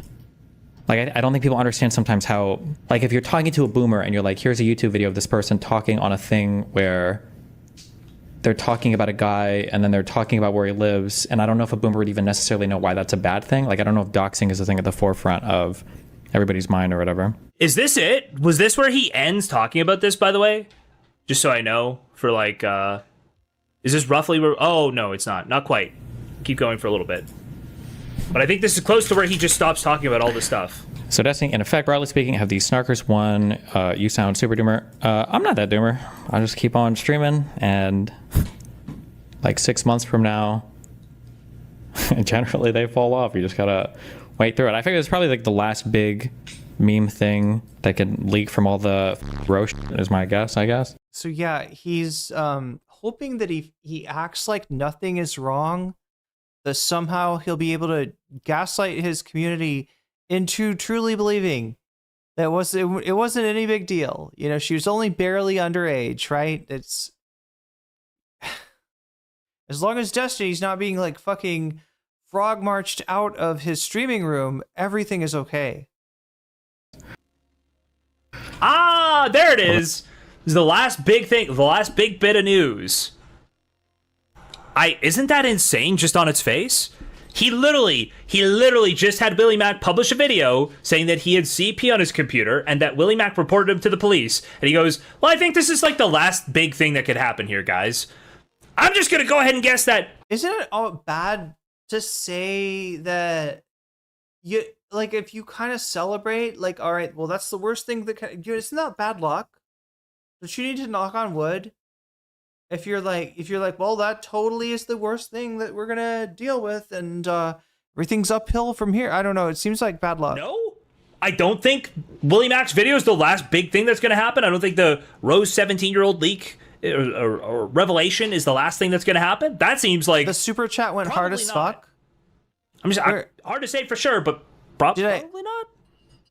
Who knows? Maybe next I'll find out she was. Wait, was that it? Maybe that'll come out. I don't know. Can't tell. I'm hard to say for sure, but probably not. Who knows? Maybe next I'll find out she was mentally. Maybe that'll come out. Probably not. I'm hard to say for sure, but probably not. Okay. Who knows? Maybe next I'll find out. Destiny VOD here. Okay. Here was from. Oh, she. So I can make interesting. It was. I think this. All the. Isn't that in? This is like the world leak thread, and there's like a. If I'm calling the cops. People were like. Here. Like there's very stuff. That upset me. Like. Much different feelings about it. She's laughing at me as she walks. Okay. Right. It has something to do with me and Cherry and that affects. Yay. So. Okay. Like I'm doing to conserve. 1,000 subs. Oh, whoops. Okay. The our side, even if you call, and he will not accept that anything in the most favorable way. He goes, Pisco, I'm not damn aberration going. It doesn't make any sense, right? He won't take responsibility for his co-host. He'll take responsibility. And I still stand by my crazy thing for Hassan to say. The fact that he can say stuff like that. Sorry about that. I could not find it. And worse, because I would argue that stuff in the past has been worse, and still get like relentlessly and just like unequivocally defended by not only his community but everybody in his space. And then on our side, we're constantly looking for like where are the optics points, or like what are, like how is Hassan going to escape if something happens. I think that if you do that framing, I think you are always going to. Wait, is this it? At this point, the way he lives is his principles. I'm sure Connor would hold down a child for Destiny wagging his finger. Oh wait, yeah. Wagging his finger at him with one hand while the other one muffled the child's scream. Yeah, that's that does go hard. Lose. I think you're always going to be in a spot because there's like two things going on. One, because I see a lot of people saying this, which is no offense, you guys are delusional. People are saying things. Having principles does leave you in a spot. That is foundationally what having principles does. Having principles means making decisions that are not in your interest, right? To maintain the principle. That is what having a principle is. Hey, I could make so much more in profit with my company if I just employed children. But I don't want to do that because it's like dangerous and kids might get hurt. Yes, that is like having a principle, right? Assuming that wasn't just against the law and is now, it wasn't before, right? They're like, having a principle is taking actions that would be beneficial to you and eschewing them because you think they're morally wrong to do. Yes, by definition, you are yourself. That is what being principled is. It's whatever. No, shut up. It's like, if Destiny wouldn't have made this one comment, Hassan would be cooked. No, he wouldn't. Hassan has said way worse stuff than this, and he's had about zero repercussions for anything, right? Like, again, he's openly watching terrorist videos on stream. There was some fucking Israeli documentary that got released with fucking Nick Pollum sitting there watching a terrorist documentary, or not even, just the guys, like, capturing the fucking boat. That is just so unhinged. You got Hassan, like, that's not worse than just saying this guy should be killed. You kill this guy. It's not worse than the stochastic terrorism you do. I'm sorry, it's not. You can maybe argue that like no, it's not. It's not. There's no ignorance to what Destiny does, right? There could be ignorance to what Hassan does. Like Hassan could be ignorant of, how people might take that. There's like elements there where he has a worldview that like there's some possibility that he's doing good. There's none of that for Destiny. Destiny just knows that he's like calling for unhinged violence against people. By the way, none of that is to say. Yeah, it's like a reflex at that point. At this point, right? This is what this is one of the tactics, right? Either, either what he did can't be that bad because he's laughing about it and he's joking about it. he doesn't seem worried, so it must not be that bad.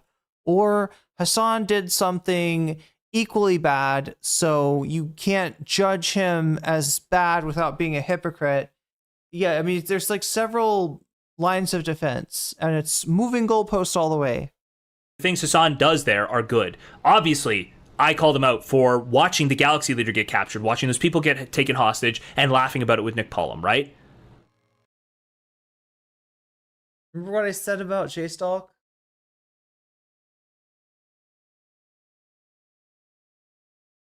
Yeah. And this guy was like, oh, I should have been streaming on Twitch. I should have been streaming on Twitch when Hassan's chat got out, when Hassan stopped streaming. Oh, I'd love to get some of those Hassan viewers and tell them about how he was wrong for watching musical the musical stylings of a people. Anyway. I have a ton of condemnation for that. But I don't have to pretend that that's the same as Destiny saying Hassan could be killed for this. Like openly saying things like the raids on October 7th were fake, that half the people were killed by Israel, that just like unhinged comment after unhinged comment after unhinged comment. And when people are like, oh my God, this was the one time Hassan was about to be held accountable. He wasn't. There is no accountability. Oh shit. Wait. Did we watch this? I feel like we watched this. Is he going to get out the minor meme? I think at this point, I think you kind of have to. Those comments aren't against like platform TOS by and large. By and large, a lot of those comments, don't know TTS is not broken. Alerts are off right now. Alerts are off right now. Alerts are muted right now. You're not breaking my concentration with alerts right now. Sorry, guys. Love you guys, but alerts currently off. All right. Unhinged comment after unhinged comment after unhinged comment. And when people are like, oh my God, this is the one time Hassan was about to be held accountable. He wasn't. There is no accountability for this guy. I think at this point, I think you kind of have to. I think you kind of have to move the conversation into like, if they're going to engage in certain types of rhetoric, then I think that on our side, I think it's fair to call that out. And I'm not going to say to mirror it exactly, but like basically. And then if they get to a point to where they're genuinely uncomfortable, then that's a good thing. Because it's like, okay, well, it's time to start bringing this down. Because on Hassan's side right now, Hassan is under the impression, and he's correct.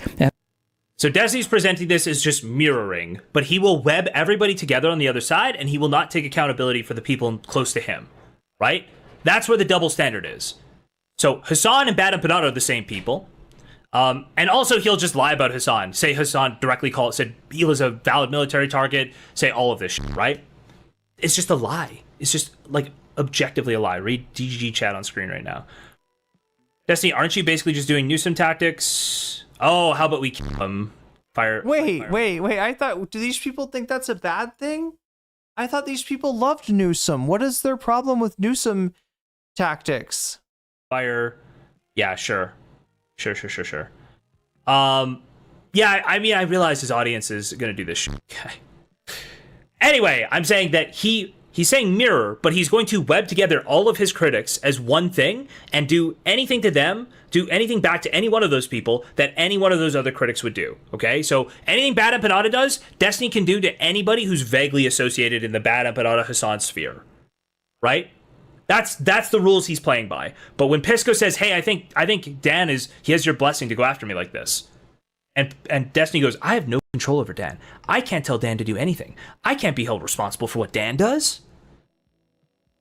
That is the double standard that's insane right now. And then he says, "I can't stand Dan. Dan is the queen. Can't do nothing wrong."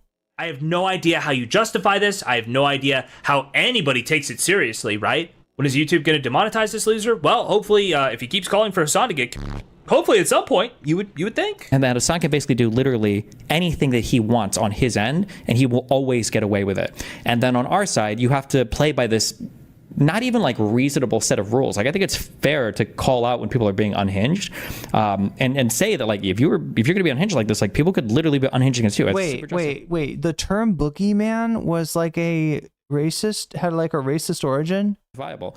I think it's fair to call that out. I think factually it's correct. I think it's good to call out when people are literally wrong. Like if people are lying about things or if people are incorrect about things. So if people start saying like, oh, like I think Hassan, like he murdered his mom, right? And like that's the meme that you spread, then that would be fucking stupid. I did not know this etymological lore. But if you are yeah, if you're constantly trying to, I don't even know like what the standards you're trying to hold yourself to are, and then allowing Hassan to constantly victimize himself and like weasel out of everything. I don't know. I think it's cringe. I don't think it's Saying Hassan Weasel. called Hila a valid military target was trying to get her killed is insane. That's a lie. That's just a lie. no point in doing that. But yeah, but you didn't specify that, so please be more careful with wording next time. No, I don't think so. I think you guys need to be more careful with not taking the bait and holding somebody accountable for the unhinged and crazy shit that they're saying, right? Like if there was a moment, like if you just back up and you think about, if you were to ask somebody who's like observed the totality of all the situation, you'd be like, wow, why did Destiny say that about Hassan? Then the answer would never be, well, he literally just said this thing out of nowhere and it was crazy. The answer would be, well, there's been a relentless amount of real-life harassment directed at every single person who is adversarial to Hassan that can include going after people's children, family members, and every other part of their real life. And Destiny openly like pushes this shit to happen, right? Destiny is the person who actively taunts that thread and gets them to continue interacting with him. All right, 125.30. Let's just go. You know, as much as I am curious about like J-Stalk's opinions on things, I mean that gives you a little taste of things. You know, if especially reminds us that, yeah, I mean Jake Stalk, he's not a dude with like good political takes, probably in a lot of cases, right? But he is at least somebody that is not putting up with the, or has stopped putting up with the bullshit of Destiny, and I guess subsequently stopped putting up with the bullshit of Ethan Klein, and seeing a lot more of this in the commentary community. People, you know, the meta for a long time was just like, yeah, fuck Hassan, just always hate on Hassan, and you can't, you can't go wrong, right? There's always a fucking audience out there for fuck Hassan content. But maybe people have recognized that the people leading them in that direction do not in fact have their best interest in mind and are really just deflecting from shit they've done themselves. Anyway, this is the stream itself. Let's just watch through this, and then I think there's something, he's gonna say some shit about Ethan Klein apparently. Of all the situation, you'd be like, wow, why did Destiny say that about Hassan? Then the answer would never be, well, he literally just said this thing out of nowhere and it was crazy. The answer would be, well, there's been a relentless amount of real-life harassment directed at every single person who is adversarial to Hassan that can include going after people's children, family members. And this is the epic projection, right? Everything we're hearing from Destiny is how he and his community operate, right? And you know, I guess he just died. I guess if you're this kind of like weirdo sex cult leader, this is how you handle business. You just tell your following that the evil Hassan is doing all the things that you are telling them to, I shouldn't say telling them, but that you are socially engineering them to do right now. Other part of their real life. And Hassan, while people are getting killed in the United States for being Jewish, has continued to praise and worship terrorists and advocate for terrorist propaganda and name drop people in the context of talking about how it's permissible to kill people. And then in that context, Destiny made this statement. I think that's meaningfully different than just like, wow, this is like a random unhinged thing out of nowhere. That's what I'm saying, okay? Yeah, this is dumb. Yeah. I think you have to. Okay, here's a question. Shut up! You have to do that or you've lost. Because you will never, ever, ever win the, you're never going to win the battle of trying to make sure every single thing that you say adheres to some arbitrary rule set, while the other side is allowed to operate with literal impunity in every conceivable way, I think. He's literally foaming at the mouth seeing Jews get killed. Yeah.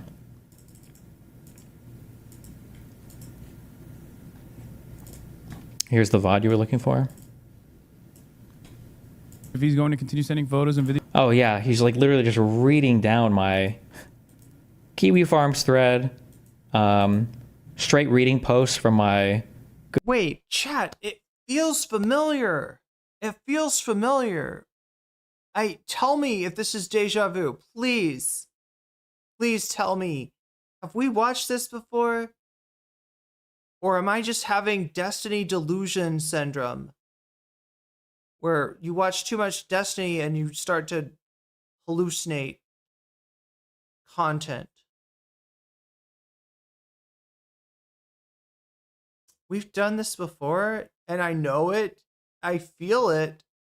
It feels like this is the, I was thinking this was a separate, I don't know if the JStalk reaction just tricked me into thinking that this was something that we hadn't seen. Yeah, this is they put this out as a video. Where did we start watching it?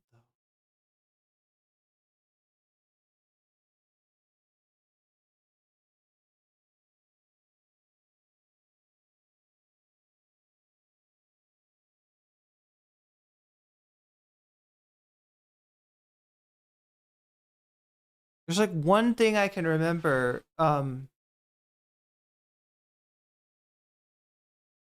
Wait, I can't even. There was something fucked up that he said in this. If this is what I think it is, from 2 days ago. It could be.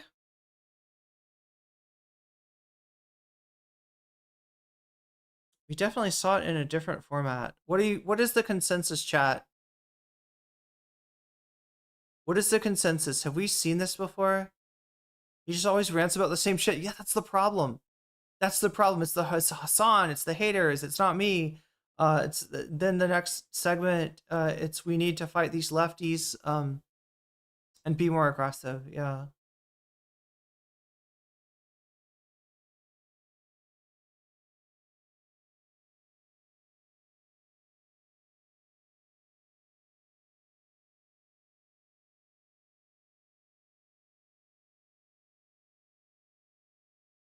Good friend, Blab on Kiwi Farms, watching videos from Stale, who, by the way, I completely have under my control. I completely control the entire LSF subreddit. That's why there was a false post about me sexting multiple minors up yesterday until I got to 2,000 comment. I don't know if it ever got taken down or not. I saw somebody in chat ask about it. No, definitely. I wouldn't say you have any influence, Destiny, over the DGGer of the year. The Stardog champion of DGGers. But maybe it didn't ever get taken down. But supposedly I'm perfectly in control of this subreddit. But I like how Hassan's just doing full-on like personal hit pieces now, talking about me. He's retweeted stuff about my kid. Yeah, I don't know. Wait, I don't think we've seen this. Are you worried about the call Willie Mac made to the police? Nope. I do what I am supposed to under advice by 2 different law firms. Like I'm. Yeah. Remaining within my obligations for everything. I think this is new, right? Does anybody remember him talking about the Willie Mac video? I don't think he's talked about that in the previous one that we saw. Illegally, so on all my civil case stuff. Yeah, look at that. He's in his hyper reality. He's formed his little cocoon in his like streaming room. And as long as he just sits down and he goes through the motions of the streaming that he has done for fucking, I don't know, 10 plus years now, nothing can touch him. Nothing bad will happen. Because nothing has, well, I don't know if that's true. Hasn't he gotten swatted before and stuff? So it's not like he would be, it's not like he would think he's totally untouchable. I mean, and that's not even, that's just people that, hate him, calling in a fake thing, right? Imagine if, it was the cops that were, that were there because of what he actually did do. Do the Pikers research stream, you pussy? Maybe.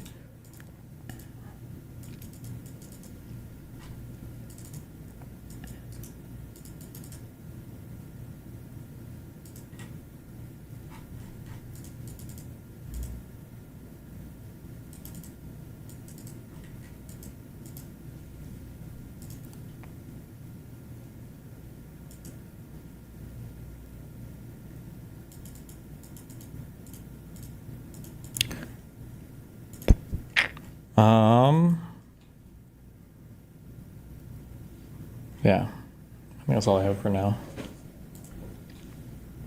Or so you say. Let's see if that's true.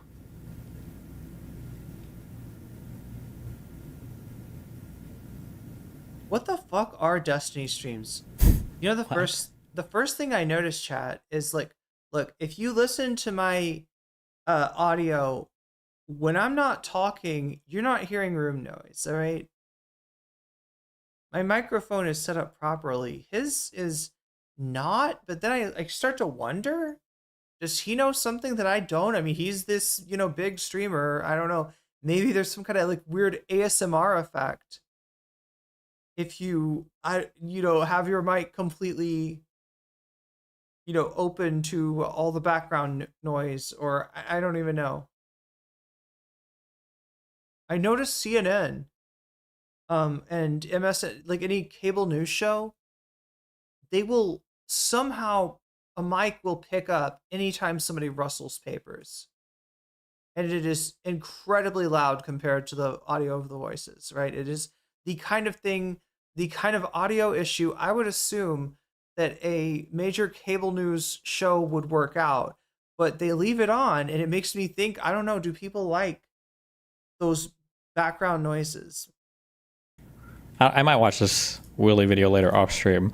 The thing is that like people have made so many crazy fucking random claims about me that, but it's also just like, I don't want to go through every random sext or every random thing to talk about a particular thing, because Shuffling the papers is part of the aesthetic, but it feels like they mic the desk or something. I'm like, where's the the microphone should be, I don't know, either in front of you or on a lapel. Why is the microphone like right down here? Why is it on the desk? Kind of gross and weird. And it must be because they want that aesthetic.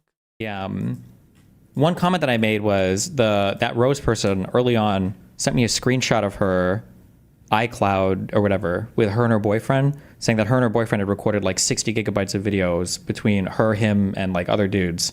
I don't have 60 gigabytes of her fucking shit on my computer. Some people are trying to say that I have all of this. I don't have this. I don't know. That'd be an ungodly amount of stuff to transfer. Yeah, we figured out it would be 30 hours of like 1080 MP4 video. I don't have this. This is not on my computer. This is a screenshot that they sent me from their computer, but you should start suing all these people once the picture is finished. We get to hear when he drinks. Yeah, the problem with suing people is that one, a lot of these people don't have money, so it's not worth it. Two, it's just a lot of that's just like a lot of paperwork, effort, time, stupid shit.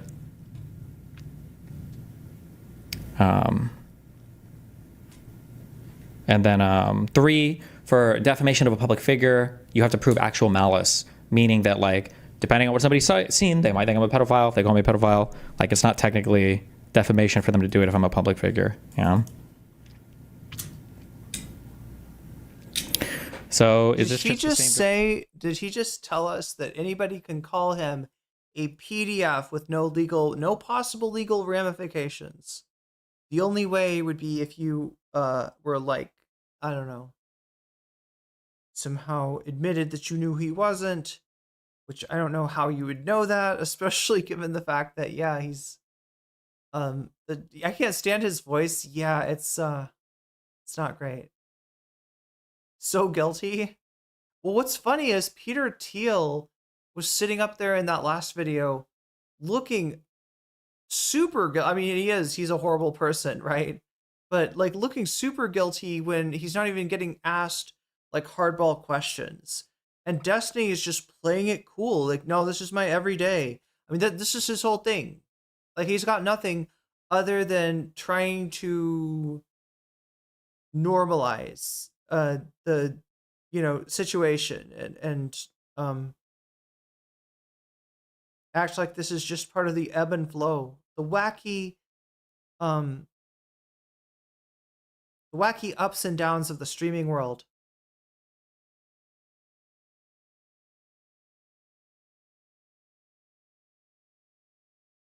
drama just rehashed, or what's going? Yeah, it's literally the same from the same Rose person. Yeah.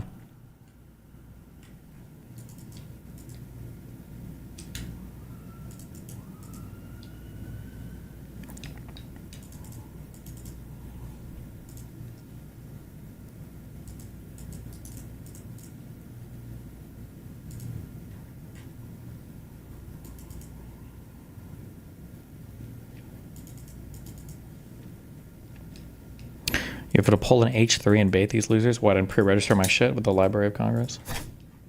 Yeah, I'll get right on that. Uh-oh. Uh-oh. Uh-oh, chat.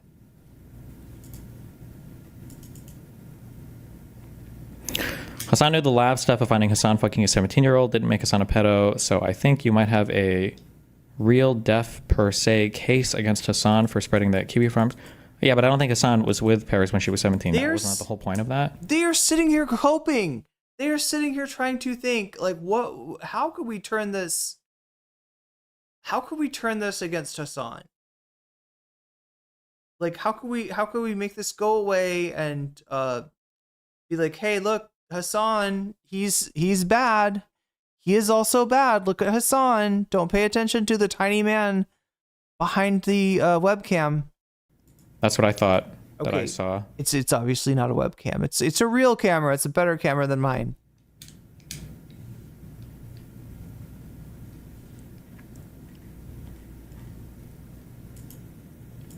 They found a ticket of her, but can't find her actual info and age. So the thing is, like, this is all speculation. So unfortunately, I just have no information about it because I don't have contact with this person. If the fuck, wait, what was I just about to say?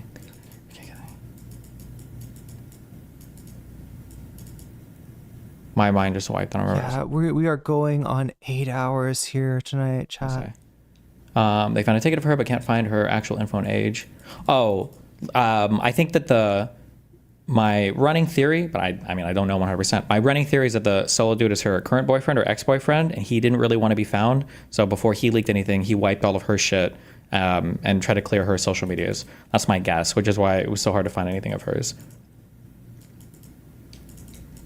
But I can't know that 100%. That's just my guess.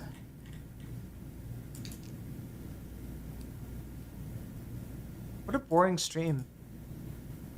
How does anybody watch this guy?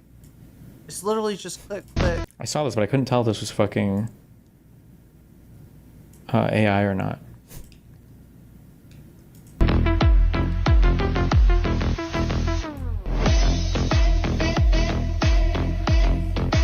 Did she ever claim she was underage? Fuck no. Sometimes people DM me and they say that they're underage. I've never, if anybody tells me they're underage, I've never in my life. Okay, with the exception of my first girlfriend when I was also 16, 17.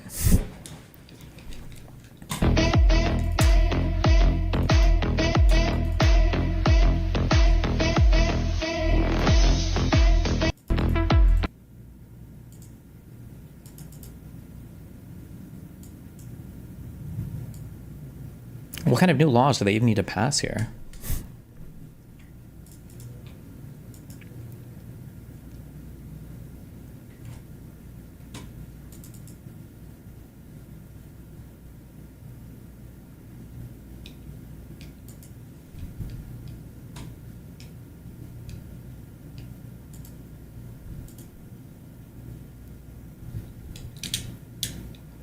The only thing these people want is attention. You should honestly just keep looking forward and cease all contact. Let them scream into the void forever. Yeah, I mean, like I feel like I've said this a million times. They're just trying to, they're not worried about like the fact that you groomed a 17-year-old potentially. They just want attention. They just want attention. And you should... I can do that, and that's easy enough for me to do. But when the just Fortress arc your way out of this. People are all coordinating in like little discords and keep trying to, you know, like fuck with other people. You got Ananagami VODs. His streams are exactly as you describe. The most boring night of Pinky and the Brain. Trying to come up with how, what do we do tonight, Pinky? We take down Hassan. Oh my god, that's exactly what it is. Except there's no Pinky. Like we kind of need somebody to say Narf. Don't we? That's what Destiny's show is missing. It's the brain. I mean, I guess his chat is Pinky. Dan Saltman says Narf enough. Whether it's Willie or Connor or anything else, there's nothing Like at some point, yeah.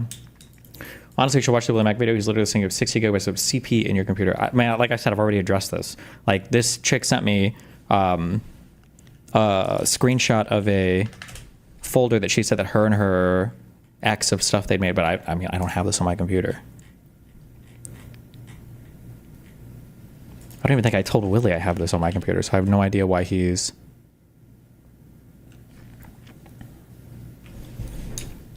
I don't know if Willie posted any of our DMs, but my message to Willie was... oh she told my god! So wait, he knows the video exists. He has not watched the video. This is... and this is a 4-minute video. Destiny's not okay. Alright, he is putting up a strong front, but that is about it. He is not okay. This man is not okay. He would have watched the Willie Mac video normally. If this was a normal situation and everything was normal, and he really believed what he's trying to, you know, the self-talk, the self-soothing, the audience soothing that he's trying to do, he would be, he would easily watch that video. Oh, wait, Willie Mac made a video about me? Here, give me the link. All right, let's bring it up. All right, what did he say? What did he say? No, he doesn't want to see. He's not emotionally capable of looking at the Willie Mac video. It is indeed getting to him. Me, she was 19 and she was in college when we were chatting. If she was actually 17, the people should be asking why that solo guy had recorded like 60 gigabytes of porn with her, plus all the other guys she recorded stuff with. And then I'm pretty sure even Solo said that she lied about her age to me, and that QB forms thread somewhere. I think all of Solo's original posts were deleted. I'm not sure. But yeah, I don't have this on my computer.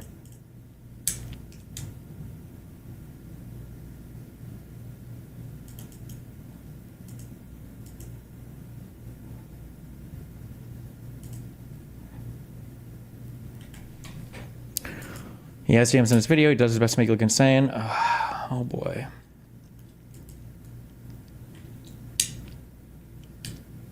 You gonna dive in, Destiny? You gonna pull it up?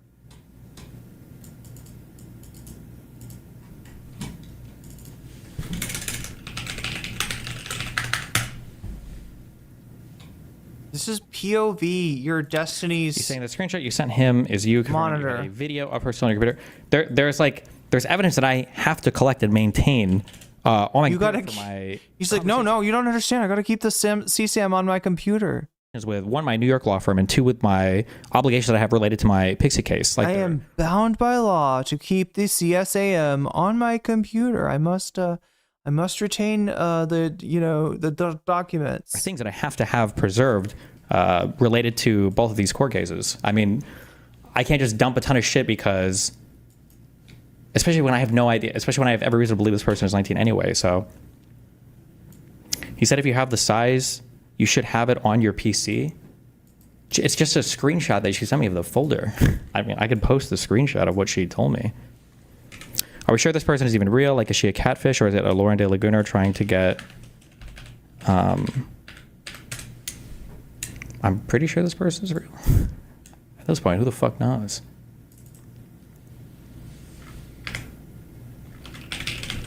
Yeah, I technically still don't even know if this person is...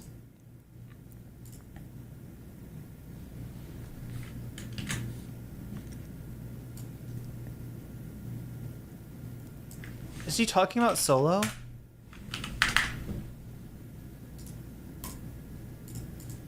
Like, if this person was underage, this is like an insane... This is just an insane...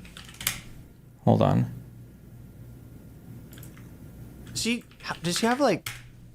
Does bro have like 6 monitors? Like, he's looking over here, he's looking over here, he's looking over here, he's looking over here, he's looking over here. That's like 6 monitors, right? If someone ever hacks mine and my boyfriend's cloud storage, they will find a treasure trove. There we go. I swear, I have 310. Wait, that's it? What? That's the 60 gigabytes? Wait. Oh my god, I gotta release the blocker for a second to even see this.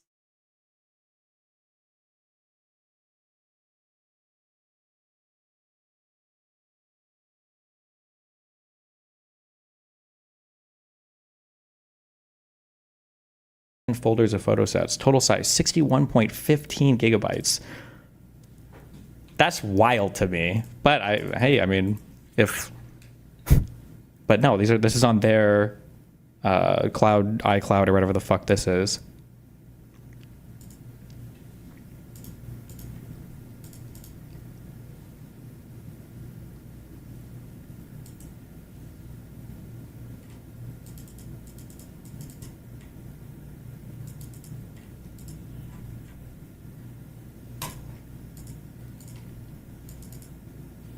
Demand a retraction for Willie Mac? Maybe I'll watch it. He claimed the DM you sent him was of a screenshot of 60 gigabytes on your computer. Wait, what? No? Hold on. Did he show that screenshot?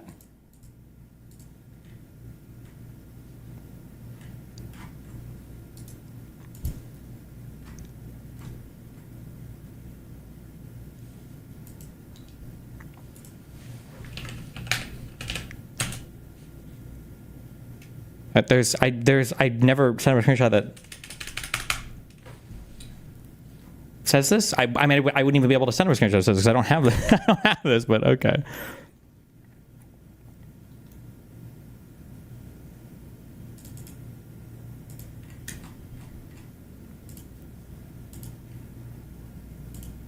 Yeah, no, no doubt he thinks he's invincible, right? It's just because he's been, I guess, on the top of his field, or, I mean, up until, what, like Hassan, right?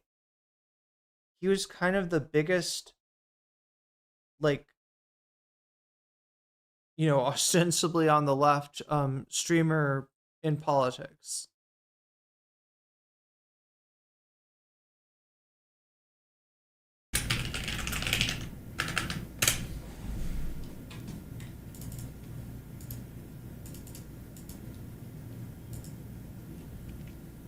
He's using these DMs as evidence.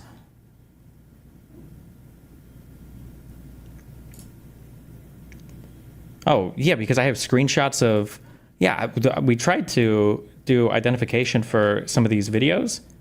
And I tried to find her through her boyfriend as well, because I have screenshots of when she would record stuff, she literally has, a lot of these were done via Skype calls with her boyfriend, which I didn't really figure at the time. But we tried to find out who the boyfriend was based on initials and stuff from here too. But this is not the 60 gigabyte fucking CP folder or whatever.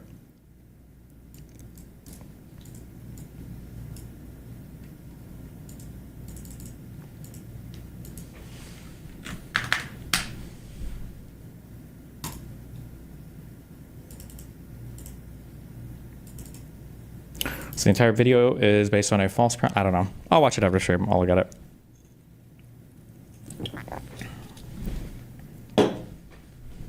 Apologies to anyone with misophonia. Did you use PIM? What is PIM?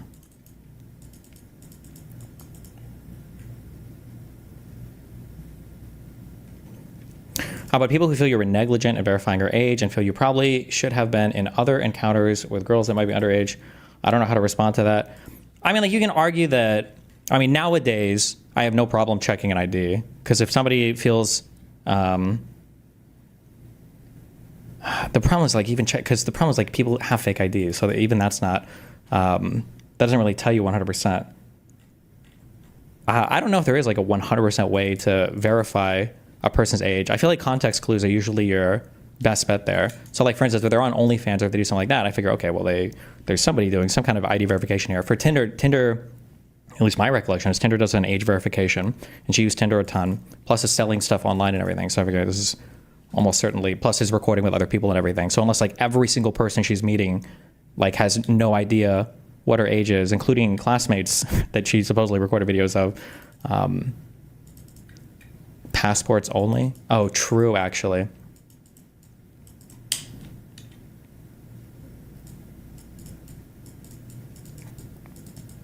Are you going to report it to the FBI?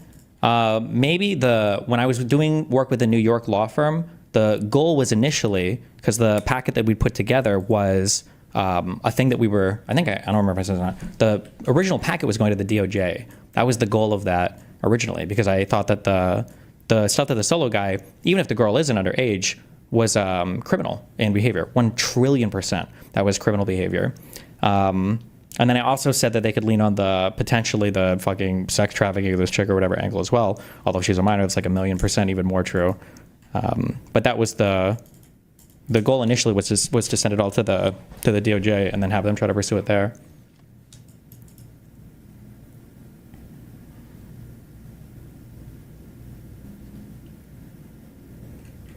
At the end of the day, for all of this stuff, like, I'm not worried about the criminal stuff. It's just the PR shit. It's obviously fucking annoying, but... What do your lawyers think of what's going on with the weird procedural shit from the other side? I mean, basically, it's all just delay tactics or stalling stuff. Do you know her actual name, the name of the video, and the name on the tickets don't match? I don't. I still don't have contact with her or the guy. So I'm not even sure 100% if the information or anything is true. Yeah.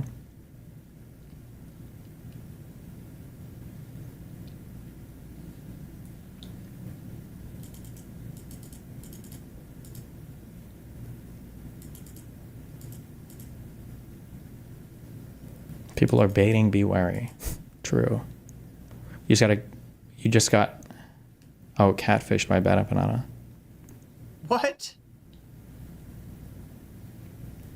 Oh, are they saying... A lot of people think it doesn't make sense that someone over 18 who's sex work-ish wouldn't have an OnlyFans, so you should have known, but a ton of older women have been in stealth mode. Well, there's a lot of people who just sell not safe for work stuff on Twitter too. Because the thing is, for OnlyFans, it doesn't, if you don't have a pre-existing platform, OnlyFans doesn't help you market at all. Or at least it didn't back then. I don't know if they do now. So there are people that sell not safe for work stuff on Twitter.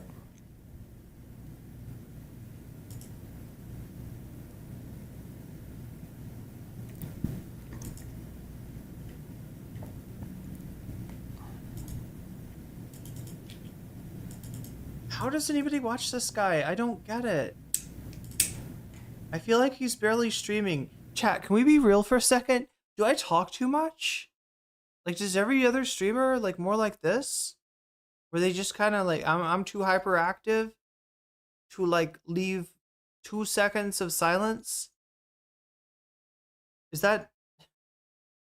Am I the weird one? Or is this like a lot of dead air?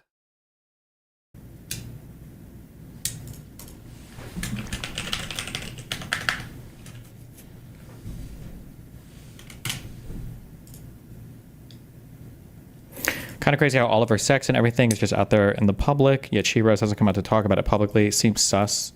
Yeah, it could be. Or if they, I mean, it's probably something if they have a ordinary real life now and they don't want to tank their own real life, they probably don't give a fuck. Or not they don't give a fuck, but they would rather be as far away from it as possible.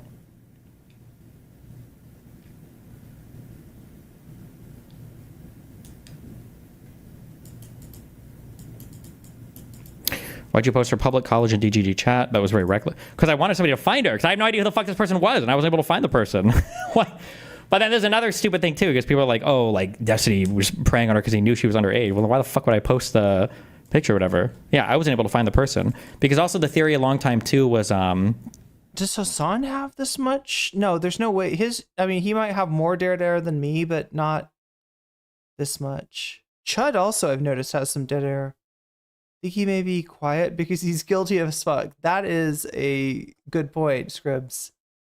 It's a lot of dead air, which isn't always bad. Yeah, that's what I was wondering. I was wondering if there's like a advantage to that. Like it's more of a relaxing, like it that, you know, I'm covering content in a way that's just kind of like, you know, coming at you like a fire hose. And there's another way to do it where it's more subdued, I guess. And it's almost like more of like a co-working situation. Is that the idea? Is that the appeal of Destiny? That he's supposed to...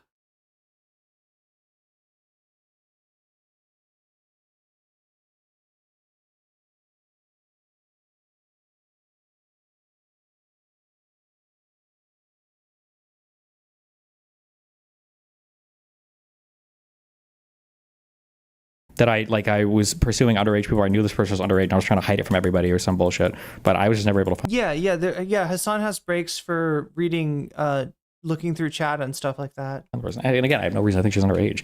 I still don't even know 100% if that's the case or not.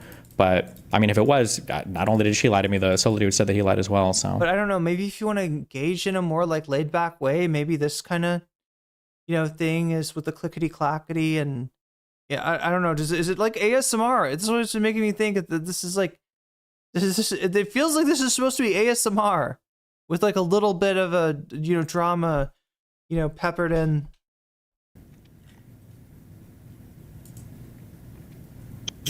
Legal ASMR, yeah. What do you think will win Drama of the Year for the DGG 2025 awards? Good question.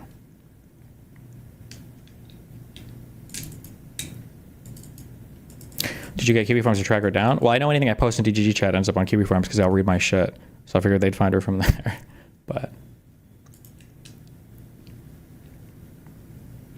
Or if she was underage, why wouldn't Solo come out and say that originally? Well, that was kind of my thought. And funnily enough, I think Justico believed the exact same thing. I think I posted those DMs because Solo originally said, oh, by the way, when you started talking to this girl, she was underage, so be careful. But Justico and me both figured he's only saying that because he doesn't want me to try to track down the girl so that he can cover his own ass. That was my assumption. Why is the ticket not sealed if it's her juvie record? Yeah, maybe. Yeah, I have no idea. But like, if it is the case, if it is the case that she's underage, that Solo dude is like felonly, like ultra fucked, because that would be an insane amount of inducement and creation of like underage. That would be crazy. Did you have a Tinder, or rather, did you connect with her there? Also for the Twitter stuff, she was selling at the time you spoke. Yeah, on her Twitter profile, she had 18 plus written, and she had a Tinder already. So, but I mean, you can fake an ID. You can, yeah. Wait, is he still going with the idea that Tinder would have age verified her at the time? Because my understanding is that's not true, right? The addition of any kind of age verification on Twitter is like recent development, right? Or sorry, Twitter on Tinder. Set a DGG bounty for us to find him, and the finder reward gets 30K. Yeah, I could do, maybe.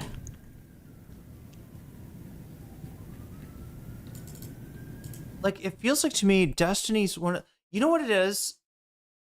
I think I know what it is. He's got a pretty good editor, all right? And a lot, I think more people, you either are consuming this live, in which case, I don't know, maybe it's more of a informal, personal feeling stream. Maybe that's how it works. Maybe that's how you get inducted into the DGG cult. But I think for the people that watch it on, like, I think most people probably watch it through YouTube. It seems like. And those clips are, like, all the dead air is cut out.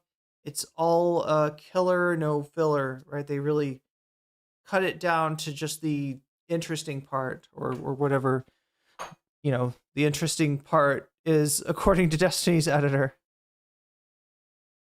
Why does this fool think other people are way guilty? That somehow alleviates his guilt. I guess because he's always gotten away with it through that kind of shit. Like, this guy has done a lot of bad shit. And yeah, I mean, like, what is the worst thing that happened to him? Probably getting banned off of Twitch. If the ticket was from after she was juvie, it wouldn't be sealed. Well, the ticket says it was paid off in 2021, so it would have been from when she was, basically.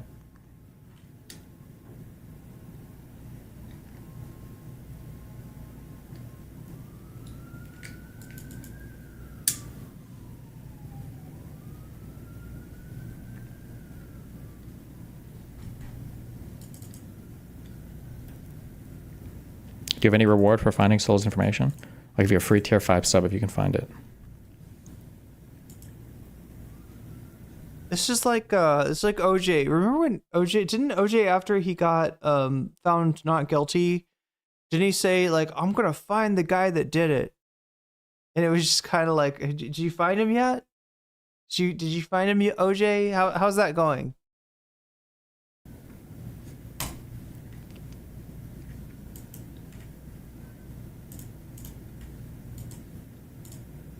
We learned just moments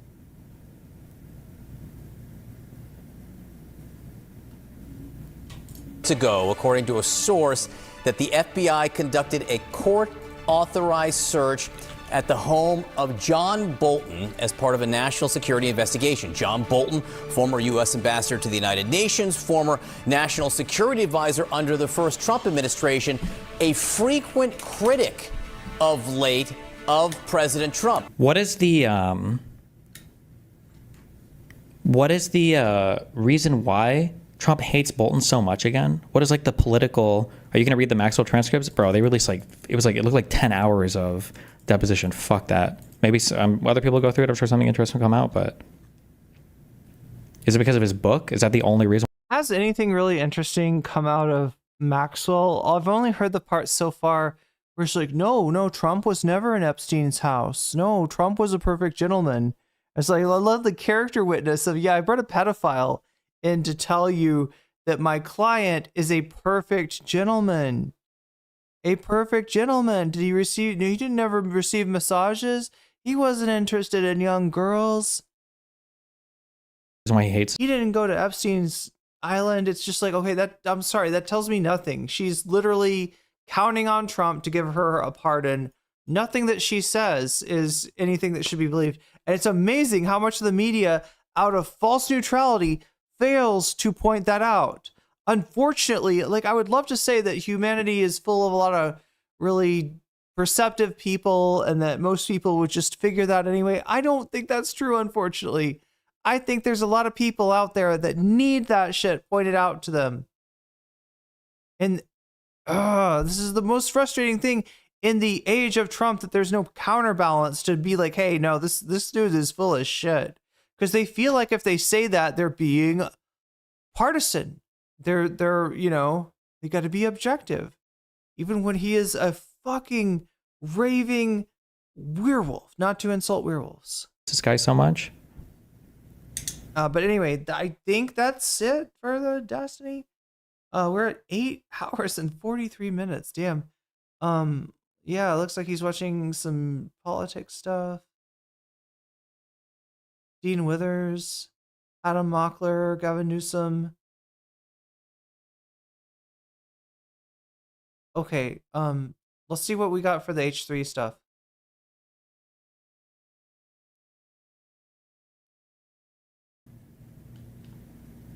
More dead air. A man on his computer. Ew. Oh no. Do you think audiences like H3s are more toxic? Do female-heavy audiences have more of a propensity to be retarded? No, like I've said a million times, I think the H3's audience is like significantly more normal than any audience over here in the political streaming world. Now this I feel like we watched. Just at least based on the little bit that I've said. I think I'm really far outside of my comfort zone, okay? Because I don't dabble in these communities too much. But from like, I don't even want to associate them with like fem. It says streamed 1 day ago. Celly stuff. But like, if you go to like femcel heavy audiences, and that doesn't mean just female heavy audiences. So like H3s might be majority female, but that doesn't just mean like women heavy audiences, but like women that do like a lot of gossip or whatever. There's a certain like attitude where it's so weird and hard to explain, but it'll be like a bunch of like relatively modern feminist like adjacent women, but they have the most sexist attacks towards women that they don't like. Like that's usually how I can tell like the femcelly audiences. So it would be like, imagine going into some place and every woman is like, oh, like, this is why like her last 2 boyfriends fucking ditched her and why she probably got cheated on. And this girl is, 35. Obviously she's not married. You can tell that she feels real bad, blah, blah. Like or like stuff, it'll be stuff where I'm reading. It's like, okay, this is like a women femcel audience. I've never seen that from H3's audience. I don't know if, I don't know if they have the proclivity of that. I never have any like idea of that. But from my impression, it seems like the HB audience is significantly more normal, and I mean that in a good way, than all of the politics audiences. But again, like I stress, the annoying thing is that politics, it already draws like a more politics already draws a more toxic audience. But the way that like people like now Hassan have just amplified it up to 100 in terms of the weird, gross, like personal attacks and digging, because yeah, has made it, I think, significantly worse. Yeah. Had the artist film themselves making this stippling art, because let's face it, most stippling art and the page.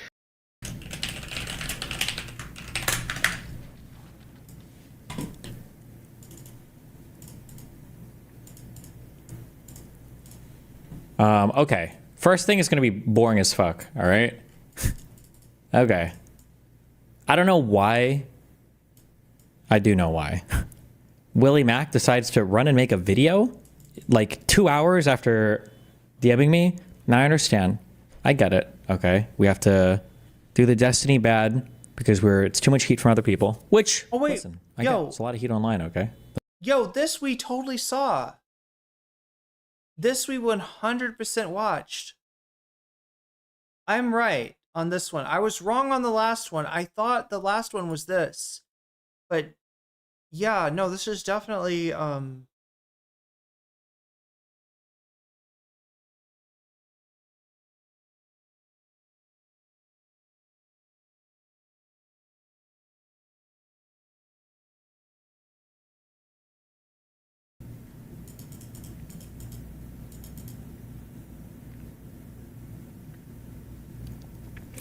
At Destiny, your issue is that politics is so virtue heavy that if you do things like hook up with people over a decade younger, you'll get attacked.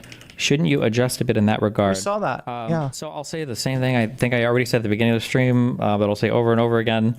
All of this drama is drug up from old conversations. It's the same thing getting recycled over and over and over again. That's like nothing. None of this is from 2024. None of this is from 2025. Like, it's all just old recycled shit. Also, I'm not running for office, so it's not like I'm trying to be a fucking politician or some shit. And also, fuck, Trump is president. This guy's civilly liable for rape. Was banging. So much cope. So much cope. But yeah, we definitely saw that. What about this? The idea that like I'm some like pedophile seeker of like the whole Anna drama was probably some of the most infamous woman drama I stream, and she's like my age. What? I had a scandal with somebody that was my age too? So that cancels out the scandal with the minor? What? What are you gonna do? One must imagine Destiny happy. There we go. There we go. Up the hill. There it is. Yeah, we definitely watched this.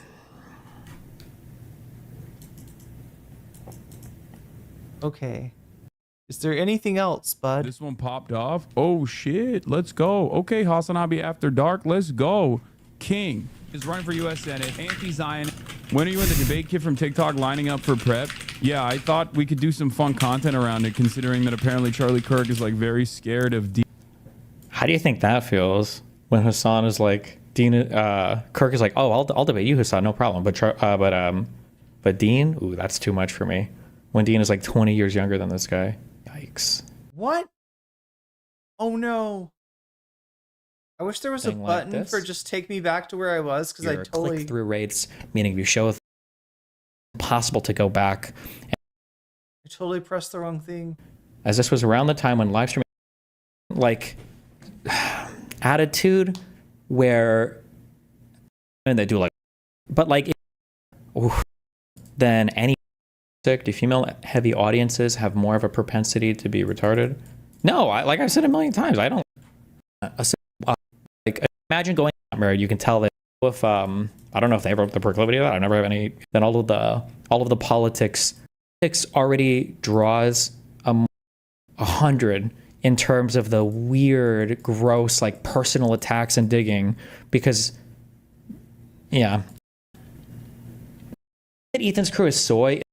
I bet this guy debate saying that you guys significant Batman movie. Yeah, I thought we could do some fun content around it. Okay, so apparently Charlie Kirk yeah, is like very I was scared trying to press this button to pause it, not the button to send it back to the beginning. Apologies. Just some background on this. Destiny has been trying to engineer a situation in which Charlie Kirk is forced to debate him. Charlie Kirk is not interested in debating. He's got no interest in debating Destiny, and yet apparently has now agreed to a Hassan debate. And I think that Destiny is probably more than a little bit jealous. Dean, the TikTok liberal Spider-Man Dean himself, and so I you know. Oh my God, you ate Taco Bell for dinner? I'm so hungry. I might do a little collabo with him. This one popped off. Oh shit, let's go. Okay, Hassan after dark. Let's go. King is running for U.S. Senate. Anti-Zion. When are you and the debate kid from TikTok lining up for prep? Yeah, I thought we could do some fun content around it, considering that apparently Charlie Kirk is like very scared of Dean. How do you think that feels when Hassan is like, Dean? Wait, Dean. He's scared of Dean Withers. Kirk is like, oh, I'll debate you, Hassan, no problem. But for a second there, I had to check myself. I thought Hassan said scared of D. Ooh, that's too much for me. When Dean is like 20 years younger than this guy. Yikes. Yikes. I don't think you're familiar with the H3 podcast. They cover a lot of heavy and complicated topics. It's not fun and games. Yeah, sure. I'm not trying to say that it's all jokes or whatever, but I'm saying that the mood is significantly lighter. What? At least that's my impression. I could be wrong.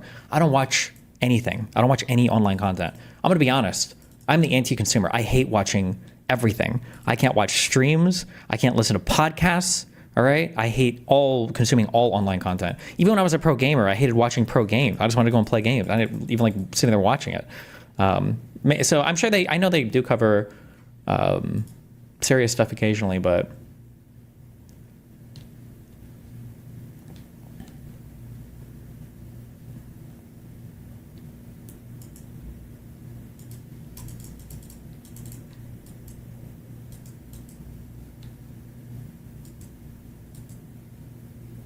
what is this? Ethan throws it back to the time he exposed Vosh and Destiny defended him. Lots of folks dying on Lolly Hill today. I'm reminded of when the Vosh Lolly shit happened. Destiny defended Vosh, and I remember exactly what he said because I thought it was so outrageous. He said, how old is the girl in the drawing? You mean, how old is the drawing? It's a fucking drawing, who cares? True. Wait, what? So he's trying to do the Lolly Hill thing with Destiny now. Yeah, I don't think Destiny tried to defend Vosh. I don't know, maybe I didn't see this, but all I saw Destiny say was like, God, geez, Vosh, it'd be really nice if there was somebody to defend you. Somebody who's got all the arguments to say that you looking at fucking, depictions of underage anime women, and I'm saying that, to not say the keywords that Destiny just said, are, that there's nothing wrong with that. It's too bad. It's too bad that you don't have a friend, right? He was just basically rubbing it in his face that he no longer, Vosh is done wrong. Vosh is done wrong by Destiny. And so he doesn't get the protection. Destiny could totally save it. He'd write in and save him just like he saved Chud Logic from his lowly charges. I'm sure you've got where's the greatest hits? I don't care, all right?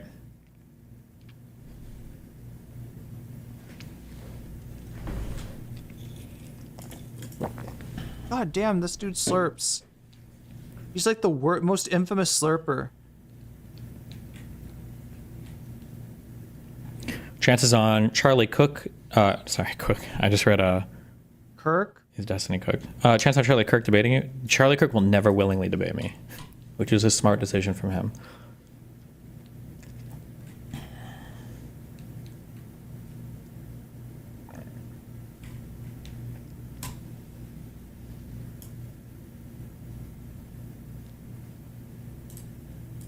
you serious?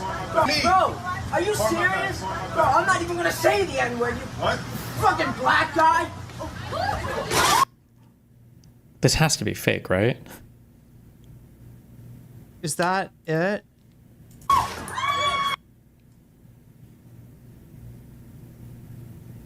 Oh my god, what the fuck? It's 100% fake, but fucking funny. I feel like the customer service industry and the employment industry would be significantly improved if like every employee got like one beat down per month of some fucked up customer, because customers would act better because you don't know if the employee that you're harassing has his like beat down off cooldown, and employees would feel better because now they know that no customer can severely disrespect them. Why don't you just like allow the purge, you know? Like that would be... At this point, what do you have to lose by going harder on these people? It seems like you're holding back a lot. I'm not holding back. I just don't feel like... Yeah, Destiny, why are you holding back? There's a piece of advice I give to everybody, and you just have to remember this piece of advice, and I have to remember it, and sometimes even I forget, is that sometimes shit is crazy. It resolves in a few days or in a couple weeks, just depends on what it is. There's a reason why I've outlasted all of my critics. And I think significantly compromising what I do or who I am to start going hard on people, and then losing whatever charitability I guess I provide for people. It's not good. I don't want to turn into that. I just have to, like, I internalize that, and it means something to me, and it's not something for other people. So when people ask me like how are you charitable to people, even if they're like get weird or backstab you or do the Ethan Snarker shit, the reason is because there is a personal payoff for me to act in accordance with those beliefs, and it's not about necessarily getting any type of mutual grace or charity in return. Like that's just sorry. Yeah, there has to be like a personal payoff. Somebody messaged me the other day. Do the Ethan Snarker thing? Has he been taught? Did I miss something? Like it feels like this is like a language that they've created. Like, oh yeah, the Ethan Snarker thing. Are they doing the Ethan Snarker thing? Oh, I hate it when they do the Ethan Snarker thing. They're doing the Ethan Snarker thing. Could you stop doing the goddamn Ethan Snark? Is it the Ethan Snarker thing? It's the Ethan Snarker thing. The Ethan Snarker thing again. Like, I don't know. I feel like I'm left out of the inside reference here. What is the Ethan Snarker thing? I don't even remember this. Like when Chud Logic was full on sexting some minor chick who lied about her age. There we go. In chat, if anything, I don't know. Does Destiny want to take Chud down with him? Chud Logic got off easy because of this dipshit right here. Right? This dipshit read through the logs and concentrated on the inconsistencies between what was actually in the logs and what some very misguided people were accusing Chud Logic of. And because Chud Logic wasn't guilty of the, you know, worst version of the worst way you can interpret what those logs say, therefore it was like, well, I guess he's totally innocent. He did nothing wrong. Wow, it's a cancel campaign against this poor guy. It was really the child that was bothering him, not that he, right?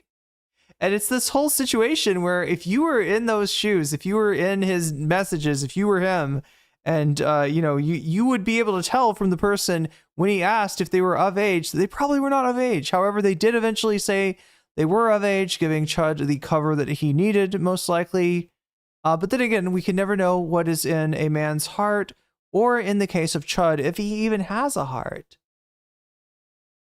Does he have a heart? Can it grow 3 sizes? I don't know, Chud. We'll have to find out next Chudmas. I remember. Yeah, Jesus. But I think when I put my neck out in those situations, I'm not putting my neck out for some kind of payback or for some kind of like reciprocity or loyalness or whatever. It's just it's probably a good thing to do. Yeah. Wait, what did he steal from Denims, Lizzie?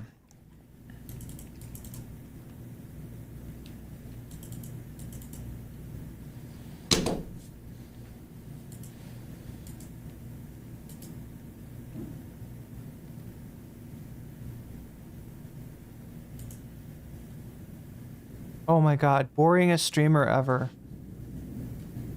How do they watch him? Day after day. Chilling out in DGG.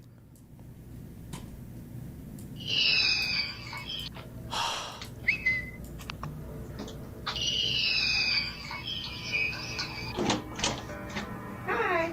Hello. Come here, Max. The dog. Next. Go. Thank you. I just want to say it's a nice house for a $5 tip. You're welcome. Are people gonna side with him or side with her? Fucking got him.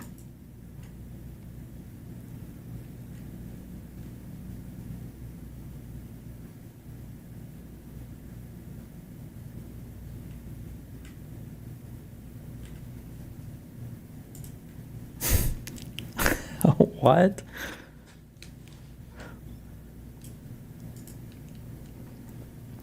Hi everyone, long-time lurker but first-time poster. Given the allegations that have come to light in the past couple of days involving Destiny, I thought it might be worthwhile to share my Wait, he's reading...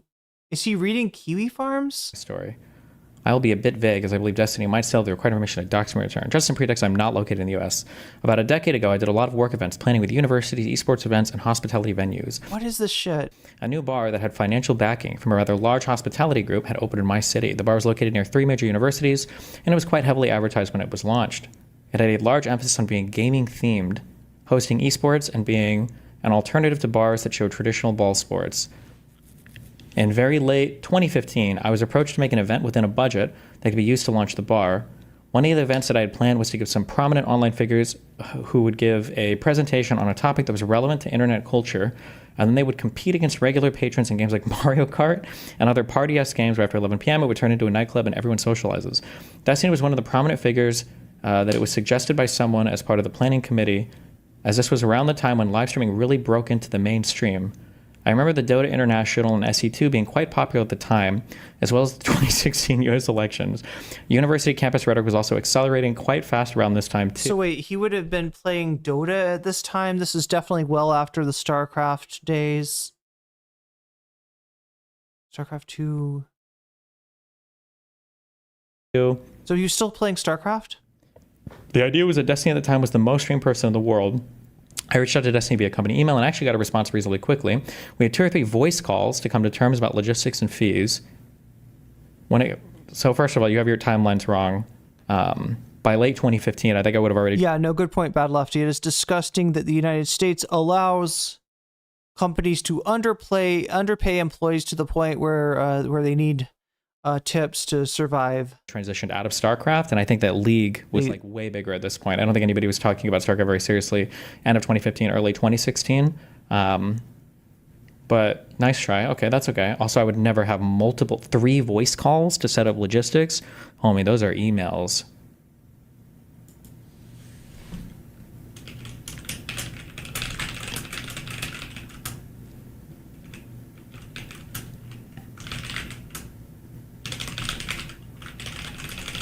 Also, my time as like the most famous streamer would have been in 2012, 2013. By Really? 2016, the League boys had all taken over. Oh, wait. I reached out to Destiny via company email and actually got a response reasonably quickly. We had 2 or 3 voice calls to come to terms about logistics and fees. When it came to planning Destiny's travel to my country, I engaged with our... So by that time, he's kind of like a, sort of washed out, but maybe people still remember him. partner immigration agent. The immigration agent had a template on a company letterhead that we send to our talent, which asks them information that might be relevant to bringing them to the country. The question asks very basic questions about dietary requirements, medical issues, travel insurance, emergency contact information, and criminal record. Why would criminal record even be on here? Okay, travel insurance? Oh, I wonder if this guy he must be European. I think travel insurance is a big thing for Europeans. I've never heard of Americans talk about it, but I know like Melina and stuff would bring it up, and her dad was big on it. Or maybe other Americans haven't. I've just never heard of it, but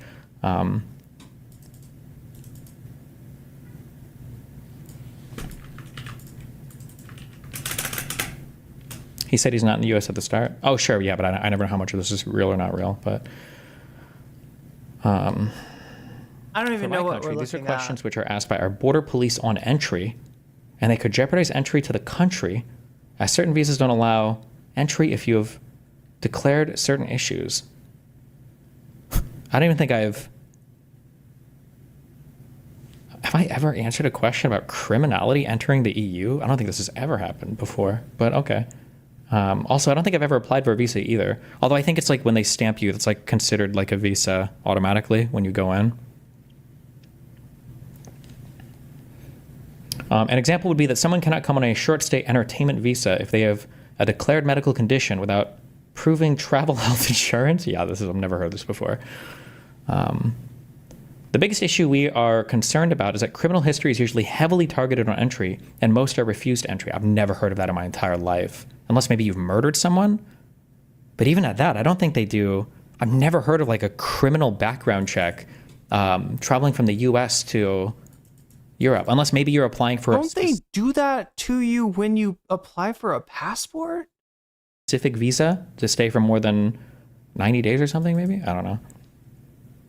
Once Destiny... Yeah, it'd be maybe if you're trying to immigrate to the country, that would be when criminal history would maybe be... yeah, I think that's true in some countries. You have to give them some sort of document of, you know, your criminal history or lack thereof in the country you're from.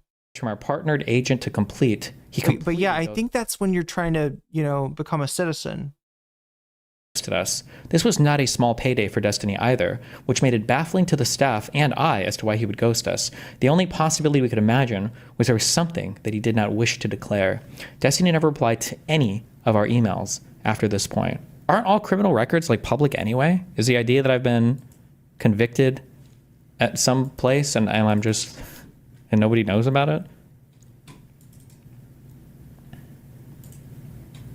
I don't actually have access to any of the correspondence anymore because it was all through a work email address and I no longer work there. I'm hesitant to go into specifics as I fear Destiny may have the ability to dox me. Please feel free to ask. The tax on tips thing is fake because no one reports cash tips. Also, the way that it works, it's like, you know, your tax liability doesn't start on, you know, for a certain amount of money, and it's kind of like, and then I think it where does it top? Does it top out? There's basically a small window where you can receive a tax waiver on like income from, you know, I don't know, 25,000 to 35,000 on your tips, and then after that it doesn't really affect you. But you know that the like hedge funds are going to figure out how to classify their, you know, hedge fund investors are going to figure out how to like classify their advice as a tip, their fees as reclassify that as a tip, so that yeah, you know, with all these tax breaks, right? It's the people with the you know, it's the people with the accountants who can really you understand them and use them to their potential. Ask me whatever, and I will try to field the question the best I can. I don't even know why I'm reading this when I'm sure I could just watch it later on. But yeah, good point. I mean, I don't know. When I worked at a restaurant, there were, you know, a lot of cash tips and mostly cash tips. And so, yeah, like people would maybe, some people might not have, you know, reported all their tip money. But I don't know. I don't know a way of getting around it on credit cards. H3H. I'm just kidding. Just kidding. I see this one going around, and there's another one going around with some girl who's like, do you know what I mean? Like if you work at Starbucks, you're probably going to get more charge tips, I would assume. I just want you guys to know that 4 years ago, me and Destiny hooked up, and as soon as I hooked up, I went to the hospital the next day, and they told me I had HPV, and Destiny was giving HPV to everybody. That's another one I see pop up every now and then. So, good memes. Slurp.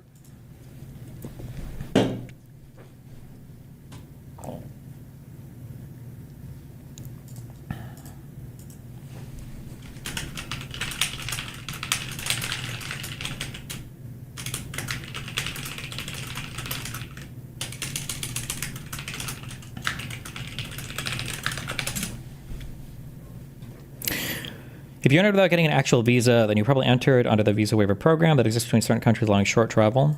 Oh, maybe. I'm trying to think if I had a visa when I lived in Poland for 3 months. Maybe there was paperwork for that, I guess. You likely got a visa waiver. 90 days is often the time. I mean, I don't know.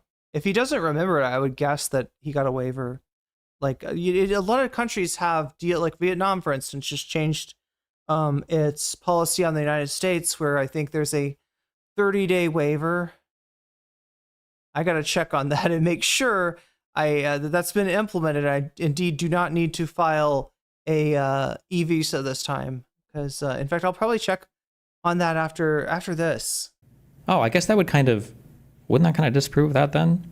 If I qualified for living in Poland for 3 months, but maybe they think I committed a serious crime between 2013 and 2015? Who knows? I saw Dusty in a grocery store in Miami yesterday. I told him how cool it was to meet him in person, but I didn't want to be a douche and bother him and ask him for photos or anything. He said, "Oh, like you're doing right now?"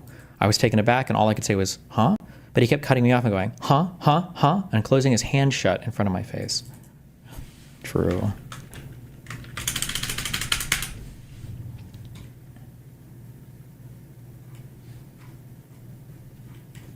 Wait, did I just miss something horrible? Did I just zone out and he said something horrible? I feel like I just zoned out for 2 seconds, and then as I was like paying attention, I was like caught the end of that. Okay, we can avoid all my memes. I saw okay, I'm done. Okay, listen, I love you all. Whoever you are, just know that I have deep love in my heart for all of you.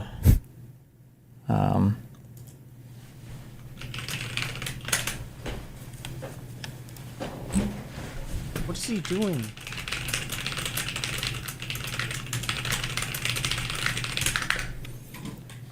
Hey Destiny, I'm an H3. I'm an old H3 fan that stopped watching when Leftovers started. Didn't like the Hassan guy. I heard about you, but only started watching during your Palestine coverage. Would you say there's a generally large audience overlap / potential overlap between your audiences?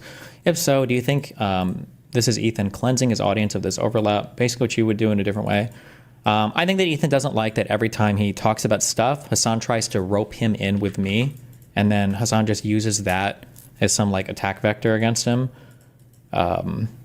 Like you saw Ethan and Ela get mad when I wrote in chat about like I think Hassan's comments were crazy. And I think you could, I think you go really far with comments like that in both directions. But like instead of saying, instead of being like, oh my god, I can't believe Dusty said this, you should just be like, oh, this has nothing to do with us, because it doesn't. Like I don't even know why they would pretend that they have to address or account for or have. It was just a meme that they were referencing. Anything to do with anything I say whatsoever. But my guess is he just got too frustrated dealing with it, so this is like his way to kind of like separate. That being said, I actually don't know if there's very much organic crossover between our. This sounds familiar too. Our two communities. I think that there has been some because of just our like the enemy of my enemy is my content. Just because we are against Hassan so much, but I feel like the content that we cover is just significantly different. And then the audience types, I think, are a lot different. Like my audience is very kind of like autistic debate bro. We use slurs like retarded. And I think Ethan's audience is a bit more like normal people,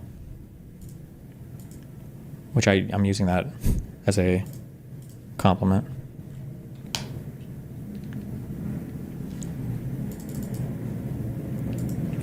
This whole H3 thing, shitting on you won't stop Hassan at all from bringing you up and mixing H3 and you together. Yeah, it might a little bit, but the benefit for Hassan, in a way, maybe everything at the end of the day is Israel-Palestine. In a way, what Hassan is doing is it's kind of like when Netanyahu likes to keep the Gaza Strip and the West Bank like separated, so that they don't have the same governing body. Even though Hassan probably won't use me as an attack vector against Ethan now, or it's going to be harder to do that. After Ethan admitted that he's been following you since you were an esports star. unified response that Ethan's community and my community might have against Hassan's unhinged shit would be severely reduced. So the lack of synergy there would be a success on the part of the snarkers or the people Everything is computer. That's what it feels like tonight. trying to break up other communities because the divide and conquer strategy works so well. Wait, I just zoned out. I don't even know what the fucking meme they were talking about was about. I just came back to it and I was like, oh my god, did he just say something horrible on my stream again?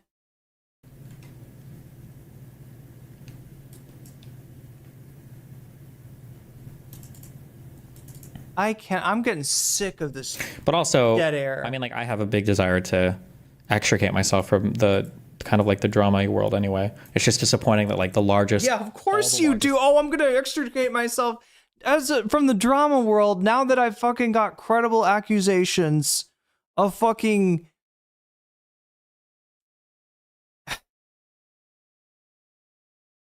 sending inappropriate shit to a minor in Discord. That is when I will decide to extricate myself from the drama-verse. Hey everyone, I am no longer an eligible receiver of drama. Kindly shut up about me.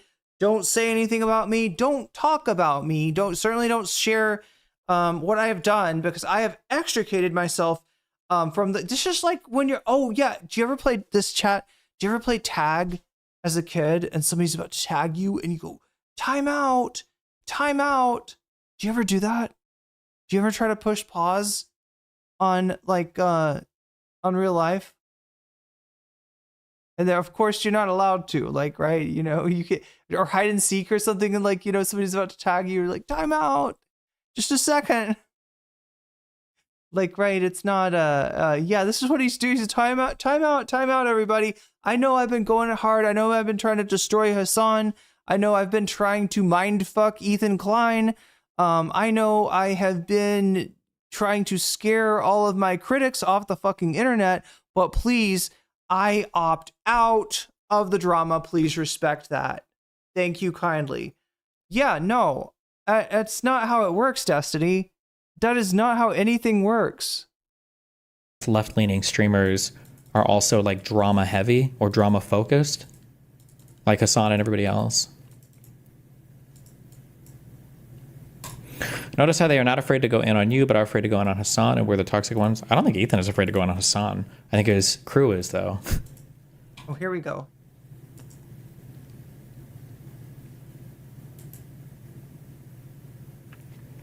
Hassan moves how people think Destiny moves. He's very socially cunning, to be honest. True. I regularly sub to you, H3, and Loner. It's a weird place to be in. I hate it, to be honest, because I love you guys so much. And I think, yeah, I think, like I said, I feel like Lonerbox, Hutch, and Josiah, I think are like my favorite online content people that are like peripheral to me. And that Adam Mockler guy, although I don't know if he's like as included as much in the space, but I feel like those three guys. Does Josiah fuck with Destiny anymore? Like, he doesn't strike me as the kind of person. I'd be surprised, chat. Josiah's not Counterpoints. Josiah's just very mainstream, middle of the road, you know, trying to, you know, he wants to be friendly with the Vanguard, and he did want to be friendly, I guess, with Destiny.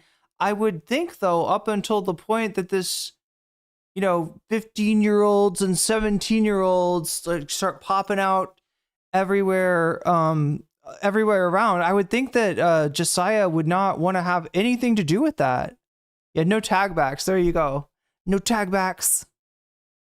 Almost always have good takes. They're boring as fuck. They're boring as Destiny chatter. It's a different style of content, but Dylan Burns, yeah, he's good, but he's a bit more removed and specialized on Ukraine stuff. A-Track is cool, but a bit more like not like hardcore Atrioc? Politics focused. Lonerbox has been royally fucked. Yeah, he has been. Yeah, but also that was also intentional too. Remember, Hassan was platforming Bad Empanada and everybody else to attack. Did that sound like a Dylan call out? I don't know. I mean, it sounds like he's just what I thought, that he's like less involved in the Destiny community these days. Lonerbox for a long time as well. The goal is always like divide and conquer for all of these communities, and they're really good at it, to give them credit. But they're also really good at it because He said, "Oh, you mean a shout out? Okay." They have no rules and they have no restrictions. They will go as hard as possible. They will weaponize anything they can. They will lie, cheat, mass report, whatever they can to do any SWAT, whatever. There's like no rules and no restrictions. And then anytime you respond to any of it, they're always quick to be like, oh, I thought that you guys, like how many of the commentary people were like, oh, like you guys didn't Destiny dox this one guy and it's so horrible? And it's like, yeah, they're very good at that. One guy? This guy doxes every guy.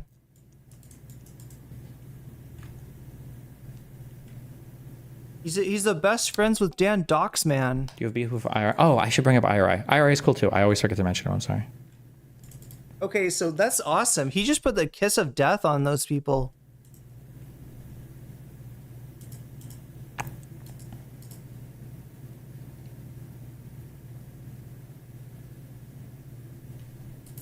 You keep giving Willie Mac and Ethan all this good faith. I mean, I don't think I'm just trying to be honest about it. I'm not trying to give anybody good faith. I'm just trying to have a sane reading. The problem is when you start, another problem too, and I know it's hard to see the short term, and it might even cost me the short term. The problem too is that when you start giving into like lies or misrepresentations about people, this is one of those like life advice moments where very few times will I say that there's a piece of life advice that like this is 1,000,000% true and you should listen to me no matter what. This is one of those times. Okay, I need like a ding for a life. Wait, who all has IRI tried to deplatform? For people who don't know, IRI has like been a Twitch streamer forever. He's pretty boring. He was the guy in the video apparently. The video for Pretty Fly for a White Guy. He was the white guy in that video when he was younger. So it's kind of like a child actor thing going on. That's why, hence the name, like I'm really important, and just kind of puffs himself up. I think he's with Occupy Democrats now, which is a fairly large channel. So, he's definitely getting some views.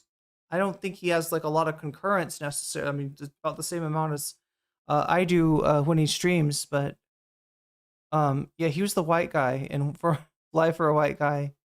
But what are we saying that he, I don't want to name them. Okay, you don't have to name them. Don't want them to be targeted again. But he did go after a couple streamers I follow. God damn, I didn't realize he was like trying to deplatform people. Advice moment. This is not, I need a better ding. If you start making compromises with what is true, the scary thing that you can do is you can start to build really big portions of your life and your understanding of other people on lies. And the problem is once you've built too much onto that, it becomes almost impossible to undo it, because you would have to go back and rearrange and reanalyze so much of your life, and you would have to admit to so much fault and mistake. It's like almost impossible to do it. This is one of those reasons why I say like I try to do like every few months I'll like decompress and then go through all of my emotional baggage and then like reassess things and then package and go forward. Because if you start telling lies about things like, oh, like this guy is evil or all these people or whatever, if you start telling these lies and you build like more and more stuff on top of it, at some point you have to undo so much to figure out the world again that it just becomes impossible. I have no psychology research backing this up, but in my opinion, this is one of the reasons why old people's minds are so hard to change. I don't think it personally, I don't think it's anything to do with like neuroplasticity or anything to do with difficulty understanding new technology or ideas. I think it's because when you reach a certain age, you generally stop reassessing like fundamental viewpoints of the world. And anytime you're wrong on a thing, I guess it's almost like mutations in your DNA or cancer or something. Anytime you're wrong about a thing and you start building huge understandings or portions of understandings of your life or life in general off of that thing, it just becomes impossible to go back and readdress. Like imagine the easiest example of this is religion. I'm biased, obviously I'm atheist, I guess. But if you, like, let's say that you're Christian, okay? Like imagine you're Christian from 20 to 70, and then imagine at 70 years old, you find like a really compelling argument for atheism. Not only would you have to admit that like the last 50 years of your life you believed in something wrong, you probably built a lot of other things in your life off of that belief. Like imagine, when you were 25, 5 of the hottest He is waxing philosophical. I guess that's the attraction. You go watch this guy, and you're like, this guy's so good at debating. Oh, I sure hope he gives me some life advice. Oh, look, some life advice. Oh, I'm not even mad that he's got like fucking like dead air all over the place. He is giving me advice.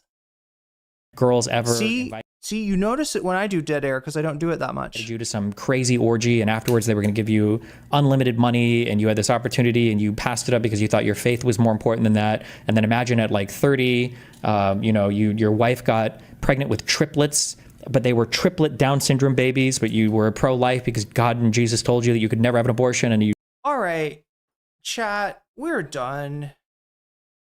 I don't know where he's going with this, but I know where you're going. If you're watching me on Twitch, you're going to right into that Katie. And it looks like Katie is playing. I don't recognize this game, chat. You'll have to tell me what this is. Some kind of RTS. Yeah, I don't know. Katie is a politics streamer and sometimes debates people and sometimes has a lot to say about the current discourse. I'm gonna raid you into that Katie's right now. Thank you everybody for being here. Thank you for supporting me. Thank you mods for keeping us safe. Let me read off and shout out the Patreons right now before the Twitch stream gets raided away. I will I will be back again tomorrow. I do have to take care of some business at some point, so it might be a little bit of later stream, but I'll try to be on tomorrow. There's so much to cover. Shouts out to Oral's Ellipsis, shouts out to Timberl Insanity, shouts out to Steven Sayers, shouts out to Funky Monkey, shouts out to Sarah, shouts out to Nadia Yvette, shouts out to Moe Noape, shouts out to Jules K, shouts out to JMB, shouts out to Izzy Mandius, shouts out to Infallible Fowl, shouts out to Good for Gabby, shouts out to Emily French, shouts out to Direful, shouts out to Choky, shouts out to Buffy Geek, shouts out to Big Al, shouts out to Animus, and a fancy shout out to Zerazerix, to Rachel K, to Crystal Saphira, and to Omega Star. With that, chat, I must abscond. I must get something to eat, and I must go to bed. And yeah, I will try to be on again tomorrow. And we'll talk more then. Until then, this is the funnest 9 hours straight I have ever spent with anyone. So thank you for making it such a pleasant experience. Because honestly, talking to chat is one of the best part of streaming. I will see you with that.